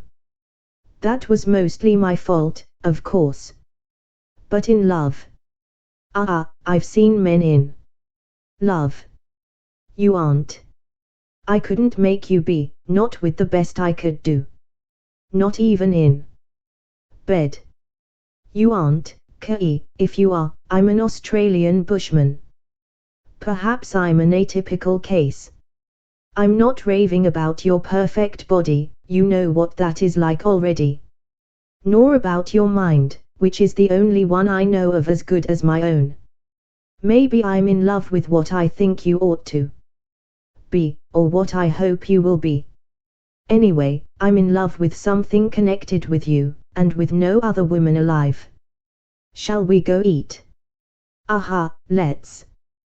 They joined Lola and James at the table, and if Lola noticed anything out of the ordinary, she made no sign. "And after breakfast, in the main?" "About 3 weeks, Jim, you think?" Garlock asked. "Give or take a couple of days, yes. And Belle and I would just be in the way, at least until time to show Degui about the activation, and all those primes to organize. We'd better leave you here, don't you think, and get going." "I'll buy that. We'll finish as soon as possible." Lola and James moved a few personal belongings planetside. Garlock and Belle shot the Pleiades across a vast gulf of space to one of the planets they had scanned so fleetingly on their preliminary survey. Its name was, both remembered, Lizaria. Its 2 primes were named Resdo Semelo and Myaria. Metalla, male and female, respectively. After sending down a very brief and perfunctory request for audience, which was in effect a declaration of intent and nothing else, Garlock and Belle teleported themselves down into Semelo's office, where both Lizarian primes were. Both got up out of peculiar-looking chairs to face their visitors. Both were tall. Both were peculiarly thin. Not the thinness of emaciation, but that of bodily structure. "On them it looks good," Belle tight beamed a thought to Garlock. Both moved fast and with exquisite control, both were extraordinarily graceful. Snaky was Belle's thought of the woman, sinuous was Garlock's of the man. Both were completely hairless, of body and of head, not by nature, but via electric shaver clipping. Both wore sandals. The man wore shorts and a shirt-like garment of nylon or its like. The woman wore just enough ribbons and bands to hold 100,000 credits worth of jewels in place. She appeared to be about 20 years, Tellurian equivalent, old. He was probably 23 or 24. "We did not invite you in and we do not want you here," Semelo said, coldly. "So get out, both of you. If you don't, when I count 3 I'll throw you out, and I won't be too careful about how many of your bones I break. 1, 2. Pipe down, Resdo, the girl exclaimed. They have something we haven't, or they wouldn't be here. Whatever it is, we want it. Oh, let him try, Miss Mitala Garlock said, through her hard-held block, in the depth of her mind. He won't hurt us a bit and it may do him some good. While he's wasting effort I'll compare notes with my partner here, Galactic Vice Admiral Bell Bellamy.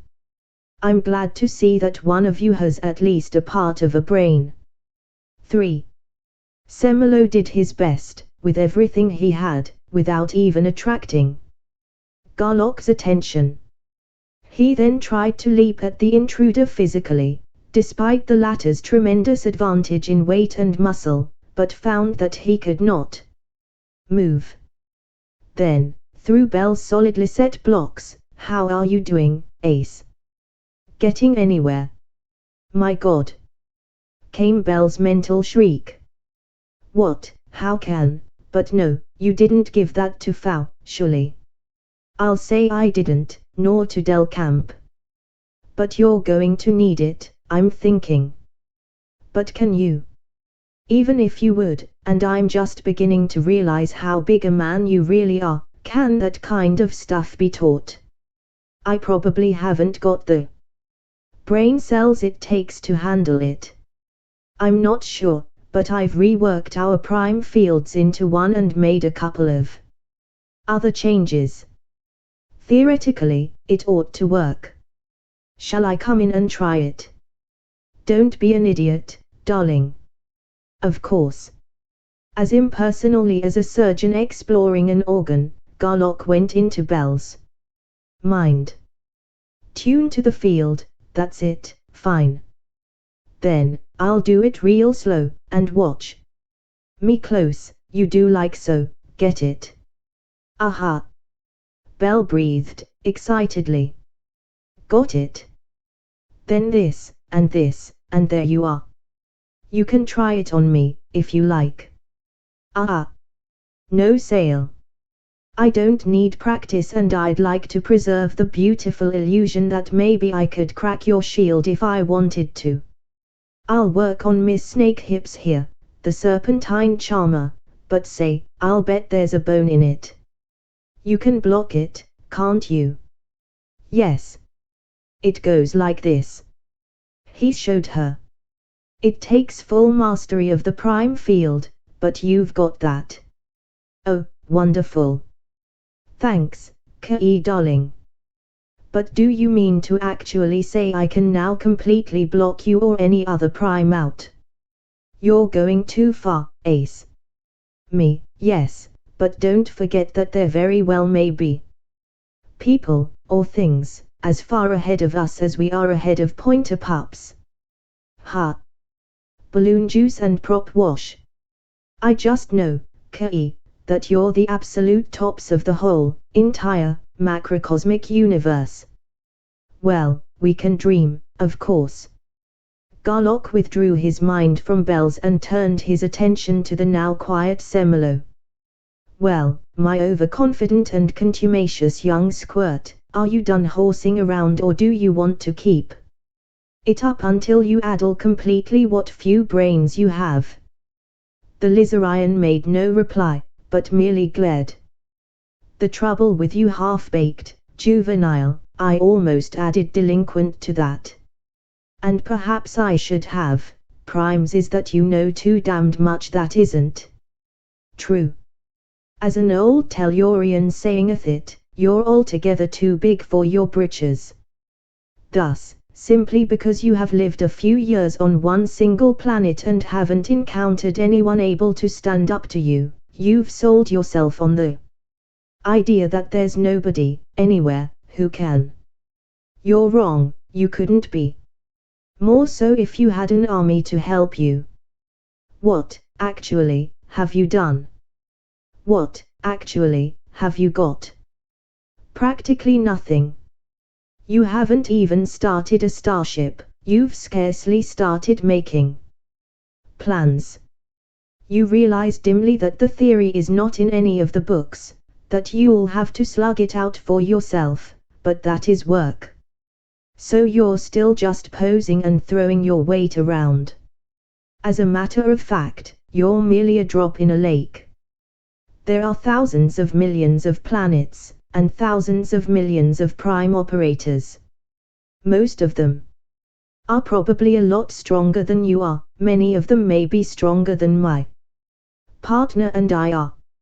I am not at all certain that you will pass even the first screening, but since you are without question a prime operator, I will deliver the message we came to deliver.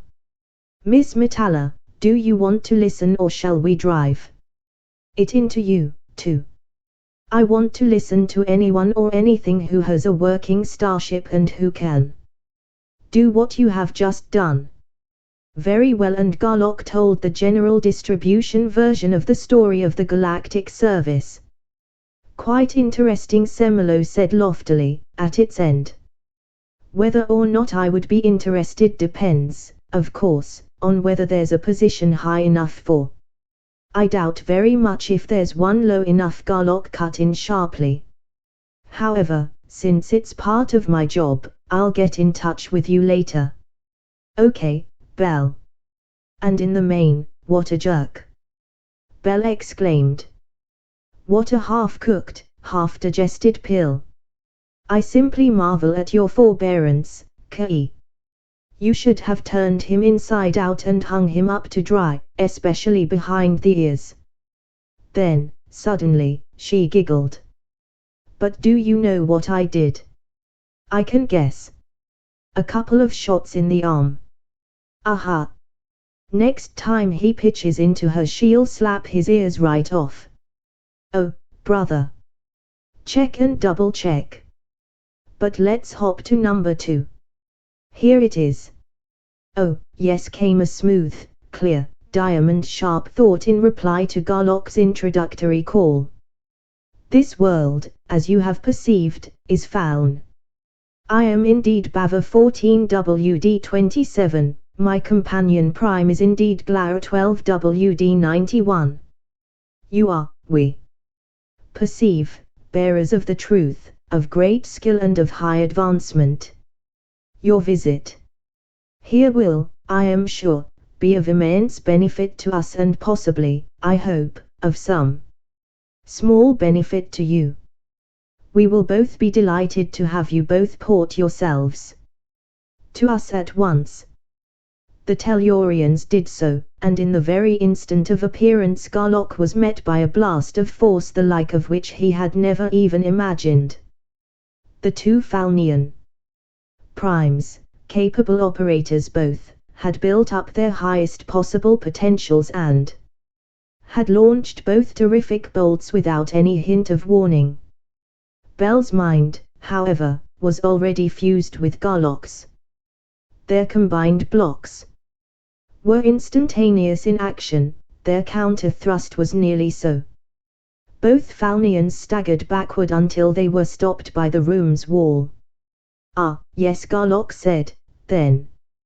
You are indeed, in a small and feeble way, seekers after the truth, of which we are indeed bearers. Lesser bearers. Perhaps, but still bearers. You will indeed profit greatly from our visit. You are, however, in thinking that we may in any respect profit from you. You have nothing whatever that we have not had for long.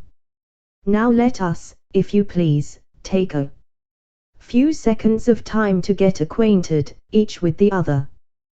That, indeed, is the logical and seemly thing to do. Both Falnians straightened up and stepped forward, neither arrogantly nor apologetically, but simply as though nothing at all out of the ordinary had taken place. Each pair studied the other. Physically, the two pairs were surprisingly alike. Bava was almost as big as Garlock, almost as heavily muscled. Glower could have been cast in Bell's own mold. With that, however, all resemblance ceased. Both Falnians were naked. The man wore only a belt and pouch in lieu of pockets, the woman only a leather carryall slung from one shoulder, big enough, Garlock thought, to hold a week's supplies for an explorer scout. His hair was thick, bushy, unkempt, sun-bleached to a nondescript blend of pale colors. Hers, long, heavy, meticulously middle-parted and dressed, was a startling two-tone job. To the right of the part it was a searingly brilliant red, to the left, an equally brilliant royal blue. His skin was deeply tanned. The color of hers was completely masked by a bizarrely spectacular overlay of designs done in semi-indelible, multicolored dyes. Ah, you are worthy indeed of receiving an increment of truth. Here, then, the message we bring, and again Garlock told the story. We thank you, sir and madam, from our hearts. We will accept with joy your help in finishing our ship. We will do all that in us lies to further the cause of the galactic service. Until a day, then. Until a day. Then, to Bell, okay, Ace. Ready. Go. And up in the main, sweet sin. Bell exclaimed. What a pair they turned out to be. Key, that simply scared me witless. You can play that in spades. Garlock jammed his hands into his pockets and prowled about the room, his face a black scowl of concentration. Until, finally, he pulled himself out of the brown study and said, I've been trying to think if there's any other thing, however slight, that I have and you haven't. There isn't. You've got it all. You're just as fast as I am, just as sharp and as accurate, and, since we now draw on the same field, just as strong. Why, Key? You're worrying about me. You've done altogether too much for me, already. Anything I can do, I've got to do. Well, shall we go? We shall. They visited 4 more planets that day. And after supper that night, standing in the corridor between their doors, Belle began to soften her shield, as though to send a thought. Almost instantly, however, she changed her mind and snapped it back to full on. Good night, Key, she said. Good night, Belle, and each went into his own room. The next day they worked 9 planets, and the day after that they worked 10.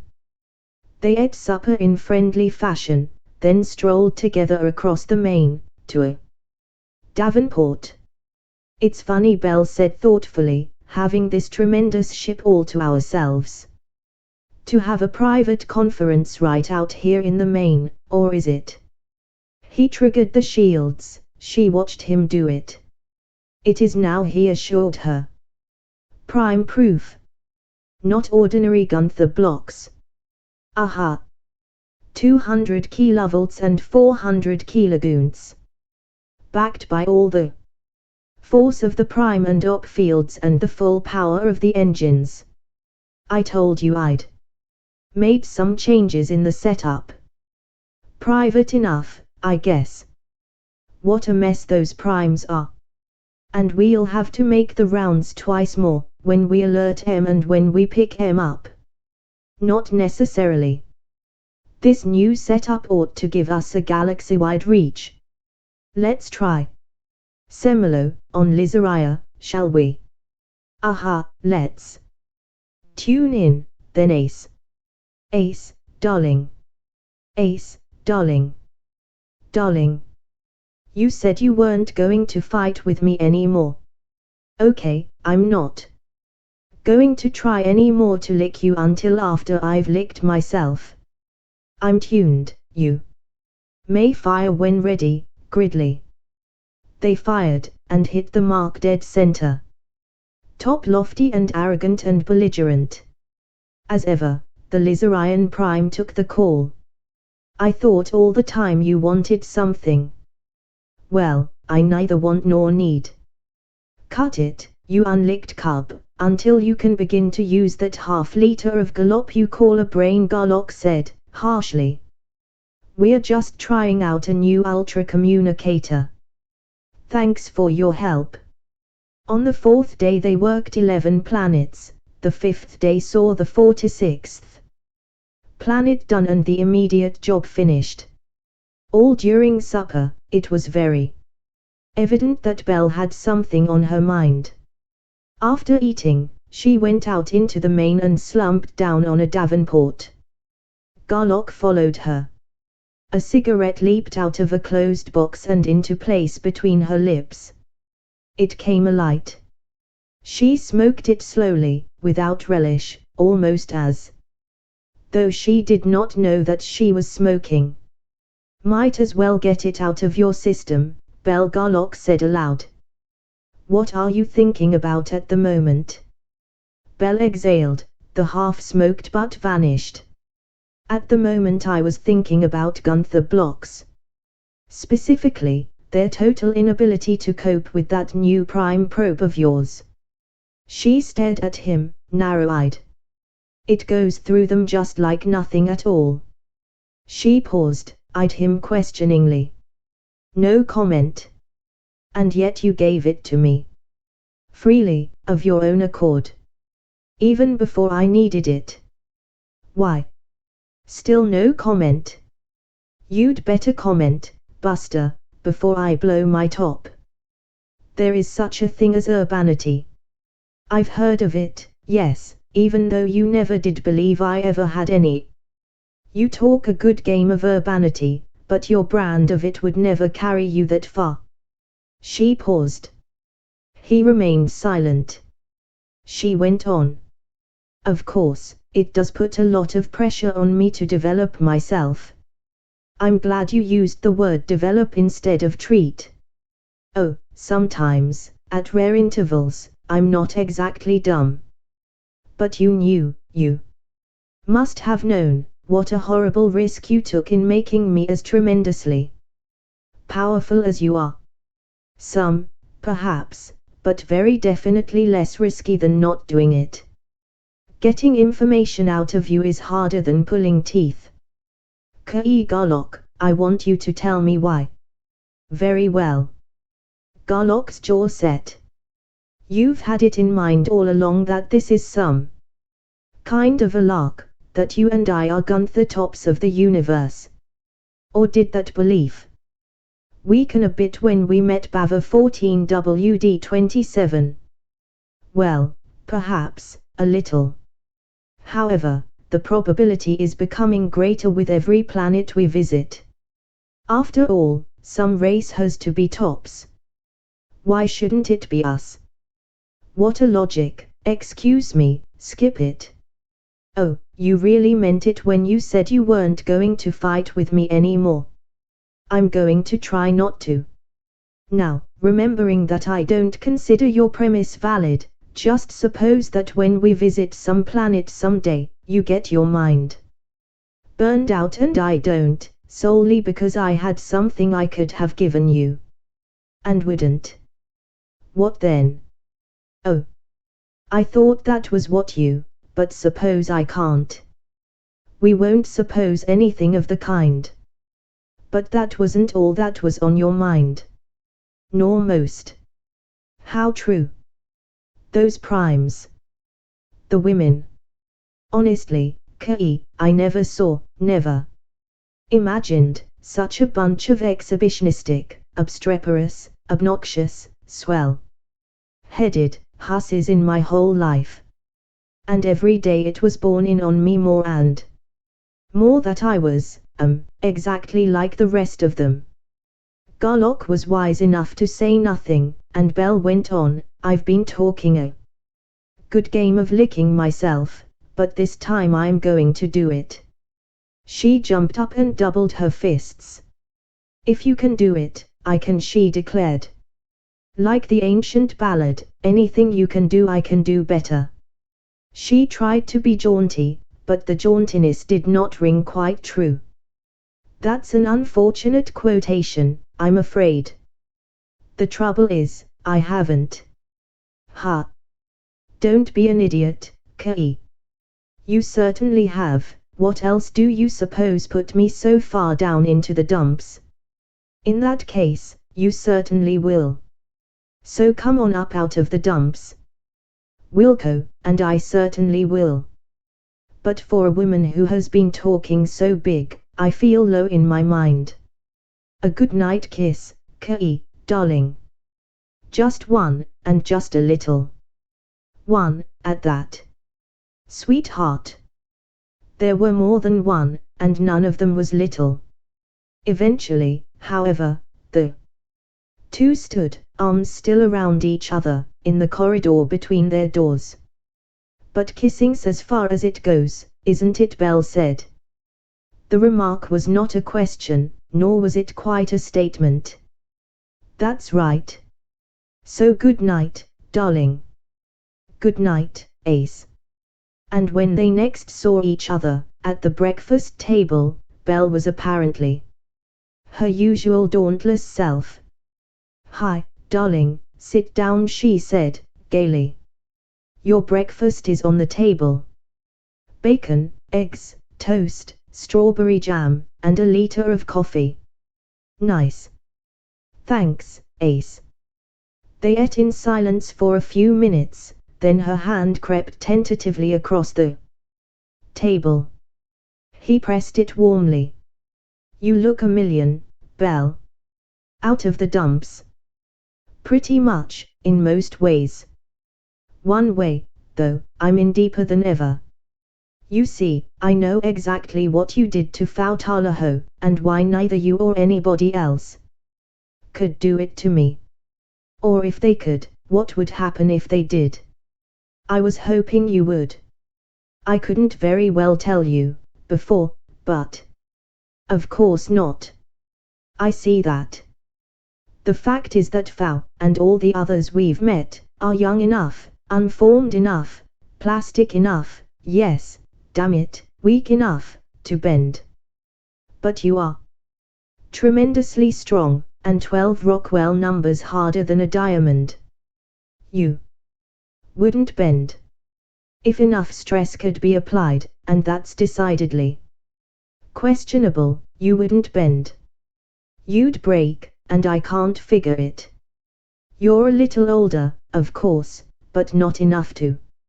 How about the fact that I've been banging myself for 8 years against Klenda Garlock, the top prime of the universe and the hardest? That might have something to do with it, don't you think? Garlock said, indefensible conclusions drawn from insufficient data. That's just what I've been talking about.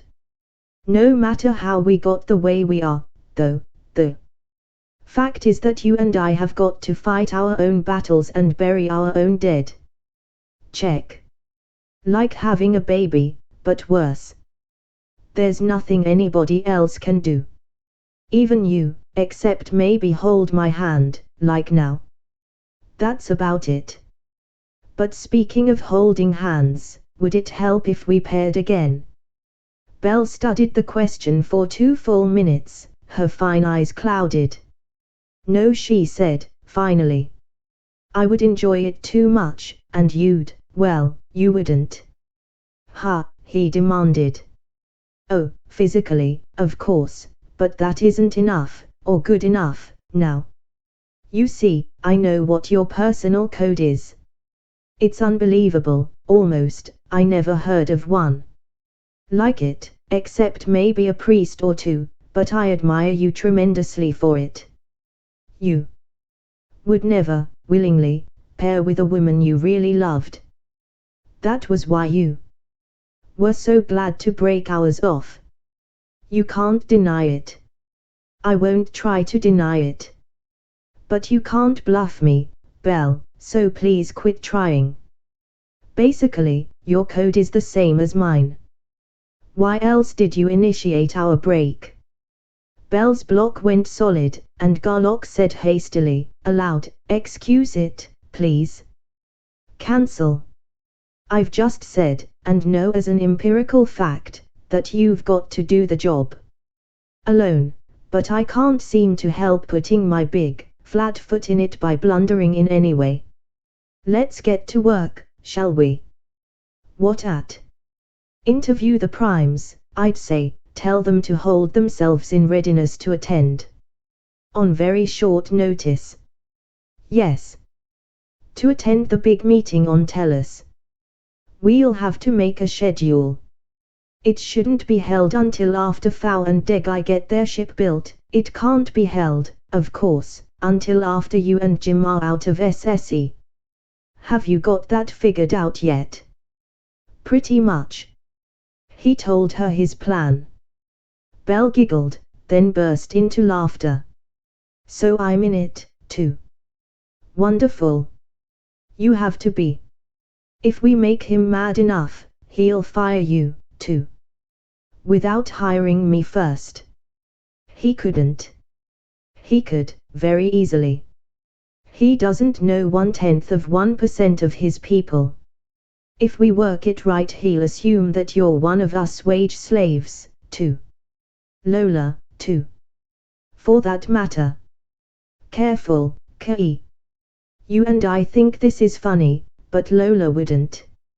She'd be shocked to her sweet little core, and she'd louse up the whole deal. So be very sure she doesn't get in on it.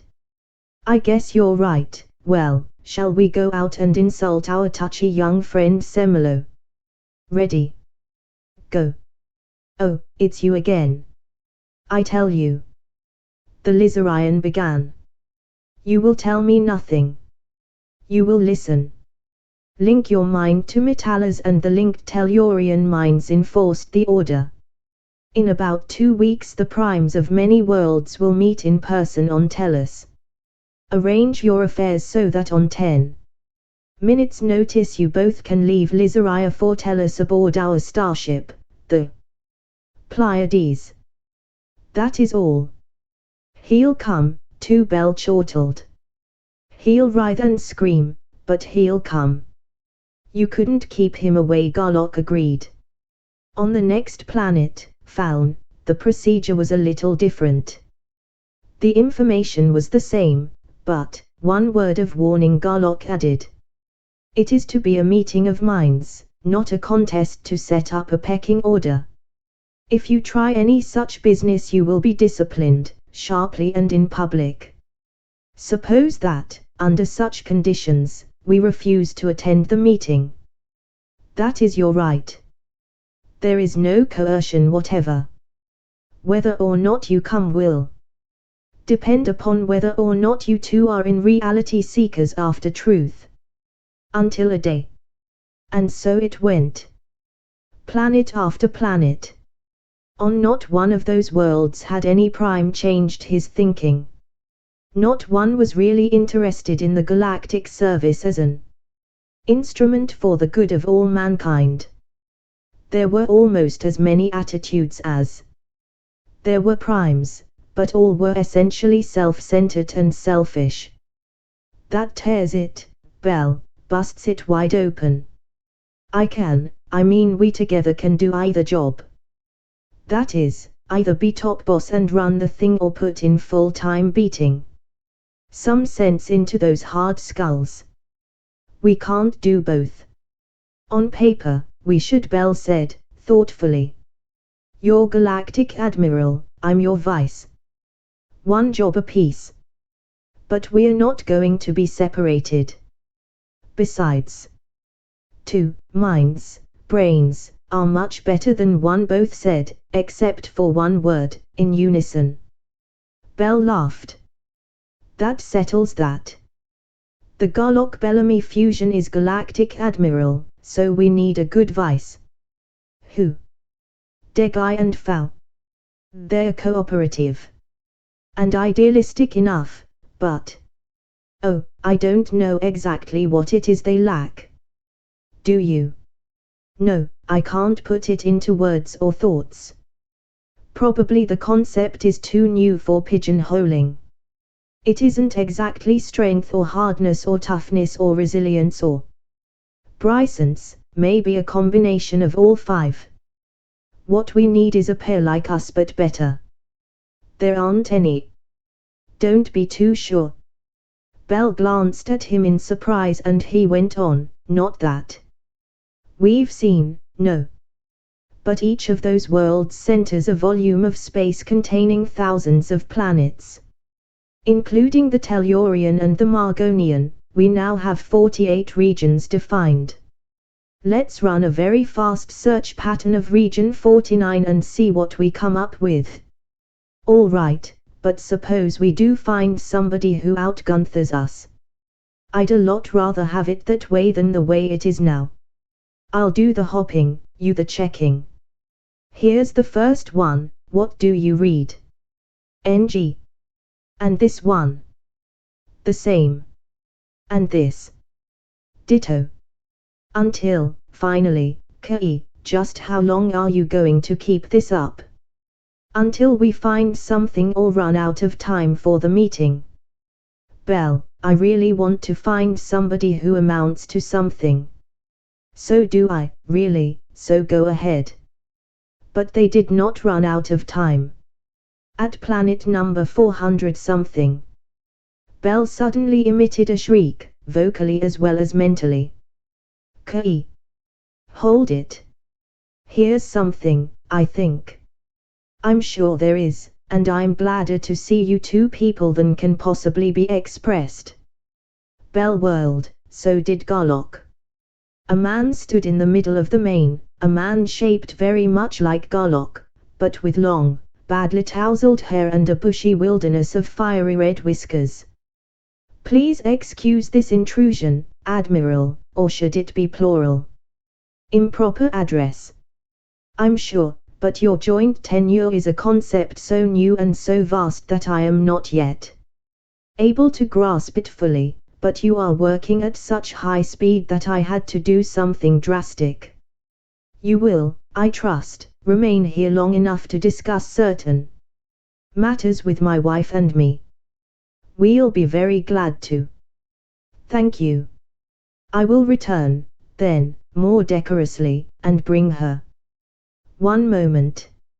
He disappeared. Wife. Bell exclaimed, more than half in dismay. They must be, then. Yeah. The thought of a wife did not bother Garlock at all.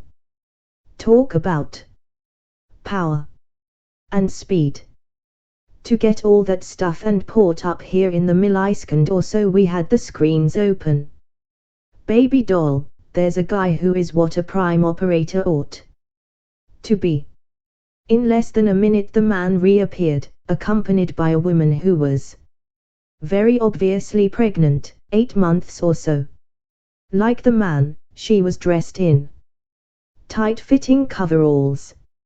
Her hair, however, it was a natural red, too, was cut to a uniform length of 8 inches, and each hair individually stood out, perfectly straight and perfectly perpendicular to the element of the scalp from which it sprang. Friends Bell and Ki of Tellus, I present Thera, my wife, and Alzine, myself, of this planet Thaker. We have numbers, too, but they are never used among friends. Acknowledgements were made and a few minutes of conversation ensued, during which the two couples studied each other. This looks mighty good to me, Garlock said then. Shall we go screens half down, Alzine, and cry in each other's beer? In 30 seconds of flashing communication each became thoroughly informed. Those minds could send, and could receive, an incredibly vast amount of information in an incredibly brief space of time. Your ship should work and doesn't, Garlock said. Show me, in detail. Alzine showed him. Oh, I see. You didn't work out quite all the theory. It has to be activated. Like this. Garlock showed Alzine. I see. Thanks. Alzine disappeared and was gone for some 10 minutes. He reappeared, grinning hugely behind his flaming wilderness of beard. It works perfectly, for which our heartfelt thanks.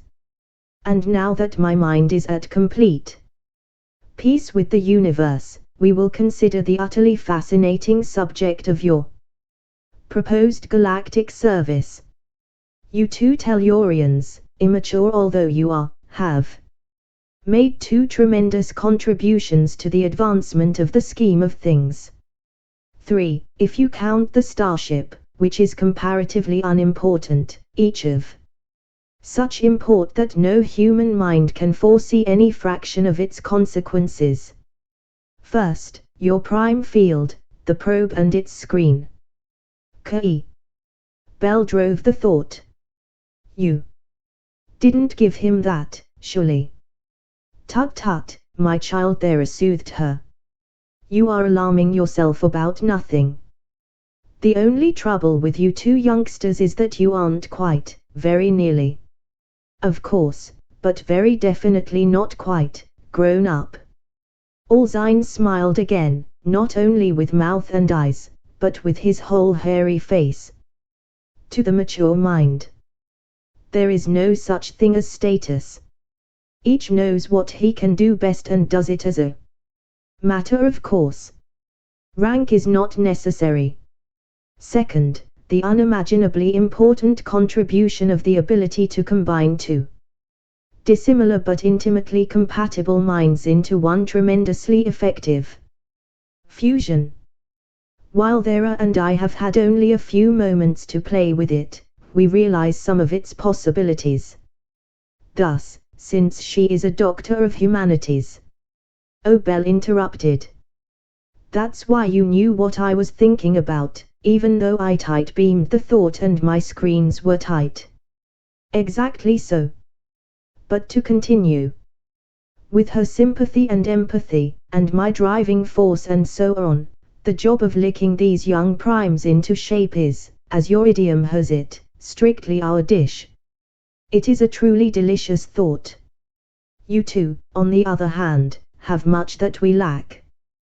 Breadth and depth and scope of imagination and of vision, yet almost incredible willpower and stamina. And resolve. That's the word I was trying to think of, willpower. Bell flashed a thought at Garlock. Qualities virtually always mutually exclusive, but the combination of which makes your fusion uniquely qualified to lead and direct this new and magnificent movement. But Thera and I have been idle and frustrated far too long. We can be of most use, at the moment, on Margonia, working with the Faudegai unit. Therefore, with renewed deep thanks, we go. Man and wife disappeared, and, 10 seconds later, the Thaken starship vanished from its world. Well, what do you think of that? Bell gasped. I was actually afraid to think, even behind a prime screen. I don't know yet whether I want to kiss M or kill M. I do. That guy is really a prime, Bell. He's older, bigger, and a lot better than I am. Ah, she demurred, positively. Older, yes. More mature, you baby, you. She snickered gleefully. If he hadn't included you in that crack IDVE stabbed him, so help me, even though it wasn't true. He said himself it's you who has got what it takes to lead and direct, not him. Us. We, I mean, he corrected, absently. Aha, us we. One, now and forever. Hot dog. Anyway, he wants us to and we want to, so everything's lovely, and so let's get to work on Fatso and his foster. I think we ought to have some fun for a change, and that'll be a lot. When do we want to hit him? Any day, Monday through Friday. 9:15 a.m. Eastern Daylight Time. Plus or minus 1 minute. Nice. Catch him in flagrante delicto. Lovely, shovel on the coal, my intrepid engineer. On a Wednesday morning, then, at 12 minutes past 9 EDT, the Pleiades hung poised, high over the Chancellery of Solar System Enterprises. Incorporated. Remember, Bell. Garlock was pacing the main. To keep staggering wheel. Have to land slugging and beat to every punch. You did a wonderful job on her last time, and it's been eating on her ever since.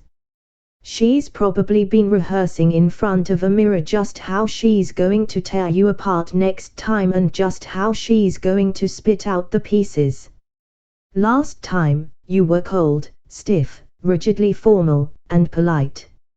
So this time it'll be me, and I'll be hot and bothered. Dirty, low, coarse, lewd, and very, very rough. Belle threw back her head and laughed. Rough? Yes. Vicious, contemptuous, or ugly, yes. A master of fluent, biting, and pyrotechnic profanity, yes. But low or dirty or coarse or lewd, or any one of the four, to say nothing of them all. Ferber's a filthy beast, of course, but even he knows you're one of the cleanest men that ever lived. They'd know it was an act. Not unless I give them time to think, or unless you do, before he fires Jim, in which case we'll lose the game anyway. But how about you? If I can knock too groggy to think, will you carry on and keep that way? Watch my blasts. Belle giggled gleefully. I never tried anything like that. Any more than you have, but I'll guarantee to be just as low, dirty, coarse, lewd, and crude as you are. Probably more so, because in this particular case it'll be fun. You see, you're a man, you can't possibly despise and detest that slimy stinker either in the same way or as much as I do. This ought to be good. Cut the rope, Jim. Even before the starship came to rest, Garlock drove a probe into the sanctum sanctorum of the Chancellery, an utterly unheard of act of insolence. Foster. This is the Pleiades coming in. Garlock calling. Hot up the tridii and the recorder, Toots. Put Fatso on, and snap into it. I said shake a leg. Why, you. Stop stuttering and come to life, you half-witted bag. Gimme Ferber and hurry it up, this ship's tricky. Why, you. I never. Ferber's outraged first secretary could scarcely talk. He is. I know, babe, I know, I could set that to music and sing it, with gestures. Chancellor Ferber is in conference and cannot be disturbed, he mimicked, savagely. Put him on now, but quick. The tridii tank brightened up, Chancellor Ferber's image appeared. He was disheveled, surprised and angry, but Garlock gave him no chance to speak. Well, Fatso, at last. Where the hell have you been all morning?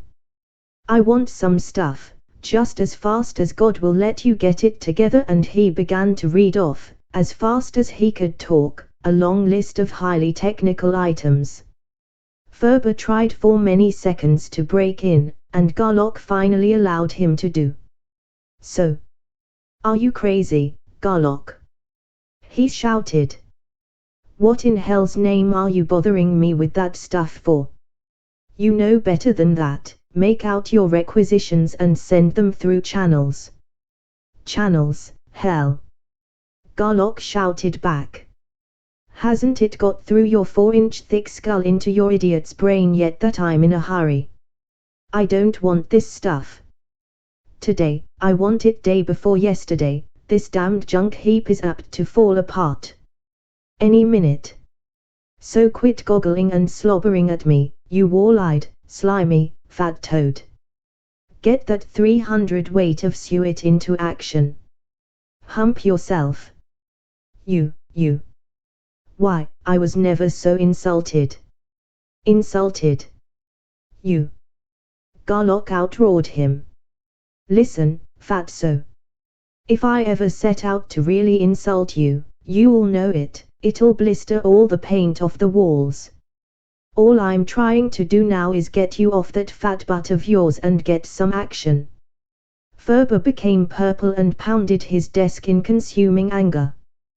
Garlock yelled louder and pounded harder. "Start rounding up this stuff, but fast. Or I'll come down there and take your job away from you and do it myself. And for your own greasy hide's sake, you'd better believe I'm not just chomping my choppers, either." "You'll what?" Ferber screamed. "You're fired. You fire me." Garlock mimicked the scream. "And make it stick." "You'd better. Write that one up for the funnies." "Why, you lard brain, you couldn't fire a cap pistol." "Foster!" Ferber yelled. "Terminate Garlock as of now. Insubordination and misconduct, abuse of position, incompetence, malfeasance, everything else you can think of. Blacklist him all over the system." At the word fired, Belle had leaped to her feet and had stopped laughing. "Miss Bellamy?" Ferber snapped. "Yes, sir," she answered, sweetly. "You are hereby promoted to be head of the—" "Oh, yeah," Belle sneered, her voice cutting like a knife. "You unprincipled, lascivious, lecherous Hitler. Have you got the unmitigated gall to take me for a floozy? To think you can add me to your collection of bootlicking, round-heeled tramps? You're fired and blacklisted too. How nice. You know, I don't know of anything I'd rather have happen to me." "Get James on there, you, James." "You don't need to fire me, you fat-headed old goat," James said contemptuously. "I've already quit, the exact second you fired Kay." "No you didn't," Ferber screamed. "Resignation not accepted. You're fired. Dishonorably discharged, blacklisted everywhere, you'll never get another job. Anywhere. And here's your slip, too." Miss Foster was very fast on the machines.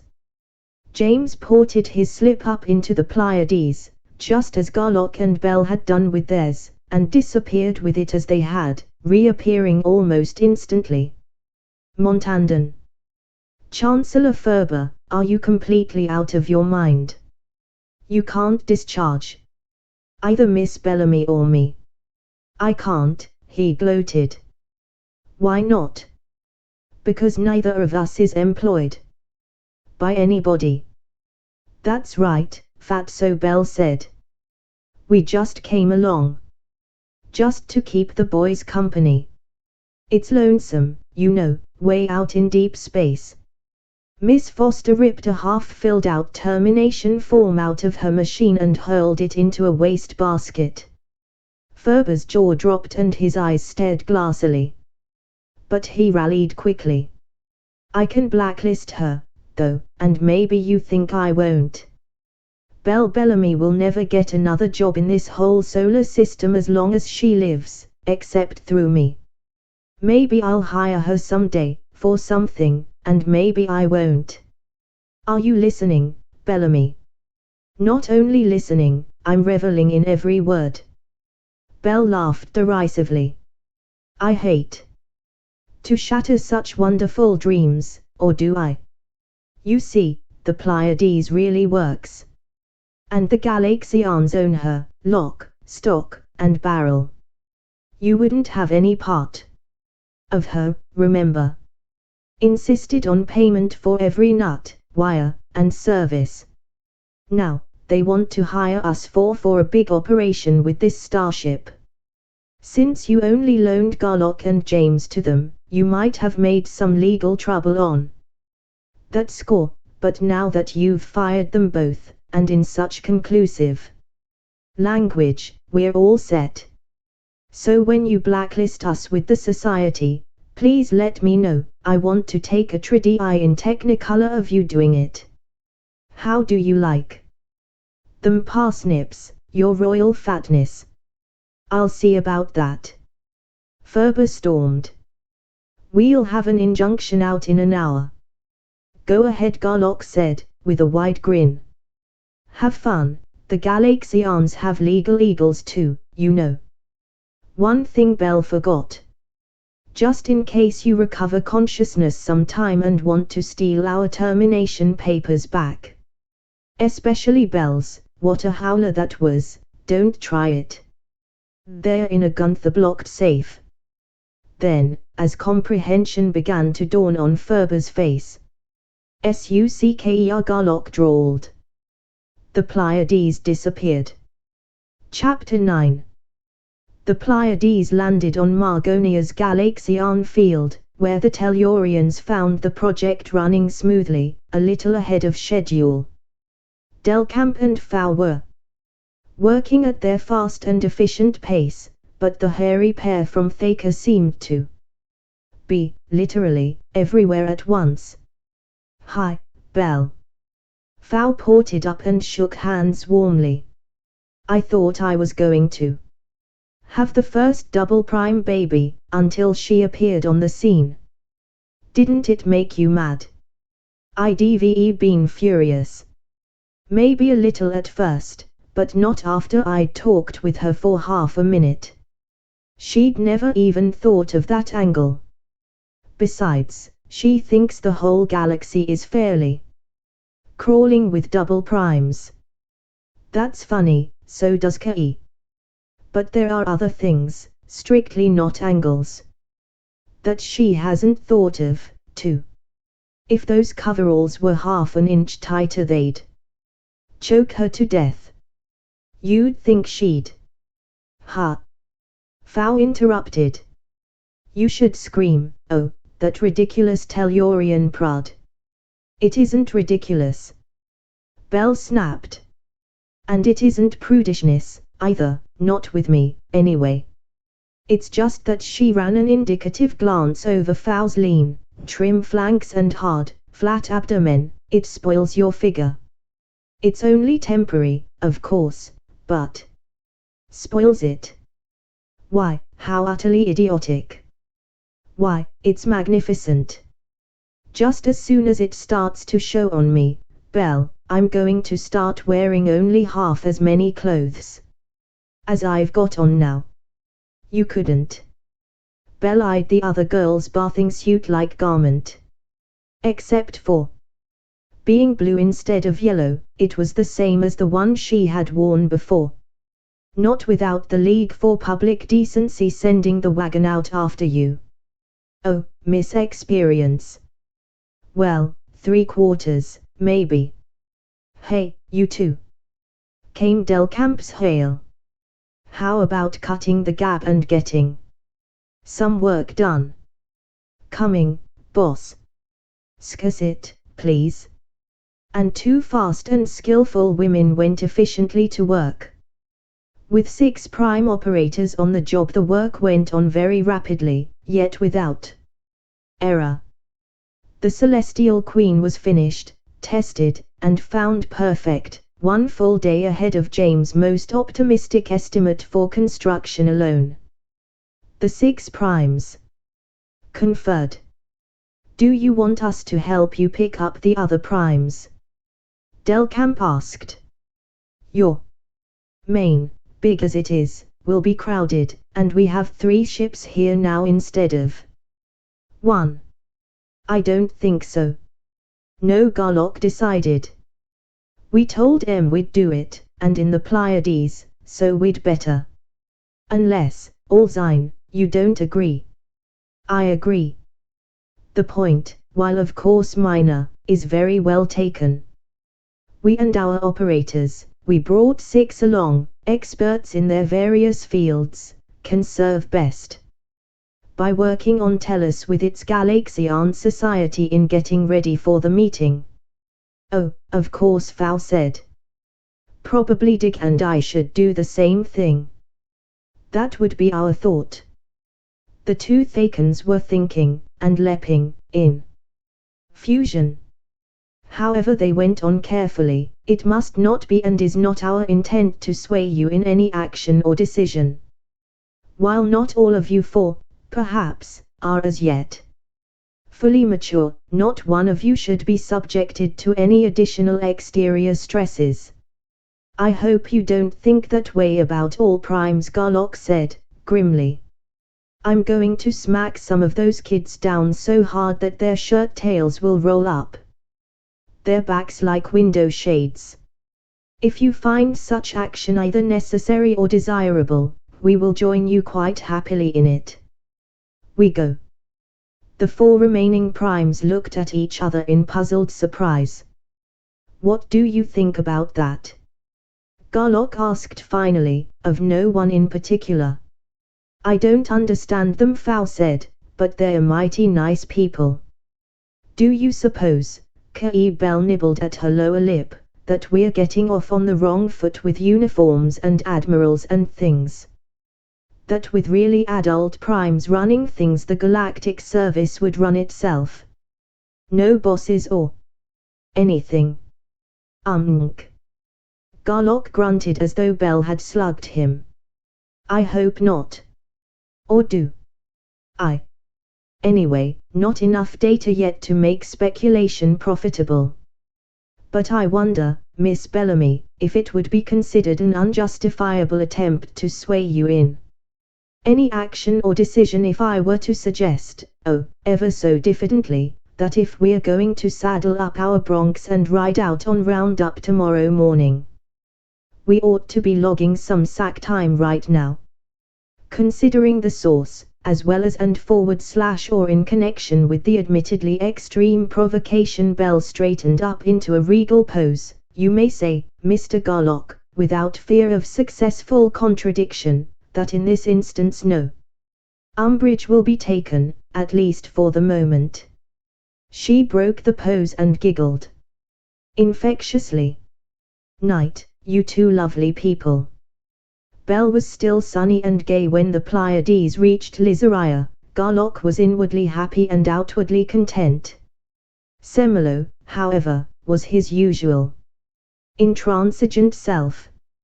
In fact, if it had not been for Myria Metalla, and the fact that she, metaphorically, did pin Semelo's ears back, Garlock would not have taken him aboard at all. Thus, after loading on only one pair of primes, that auspiciously beginning day had lost some of its luster, and as the day wore on it got no better fast. Bavarov.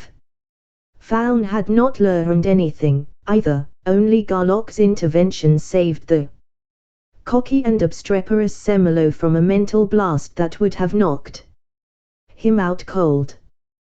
Then there were Onthav and Lurth of Krina, Ka and Kurl of Glir, Parlioff and Jinsiono of Puscarone, Atnim and Sotara of Flandoon, and 80 others. Very few of them were as bad as Semelo, some of them, particularly the Puscaronians and the Glirans, were almost as good as Delcamp and Fal. This was the first time that any pair of them had ever come physically close to any other prime. Many of them had not really believed that any primes abler than themselves existed. The Pleiades was crowded, and Garlock and Bell were not giving to any of them the deference and consideration and submissive respect which each considered his unique due. Wherefore the undertaking was neither easy nor pleasant, and both Tellurians were tremendously relieved when, the last pair picked up, they flashed the starship back to Tellus and Delcamp, Fao, and the Thakans ported themselves aboard. Give me your attention, please, Garlock said, crisply. Then, after a moment, any and all who are not tuned to me in 5 seconds will be returned immediately to their home planets and will lose all contact with this group. That's better. For some of you this has been a very long day. For all of you it has been a very trying day. You were all informed previously as to what we had in mind. However, since you are young and callow, and were thoroughly Convinced of your own omniscience and omnipotence, it is natural enough that you derived little or no benefit from that information. You are now facing reality, not your own fantasies. Each pair of you has been assigned a suite of rooms in Galaxian Hall. Each suite is furnished appropriately, each is fully gunthed for self-service. This meeting has not been announced to the public and, at least for the present, will not be. Therefore none of you will attempt to communicate with anyone outside Galaxian Hall.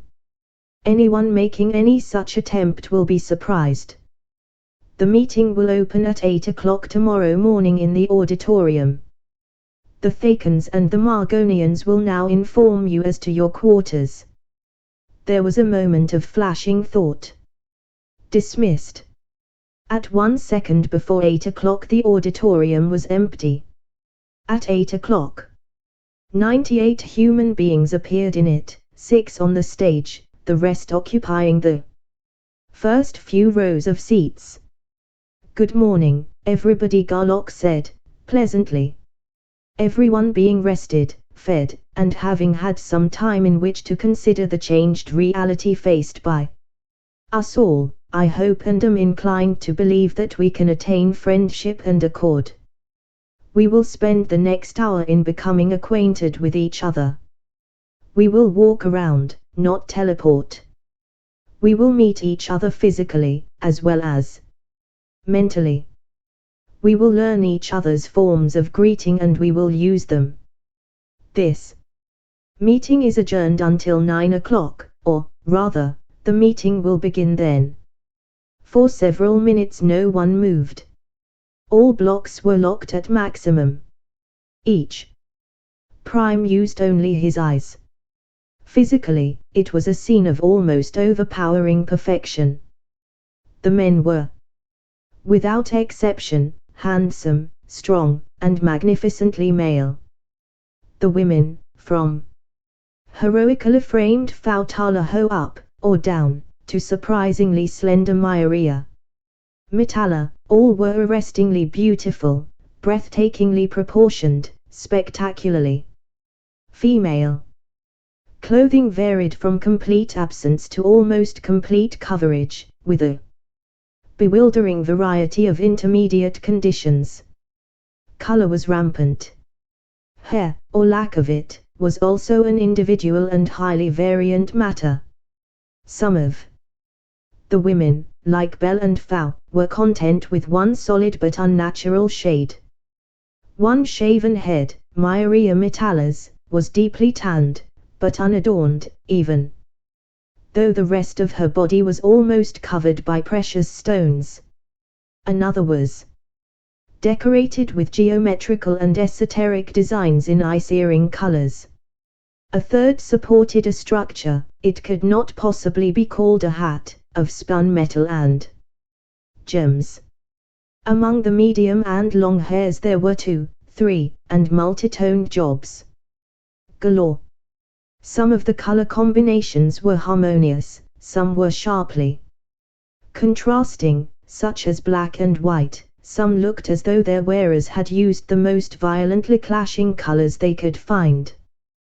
The prize winner, however, was there of Thaker's enormous, inexplicable mop. And it was that phenomenon that first broke the ice. The girl with the decorated scalp had been glancing questioningly at neighbor after neighbor, only to be met by uncompromising stares. Finally, however, her gaze met another, as interested as her own.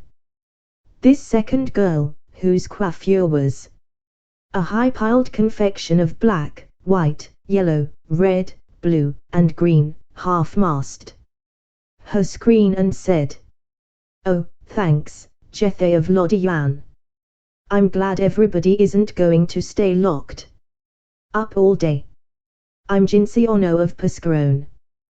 They call me Jin whenever they want to. Call me anything printable."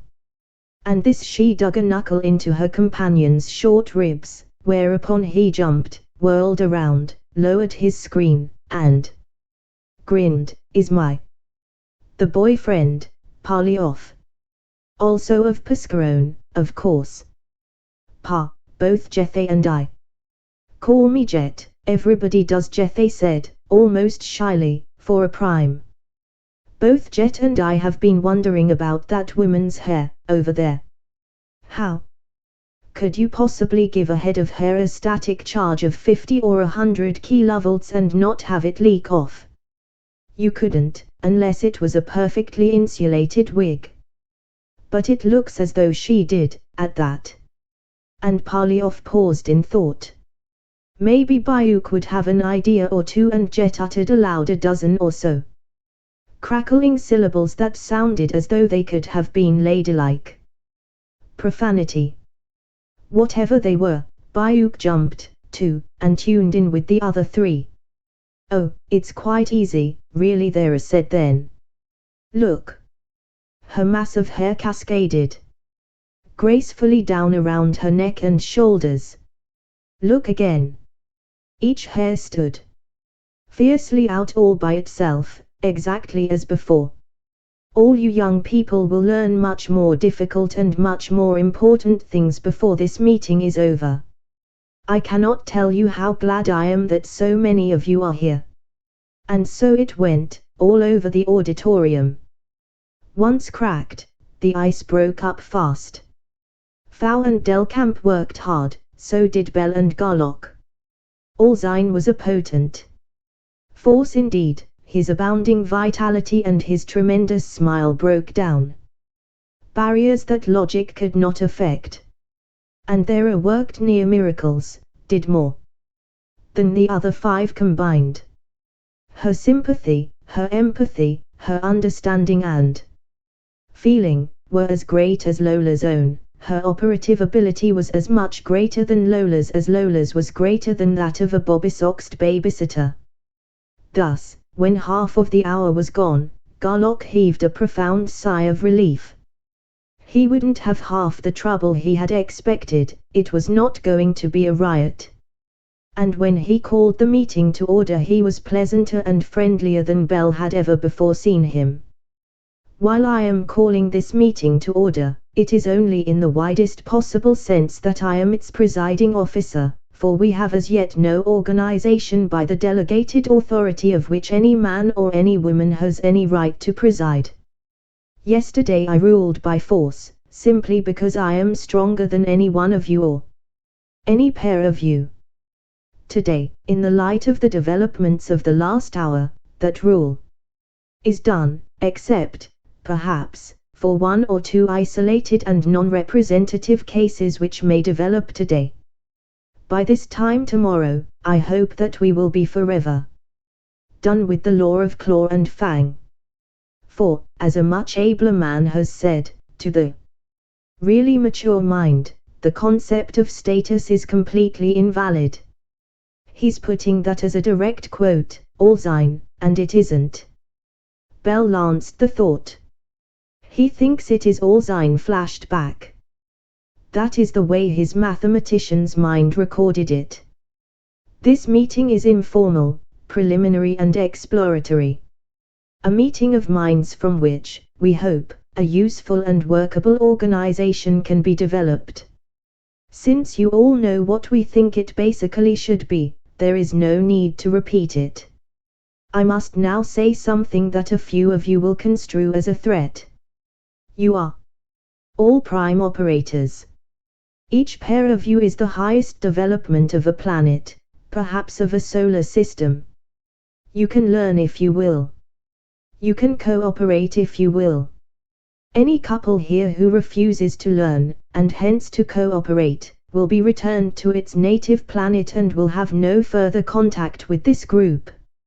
I now turn this meeting over to our first moderators, Allzine and Thera of Thaka, the oldest and ablest prime operators of us all. Thank you, Garlock of Tellus. One correction, however, if you please.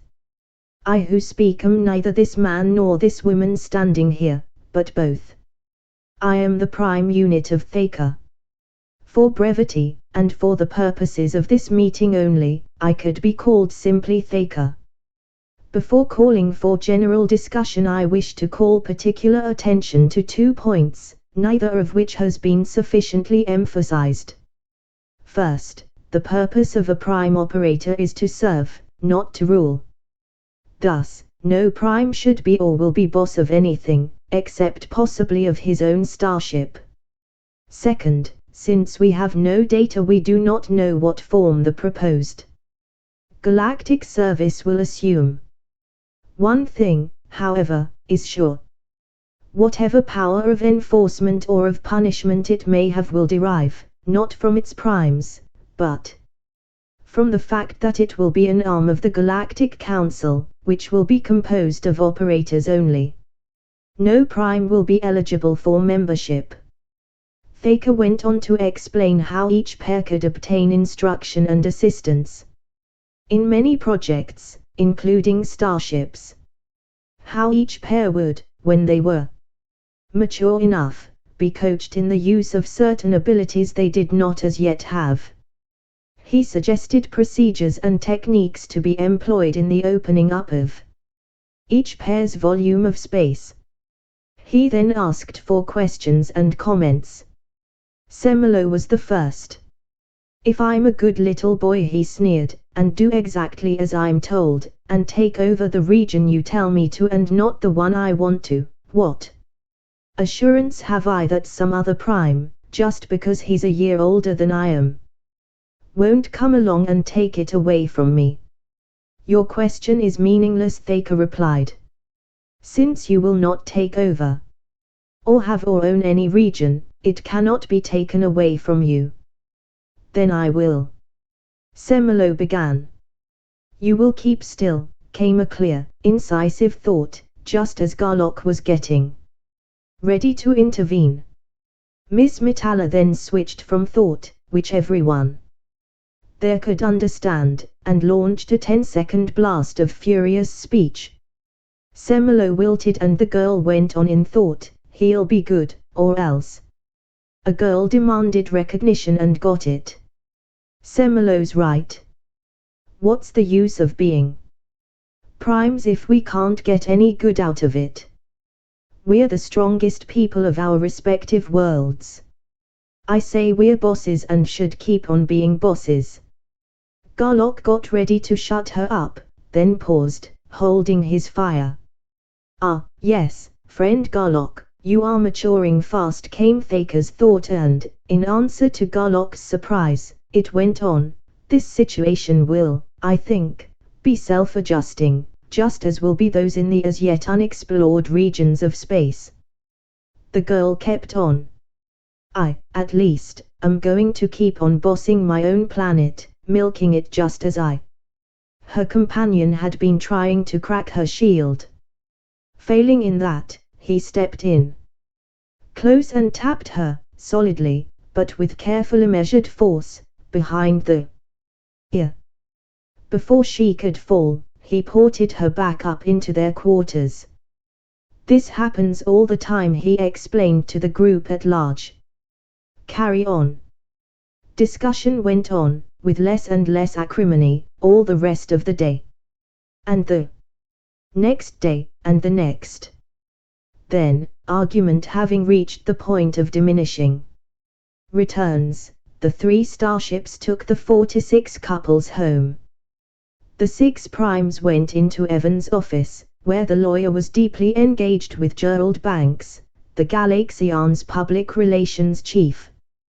Banks was holding his head in both hands. "Garlock, maybe you can tell me," Banks demanded. "How much of this stuff, if any, can I publish? And if so, how?" "Nothing," Garlock said, flatly. "What do you think, Thaker?" Bell asked. "You're smarter than we are." "What Thaker thinks has no bearing," Garlock said. Bell, Fau, and Delcamp all began to protest at once, but they were silenced by Thaker himself. "Garlock is right. My people are not your people. I know not at all how your people think or what they will or will not believe. I go. That lets Dig and me out too, then, Double plus Fowl said with a grin, so we'll leave that baby on your laps. We go, too. Well, little Miss Weisenheimer. Garlock smiled quizzically at Belle. You grabbed the ball, what are you going to do with it? Nothing, I guess. Belle thought for a minute. We couldn't stuff any part of that down the throat of a simple-minded 6-year-old. We haven't really got anything, anyway. Time enough, I think, when we have 600 or 700 planets in each region, instead of only one planet. Maybe we'll know something by then. Does that make sense? It does to me, Garlock said, and the others agreed. That can we go business sounds rough at first, but it's contagious. Fowl and Deg, caught it, and I feel like I'm coming down with it myself. How about you? Key. We go, Belle and Garlock said in unison, and vanished. Aboard the Pleiades, the next few days passed quietly enough. James set up, in the starship's memory banks, a sequence to mass-produce instruction tapes and blueprints. Garlock and Belle began systematically to explore the Tellurian region. Now, however, their technique was different. If either prime of any world was not enthusiastic about the project. Very well. Think it over, they would say. We will get in touch with you again in about a year, and the starship would go on to the next planet. On Earth, however, things became less and less tranquil with every day that passed. For, in deciding not to publish anything, Garlock had not considered at all the basic function and the tremendous ability, power, and scope of the press. And Galaxian Hall had never before been closed to the public, not for any hour of any day of any year of its existence. A non-profit organization, dependent upon the public for its tremendous income, the Galaxian Society had always courted that public in every possible ethical way. Thus, in the first hour of closure, a board reporter came out, read the smoothly phrased notice, and leapt it into the desk. It might be worth, he thought, half an inch. Later in the day, however, the world's most sensitive news nose began to itch. Did, or did not, this quiet, unannounced closing smell ever so slightly of cheese? Wherefore, Benjamin Bundy, the newscaster who had covered the starship's maiden flight, went out himself to look the thing over. He found the whole field closed. Not only closed, but Gunther blocked impenetrably tight. He studied the announcement, his sixth sense, the born newsman's sense for news, probing every word. Regret. Research. Of such extreme delicacy. Vibration. Temperature control, 1/100th of 1 degree centigrade.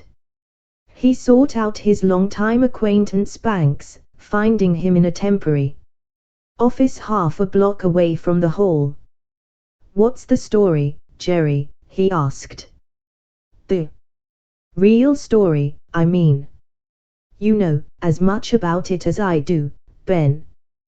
Garlock and James don't waste time trying to detail me on that kind of business, you know. This should have satisfied any new Shawk, but Bundy's nose still itched. He mulled things over for a minute, then probed, finding that he could read nothing except Banks' outermost, most superficial thoughts. Well, maybe, but then Bundy plunged. All you have to do, Jerry, is tell me screens half down that your damn story is true. And that's the one thing I can't do, Banks admitted, and Bundy could not detect that any part of his sheepishness was feigned. You're just too damned smart, Ben. Oh, one of those things. So that's it. Yup. I told Evans it might not work. That should have satisfied the reporter, but it didn't. Now it doesn't smell just a trifle cheesy, it stinks like rotten fish. You won't go screens down on that one, either. No comment. Oh, joy. Bundy exulted. So big that Gerald Banks, the top press agent of all time, actually doesn't want publicity. The Starship works. This lack of control stuff is the bunk. From here to another star in nothing flat. Garlock's back, and he's brought. What have you got in there, Jerry? The only way I can tell you is in confidence, for Evans' release. I'd like to, Ben, believe me, but I can't. Confidence, hell. Do you think we won't get it? In that case, no comment. The interview ended and the siege began. News hounds and detectives questioned and peered and probed. They dug into morgues, tabulating and classifying. They recalled and taped and sifted all the gossip they had heard. They got a picture of sorts, but it was maddeningly confusing and incomplete. And, since it was certain that intersystemic matters were involved, they could not extrapolate. Any guess was far too apt to be wrong. Thus nothing went on the air or appeared in print, and, although the surface remained calm, all newsdom seethed to its depths. Wherefore haggard Banks and harried Evans greeted Garlock with shouts of joy. When the four wanderers came back to spend the weekend on Earth, "I'll talk to Garlock decided, after the long story had been told. Have somebody get hold of Bundy and ask him to come out." "Get hold of him?" Banks snorted. "He's here. 24 hours a day. Eating sandwiches and catnapping on chairs in the lobby. All you have to do is unseal that door." Garlock flung the door wide. Bundy rushed in, followed by a more or less steady stream of some 50 other top-bracket news people, both men and women. "Well, Garlock, perhaps you will give us some screens-down facts?" Bundy asked, angrily. "I'll give you all the screens down." "Key. You're crazy. You can't." "Don't." Bell and all the operators protested at once. Ignoring the objections, Garlock cut his shield to half and gave the whole group a true account of everything that had happened in the galaxy. Then, while they were all too stunned to speak, a grin of saturnine amusement spread over his dark, 5 o'clock shadowed face. "You pestiferous gnats insisted on grabbing the ball," he sneered. "Now let's see you run with it." Bundy came out of his trance. "What a story," he yelled. "We'll plaster it." "Yeah," Garlock said, dryly. "What a story." "Exactly." "Oh." Bundy deflated suddenly. "You'll have to prove it, demonstrate it, of course." "Of course. You tickle me. Not only do I not have to prove it, I won't even confirm it." Bundy glared at Garlock, then whirled on Banks. "If you don't give me this in shape to use, you'll never get another line or mention anywhere." "Oh, no." For the first time in his professional life, Banks gloated, openly and avidly. "From now on, my friend, who is in the saddle? Who is going to come to whom?" "Oh, brother." When the fuming newsman had gone, Garlock said, "It'll leak, of course." "Of course," Banks agreed. "It is rumored from a usually reliable source." And so on. Nothing definite, but each one of them will want to put out the first and biggest. That's what I figured. It'll have to break sometime, and I thought easing it out would be best. But wait a minute. He thought for 2 solid minutes. But we're going to need a lot of money, and we're just about broke, aren't we? This thought was addressed to Frank Macy, the Galaxian's treasurer. Worse than broke, much worse. I could loan you a couple of credits, Frank Bell said, brightly. But go ahead, Key.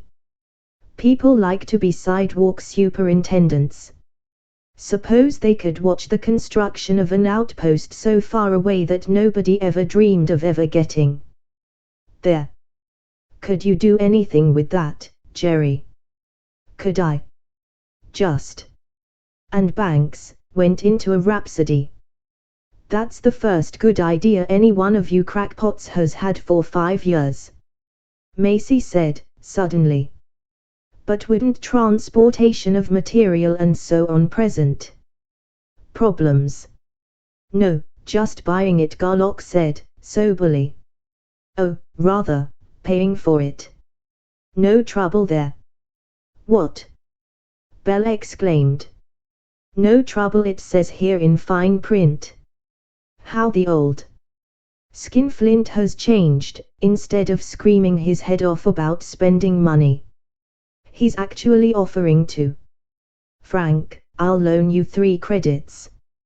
Hush, honey chilly, the men folks are talking man business. Look, Key. We'll use the Pleiades at first, while we're building a regular transport. 100 passengers per trip, 1,000 credits one way. Well, Bell put in. Our ex-Skinflint is now a bare-faced, legally protected robber. By no means, Bell Evans said. How much would that be per mile? Say 10 round trips per day. That would be 20 million a day gross for a small ship not intended for passenger service. When we get ships built, and the extras.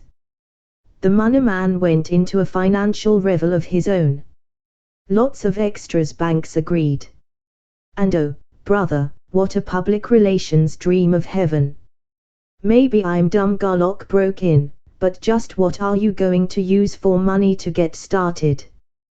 The minute we confirm any part of the story, the credit of the Galaxian Society will jump from XO to AA1. Oh. So Bell and I will have to lose our Pleiades for a while. I don't like that, but we do need the money, but we can have her for this coming week. Of course.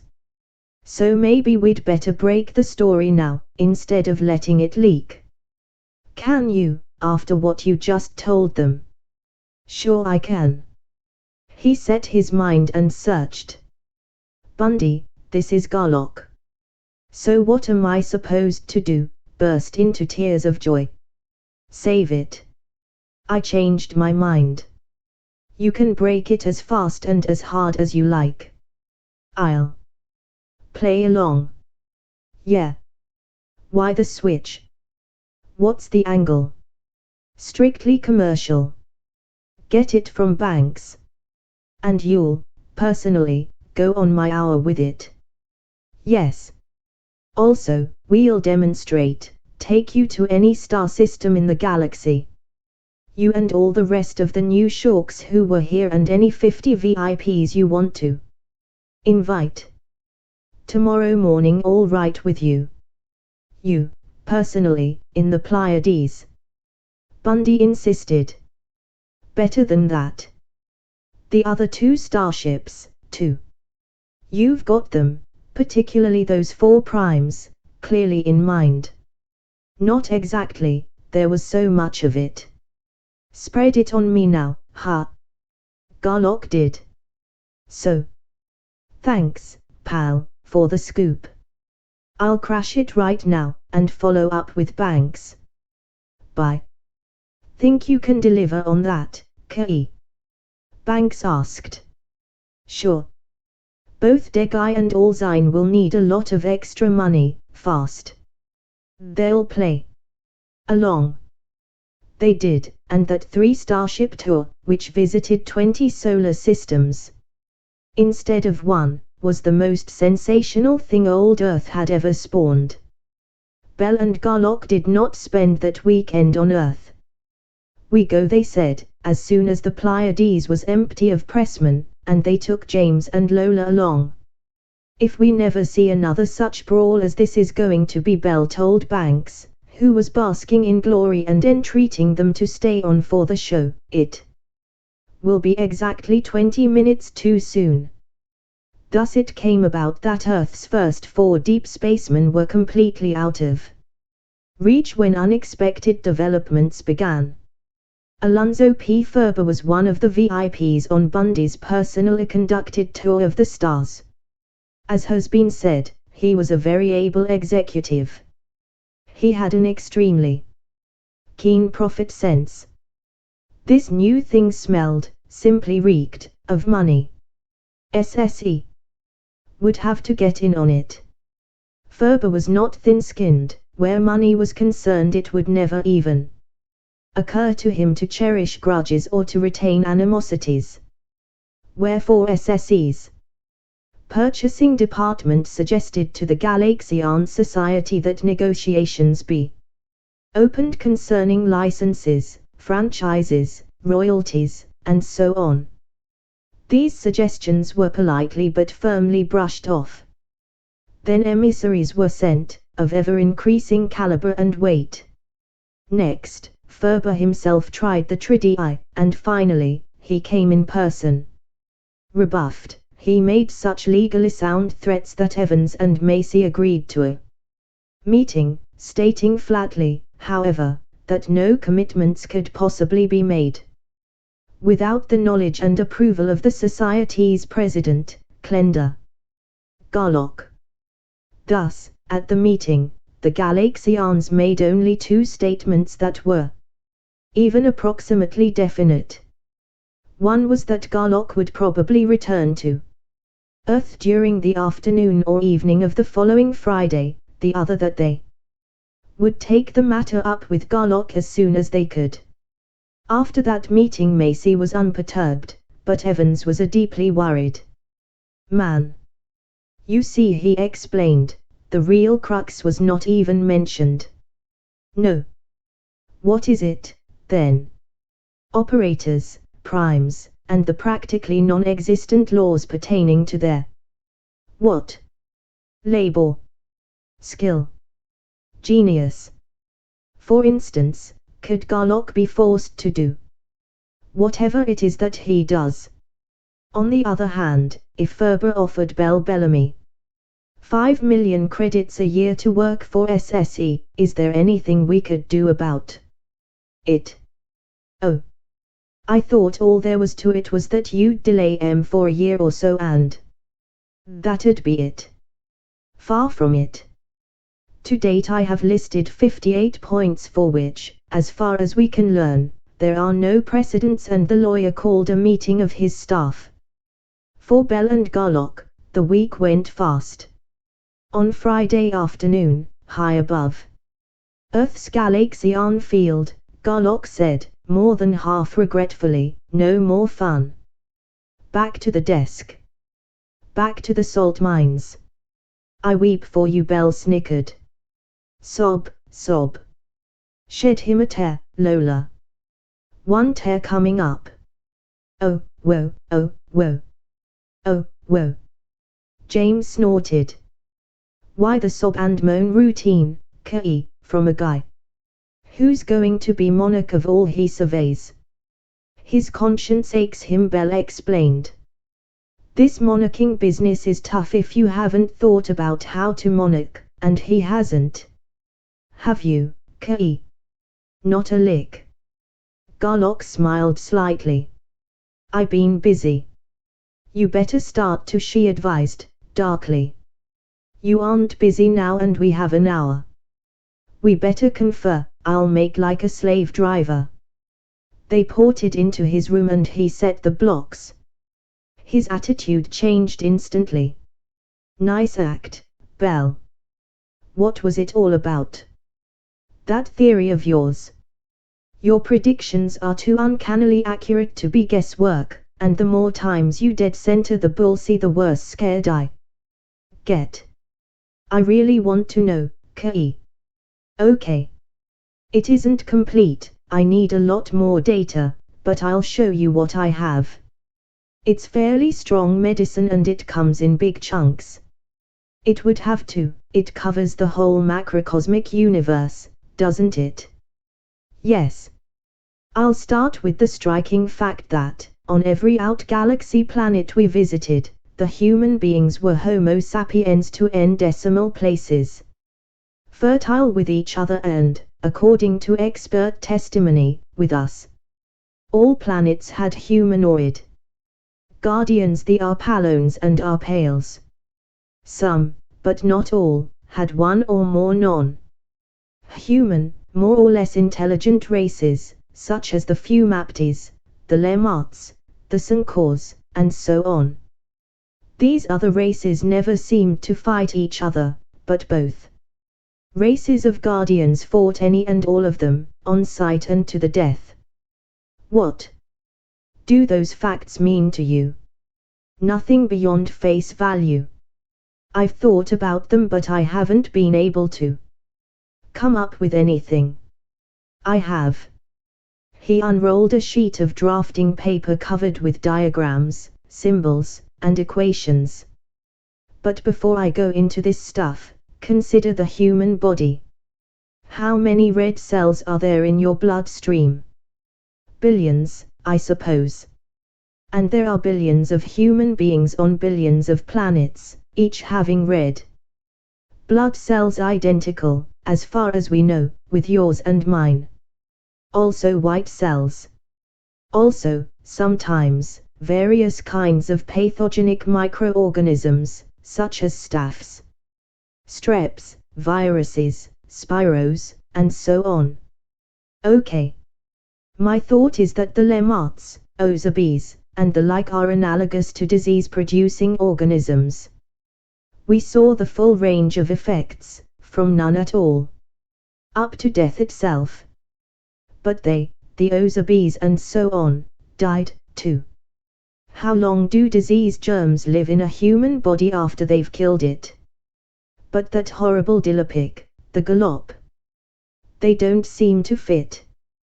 Try that on for size as cancer. Also, the Arpalones typed us before they'd let us land on any planet. Why didn't we blast them out of the way and land anyway? Why, we didn't want to. It wasn't worthwhile. We couldn't. Psychic block.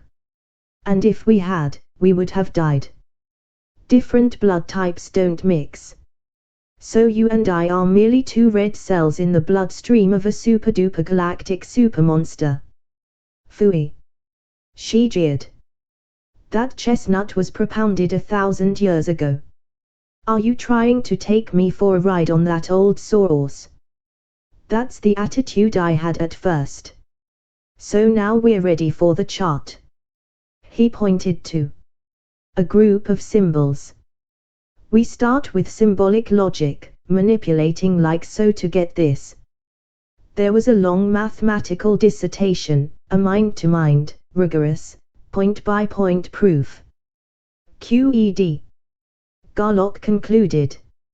I see your math, and if I believed half of it I'd be scared witless.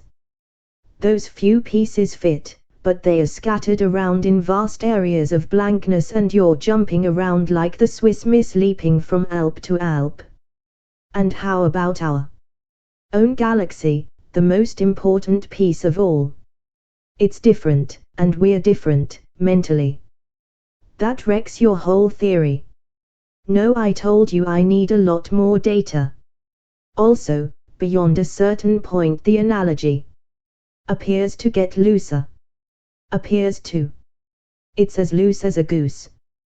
Think a minute. Is it actually loose, or are we getting up into concepts that no human mind can grasp? That might be the case, you know. Oh. You're quite a salesman, Kei, but I'm still not buying.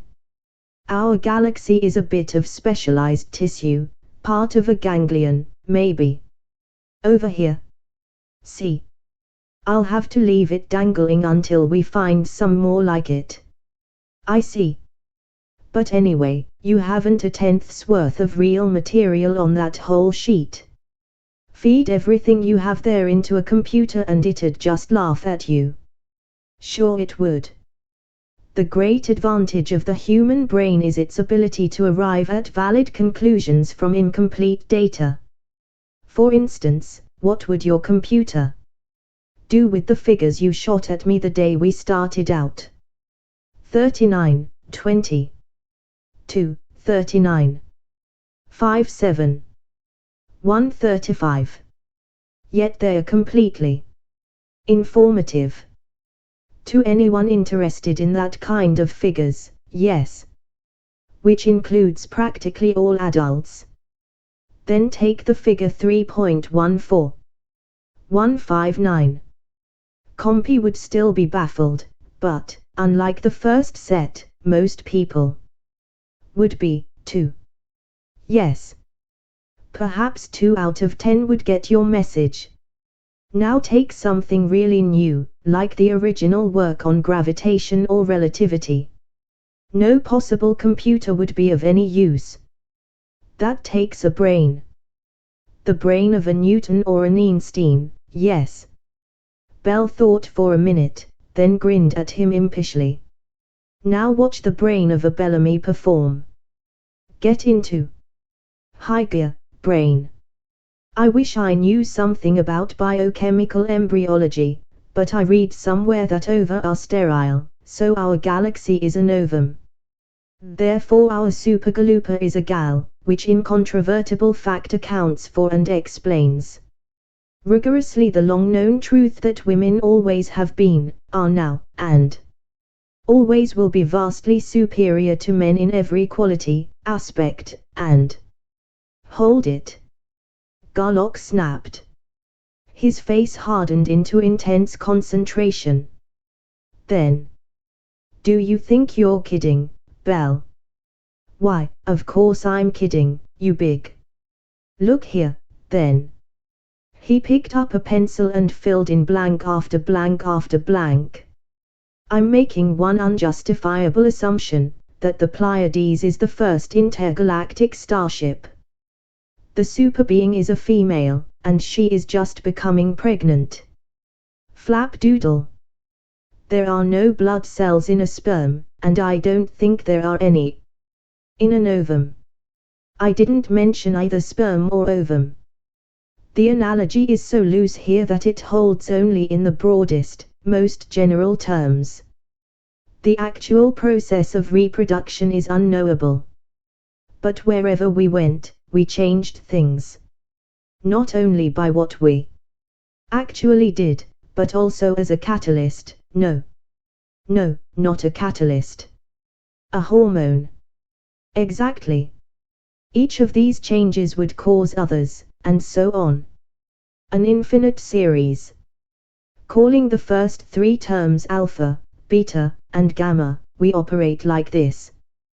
Garlock's pencil was flying now. Following me? On your tail.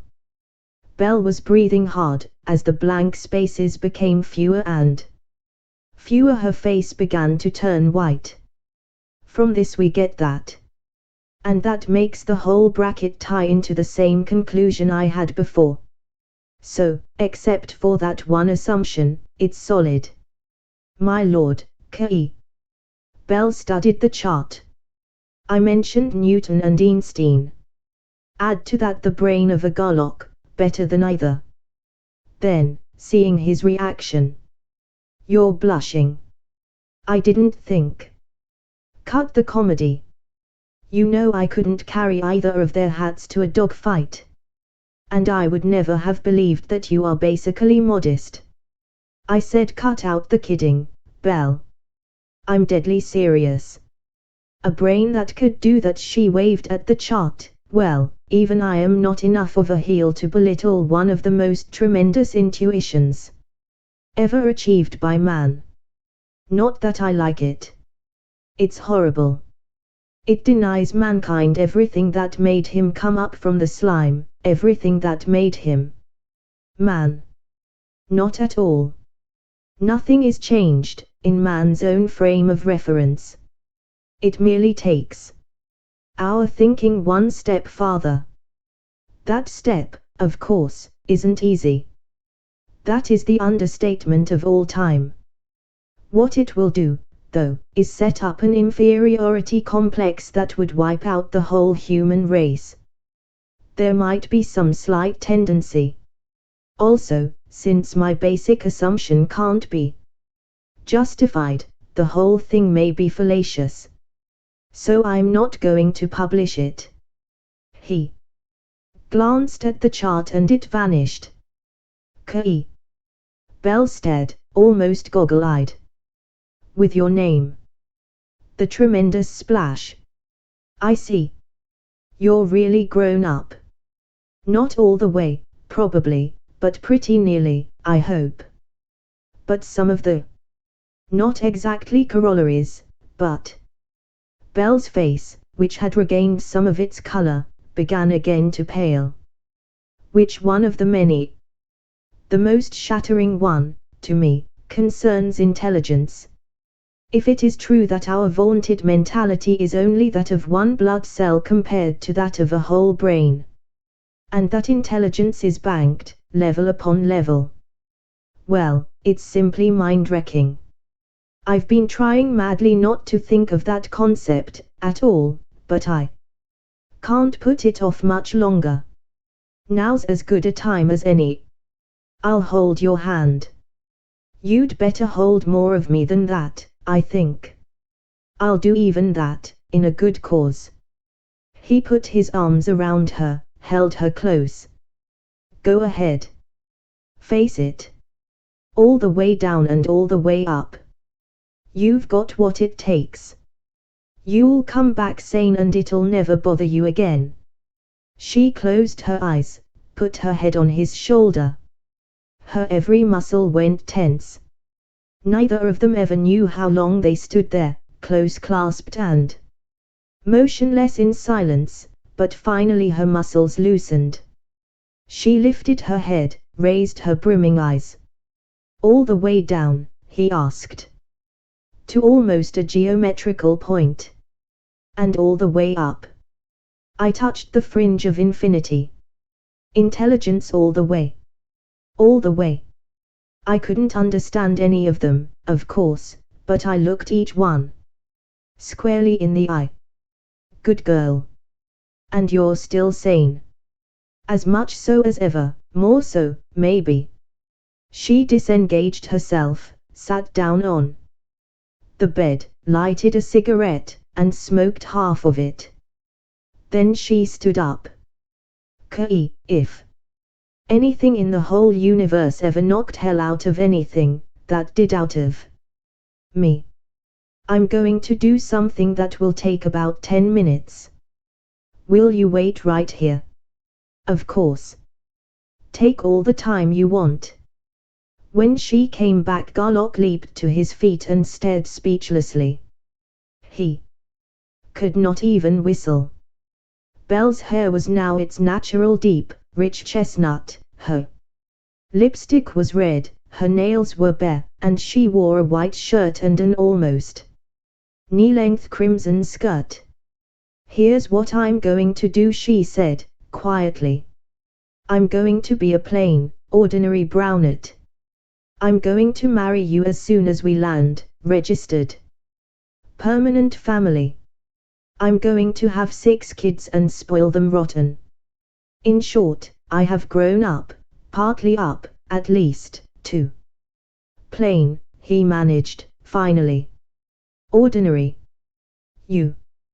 Yes, like a supernova going off under a man's feet. With a visible effort, Garlock pulled himself together. I don't need to tell you what a surprise this is, and can't tell you what it means to me. But you never have said you love me. Hadn't you better? I'm afraid to. Our next kiss will be different. I'd spoil all this nice new makeup. She tried to grin in her old-time fashion, but failed. She sobered, then, and went on with a completely new intensity. Listen, Kei. I'm all done, forever. Lying and pretending to you. I love you so much that, well, there simply aren't any thoughts. And when I think of how I acted, it hurts, Lord, how it hurts. I don't see how you can love me at all. It'd take a miracle. Miracles happen, then. He put both arms around her, very gently. For the first time in my life I'm cutting my screens to 0. Come in. What? For a moment she was unable to believe the thought. Then, cutting her own shield, she went fully into his mind. Oh, I didn't dare hope you could possibly feel. Oh, this is wonderful, Kei, simply wonderful. As the two fully opened minds met and joined, she threw both arms around him. And their embrace tightened as though their bodies were trying to become as nearly one as were their minds. Finally she pulled herself away and put up a solid block. What a mess, she said, shakily. Lipstick all over you. Why words, sweetheart? That was perfect. Oh, it was. But wide open, with such a mind as yours.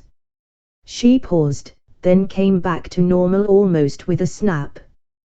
But say, I'll bet that's what there are. And all Zine were doing. That fusion thing. We'll practice it tonight. He pondered briefly. Sure it was. But he said they learned it from us. How could he have, when we? Oh, we did. Of course, in moments of high stress. But we didn't actually know it. She paused. We wouldn't admit it, you mean, even to ourselves? Maybe, and of course it never occurred to us, callow youngsters we were then. Weren't we, that it could be done for more than a microsecond at a time? Or that two people could ever, possibly, live that way? Or what a life it would be. So let's chop this and get back to you and me. Aha, let's, she agreed, but in a severely practical tone. You've got lipstick even on your shirt. So change it and I'll go put on a new face and bring over some stuff and clean you up. While she cleaned, she talked. I told you our next kiss would be different, but I had no idea. Well, that will be as much different, too, I'm sure. HMHHNH. Again she pressed herself against him, this time in a somewhat different fashion. Stop that, you little devil, or I'll. His arms came up of themselves, but he forced them back down. No, I won't. We'll save that for tonight, too. I'll behave myself. She laughed, pure joy in voice, eyes, and smile. I bet myself you wouldn't and I won. You're tall, solid gold, Kei darling, the absolute top. Thanks, sweetheart. I wish that were true, he said, soberly. But I can't help wondering if two such hellions as you and I are can make a go of marriage. No. Cancel that. We'll do it, all we have to figure out is how. I know what you mean. Not at first, it'll be purely wonderful then. After 5 years, say, when the glamour has worn off and I've had 3 of our 6 children. And 2 of them are in bed with the epizootic and I'm all frazzled out and you're strung up tight as a bowstring with overwork and... Hold it. No. If we can live together 6 months, or even 6 weeks, without killing each other, we'll have it made. It's at first that it'll be rugged. No matter how rugged it gets, though, we'll know one thing for certain sure. We couldn't live apart. That'll give us enough leverage. Check. And double check. She giggled sunnily. I'll take care of any and all situations, whatever they are, that arise in the first 6 months. You'll be responsible for the next 60 years. That's a perfectly fair and equitable division of responsibility. Now kiss me and we'll go.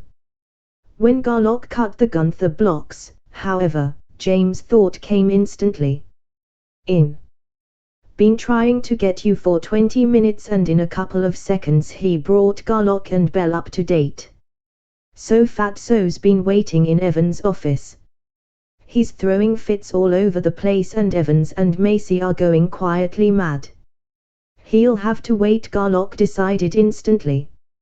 No matter how many fits he has, no such decision is going to be made until there's enough of a galactic council to make it. Well, you'll have to tell him that yourself. In person. I'll do just that, and tell him so he'll stay told. Okay, but Shaker. Bell and Garlock ported out into the main, arms around each other like a couple of college freshmen. Leggy, ugh, goog. James gurgled. Bell. Lola shrieked. Why, Bell, Bellamy. What goes on here? James demanded. Nothing much, Garlock replied, although he blushed almost as deeply as Bell did. We just decided to quit fighting, is all. Cut the rope, Junior, and let the old bucket drop. The end. End of the Project Gutenberg ebook of the Galaxy Primes, by Edward Elmer Smith. Asterisk asterisk asterisk end of this Project Gutenberg ebook The Galaxy Primes asterisk asterisk asterisk. Asterisk asterisk asterisk asterisk asterisk this file should be named 20898h.htm or 20898h.zip asterisk asterisk asterisk asterisk asterisk. This and all associated files of various formats will be found in http://www.gutenberg.org/2/8/9/2098/. Produced by Greg Weeks, V.L. Simpson and the Online Distributed Proofreading Team at http://www.pgdp.net. Updated editions will replace the previous one. The old editions will be renamed.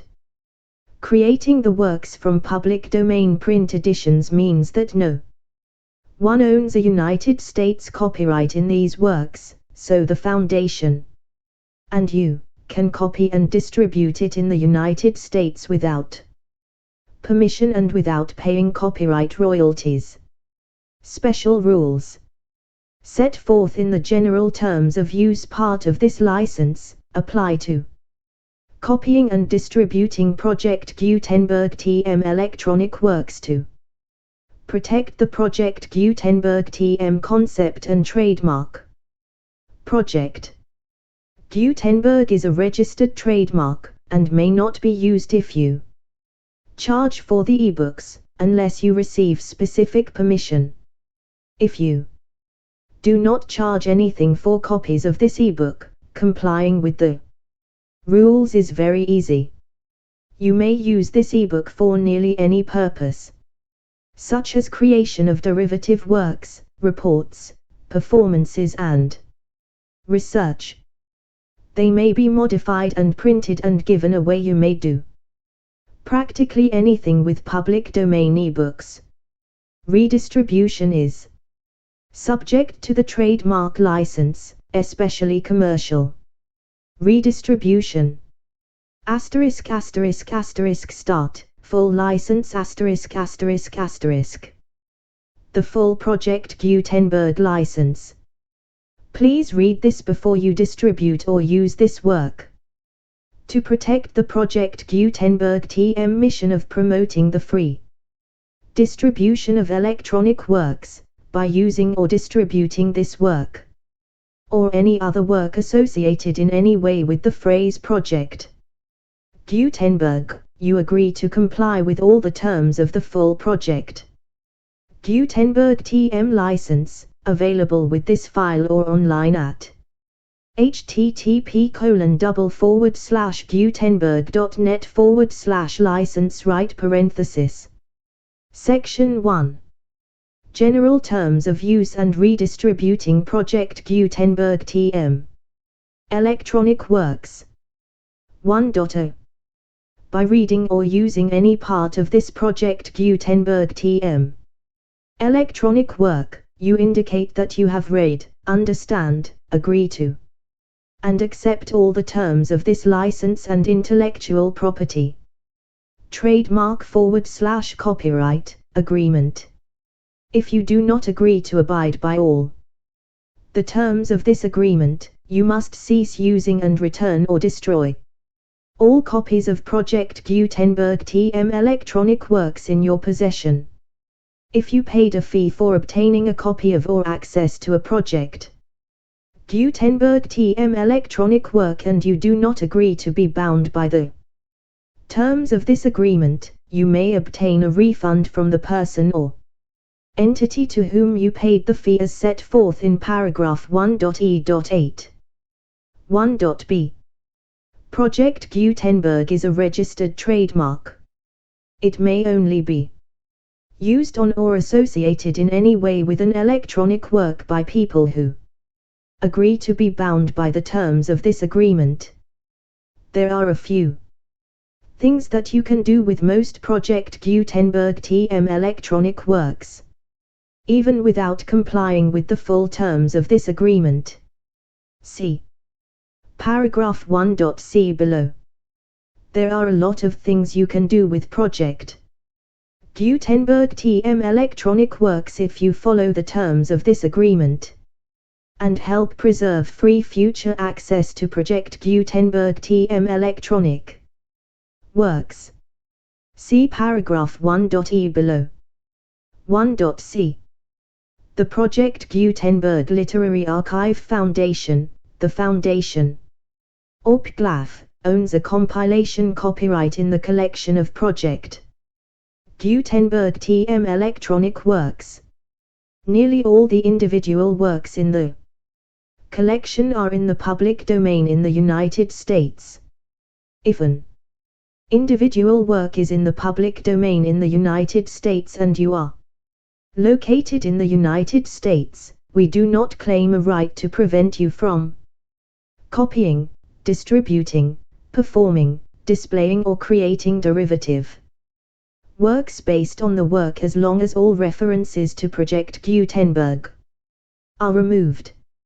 Of course, we hope that you will support the Project Gutenberg TM mission of promoting free access to electronic works by freely sharing Project Gutenberg TM works in compliance with the terms of this agreement for keeping the Project Gutenberg TM name associated with the work. You can easily comply with the terms of this agreement by keeping this work in the same format with its attached full Project Gutenberg TM license when you share it without charge with others. 1.d. The copyright laws of the place where you are located also govern what you can do with this work. Copyright laws in most countries are in a constant state of change. If you are outside the United States, check the laws of your country in addition to the terms of this agreement before downloading, copying, displaying, performing, distributing or creating derivative works based on this work or any other Project Gutenberg TM work. The Foundation makes no representations concerning the copyright status of any work in any country outside the United States. 1.e. Unless you have removed all references to Project Gutenberg. 1.e.1.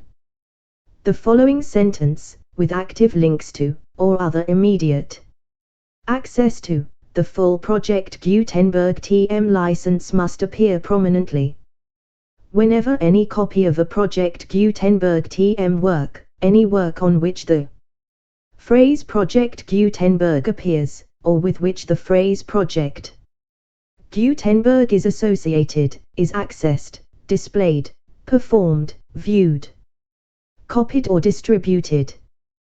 This ebook is for the use of anyone anywhere at no cost and with almost no restrictions whatsoever. You may copy it, give it away or reuse it under the terms of the Project Gutenberg license included with this ebook or online at www.gutenberg.net. 1.e.2. If an individual Project Gutenberg TM electronic work is derived from the public domain, does not contain a notice indicating that it is posted with permission of the copyright holder, the work can be copied and distributed to anyone in the United States without paying any fees or charges. If you are redistributing or providing access to a work with the phrase Project Gutenberg associated with or appearing on the work, you must comply either with the requirements of paragraphs 1.e.1 through 1.e.7 or obtain permission for the use of the work and the Project Gutenberg TM trademark as set forth in paragraphs 1.e.8 or 1.e.9. 1.e.3. If an individual Project Gutenberg TM electronic work is posted with the permission of the copyright holder, your use and distribution must comply with both paragraphs 1.e.1 through 1.e.7 and any additional terms imposed by the copyright holder. Additional terms will be linked to the Project Gutenberg TM license for all works posted with the permission of the copyright holder found at the beginning of this work. 1.e.4. Do not unlink or detach or remove the full Project Gutenberg TM license terms from this work, or any files containing a part of this work or any other work associated with Project Gutenberg TM. 1.e.5. Do not copy, display, perform, distribute or redistribute this electronic work, or any part of this electronic work, without prominently displaying the sentence set forth in paragraph 1.e.1 with active links or immediate access to the full terms of the Project Gutenberg TM license. 1.e.6. You may convert to and distribute this work in any binary, compressed, marked up, non-proprietary or proprietary form, including any word processing or hypertext form. However, if you provide access to or distribute copies of a Project Gutenberg TM work in a format other than plain vanilla ASCII or other format used in the official version posted on the official Project Gutenberg TM website, www.gutenberg.net, you must, at no additional cost, fee or expense to the user, provide a copy, a means of exporting a copy, or a means of obtaining a copy upon request, of the work in its original plain vanilla ASCII or other form. Any alternate format must include the full Project Gutenberg TM license as specified in paragraph 1.e.1. 1.e.7. Do not charge a fee for access to, viewing, displaying, performing, copying or distributing any Project Gutenberg TM works, unless you comply with paragraph 1.e.8 or 1.e.9. 1.e.8. You may charge a reasonable fee for copies of or providing access to or distributing Project Gutenberg TM electronic works provided that you pay a royalty fee of 20% of the gross profits you derive from the use of Project Gutenberg TM works calculated using the method you already use to calculate your applicable taxes. The fee is owed to the owner of the Project Gutenberg TM trademark, but he has agreed to donate royalties under this paragraph to the Project Gutenberg Literary Archive Foundation. Royalty payments must be paid within 60 days following each date on which you prepare, or are legally required to prepare, your periodic tax returns. Royalty payments should be clearly marked as such and sent to the Project Gutenberg Literary Archive Foundation at the address specified in Section 4, Information about donations to the Project Gutenberg Literary Archive Foundation. You provide a full refund of any money paid by a user who notifies you in writing, or by email, within 30 days of receipt that he does not agree to the terms of the full Project Gutenberg TM license. You must require such a user to return or destroy all copies of the works possessed in a physical medium, and discontinue all use of and all access to other copies of Project Gutenberg TM works. You provide, in accordance with paragraph 1.f.3, a full refund of any money paid for a work or a replacement copy, if a defect in the electronic work is discovered and reported to you within 90 days of receipt of the work. You comply with all other terms of this agreement for free distribution of Project Gutenberg TM works. 1.e.9. If you wish to charge a fee or distribute a Project Gutenberg TM electronic work or group of works on different terms than are set forth in this agreement, you must obtain permission in writing from both the Project Gutenberg Literary Archive Foundation and Michael Hart, the owner of the Project Gutenberg TM trademark. Contact the Foundation as set forth in Section 3 below. 1.f. 1.f.1. Project Gutenberg volunteers and employees expend considerable effort to identify, do copyright research on, transcribe and proofread public domain works in creating the Project Gutenberg TM collection.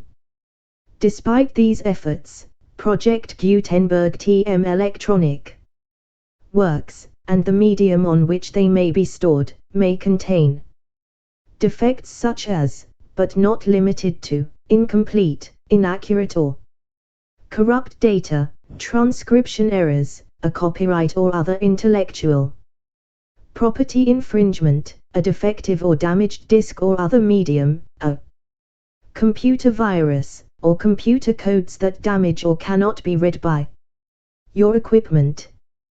1.f.2. Limited warranty, disclaimer of damages, except for the right of replacement or refund described in paragraph 1.f.3, the Project Gutenberg Literary Archive Foundation, the owner of the Project Gutenberg TM trademark, and any other party distributing a Project Gutenberg TM electronic work under this agreement, disclaim all liability to you for damages, costs and expenses, including legal fees. You agree that you have no remedies for negligence, strict liability, breach of warranty or breach of contract except those provided in paragraph F3. You agree that the Foundation, the trademark owner, and any distributor under this agreement will not be liable to you for actual, direct, indirect, consequential, punitive or incidental damages even if you give notice of the possibility of such damage. 1.f.3. Limited right of replacement or refund, if you discover a defect in this electronic work within 90 days of receiving it, you can receive a refund of the money, if any, you paid for it by sending a written explanation to the person you received the work from. If you received the work on a physical medium, you must return the medium with your written explanation. The person or entity that provided you with the defective work may elect to provide a replacement copy in lieu of a refund. If you received the work electronically, the person or entity providing it to you may choose to give you a second opportunity to receive the work electronically in lieu of a refund. If the second copy is also defective, you may demand a refund in writing without further opportunities to fix the problem. 1.f.4. Except for the limited right of replacement or refund set forth in paragraph 1.f.3, this work is provided to you as is with no other warranties of any kind, express or implied, including but not limited to warranties of merchantability or fitness for any purpose. 1.f.5. Some states do not allow disclaimers of certain implied warranties or the exclusion or limitation of certain types of damages.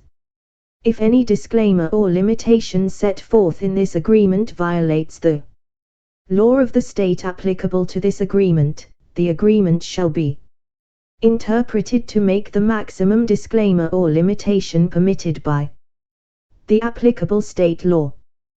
The invalidity or unenforceability of any provision of this agreement shall not void the remaining provisions. 1.f.6. Indemnity. You agree to indemnify and hold the foundation, the trademark owner, any agent or employee of the foundation, anyone providing copies of Project Gutenberg TM electronic works in accordance with this agreement, and any volunteers associated with the production, promotion and distribution of Project Gutenberg TM electronic works, harmless from all liability, costs and expenses, including legal fees, that arise directly or indirectly from any of the following which you do or cause to occur: a. Distribution of this or any Project Gutenberg TM work, b. Alteration, modification, or additions or deletions to any Project Gutenberg TM work, and c. Any defect you cause. Section 2. Information about the mission of Project Gutenberg TM. Project Gutenberg TM is synonymous with the free distribution of electronic works in formats readable by the widest variety of computers, including obsolete, old, middle-aged and new computers. It exists because of the efforts of hundreds of volunteers and donations from people in all walks of life. Volunteers and financial support to provide volunteers with the assistance they need is critical to reaching Project Gutenberg TM's goals and ensuring that the Project Gutenberg TM collection will remain freely available for generations to come.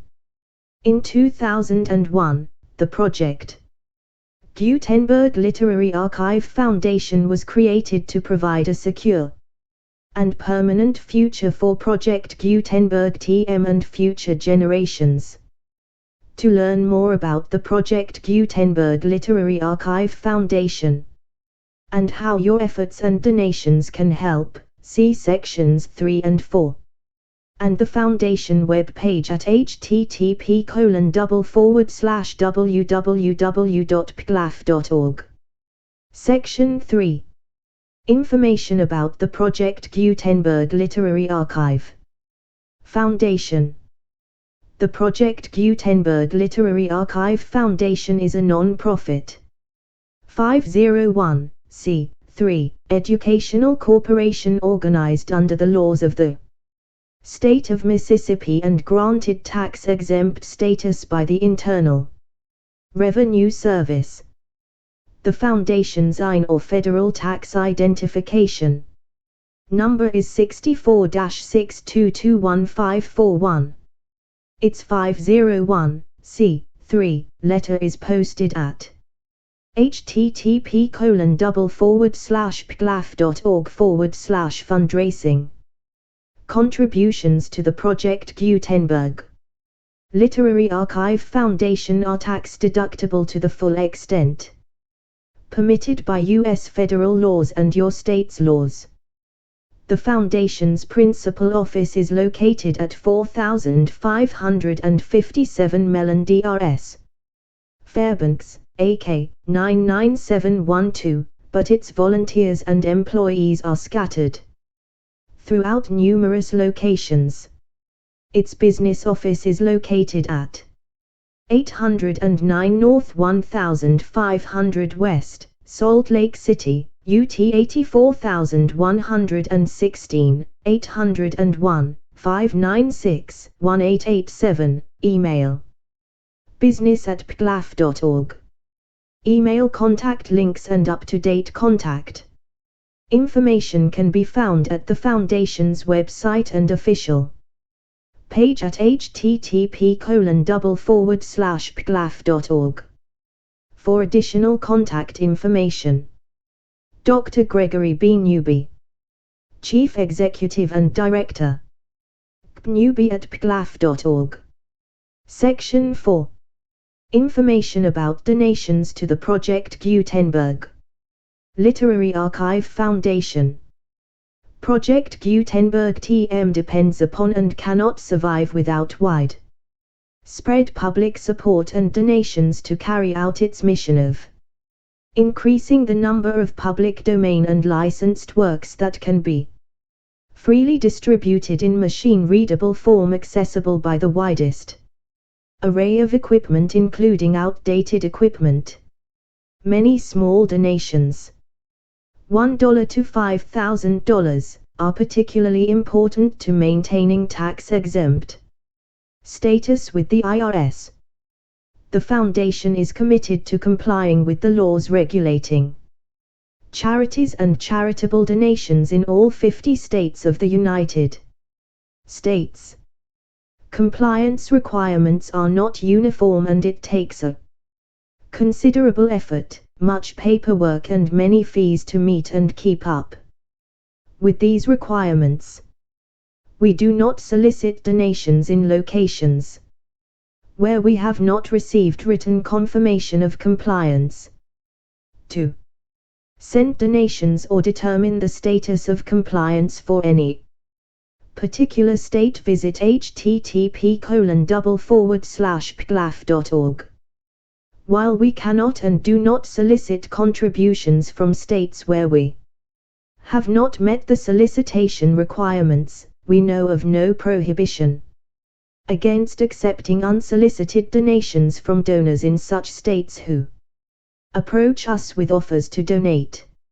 International donations are gratefully accepted, but we cannot make any statements concerning tax treatment of donations received from outside the United States. U.S. laws alone swamp our small staff. Please check the Project Gutenberg web pages for current donation methods and addresses. Donations are accepted in a number of other ways including checks, online payments and credit card donations.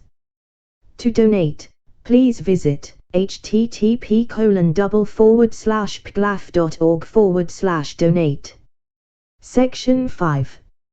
General information about Project Gutenberg TM electronic works. Professor Michael S. Hart is the originator of the Project Gutenberg TM concept of a library of electronic works that could be freely shared with anyone. For 30 years, he produced and distributed Project Gutenberg TM ebooks with only a loose network of volunteer support.